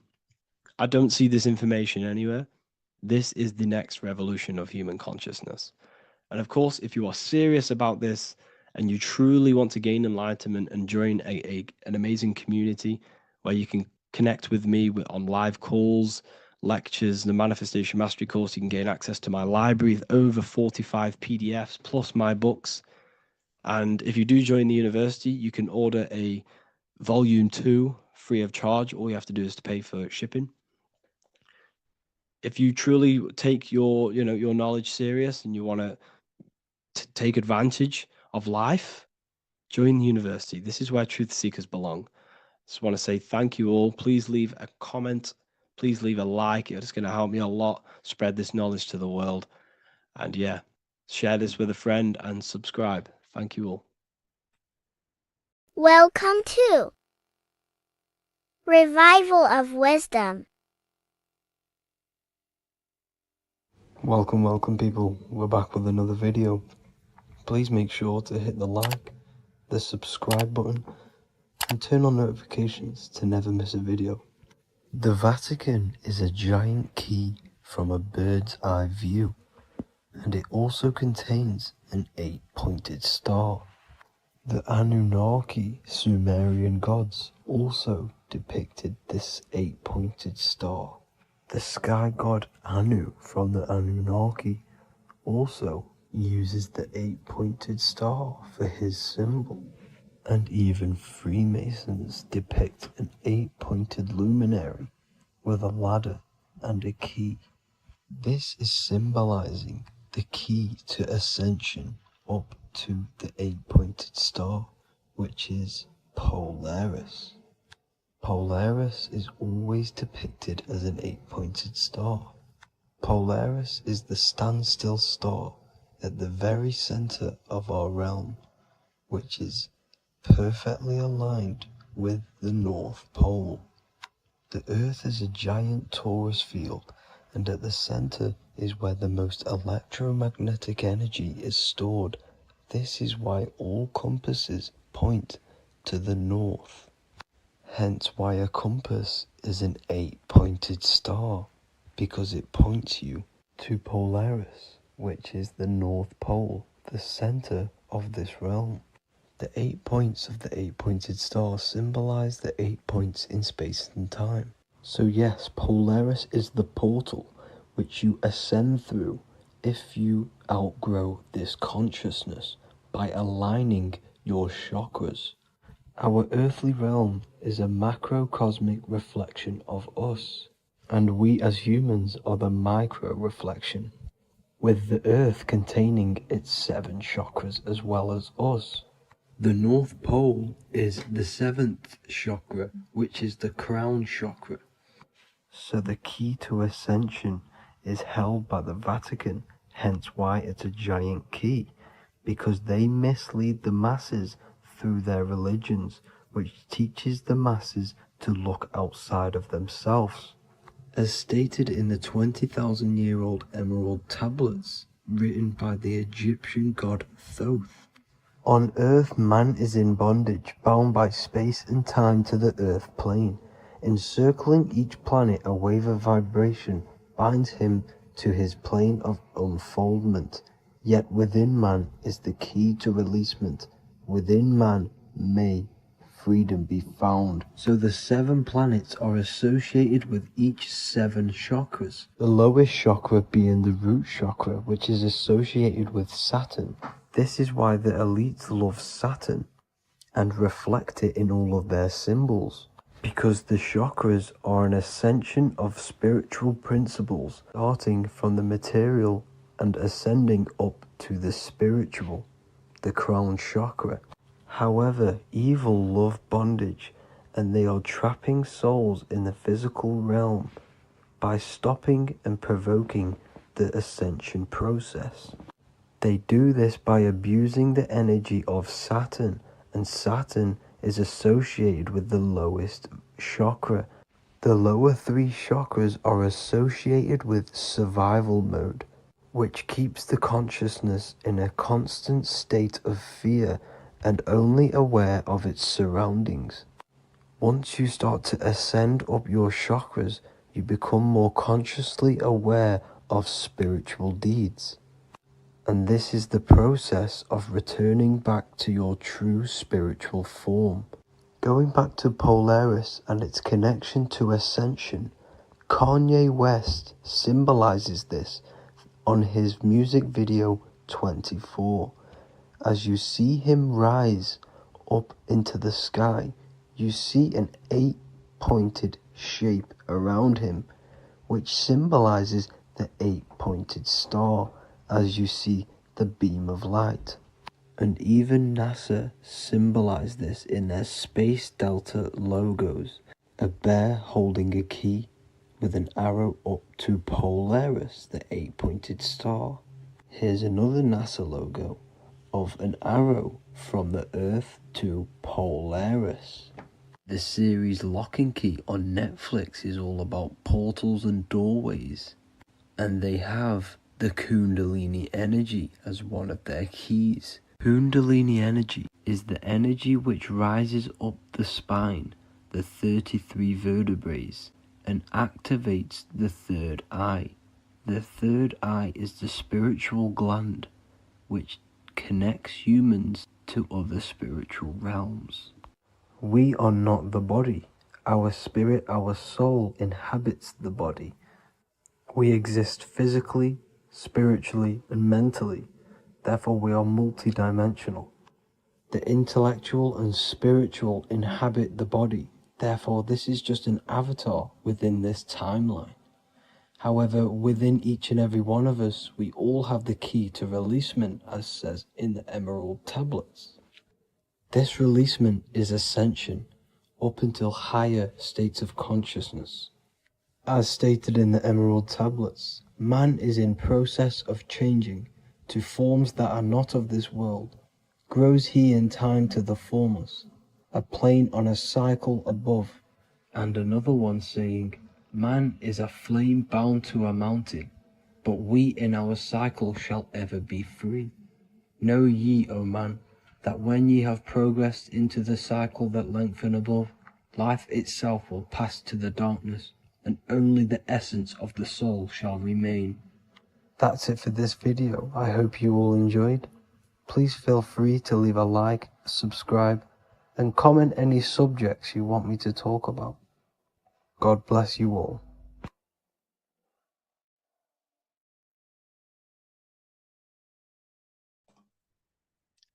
So this is known as the bag of the gods.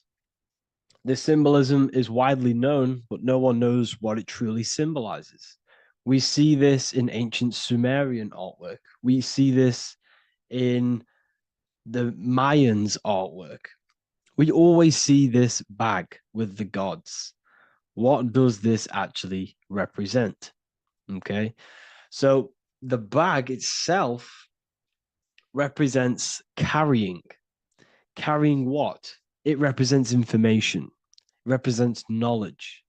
Your mind is the carrier of the information.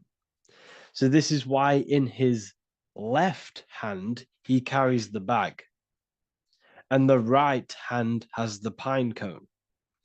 This represents carrying of information. Why is it a bag? A bag can be passed on to someone else. The information can be taught to someone else. This is the information of activation of the pineal gland or higher consciousness of humans. Because as humans, we all possess an animal nature, the nature that tells us to eat, to steal, to gain material wealth, to survive, to hate. This is our animal self. This is our animal behavior. But we also have a divine nature of consciousness, which we have access to, the higher planes of consciousness, the planes that manipulate this material world and create all things in this material world. The human mind has access to. The animal does not. The animal has no idea he exists. The animal has no inner dialogue, but humans have the inner dialogue. Humans can create infinitely. We can expand our minds infinitely into new realms of thought. So we have this higher divine nature and a lower nature.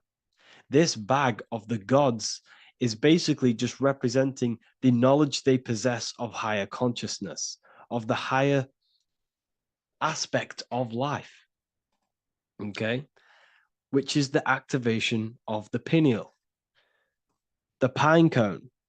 The pine cone is in his right hand. The right represents wisdom. The left represents intellect, knowledge. Knowledge and wisdom are two separate things. Wisdom is applied knowledge. It's a feminine aspect. Knowledge is just gained information that you know, which is masculine. So in his right hand, he holds the pine cone. The pine cone can be opened and shut. The shut pine cone represents the asleep human being, the human being that exists in his lower nature, that just basically survives, lives on eating, consumption, material lust, living in chaos with his emotions, living in a place of hell. This is the animal nature. Then we have the awakened human, the one who has consciousness of himself, the one who looks within himself, the one who knows there is more to him when he looks in the mirror. He is far more than just the physical body. He is a divine spiritual being, a divine being who has limitless potential of creation into the material plane. So this represents the awakened. This represents the asleep.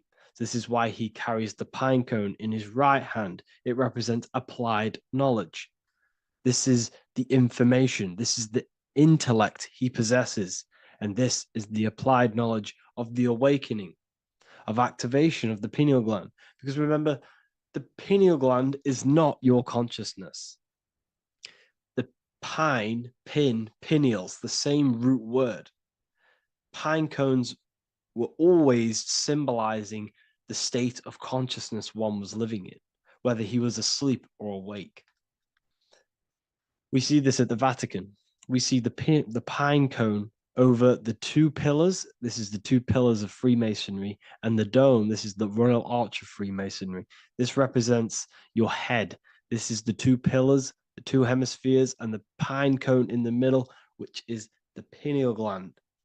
What is the pineal gland? The pineal gland is not your consciousness. It is not the third eye, and it is not the mind. It's not the mind's eye. The pineal gland is a radio receiver. This is your body. Your body is an antenna. Most people think they are this body. This body is nothing but a receiver and a downloader of consciousness. Your brain does not produce consciousness. You are not this brain in your head. This brain is a downloader of consciousness. Consciousness comes from a way higher divine plane, which is what this image is showing here with the clouds. The mind is light. Consciousness is light. And this light is coming down into the material plane, and your body is basically a crystal antenna which is receiving and downloading this consciousness. So you can experience a three-dimensional reality. So God can experience himself in a divided, separate state. This is what this represents. Now, the pineal gland can be activated, okay, and stimulated, because the pineal gland has physioluminescent crystallized jagged-shaped cells on it. And obviously, these are crystals. Crystals are on your pineal gland. And what do crystals do? Radios use crystals. Your phone uses crystals. They tell you that crystals are woo-woo and pseudoscience because they don't want you to know the power of crystals. Your body is basically a giant crystal. Your pineal gland is a radio receiver for your consciousness. So if they can ruin your pineal gland and damage it, this will damage your connection to the divine, to your true self, to consciousness, to God, whatever you want to call it, the source. There is all one source consciousness, and we're all collectively connected to it. And this is our connection. This is our antenna. So what a radio does, a radio has an antenna, and the frequencies are all around us because all the radios are playing in your ear right now. But what the antenna of a radio does is tune into a specific frequency to pick up that frequency and play that frequency. It's the same with your consciousness. You're all a fraction of God's consciousness. So that is essentially what we are looking at here. We're seeing knowledge, intellect in the left hand, and applied knowledge, activation of waking up to higher consciousness, to the higher human form. Because we can reach beyond our physical form. We can turn our animal self into a divine being, into one of these so-called gods. These gods are nothing but human beings. The Anunnaki were not gods. They didn't come from the sky. These are normal, regular human beings who activated their higher consciousness. This is what we have here. This represents spirit. Birds represent spirit. So do we have any questions? I'll take some questions now. That was just a short lecture on what that symbol truly means. Okay, so if we have any questions, feel free to go ahead and ask some questions. Anything that you don't understand, anything that you want to know. Okay.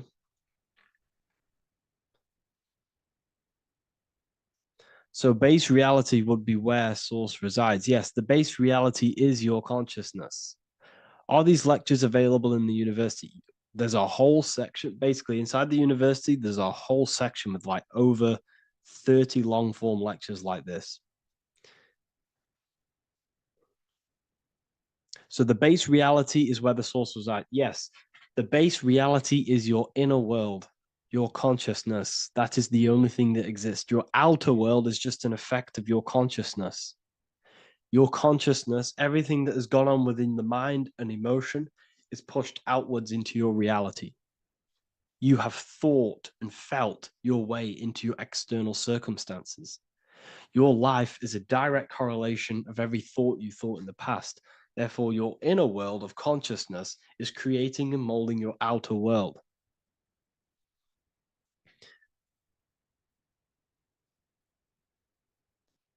The best way to keep connection consistent, the best way to keep your connection to the divine or the higher planes of consciousness is through meditation and through imagination. Imagination is the fourth dimension. It is the astral plane. That screen that you have in your mind is not a physical screen. That is the divine plane of the astral.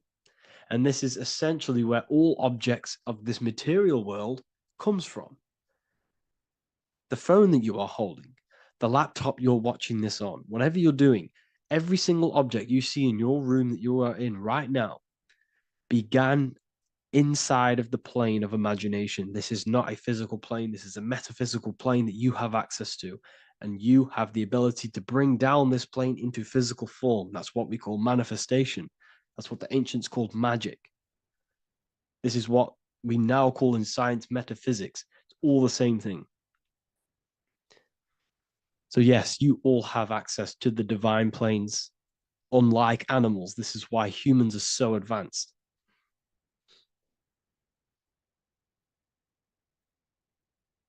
Okay. Is the pineal able to constantly activated, or is it just a temporary experience? I don't fully understand that question, unfortunately. Maybe you could word it in a different way. The real meditations on the university, legit, y'all, yes. In order to connect to consciousness, you need to sit in meditation and turn off your feelings, and the feeling of unity will come. Do I understand correctly? Yes, that is correct. So when you sit in silence and in stillness, I highlight the word stillness because stillness, when you are still, no information from your nervous system is being decoded by the brain. So when your body is still and does not move, your nervous system starts to relax and comes to a balanced state. Your brain starts to relax, it comes to a balanced state. The left and the right brain stop working. The nervous system stops working. Then, once the body, the material body is shut down, you then have access to consciousness. You can't access consciousness if the body's in such a busy state. If electricity is being fired every 2 seconds, your whole body's electrical. When you move your foot, that's electricity being fired from the brain to the foot instantly through the nervous system. The brain, your whole body is a technological machine. So you must shut down the technological machine to access the divine that exists beyond the technological machine. Do you understand that? Did we create ourselves from the higher plane? When you say yes, you created yourself, you manifested yourself in this material form for a reason in this specific time and place.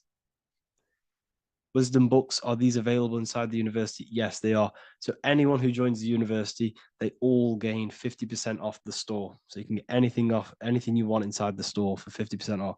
Plus, you get the Book of Wisdom Volume 1 PDF for free. You get the Human Health Guide. Plus, you get all of the library books. There's a load of different books on occultism, symbolism, esotericism. Do you need to place your attention somewhere specific during meditation? You can do. Okay, you can do.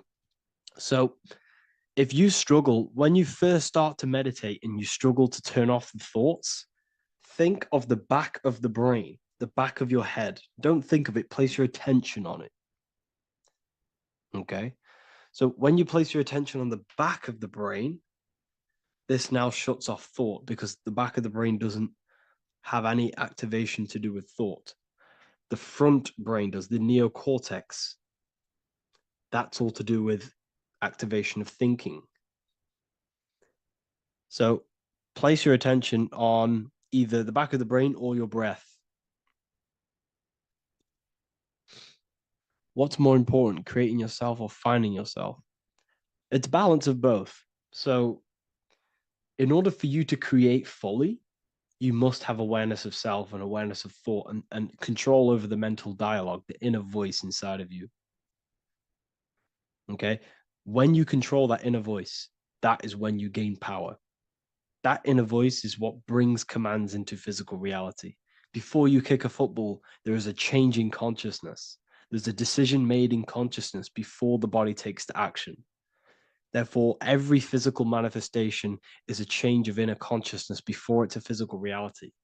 You can have the reality you want through consciousness before physically having it. That's the secret to creating.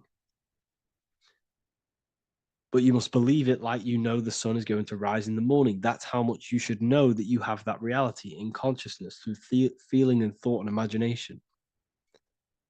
And that's how you can truly create in your reality. Shrooms help with consciousness or ego. I can't really talk about that because I'm maybe uploading this to YouTube, unfortunately.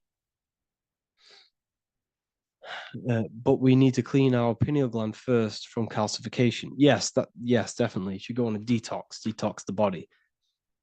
Because you can't really connect with consciousness if your body is in such a dirty state. Because the brain is, your nervous system is in a state of fight or flight, trying to fight off all these toxins. So when you meditate, you're probably going to be having thoughts all the time because your brain's firing, your nervous system's being attacked through toxins. So you must detox to have a true connection with the divine. Your diet plays a big role in your spirituality and mentality. What is the most optimal food for pure consciousness? Fruits and vegetables. They possess consciousness. So when you place them inside of you, they're syncing with your consciousness. How to check the cleanliness of your body, your skin, your teeth, your tongue, your mouth. If your skin has spots, different colors on it, you're not clean because your skin is a reflection of your inner organs. Coffee's not the best for you. Coffee gives you fake energy. Okay. So what coffee does, that buzz you get off coffee is actually the toxic effect of the chemicals reacting with your body. If I'm inside the university and wanted to buy your book, you said it would be 50% off because we are your student. Is that automatic or we need to have a code? You will have a code. Yes, I'm going to releasing a code for all the students after this. Caffeine equals neurotoxin. Yes, it fries your brain. It fries your nervous system. It fries your dopamine receptors. Will the Q&A last week about money symbolism be posted? Oh, I didn't post that. That's my bad. I totally forgot. I will post that after this. Thank you for reminding me. How to detox the body. The best way to detox the body is going through a week cleanse of fruit. So only consume fruit, sea moss, and cayenne pepper, and lots of freshly pressed juice. Do that for a week or 2 weeks, depending on how you feel, and then start to fast. You will lose weight, but you're not losing weight. You're losing impurities. It's good to do this every couple months, to just go on a raw fruit diet, cleanse the body, push everything out, and then start to fast while consuming sea moss and having lots of freshly squeezed juices. What is an alternative for coffee? Something with high energy levels. Okay. We're not taught the most simplest thing about the human body. It is an electromagnetic machine. It's electrical. It runs off electricity. The only energy you need is electricity, and that is found in fruits, vegetables. If you want energy, drink pure, fresh, pressed juice. That will give you more energy, more electricity than coffee. Can we cleanse ourselves through oil pulling? Do you recommend it? I do oil pulling every day with coconut oil in my mouth. Celery juice is a good one, very good one. Yes, celery juice.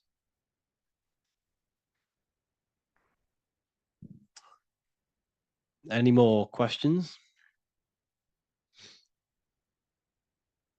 What kind of music do you listen to when lifting? For me, rap, hip hop, push me work harder, but I know it's terrible for my subconscious. Yes, very. At least you're aware of it. You should be definitely try and stay away from the hip hop music. Try and stay away from anything that's talking about anything negative because it's all programming your subconscious. And your belief system is your reality, people. Your belief system is your reality. Okay? So look after your subconscious. That's what's controlling your actions. 90% of your actions on a daily basis are controlled through your subconscious beliefs. Okay? I listen to a lot of Pastel Ghost. I listen to a lot of let me get my playlist up. It's all like background music for TikTok. Do you know what I mean? Like Pastel Ghost. That's mainly what I listen to. That sort of music. I don't know what it's kind of called. I don't know what that genre is called. Does anyone know what that genre is actually called? Because there's not much words in it. The reason I listen to it is because there's not much words in it. And, it helps the subconscious. And I just love that music.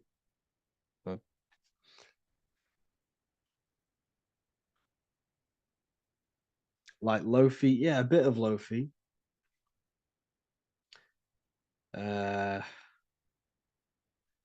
Most people won't even know this type of music.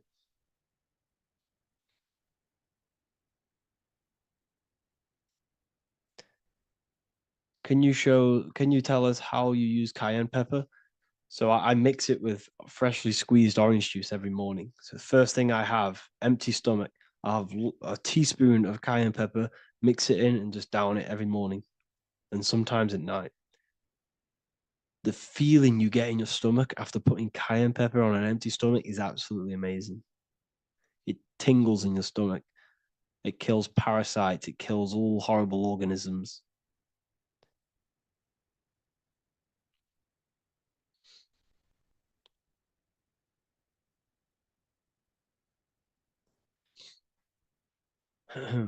Mix it with hot water. Yes, hot water and key lime water. That I bet that's powerful. If you mixed warm water with key lime with cayenne pepper in first thing in the morning, I can imagine how powerful that is. I've never done that, but I'm going to try that. Do you use sea salt? I don't know what to think about sea salt, to be honest. I try and stay away from it. I don't know whether it's good, don't know whether it's bad. I'm kind of mixed on it. Mixed information.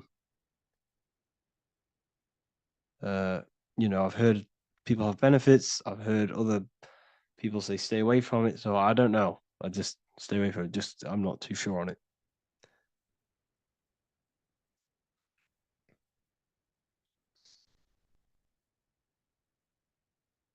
I drink fresh pressed celery juice every morning. Yeah, definitely. Is there any chance we could move to esoteric occult questions? The only reason I say that is because I might be posting this to YouTube, so it's like I don't want them thinking I'm giving health advice because I'm not. This is what I do. I'm not giving anyone medical advice. This is what I would do to myself. Because I can probably get in trouble for that. So the subconscious is the all-knowing. It is the all-seeing eye. The subconscious knows everything. Your conscious mind does not. Your subconscious knows every single cell in your body. Your subconscious is making your heart beat. It's talking to your heart. It's talking to every organ, every cell in your body is being connected and spoken to by your subconscious mind. It is the all-knowing. The subconscious has access to the astral plane, imagination, the fourth dimension. It has access to the mental plane, thoughts. It has access to the ethereal plane, energy. And has access to your physical body. It's the door. It's the portal. The subconscious is the portal to the divine. You must go through the subconscious in order to access the divine. Any coupon codes for book 2? Yes, inside the university, there will be a 50% off coupon code. Speaking of ancient civilizations, why did they use symbols to give us true knowledge? This is a very, very good question. Very good question indeed. The reason they use symbols is because symbols are their keys. They hide meanings. They hide things. For example, if it was written down, if all of this sacred knowledge that I'm speaking now was written down, it can be easily taken. It can be easily misused. Someone can take it, read it, and steal it and misuse it and abuse the world and create horrible things. The reason they use symbols is because they're hidden. They hide the teachings. Only the ones who possess the key, that possess the knowledge, can read the symbol. So the symbols act as a guard towards this higher wisdom, this higher knowledge, which gives you power. All of the knowledge I teach you gives you power. And you can misuse it. You can misuse your imagination. You have no clue, unless you've put this into action, how powerful your inner consciousness is. You can become a Okay, listen. If you hate your job, it's not the job that you hate. Think about it. It's not the job that you hate. The hate is coming from your inner consciousness. It's the state of consciousness that you hate. So what does that tell you? You can change that inner consciousness to another reality, the feeling of another reality. You can become that consciousness within before you actually externally have it. And by becoming and knowing that reality, that's what produces effect on shaping your outer world. When you really, truly know that reality inside of you, of being free, of being wealthy, of having abundance, your outer world has no other choice but to rearrange itself to your new inner state of consciousness. That's what magic is. It's manipulating your inner state of consciousness. It's convincing yourself that you already have it, not believing it, knowing it. Okay?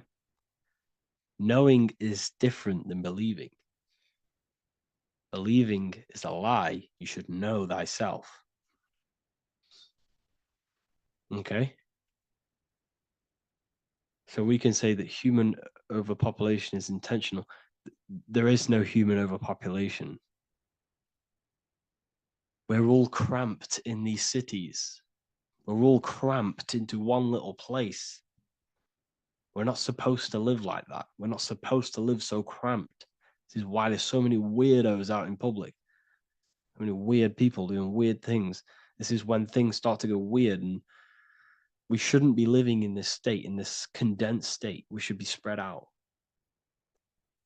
Okay. There is no overpopulation. It's just an illusion, because we all lived in such. Have you ever been on a plane? Have you seen how much land there is? It's crazy.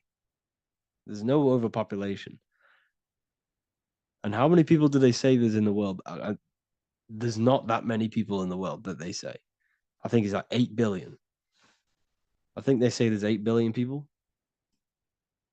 There's not 8 billion people. There's probably more like 2 billion. And the reason I say that is because I have a friend who only has like 300K followers. That's a lot of followers, okay? And he gets recognized everywhere he goes. And he's into all this stuff. And he says, listen, the population is definitely not 8 billion or whatever they say. I think it's like a couple billion. It's probably more like a billion. How to properly manifest intentions. Thought, emotion, and imagination are the key. You must know that you have that reality. Don't believe it. Become that reality within your consciousness. All day long, as much as possible. Feel it. Imagine it. Say it. And have zero doubt. How to have zero doubt. You can't, well, okay, so the doubt, that little voice that will seep into your mind saying, you can't do that. You can't do this. That's your old voice of your subconscious program. Listen, the reason why most people fail in life is because they have trained their subconscious that they will fail. They have told and believed that they will fail.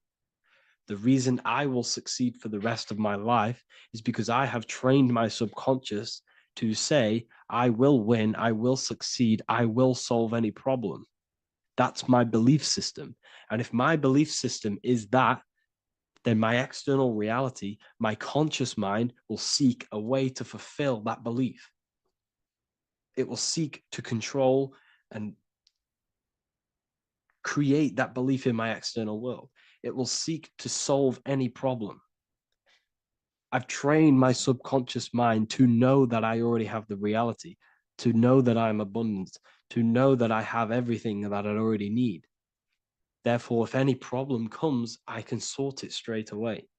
But most people have a different belief. It's not your fault. We've been kind of manipulated and told this, that they will fail, that they can't do anything, that it's too hard. And that basically casts a spell on the conscious mind, where your conscious mind is just like, no, I can't do that, because of this subconscious belief that you hold. So you must reprogram your subconscious that you can do it, that you will solve any problem, and that you are abundant. That's the reason why successful people succeed. It's because they have a complete different mind state, a complete different belief system in their subconscious.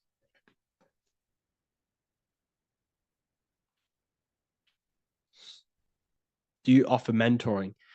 Yes, I do offer mentoring, but it's mainly for people who want to grow their online presence, and for the amount of value and transformation that I can place into your life, and the time that, well, the price of my time, it will be a higher price tag, but your life will completely change if you join my mentoring, because I will transmute your life. I will transmute your mind, and I will transmute your whole reality, because I could tell you exactly what you need to do. How to have super genius power pulling information from the source. Okay, so you can do this. I talked about this in Book of Wisdom, Volume 2, if you've read it. This is a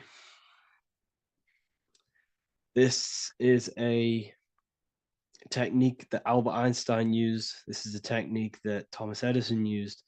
This is a technique that all of the ancient geniuses have used. So you get on a chair, you place metal below you or plates, and you hold a metal ball in your hand, and you fall asleep. And every time you fall asleep on the chair, you're going to drop the ball, because your body will become unconscious, and you will basically drop the ball, and it will wake you up, because it's going to hit and make a loud bang on the plate. And every time you go to sleep, basically what this is actually doing is shifting your consciousness from conscious into the subconscious. So from physical into the astral, your consciousness is shifting between these two planes. And as you do this, you can bring down great ideas from these higher planes. So when you fall asleep, have an intention. And when you fall asleep, you'll drop the ball. And when you wake back up, you'll have an idea, and you just got to write it down.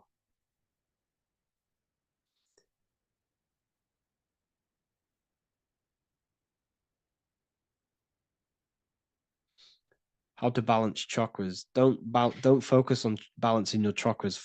Focus on the mind. The mind is the cause of the chakras being blocked. If you have a blocked throat chakra, This is a problem in your mind, not the chakra. You see, the chakras are a result of the mind. You transmute the mind, you can transmute the chakras and cleanse them.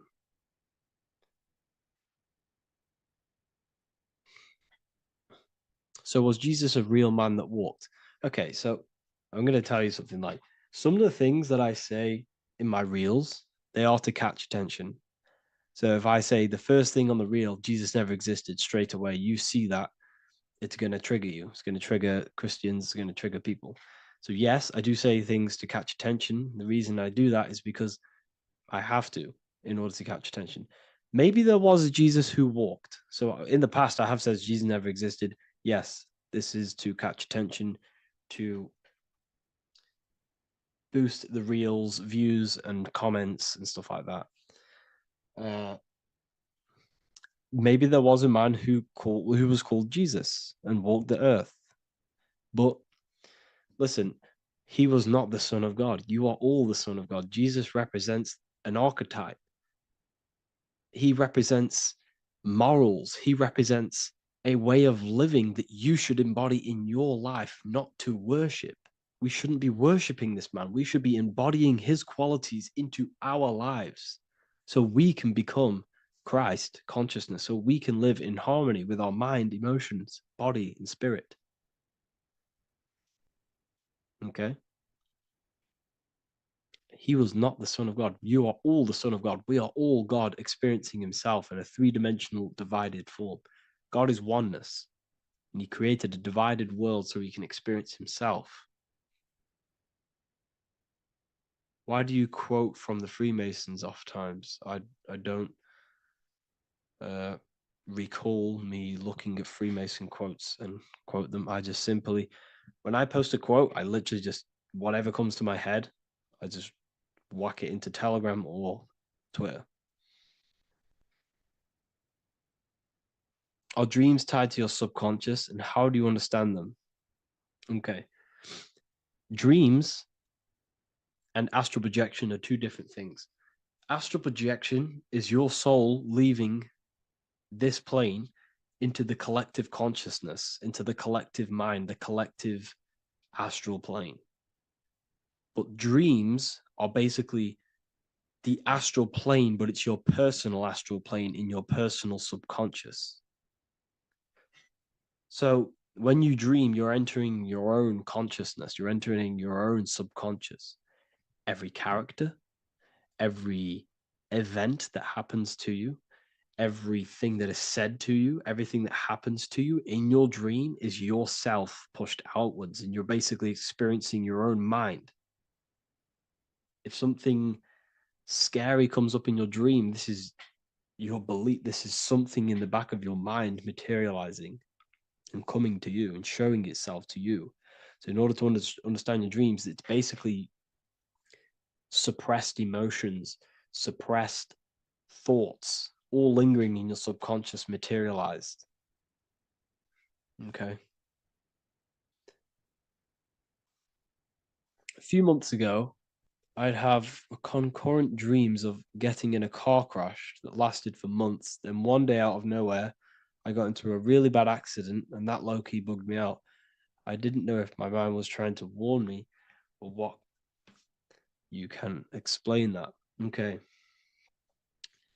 If you are having dreams about having a car crash, this is a belief. Okay, so let me tell you something. Let's say you're a drug dealer, okay? And you live in fear every single day of the police coming to you. This dealer every day is worried, he's scared, and he lives in fear of the police getting him. He was believing it.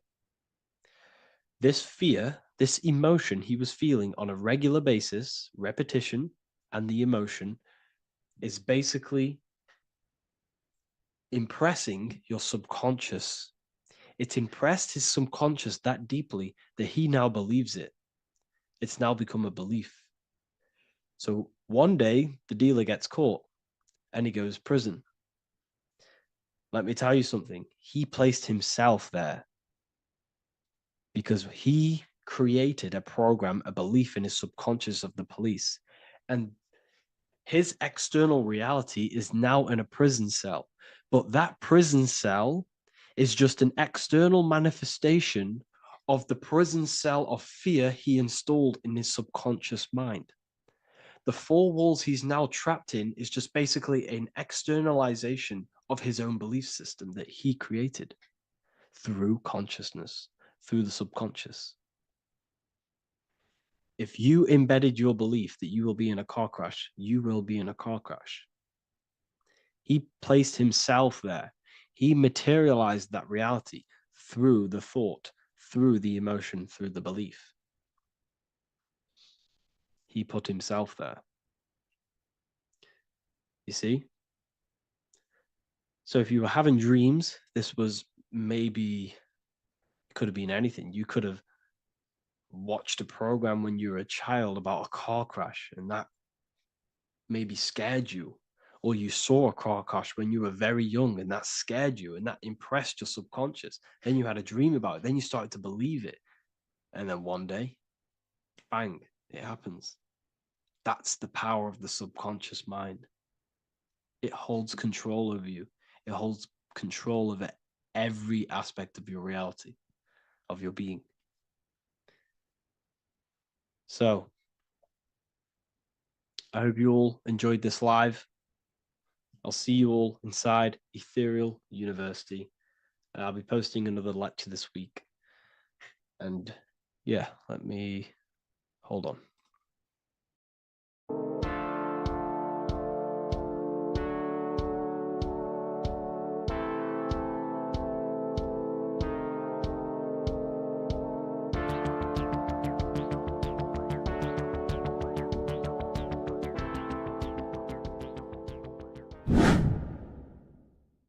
What is good, YouTube? Today we're going to be talking about the astral plane and how the cosmology fits into the astral plane. Okay, so first let's go over the astral plane and go over the different layers of reality so that you can understand reality more.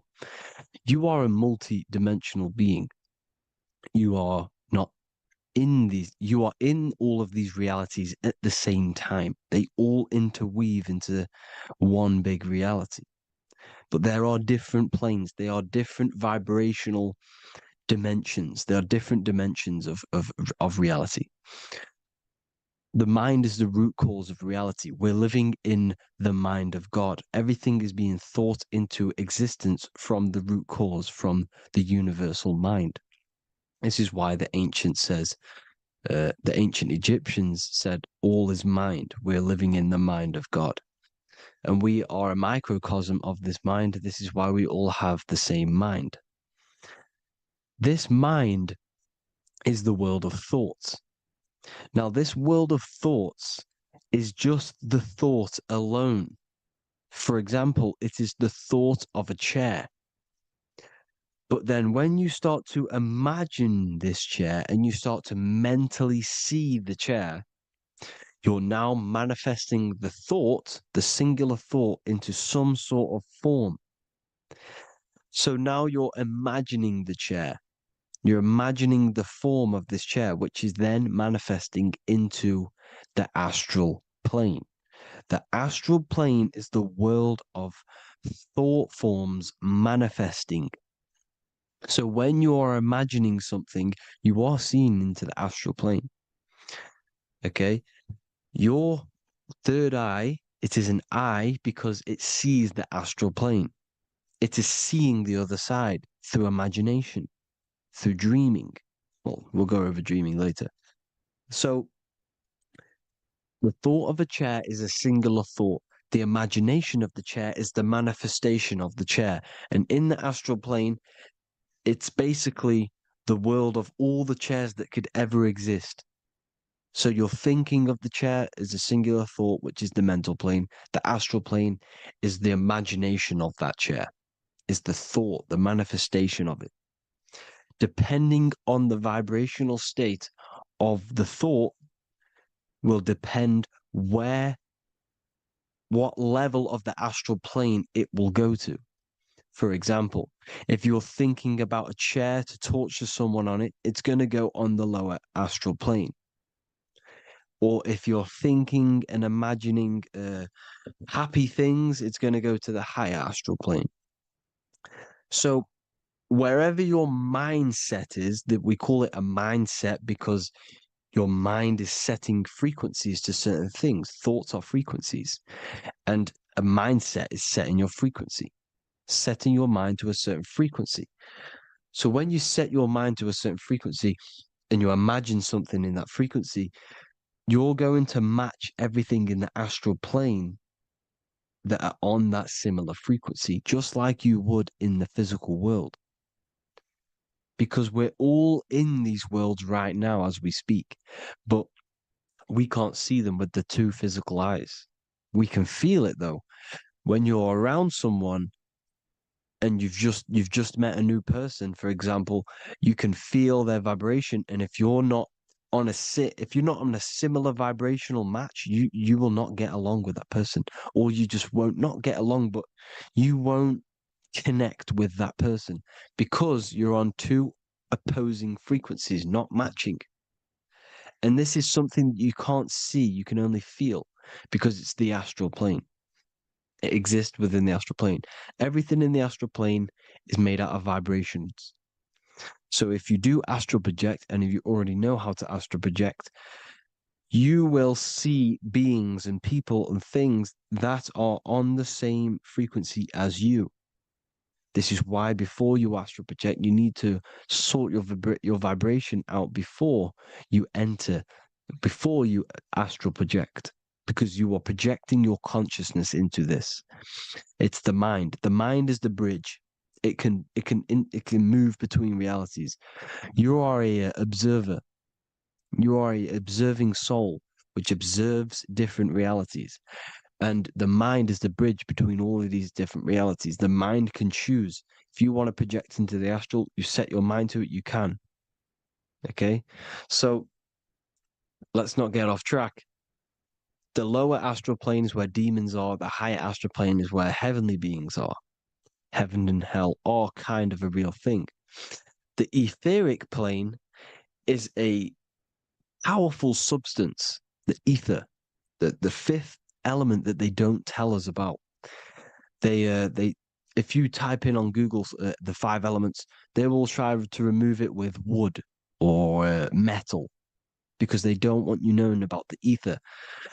Ether is the energy double behind all physical objects. So the ether is very important. It is the 5th element. It is part of the physical world, but it's also part of the astral world. It is on either side. You see how they're showing you the truth in the language? Ether and either are the same word.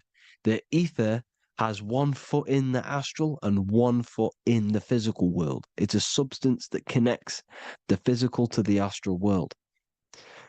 It is the either. It's on either side of reality. It's on the other side.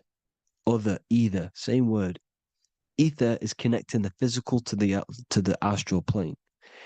It's the world of frequency. Frequencies, EMFs, torus fields are in the etheric plane.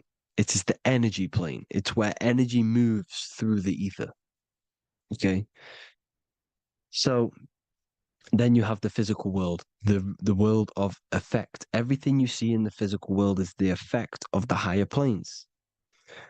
Each plane is a product of the plane above. So, and it melts into each plane. The physical plane is the lowest plane, it's the most densest, and the highest is the most fluid. This is the most fluid, this is the most dense.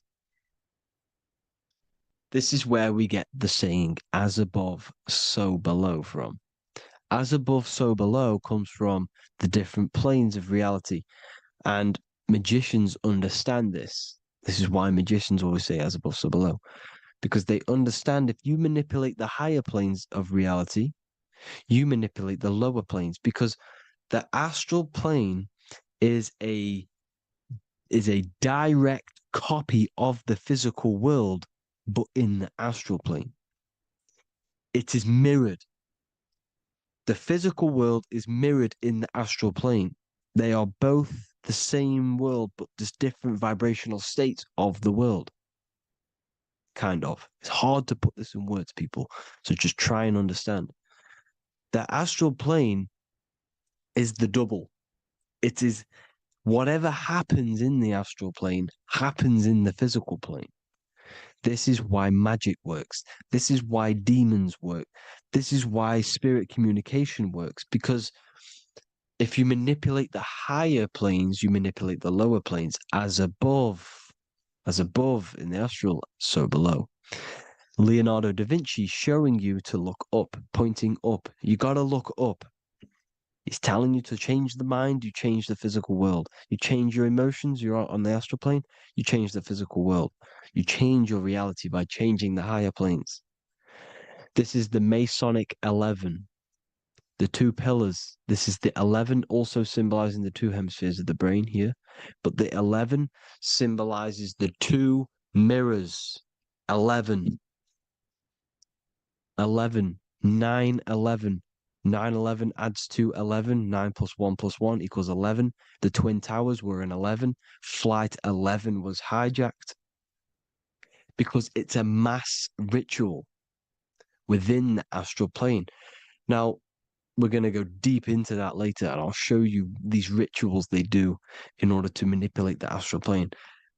So, this is what the 11 is. It's the mirroring of reality. If you contact spirits and conjure spirits, you can either summon or attract demons and spirits. Summoning is creating a spirit. You create demons. Okay? Like I said here, the mind is the root cause of reality. If you think of if you think of a traumatic event that happened in your life over and over and over and over again for years and years and years, where attention goes, energy flows. The mind is the director of energy. If you are directing energy into the specific emotion, the specific thing that is torturing you in your mind, that will manifest as some sort of being in the astral plane, which is called an elemental. And this elemental being that you have created through your thought forms and emotions will latch onto you and feed off this energy. So it's important that you get your mind right, okay? It's important that you sort that you file the mind and you discipline the mind. Make sure it's only entertaining positive things, because you are quite literally creating your own demons. The word demon has the word mon in it. And if you've watched my videos to know, mon means moon. The moon is your mind. The sun is your soul. The earth is your physical body. Demon is mon means mind. Moon is mind. You create demons with your mind. Summoning. Now, this is where the rituals come in. 9/11 was a ritual because everyone was thinking about this big fearing, the death of 9/11. Everyone was thinking about it. And all of their minds thinking about this horrific thing will manifest and summon a negative energy spirit elemental within the astral plane. That's how all of this works. This is why it was a mass ritual. Okay, Chris Brown, new album name 11/11, release date on the 11/11. This will be my 11th album and contain 11 songs. All of these people know the occult. This is Hermes Trismegistus with the star of Saturn, the six-pointed star, as above, so below. The mirroring of reality, physical and astral, the two Masonic pillars. So as above, so below. What's above us? The stars. The stars are connected to the astral plane. This is why we call them stargates. When we dream, we are experiencing these different realities. And what are stars? They tell in the Bible, it says Genesis 1:14. And God said, let there be lights in the firmament of the heaven to divide the day from the night, and let them be for signs. Signs translates to things to come. Why things to come? The stars tell the future. Why? And why do we say as above, so below? As above us is the astral plane and the etheric plane. As above, so below. Whatever happens in the stars happens on Earth. The stars are connected to the astral plane. Above us is the astral plane. We are a star in a physical body. This is why we say Mr., sister, stir equals star. The E and the A are interchangeable. We are stars, and the stars are the start of our incarnation. We start in the stars, same root word, and we descend through the 7 energies, which are our 7 chakras. Then we enter the heart of the soul system. The heart rearranged spells earth. And this is the true cosmology. Here's the Masonic cosmology. This is Masonic now. Here's the firmament. Let there be a firmament in the midst of the waters to divide the waters from above, from the waters that below. Genesis 1:6. The firmament, firmament comes from the word firma, Latin, I'm pretty sure, which means firm. When something is firm, meaning it's stable, it does not move, it is firm. The firmament is firm. So, is the firmament Genesis 1:6. Let what does he say? Genesis 1:3, sorry. Let there be light. This is before the sun and the moon was created. Let there be light. Before the sun and the moon was created, light was appeared. So what's that tell you? This is a holographic projection from some sort of light being, some sort of projector.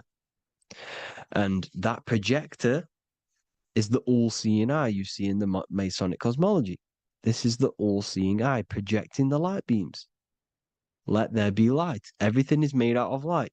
The universe is created out of light waves. The torus field is 1 unit of light. The light projecting this reality is Polaris. Okay, the famous all-seeing eye. Now, what else? Then we have after let there be light in Genesis 1:16, and God made the 2 great lights. This is the sun and the moon, electric, magnetic, male and female. Then we have the Masonic checkerboard, the black and white symbolizing dualities within the dualistic reality we're in, spirit and matter, light and matter, rest and motion, positive and negative, good and evil. Everything's dualistic here. Okay? And it's a dance. The universe is a dance between flickering of white and black light, which is the torus field. We're not going to go over that, but this is all connected to the astral plane. This is the true cosmology. The astral plane cannot work on a spinning monkey ball in the middle of space. Does not work. Cannot work. It's impossible. Okay? Impossible. So, even in the Quran, it says, Allah has made the earth for you as a carpet, flat. Quran 15:19. And the earth we have spread out like a carpet, set there on mountains, firm and immovable. It is immovable. In the Quran, it also says 65:12, it is Allah who has created the 7 heavens of the earth. The 7 heavens meaning the 7 layers of heaven, the 7 planets. And Psalms 104:5, he set the earth on its foundations and it can never be moved. Never. So here you see in Isaiah 40:22, he sits enthroned above the circle of the earth and its people are like grasshoppers. He stretches out the heavens like a canopy and spreads them out like a tent to live in. We live in a tent. This is the tent. The projection of light. Here you see an ancient picture here. Here you see the ethereal barrier, meaning the firmament, the etheric barrier, and you see his head popping out. Why is his head popping out? Because your head is heaven, your heel is hell. Your head has access to the astral plane. This is why your head is heaven. The pineal gland, when stimulated, has access to project itself, project consciousness into the astral plane. Here you see another ancient picture here with the Masonic Royal Arch, with the zodiac here, the zodiac on the top, arching, because there's a firmament above us. Here's God in the brain. Consciousness is God. Here you see the Masonic Royal Arch, symbolizing the firmament. George Washington above the Masonic Royal Arch. These are the stars. This is Polaris projecting reality. Here's ancient churches with the dome. Polaris projecting reality with Jesus. Disney World is under the dome. The seven layers of heaven, ancient paintings, all depict if you go and look at the ancient paintings, they'll all depict the firmament, the arch above us. This is where we get interesting. The Masonic Royal Arch has the 6-9, which is Cancer. The constellation Cancer, which is 6-9 is associated with portals, because CERN is the 6-9. Okay, CERN is opening portals. They're trying to create a portal to the other side. Cancer has the word CERN within it, so there is a link between Cancer and the opening, the firmament opening above us, to ascension. Here you see the Masonic art with the Royal Arch and the light and the opening. Here you see the light and the opening. This is the opening of the firmament. Here's the Hebrew cosmology with Sheol, the underworld, and the opening. So Cancer is definitely some sort of portal in and out of this reality. I'm just connecting dots here. Now, we're going to go change a bit now. These celebrities that you are seeing they have not sold their soul to Satan, okay? They have not sold their soul to Satan. Satan is a demonic, low vibrational energy that has been summoned over the thousands and thousands and thousands of years of evil occult arts. So since Babylon was summoning this demonic energy, and this demonic energy in the astral plane will grow and grow and grow. It has no form. It has no physical form. Okay? But you can see it in the rappers. If your third eye is open, you can see clearly that these people are demonic. You can sense the energy that they're manifesting. Selling your soul is not what you've been told. It is gaining, because your soul is pure love, okay? Your soul does not want to do anything bad. So when you sell your soul, you're gaining physical gain. You're gaining physical wealth, for example. Like for these rappers, they will be given millions of pounds because the people in control of the music industry, which is the dark occultists trying to brainwash the masses, the people in charge, they're dark occultists. They understand Satan and the energy.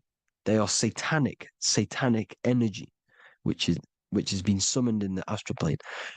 They see that they have influence over the masses, so they will go to them and say, "I will give you this amount of money forever if you manifest this satanic, demonic energy through the music and through social media to blind the masses, to brainwash the masses into this demonic energy." Because when you listen to music is frequency. Whatever you listen to, you become that frequency. So if you're listening to these people, they're throwing energy, this demonic, satanic energy that they sold out to. Soul, same word. When you sold something, you've got your soul involved. They have exchanged money, physical gain, so that they manifest this satanic energy within the astral plane and through the music, through the videos, through social media to keep us in this vibrational frequency, in this low state of consciousness. This is what it actually is. It's not, you're not selling your soul to some sort of devil. This satanic energy has no physical form it is formless in the astral plane. It's a summoned energy. Now, the root chakra is red. This is why the devil is red, because it symbolizes the animal nature of man. When you are operating off your root chakra, you will kill, you will fight, you will do anything to survive, because it's all about survival mode in the root chakra. They want you keeping in that fighting mode, that surviving mode, so that you are manifesting this low vibrational frequency, this satanic energy, this demonic red energy. This is why the devil is red. And the devil has a tail with the red arrow pointing down because it symbolizes your light body. This is your Merkaba. Your Merkaba is your light body. Mer equals light, Ka equals spirit, Ba equals body. Merkaba, this is the devil's tail pointing down, the descension, your heel, up to your heel, hell. Ascension to heaven, head. You see, this is the all-seeing eye with the illumination coming off it, your head, when you're illuminated. The Merkaba is your celestial sphere to portray different planes of reality. It is the vehicle of ascension. It's your light body. It's in the word Kabbalah, Kabbalah, Ka, spirit, Ba, body, La, light. Same thing, Kabbalah, Merkaba. Same thing. It's all about the light body. This light body sees different realities. So when you see the goat in the music industry, it's this satanic summoned energy that's been summoning for thousands of years within the astral plane. When it becomes to the physical plane, it will manifest through different things. A goat, an owl, Satan, Moloch, Baal, same deity, same demonic energy that's been summoning in the astral plane. And this is why the Baphomet has a goat head. Drake's new album is the goat. The Polo G, the Masonic G, with the goat. And here's Ryla Rodriguez in the mirror with the goat in the mirror and him in his physical body.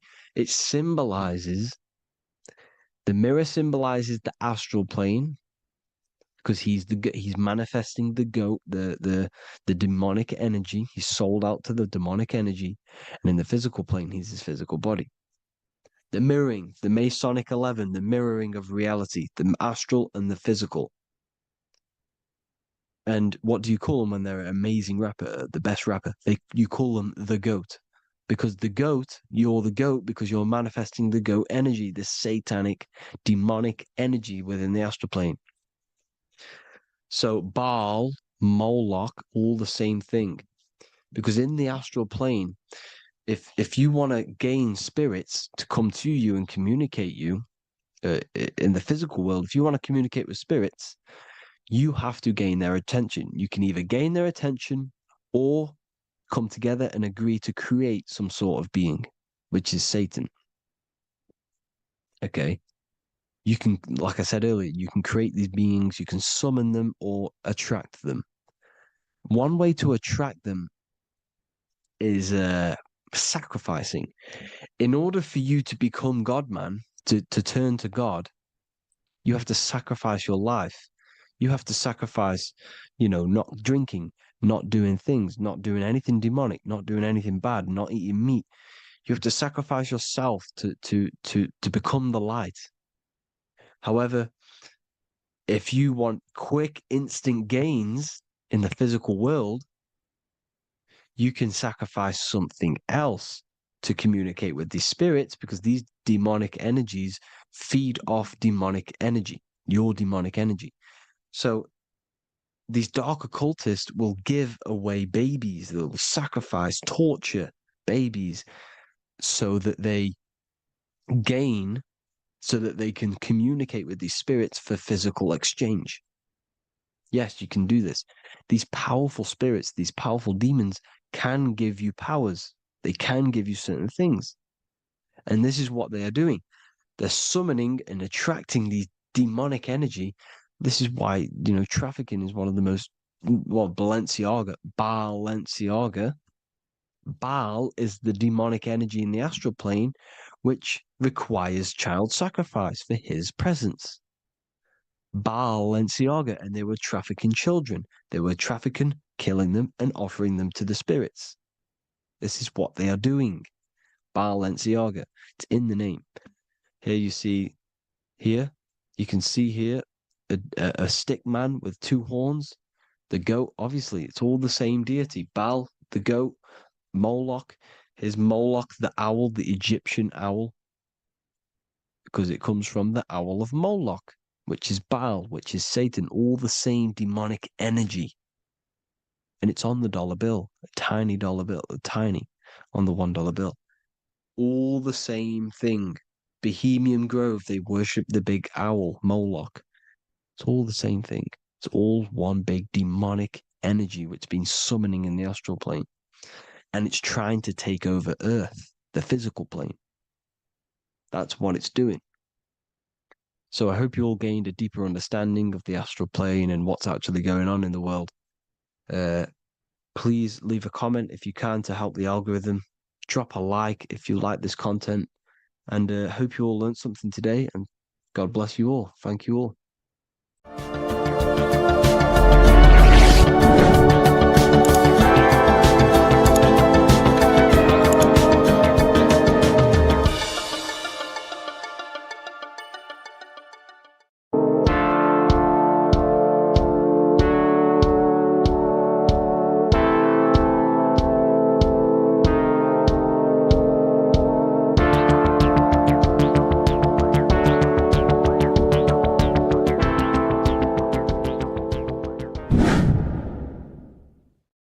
What is good, people? We're back with another video, and today we're talking about the chakras. Let's jump straight into this because I know there's been a lot of requests for this video. So let's jump straight into this. So you have 7 chakras, right? 7 chakras, and these chakras are feeding off your electromagnetic field, known as your aura. This is both positive and a negative pole, male and female, right? This electromagnetic field is made out of electric and magnetism, and together they come as electromagnetic. Now, your chakras, the word chakra just means wheel, spinning wheel, because that's what they are. They're spinning wheels of energy. They do not exist on this physical plane. They exist on the etheric plane. Okay? Now, these energy centers are known to regulate your emotions, and each energy center controls the organs and cells in that particular area of the body. So, for example, your sacral chakra will control the cells and organs of your sexual reproduction area. Okay? The navel chakra or solar plexus will control the digestion in your body. Same with the heart, same with the throat, right? So they are like mini brains for each center of your body. They run along up the spine, but notice the crown chakra exists outside the body. It's just above the head. Now, this process of the chakras is obviously the 7 colors of the rainbow, starting from red, which is the lowest vibrational color, all the way to violet, which is the highest vibrational color. This, like I said, these energy centers are feeding off your electromagnetic field. So if these chakras are unbalanced, they are taking too much energy from your electromagnetic field, making it weaker. Now, this is the North Pole. As you all know, the Earth is flat, and we live inside of a giant torus field, and the North Pole is the Earth's heart chakra. And this is why the aurora borealis or the northern lights, whatever you want to call them. That's why they are green, and they are being emitted from this center point of the earth because it's symbolizing the heart chakra, which is green, right? Now, you do work your way up to these. However, this is a torus field. You are a torus field. You have different layers of this torus field, right? And you need to balance all of these chakras, but you can't move up these chakras until you open the one below it. So it's like a stairway. You can't go to your solar plexus without going through your sacral. You see? So you have to work up these. However, you have to work up these and then live from the heart, because the heart is the center of the torus field. It's the balance between male and female poles, positive and negative poles. So you have to balance all of these chakras and then bring them all into one, which is the heart chakra. Now, they exist on the etheric plane. They exist on the etheric plane, and the etheric plane is a layer of the material plane. It's the one higher than the material plane. And then after the etheric plane, it melts into the astral plane. So they exist just between the physical and the astral aspect. Now, this is the yin and yang matter, which is the lowest root chakra, physical matter, and then to spirit, because high vibrational matter turns into spirit, low vibrational spirit turns into matter. So they're interchangeable. This is the yin and yang.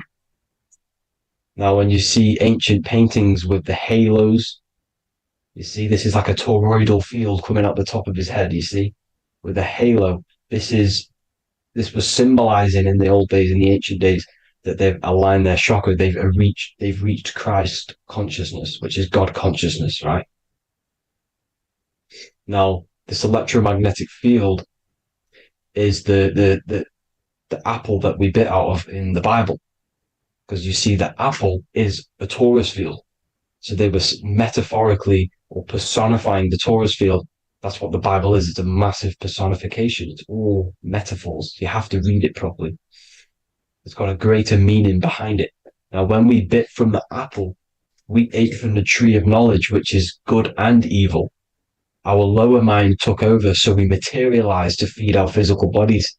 We materialized through Saturn. That's what Saturn does. Now, if you don't understand that, go and watch the video previous to this one called Occult Secrets of Saturn.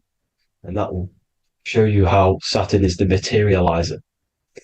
Now, this is one of the secrets behind the Masonic compass, electric and magnetic, male and female, duality, positive and negative. Now, like I said, they teach you about the torus field, about a magnet in school, but they don't teach you about your electromagnetic field. Everything alive has a torus field. It is the building block of this creation. Absolutely everything has a torus field. There's not one thing without it. And as you can see here at the center of the apple, that's where the seed is. That's where the life is. The reproduction of that organism. As you see, this is where the most electromagnetic energy is stored, in the center, because this is where the two duality, this is where the field meets at the very center. This is why the seed is at the very center. Now, your spine is a elongation of the brain. The brain is heaven, and the bottom of the spine is hell. So this is Saturn, which is the root chakra. The 7 planets are associated with each chakra. Moon equals mind. Okay. Now, Saturn is physical matter, as I've just explained. This is the lowest vibrational color. And they want you trapped down here, which is your hell state, your animal nature, your physical nature. They want you to identify as the physical body. They don't want you to reach these higher states of consciousness. Okay? Now, In the brain, you have 12 convolutions. Now, this is what they were symbolizing in the Bible with the 12 disciples. And obviously in the Bible, it says the upper room where Jesus met with his disciples. This is heaven, the brain, the higher states of consciousness. Now, this is your North Pole. This is Jacob's ladder. Okay. This is why you have 33 levels of Freemasonry, because it's symbolizing the 33 vertebrae, which are these little things here on the back of your spine. Because once the Kundalini energy from the bottom of your spine rises to the top, this is when you get enlightenment and opens your third eye. Spiritual enlightenment. As you can see here, this is Jacob's ladder. This is the Kundalini symbol, right? And they're even showing you this in the medical symbol. They're putting it in your face. But the serpents are wrapped around the spine. Now, the serpents symbolize how the energy moves around the spine, because it's a torus field, you see? At the center of the torus field, it wraps around the center pole. It wraps around it, and this is how the energy moves up. So they're symbolizing it with the serpents. Okay? Now, every religion has a sacred river. For the Egyptians, it's the River Nile. For Christianity, it's the Jordan River, right? This river is the canal, the energy canal at the center of your spine, all the way leading to heaven, to the Holy Land. This is the chamber which the energy rises up, right? Now, they used to say the gods descended from heaven to man. This is just heaven. This is the mind state. And they said the gods were connected by a rainbow bridge. That's the chakra system, the rainbow bridge. Okay. Now, the ancients called this place Midgard, Earth, where both evil and good live, right? Midgard. But you can go to heaven, which is a pure mind state, because once you're in heaven, nothing negative can ever bother you. That's completeness, pure Christ consciousness. Now, this is why Jesus dies at 33. He didn't actually die, but it's symbolizing the death of the physical body. Not the death of the physical body, but his consciousness rising above the physical body to, as I said here, matter to spirit. Matter died off and he came spirit consciousness. This is symbolized by the 33 vertebrae, which is obviously the 33 levels of Freemasonry. And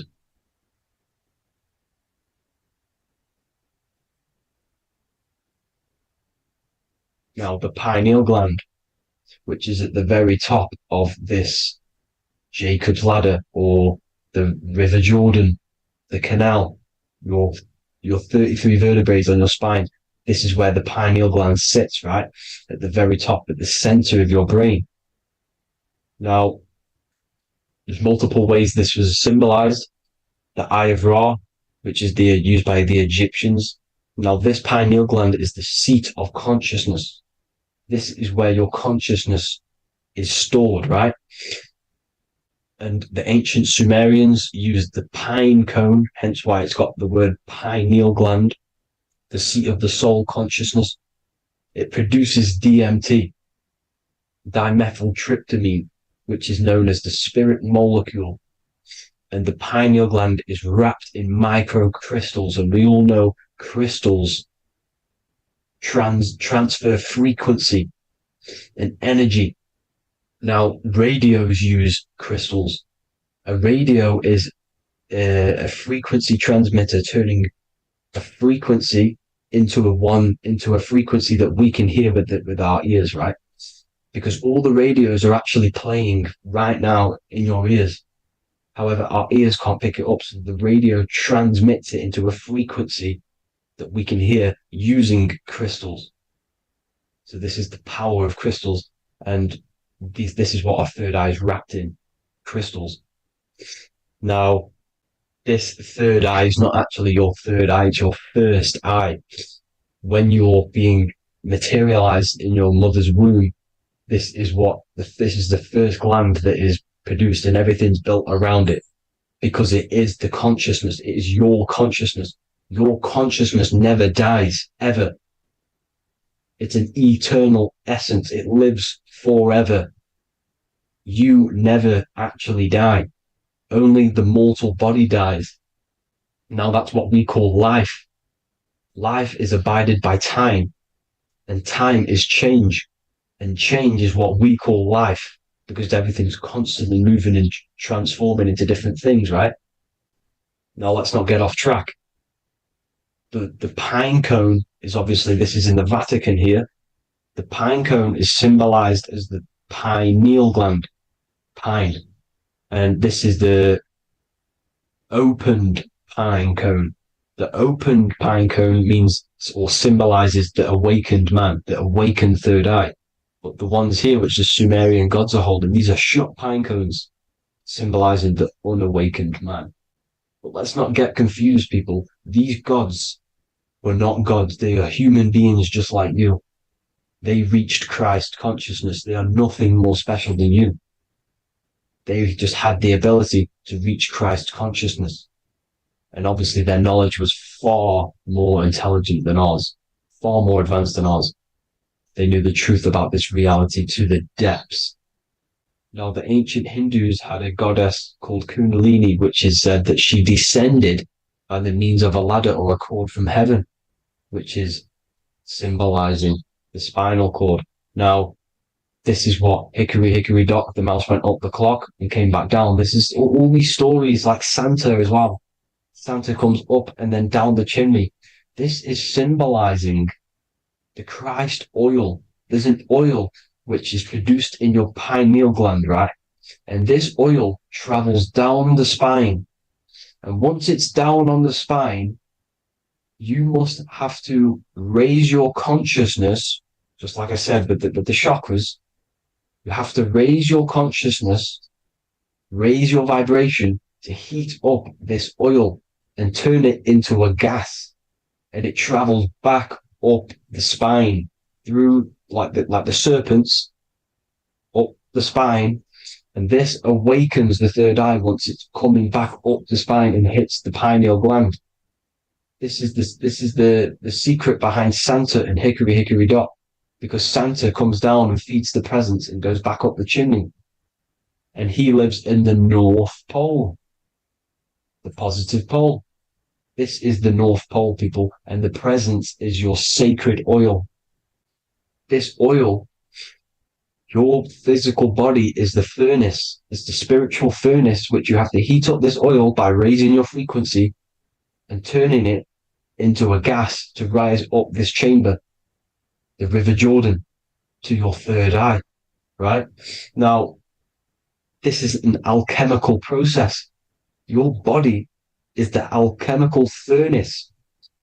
It says in the Bible, if therefore thine eye be single, thy whole body shall be filled with light. I shouldn't have cut that out, but that's what it says. The light of the body is thine eye. If therefore thine eye be single, thy eye shall be filled, their body shall be filled with light. This is symbolizing the pineal gland, enlightening the body, the spiritual body, filled with light. Now, as I said, they want you kept down here, which is the root chakra, which is your animal nature, which is obviously mind, matter over mind. This is the symbol of Saturn, right? As you say, we're built of body, mind, and spirit, the Holy Trinity. That is the sun, moon, and earth. The sun's your soul, solar. Moon is your mind. Earth, which is the cross, which is your physical body, the 5 elements, right? So body, mind, and spirit. So the Saturn symbol is actually made out of the cross on top, which is the earth, and the moon on the bottom, which is symbolizing matter over mind, because earth is physical matter. You don't want to be matter over mind. You need to be mind over matter. See, they want you identifying as your physical body. They don't want you to realize you're an eternal consciousness. You're an eternal essence of consciousness which never dies. They want you trapped in your animal nature. And this is why the Baphomet has a goat head, because it's symbolizing your animal nature, which is evil. Not evil, but you're more likely to do evil things, right? which brings bad karma. That's your animal side. This is why the Baphomet has an animal goat head. As you can see here, he's got the Kundalini energy here. So when you see the inverted cross, the cross is your body, as you can see here. The inverted cross means your chakra's downwards, down here. Your head's down here. Your mind is down here. But your mind needs to be up here, which is the upwards cross, which is Christ consciousness. And as we all know, 7 colors of the rainbow, 7 planets, 7 chakras. Red light is low frequency and long range. This is why Saturn is the slowest moving celestial body. And it's the lowest chakra because it's low frequency, long range. The moon being the crown chakra, which is high frequency. This is why the moon moves around the quickest. The moon is your crown chakra, which moon in mind. See, so there are multiple ways of your chakras becoming blocked. Now, each chakra has a specific intelligence. It has a specific thing that it's doing for the body, right? Now, this can be overused. It can be abused. For example, masturbation. That keeps you down here in your sacral chakra because you're abusing that energy center. You're abusing your sexual energy, which is then becoming unbalanced.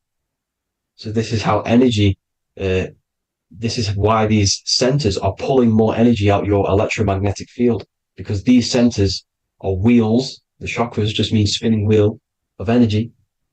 So when you're abusing these certain centers, you're pulling energy out of your electromagnetic field, which is making your field weaker, which is making your frequency lower, which makes you prone to diseases, prone to lower negative energy, right? So you need to align these chakras. You need to unbalance them. And as you can see here, you can screenshot these to see how they're blocked. I'm not going to go over each one because it'll take me forever, but have a little read yourself. This is why they're blocked. Now, the ancients used to say Aum when they meditated. Now, these are the 7 vowels. There's not 5 vowels, there's actually 7. Now, when they say Aum, they're aligning all their chakras by saying this when meditating.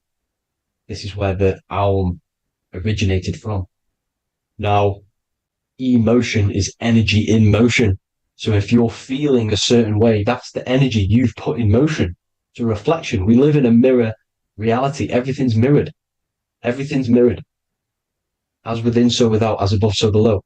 Everything's a reflection of some sort. So whatever you're feeling, you're doing something wrong. It's telling you you're doing something wrong from the root cause. Because your energies are the effect. You're feeling the effect of something you've caused. The law of cause and effect. Nothing escapes it. Now, the Jehovah's Witness believe that exactly 144,000 faithful Christians go to heaven or be resurrected, right? This is not true. This is symbolic. 144,000 go to heaven. Now, the petals on the chakras, this is the root chakra, this is the crown chakra. Now, if you add up the first 5 chakras, the petals, add up the petals on the first 5 chakras, you get 48. And then you get to the third eye, which has 2 petals. 48 times 2 equals 96. 96 plus 48, which you got from here, equals 144. The last chakra has 1,000 petals. Times 144 times 1,000, you get 144,000. This is a frequency. This frequency is the frequency of the ascension up your chakras. This frequency is a high frequency, which turns that oil into gas, which rises up the spine, activating your third eye. Right? So this is all the religions are all symbolic for this sacred secret of Christ consciousness. As it says in the Bible, the kingdom of God is within. It's not out there, people. You must look within yourself. You are God. You are a spark of his consciousness, infinite consciousness, right? So 144,000 is a frequency, and you must achieve this. Like I said, these people in the past, they're not gods, people. These were just humans. Nothing special. They just reached Christ consciousness. Now, they keep you in these lower vibrational states with the food, right? And as you can see here, all of these fast food restaurants are mainly are red and yellow, which are these lower states, these lower two chakras, lower vibrational colors, because they want you trapped down here in matter. And these foods are so low vibrational, they will keep you down here because your gut produces, I think it's like 80% of melatonin. Melatonin is your feel-good hormone. These foods will not make you feel good. This is very low vibrational. Meat. It's not meat, it's raw flesh. These animals are stripped from their family, put on a conveyor belt, watch their friends be tortured, and then get slaughtered in a slaughterhouse. Think of all the fear that's running through their blood, all the hormones, all the fear, and you're going to go and eat that very low vibrational energy. As you can see here, this is the light photons within fruit. You can see the life force in this fruit. You must think, feel, and do positive to raise your vibration. As you can see, earth equals heart. If you rearrange it, everything in nature is green, right? The aurora borealis is green. You must align all these chakras and then live from the heart, because the heart's the center of the Taurus field. You must become the consciousness in the center. So that's it for this video, people. Thank you all. God bless.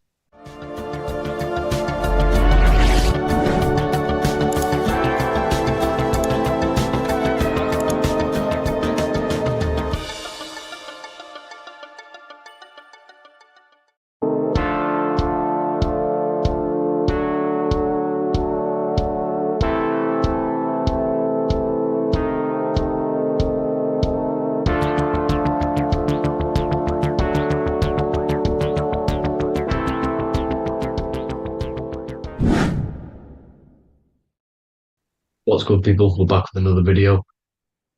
This is going to just be a quick video. Manifestation, magic, bending reality. So let's jump straight into this. So you have a conscious and a subconscious part of your mind.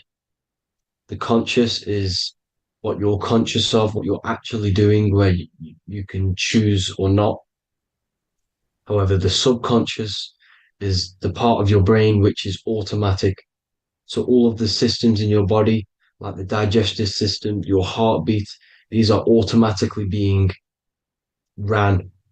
And you do not have to tell these systems to do anything. You do not have to consciously tell your heart to beat. It's automatically doing it. And this is what the subconscious mind is controlling. It's like the dark aspect of your brain or your mind. It is the way bigger aspect of your mind. Okay, it controls all the systems in your body. Okay, and this is where all of your programs are. So when you're in it from your childhood, what you've learned in school, all of these things are being kept in your subconscious, maybe traumas and stuff like that. So the subconscious is the female aspect, and the conscious is the male aspect, because the male is all about action and doing, and the female is more about creation, creativity, intuition.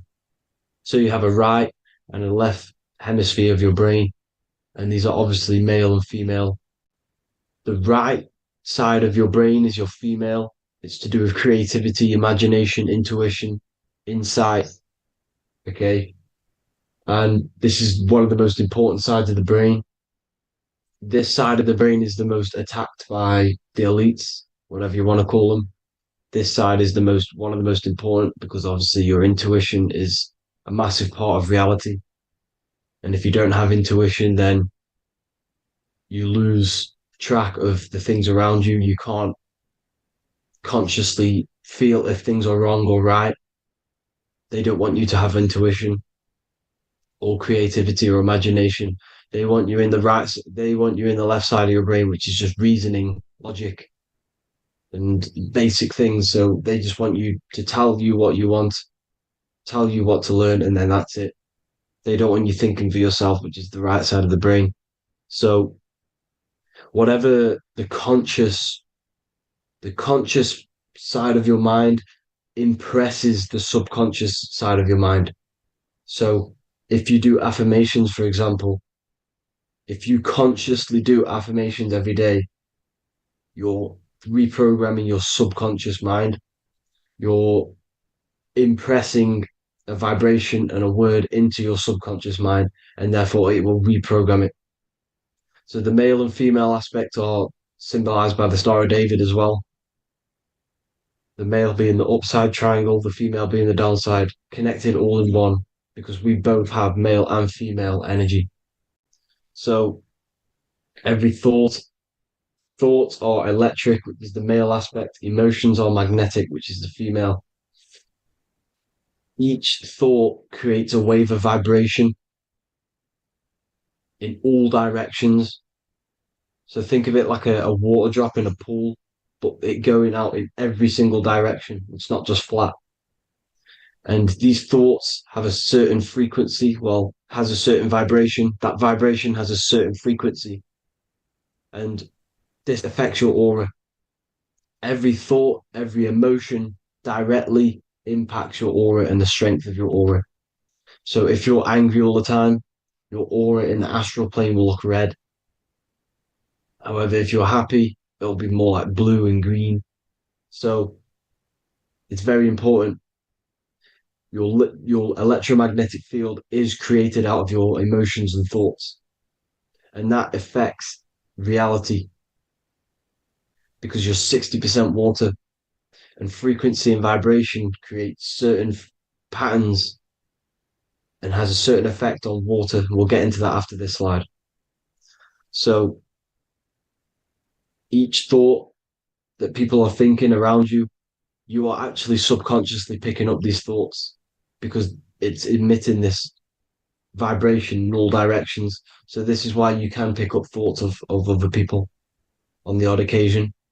However, when you're more in tune with your intuition, your right side of your brain, you can start to pick up on vibrations, thoughts, and other people's auras. You can pick up on the energy once your third eye is open, and you know whether you should be in that environment or not. This is what we call an atmosphere when we go into a room and you can feel the tension if someone's been arguing, for example. This is the atmosphere, this is the vibrations, these are people's auras emitting these certain frequencies and vibrations. Okay, so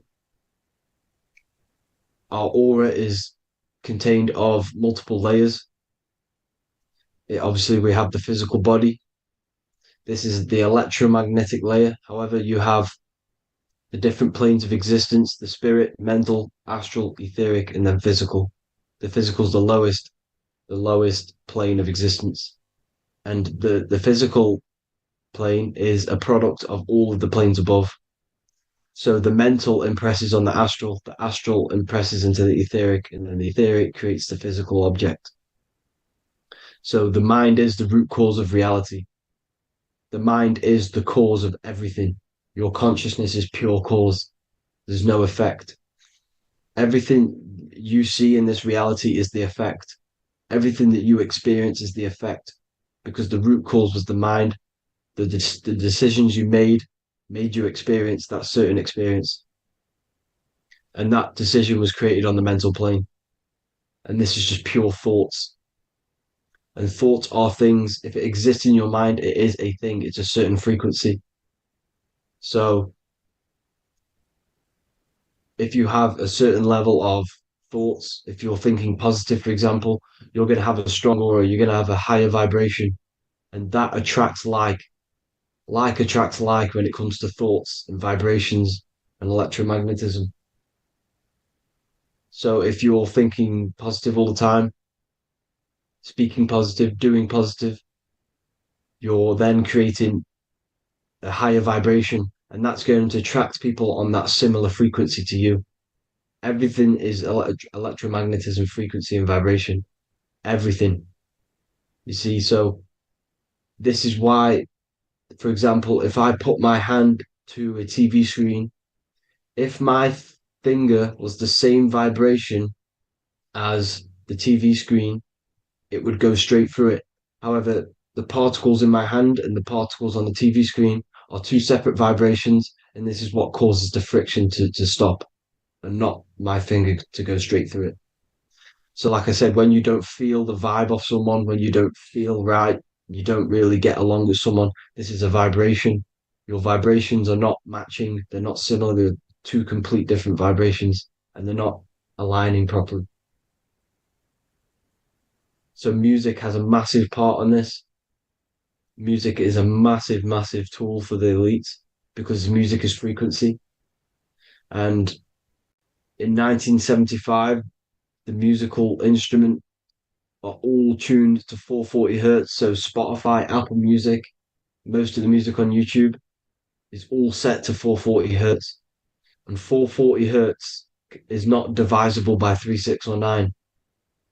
And when you can't divide a frequency by 3, 6, or 9, it's not a natural frequency. As you can see here, this is 432 hertz. This makes a nice geometric pattern. However, 440 hertz is a distorted pattern. So when you listen to this, this actually shuts off the whole right side of your brain. Like I said at the start, this is the most attacked side of your brain. It's to do with creativity, imagination, intuition. When you listen to 440 hertz, it shuts off the whole right side of your brain. And obviously shutting off all of these forms of your brain. Music is very, very powerful tool for the elites because it's the only thing which can enter your soul or your ears without consent, your body without consent. Everything else has to be through consent. You choose whether to eat something, you choose whether to drink something, but frequency, you're going to hear it no matter what. This is why it's so powerful.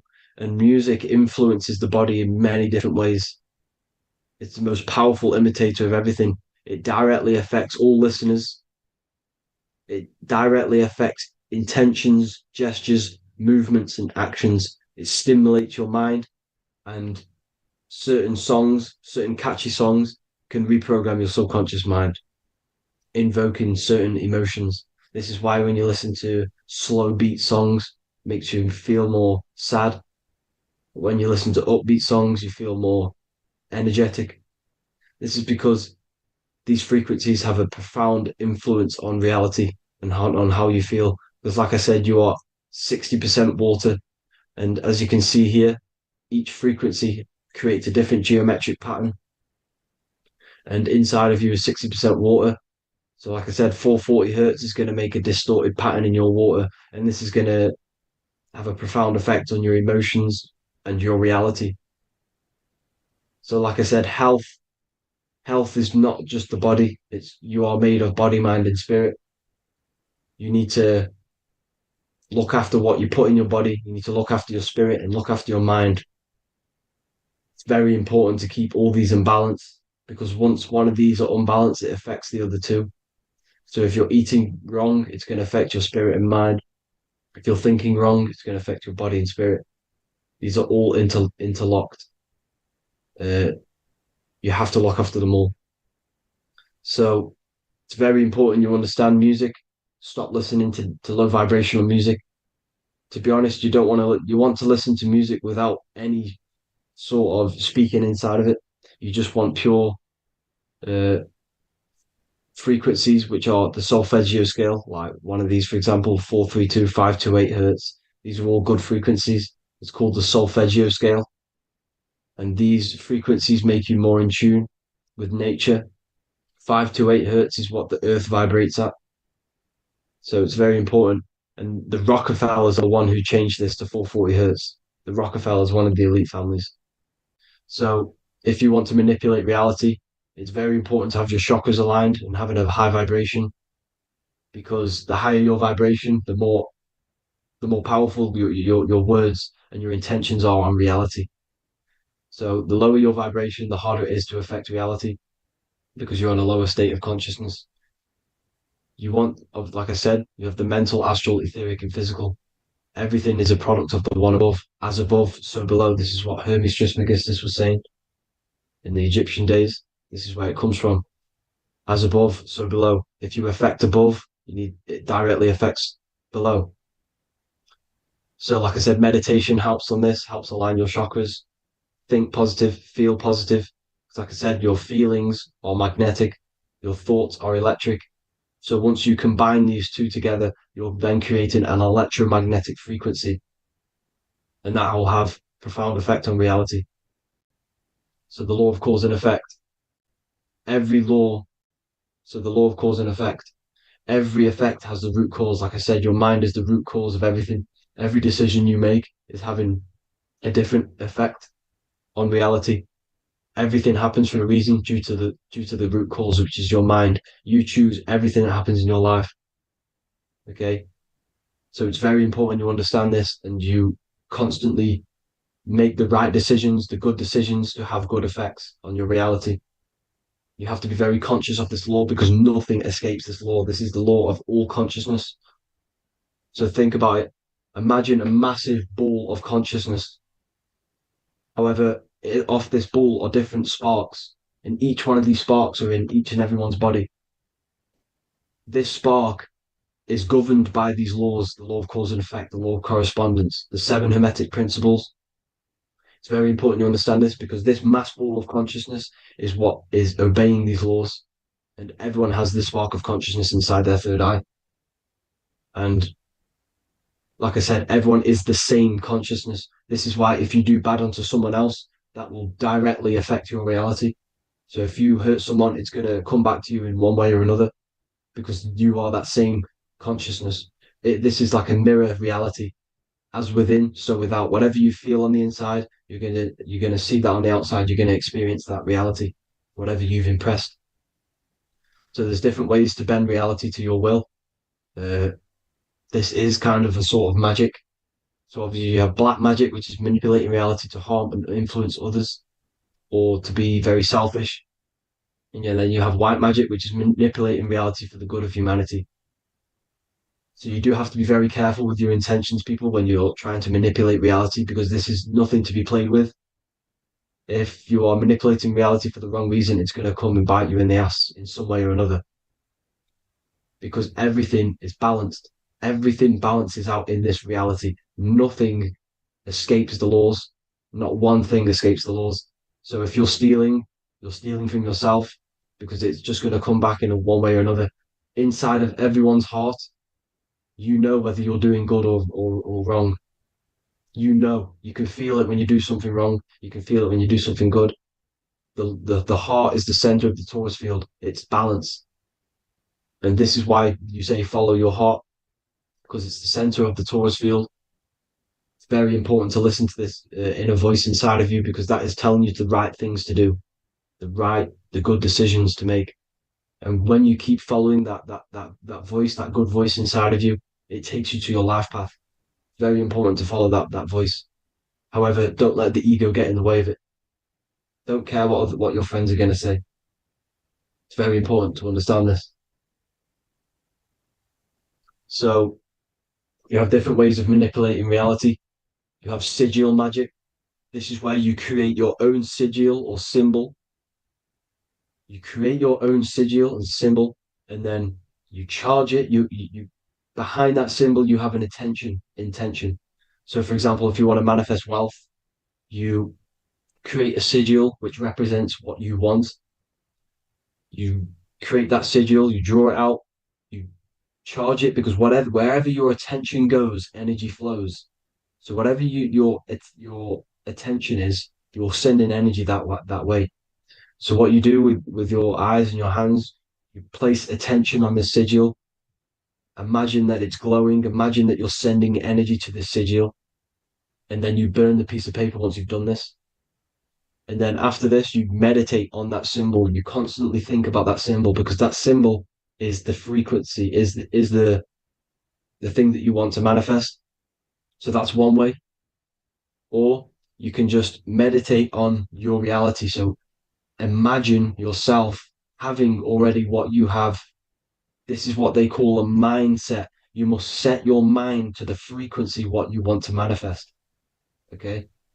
So if you want to manifest wealth, for example, imagine yourself being wealthy. What would it feel like? What would you be doing?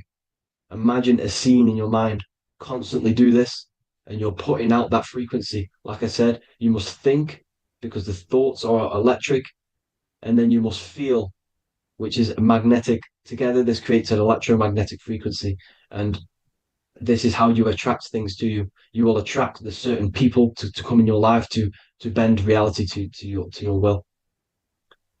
Okay. Or you've got mirror magic. Stare yourself in the mirror, because a mirror reflects light, it also reflects energy. So you've got to be very careful with what you say to a mirror. You've got to be very, very, very careful, because whatever you send into that mirror is directly sent straight back to you. So if you're thinking negative, you're sending negative energy back straight to you, and that's going to have an effect on your reality. Affirmations are very important because your words are frequency, your words are vibrations, and each word you say has a certain frequency. If if it's positively charged, it's going to affect you positively. If it's negatively charged, because like I say, your brain and your mind is like the director of energy.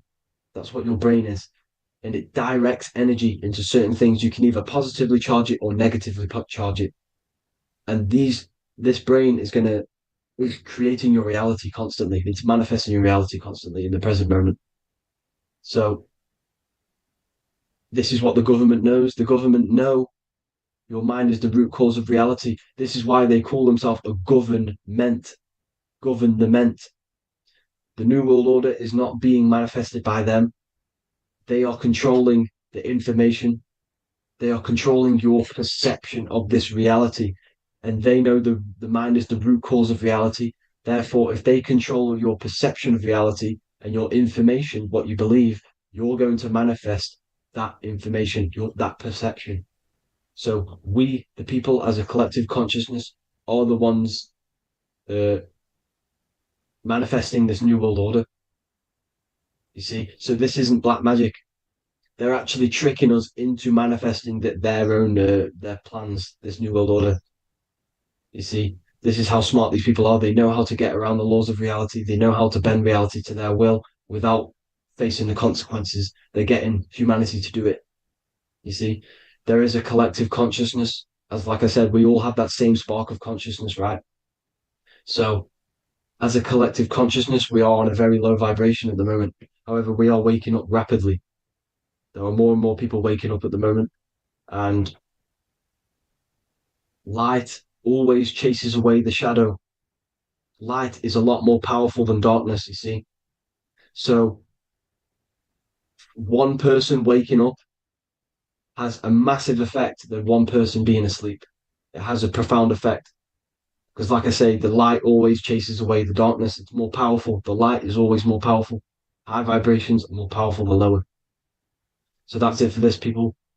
I hope you all enjoyed. This is a short, quick video. God bless you all.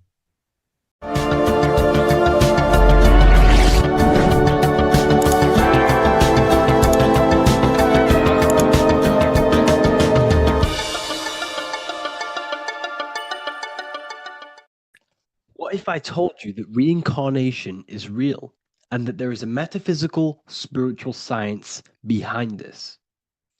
Most people leave this world just as lost when they entered it.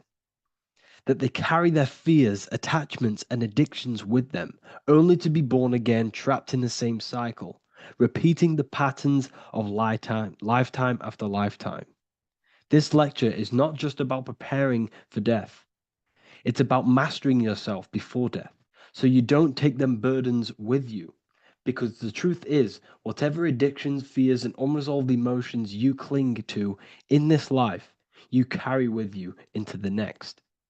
Unless you break free now. You must master yourself before death.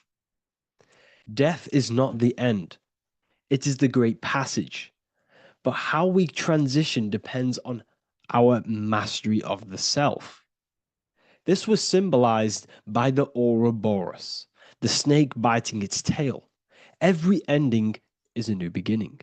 It's an infinite cycle of consciousness. Now, your human body is basically an antenna tapped in to a stream of consciousness. Just like a radio is tapped into a specific frequency to play that radio. Your body is basically an antenna, a crystal picking up the consciousness of God. You are on an ever-ending journey, a journey of learning and expansion of the mind into new fields of thought. This was symbolized as the Ouroboros. When you die, it is a new beginning. It's a transitioning, not an ending. Everything is eternal in this universe, as consciousness is formless and constantly transforms into new forms of life. Let's break down the word death. Death contains the word ether. Now, the ether can be found in the word heart or earth. Ether. Everything in this plane comes from the etheric plane. The etheric plane is the barrier between the physical plane and the spiritual plane, the astral plane. The astral plane is the screen that you have in your mind that allows you to imagine a red apple, for example. This is the imaginative plane where thought forms start to take form. Everything begins as a thought, then the thought form becomes an imagination, then energy, then physical. Everything in the physical plane is a shadow of thought, all objects manifested as thought. You came from the astral. You came from the stars. This is why we say reach for the stars. Or this is why you say you are a star. Cis star, miss star, fraud star, stir is star. And when you become famous, you become a superstar and you gain a star on the Hollywood floor. You are a star. The ether. The ether is the infinite energy source which all things come out of and return back to. This is the cycle of life and death, summer and winter, day and night, sleep and awake. The ether is the infinite energy source which all things come from and will return back to. Okay, sorry about that little error. The ether is the boundless source of energy from which all things emerge, to which all things return to. We can see this in the cycle of the sun. The sun does this wave of creation. It rises and it falls. We have the day and the night. The daytime represents our conscious mind when we are alert. The nighttime represents our subconscious mind when we are inside the spiritual realms. The nighttime is spirit, the daytime is matter, spirit and matter. Awake and asleep, conscious and subconscious. We see this in the yearly cycle. Summer is life, winter is death. Spring is the morning, summer is midday, autumn is evening, winter is the night. Everything is a macro and a micro cycle of being born out of the ether and returning back from life and death. Life and death is manifested within the cycles of the sun and everything outside of you, as within, so without. This is why we say sleep is the cousin of death. The macrocosm is death, the microcosm is sleep. Every time you go to sleep, you are essentially it's a miniature death. You're entering into spirit and then returning back into matter in the morning when the sun rises. Everything is a reflection of the macrocosm cycles. Preparation for death. The first thing we must do in order to prepare for death, for life after death, in order to stop being reincarnated in this cycle of materialism, in order to progress as a soul, because remember, you are a soul in a body. Just like the sun gives power and life to the earth, your soul gives power and life to your body. When you say I, you're referring to the soul. And your soul can be stuck underneath layers of false identifications. Who you believe yourself to be is merely a collection of subconscious programs running within your mind. Now that's very deep. That is very, very deep. Who you think you are is a part of your thinking mind. Your name, your job, your reputation, your family, your friends. These things are not you. They're all aspects of the thinking mind. What happens if you meditate and you turn off the mind? Then all these things do not exist. You're left with the pure soul, the pure awareness, the pure observation. If you turn off the thinking mind, you're no longer your body. You're no longer your reputation. You're no longer your friends. You're no longer your job and your labels. You are the soul. That's the true you, the observation of the mind, not the thinking mind. The ego is the echo. It's an echo of your true self. The ego is your mind's perception of itself, shaped by experiences, trauma, emotions, and beliefs. It is merely an echo of your true soul self. The ego is not you. Your mind is not you. You are the soul. And this is the true self that we must express within our life and we must connect with before we die. Because when we die under the echo, under these false layers of the emotions, the traumas, the experiences, the addictions, the emotional attachments, when we die underneath all of this, when we don't know our true self, the soul is still hidden. The true you is hidden underneath these layers of false identification. We must remove these layers of false identifications. We must remove them. We must destroy the echo. Remember, the ego, you never had an ego when you were a child. When you were a child, you were pure. You didn't, you didn't show off things. When you were a child, you were pure. You expressed yourself freely with you didn't hide anything. You didn't hide any aspect of yourself. You didn't suppress any aspect of yourself to fit in as a child, as a baby. Because the ego was not here when you came here. The ego grows with experience. The ego is a false perception of yourself while being incarnated in this material world. It's your mind's perception of itself and it's created through your experience. Remember, you are unconditioned consciousness, and your experiences, thoughts, traumas, emotions, and beliefs have conditioned your consciousness into believing you're only a physical body, but you are the soul. We have to remove these layers. How do we remove these layers? Like I said, the best thing, meditation. Meditation. There is a great meditation that you can do every single morning and every single nighttime. You can sit there and repeat over and over before you meditate. You can repeat that you are not this, you are not that, you are not this. You can label them one by one. Start with, I am not my body, I am not my job, I am not my name, and then detach from absolutely everything until you are left with nothingness. And when you start to meditate, detach from everything. Nothing matters. I am here right now. And what will be left? The only thing that will be left is the language that your mind is using. Now, this is very deep. Not many people will tell you this, but I've lingered in meditation many times. And I can tell you from experience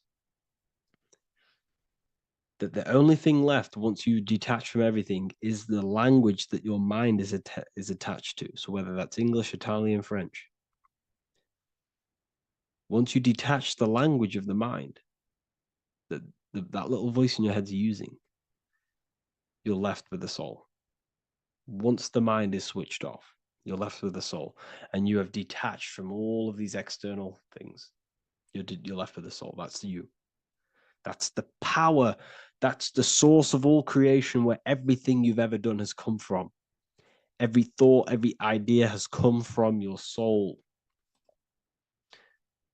Number two, that's meant to say number two. Sorry about that. Mental addictions and emotional addictions. Okay. These two are very important. Mental addictions, this could be thought patterns. This could be the labels that we've just been talking about. Then you have emotional attachments, which is maybe you're too attached to an external thing. Maybe you're too attached to your phone.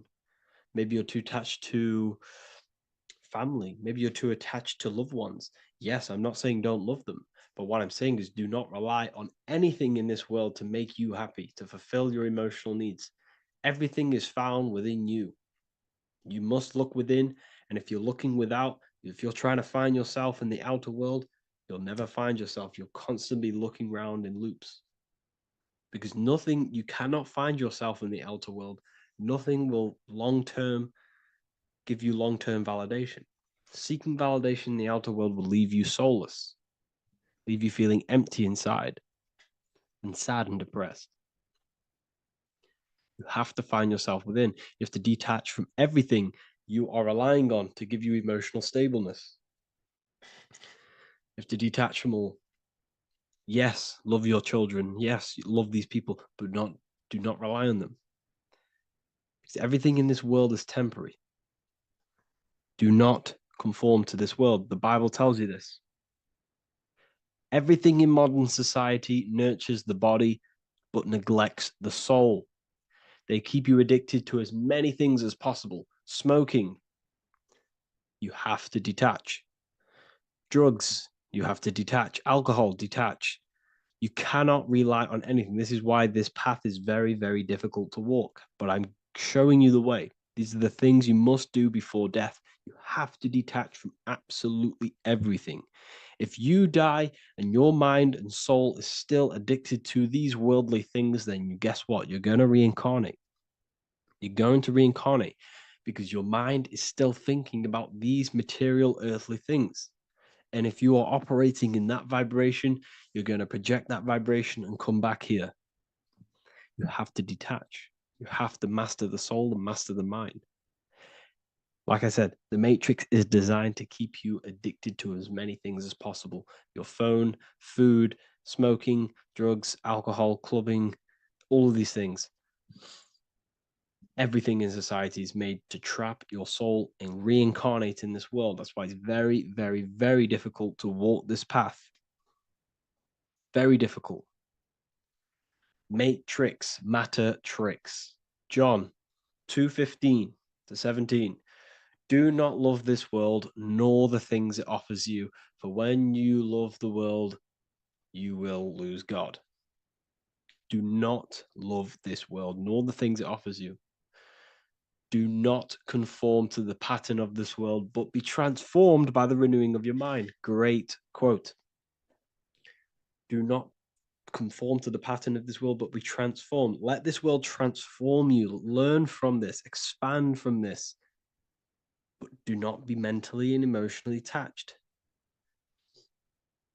Okay? What good will it be for someone to gain the whole world yet forfeit their soul? Like I said, everything in the Bible is telling you the truth. You just got to read it correctly. This is spirituality. This is spirituality. The Bible is spiritual. It's a spiritual text. We must disconnect from everything outside of us and connect with the true soul. Here we have the Egyptians showing you the soul leaving the body. Here we have the soul here. Here we have the Masons showing you the soul coming out. The soul is real. You are the soul. And when you leave this physical plane, you will go into the astral plane. That's where you came from. You came from the astral. You came from the stars. You incarnated into this physical body. Your consciousness fell into this material form to experience limitation, to experience a 3D world. So in order to ascend properly before we die, we have to let go of all the attachments. Every addiction you have, write them down. And one by one, tackle them. Before you die, you have to, or else you will reincarnate. This is the teachings of Egyptians. This is the teachings of Masonry. All of these addictions contribute towards life after death. Everything must be controlled, and we must be attached to the soul. I'm not saying I'm perfect. I'm not saying I'm perfect, people. We're all not perfect. We're all under psychological operation by the government. We're all in a very difficult situation with this awakening. I'm simply pointing out what I know from my journey and what I've been learning through occultism and research and reading lots of books and many different things. I'm on this journey just as you are. Maybe I'm further. Maybe you're ahead of me. We don't know. But this is what I'm sharing with the world. This is what I'm sharing with my research. And this is what makes sense. It's common sense. Look at everything around you. Everything's made to feed the body, not the soul.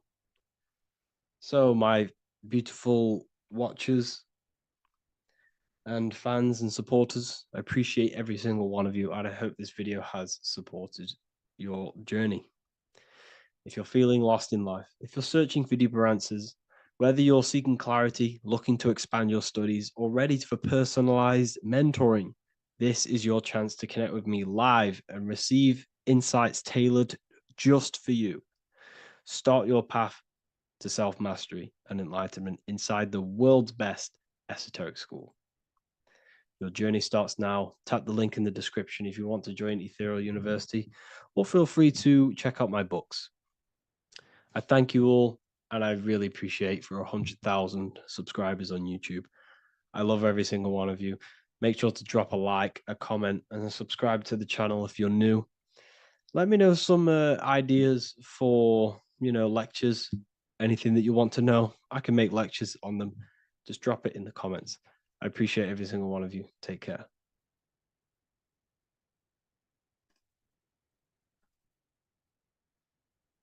Welcome to Revival of Wisdom. This video is going to be about the flat earth and the breakdown of the whole cosmology.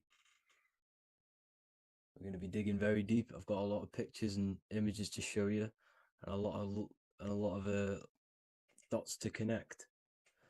So let's start with the Freemasonry art. So this artwork we have here is the Freemasonic cosmology, as they know and believe. So what is it symbolizing? We obviously have to start off with the 4 pillars representing the 4 corners of the earth. The 4 corners with duality. You see, there's everything on earth. There's good and evil. Good, evil, positive, negative. Good, bad. This is the checkerboard. This is what it symbolizes. Okay. Obviously, we have the sun, the moon. The sun gives you energy. It's the anode. The moon is the cathode. It's the opposite. It takes your energy. So therefore, you become sleepy when the moon comes out. You see, everything on earth, everything in the universe is balanced. There's complete balance symbolized by duality. There's always 2 opposites. We have the all-seeing eye, and obviously 7 stars representing the 7 planets, but not planets as in we know planets. They're not physical spinning balls of gas. They are energies. They are lights emitting from the realm above this realm. They are lights through the firmament, through the electromagnetic field. So let's go through that again. The 4 corners, duality, positive and negative, cold, dry. Everyone on earth has an opposite. Everyone, there's 2. Okay, and then we have the sun, the moon, the 7 planets with a 5-pointed star. What's the 5-pointed star? Of course, it's the 5 elements: spirit, water, earth, fire, and air. Okay, that's what the 5-pointed star is symbolizing, the 5 elements of earth. And then, most importantly, we have the compass. The compass is very, very important, hence why it's in the center. The compass is symbolizing many, many things. And one of the most important things, but we'll get into that after. We have a boat with water outside of the earth. So we have a boat on water, symbolizing the waters separated by the firmament, the waters above, separated by the firmament from the waters within the firmament, the earth. So this is what it's symbolizing. So the compass, what's the compass? This is where the compass comes from. the Polaris, the most important star there is, because it's in the center of Earth, the sun, the moon, and the black hole, black sun. Because all creation comes from center, the seed center. Okay, but we'll get into this after. But also, this is a very important Masonic symbol because they use this symbol a lot. This is one of their main symbols, hence why Neil Armstrong has the Masonic ring with the compass on it. The people who supposedly went to the moon, which obviously they faked to push this globe model, because the globe model is based upon fear. Because the globe model, if they can sell you the globe model, they can sell you anything then. You don't know where you actually are. The globe model is to push fear upon the masses, because the globe model means there's not enough resources. There's also risks of asteroids hitting the planet. There's also risks of space extraterrestrial invasions, global warming, asteroids. You see, this is all the fear that they can gain off selling you the globe model. Okay, because they don't want you to know that this is an intelligent design. And also, they're hiding God, the creator, the source. This is why they are satanic. They are opposites. They are lefty, Lucifer, right, righteous, godly. Hence why they do the symbolism on their eyes. 666. This is another famous, famous astrologer, astronaut. This is another famous astronaut doing 666, showing that he's in the alliance of the occult. But even look at their 10th anniversary stamps. They have a Masonic compass on there. Also, the Order Out of Chaos. Order Out of Chaos, double-headed eagle. Okay, the Order Out of Chaos ring, which they wear. So all of these astronauts are in the occult. They are lying to you. They are in with this order, this Masonic New World Order, whatever you want to call it. So let's break this compass down a lot more. Because as I showed you here, the center, okay, this is what the compass is symbolizing. Let's go into the North Pole map. This is from 1595. This is a rough estimate of where this map came from. It's from around the 1500s to the 1600s, maybe 1400s. There's not an actual set date on this map because obviously our history has been tampered with. But let's break down this map and the symbolism that they use towards this map, because this map is the map of the North Pole. Okay, so in the center, we have the black rock symbolizing the tower, the pole, North Pole. And what's on top of the North Pole? Obviously, it's Polaris. North Pole and Polaris. Okay, with the 4 islands around the center. Okay, 4 islands around the center. And this is what blew my mind, right? They say that Santa sounds similar. And if you look at this pole that's pointing to the North Pole, you see this line here. So this is obviously from the 1600s. What color is Santa? He's red and white. Just like this map pointing to the center is red and white. And Santa comes from the North Pole. So it's not a coincidence that they use red and white. They're mocking this map because obviously they took over after the 1500s, 1600s. They took over around the 1800s. So they're mocking this map with Santa coming from the North Pole, with this red and white line to the North Pole. Notice the 4 islands, okay, like windows, their symbol. They obviously, in the occult, they're part of the New World Order, is symbolizing these 4 islands with the blue behind it for the water. Okay, so this is another occult logo. They're symbolizing this center, because the center is so important. Okay, we'll get into that. Also, we have the Mayan cosmology. This is the Mayan cosmology. This is what they created. This is their artwork, with also 4 major lands around the center. You see there's 4 with green in between them all. 4 major lands with the underworld.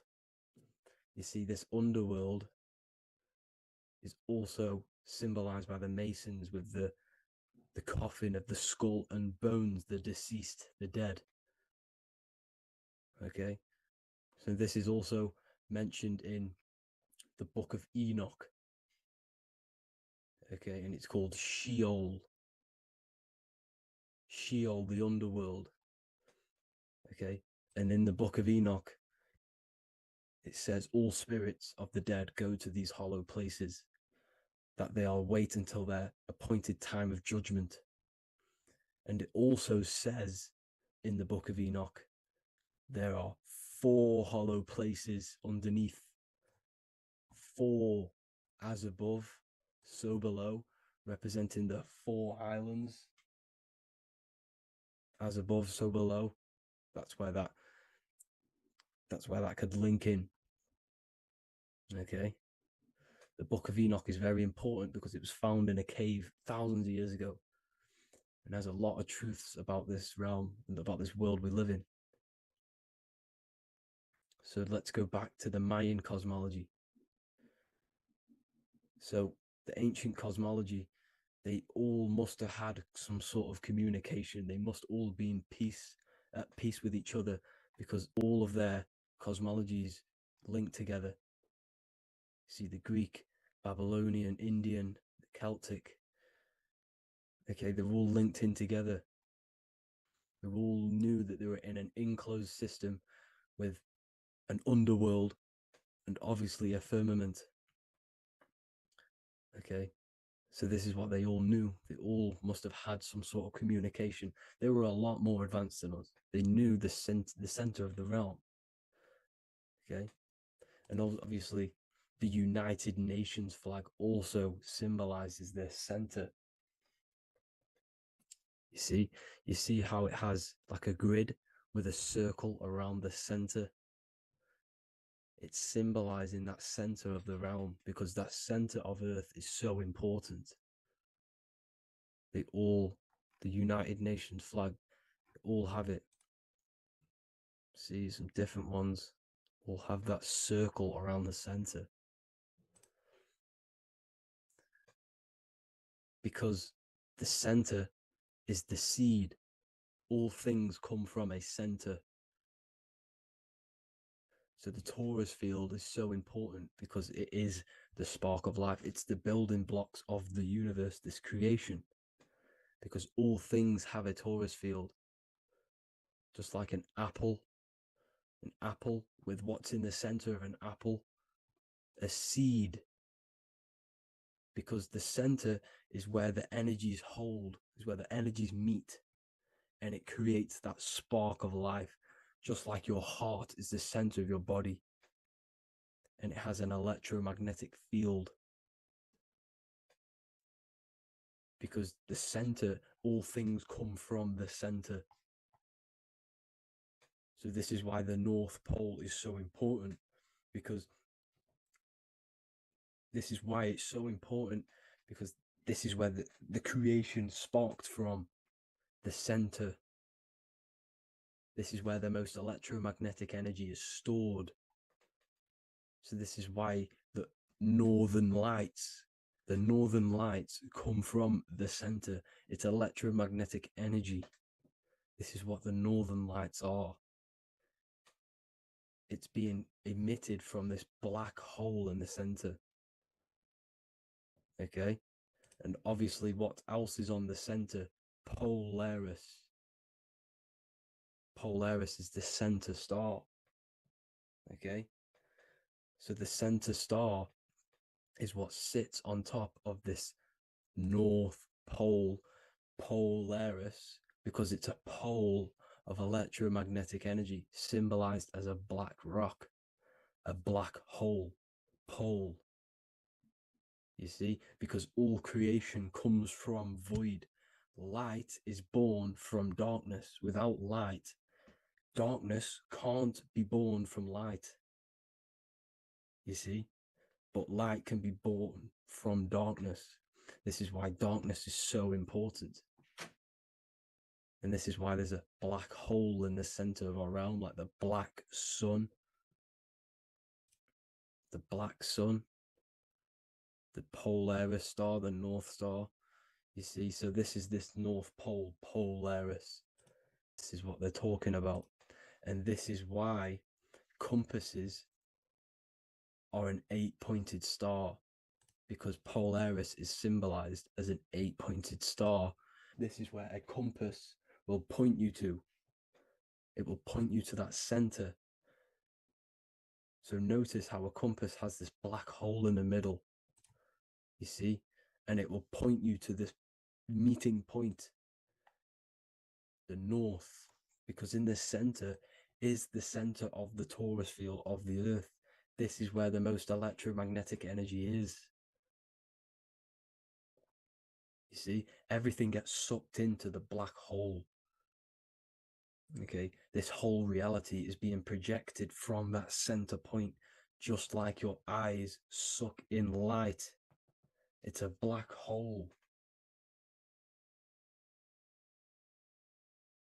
Your eyes suck in the light of this light being emitted from this center place, this electromagnetic energy at the center, which is the seed of everything, of everyone.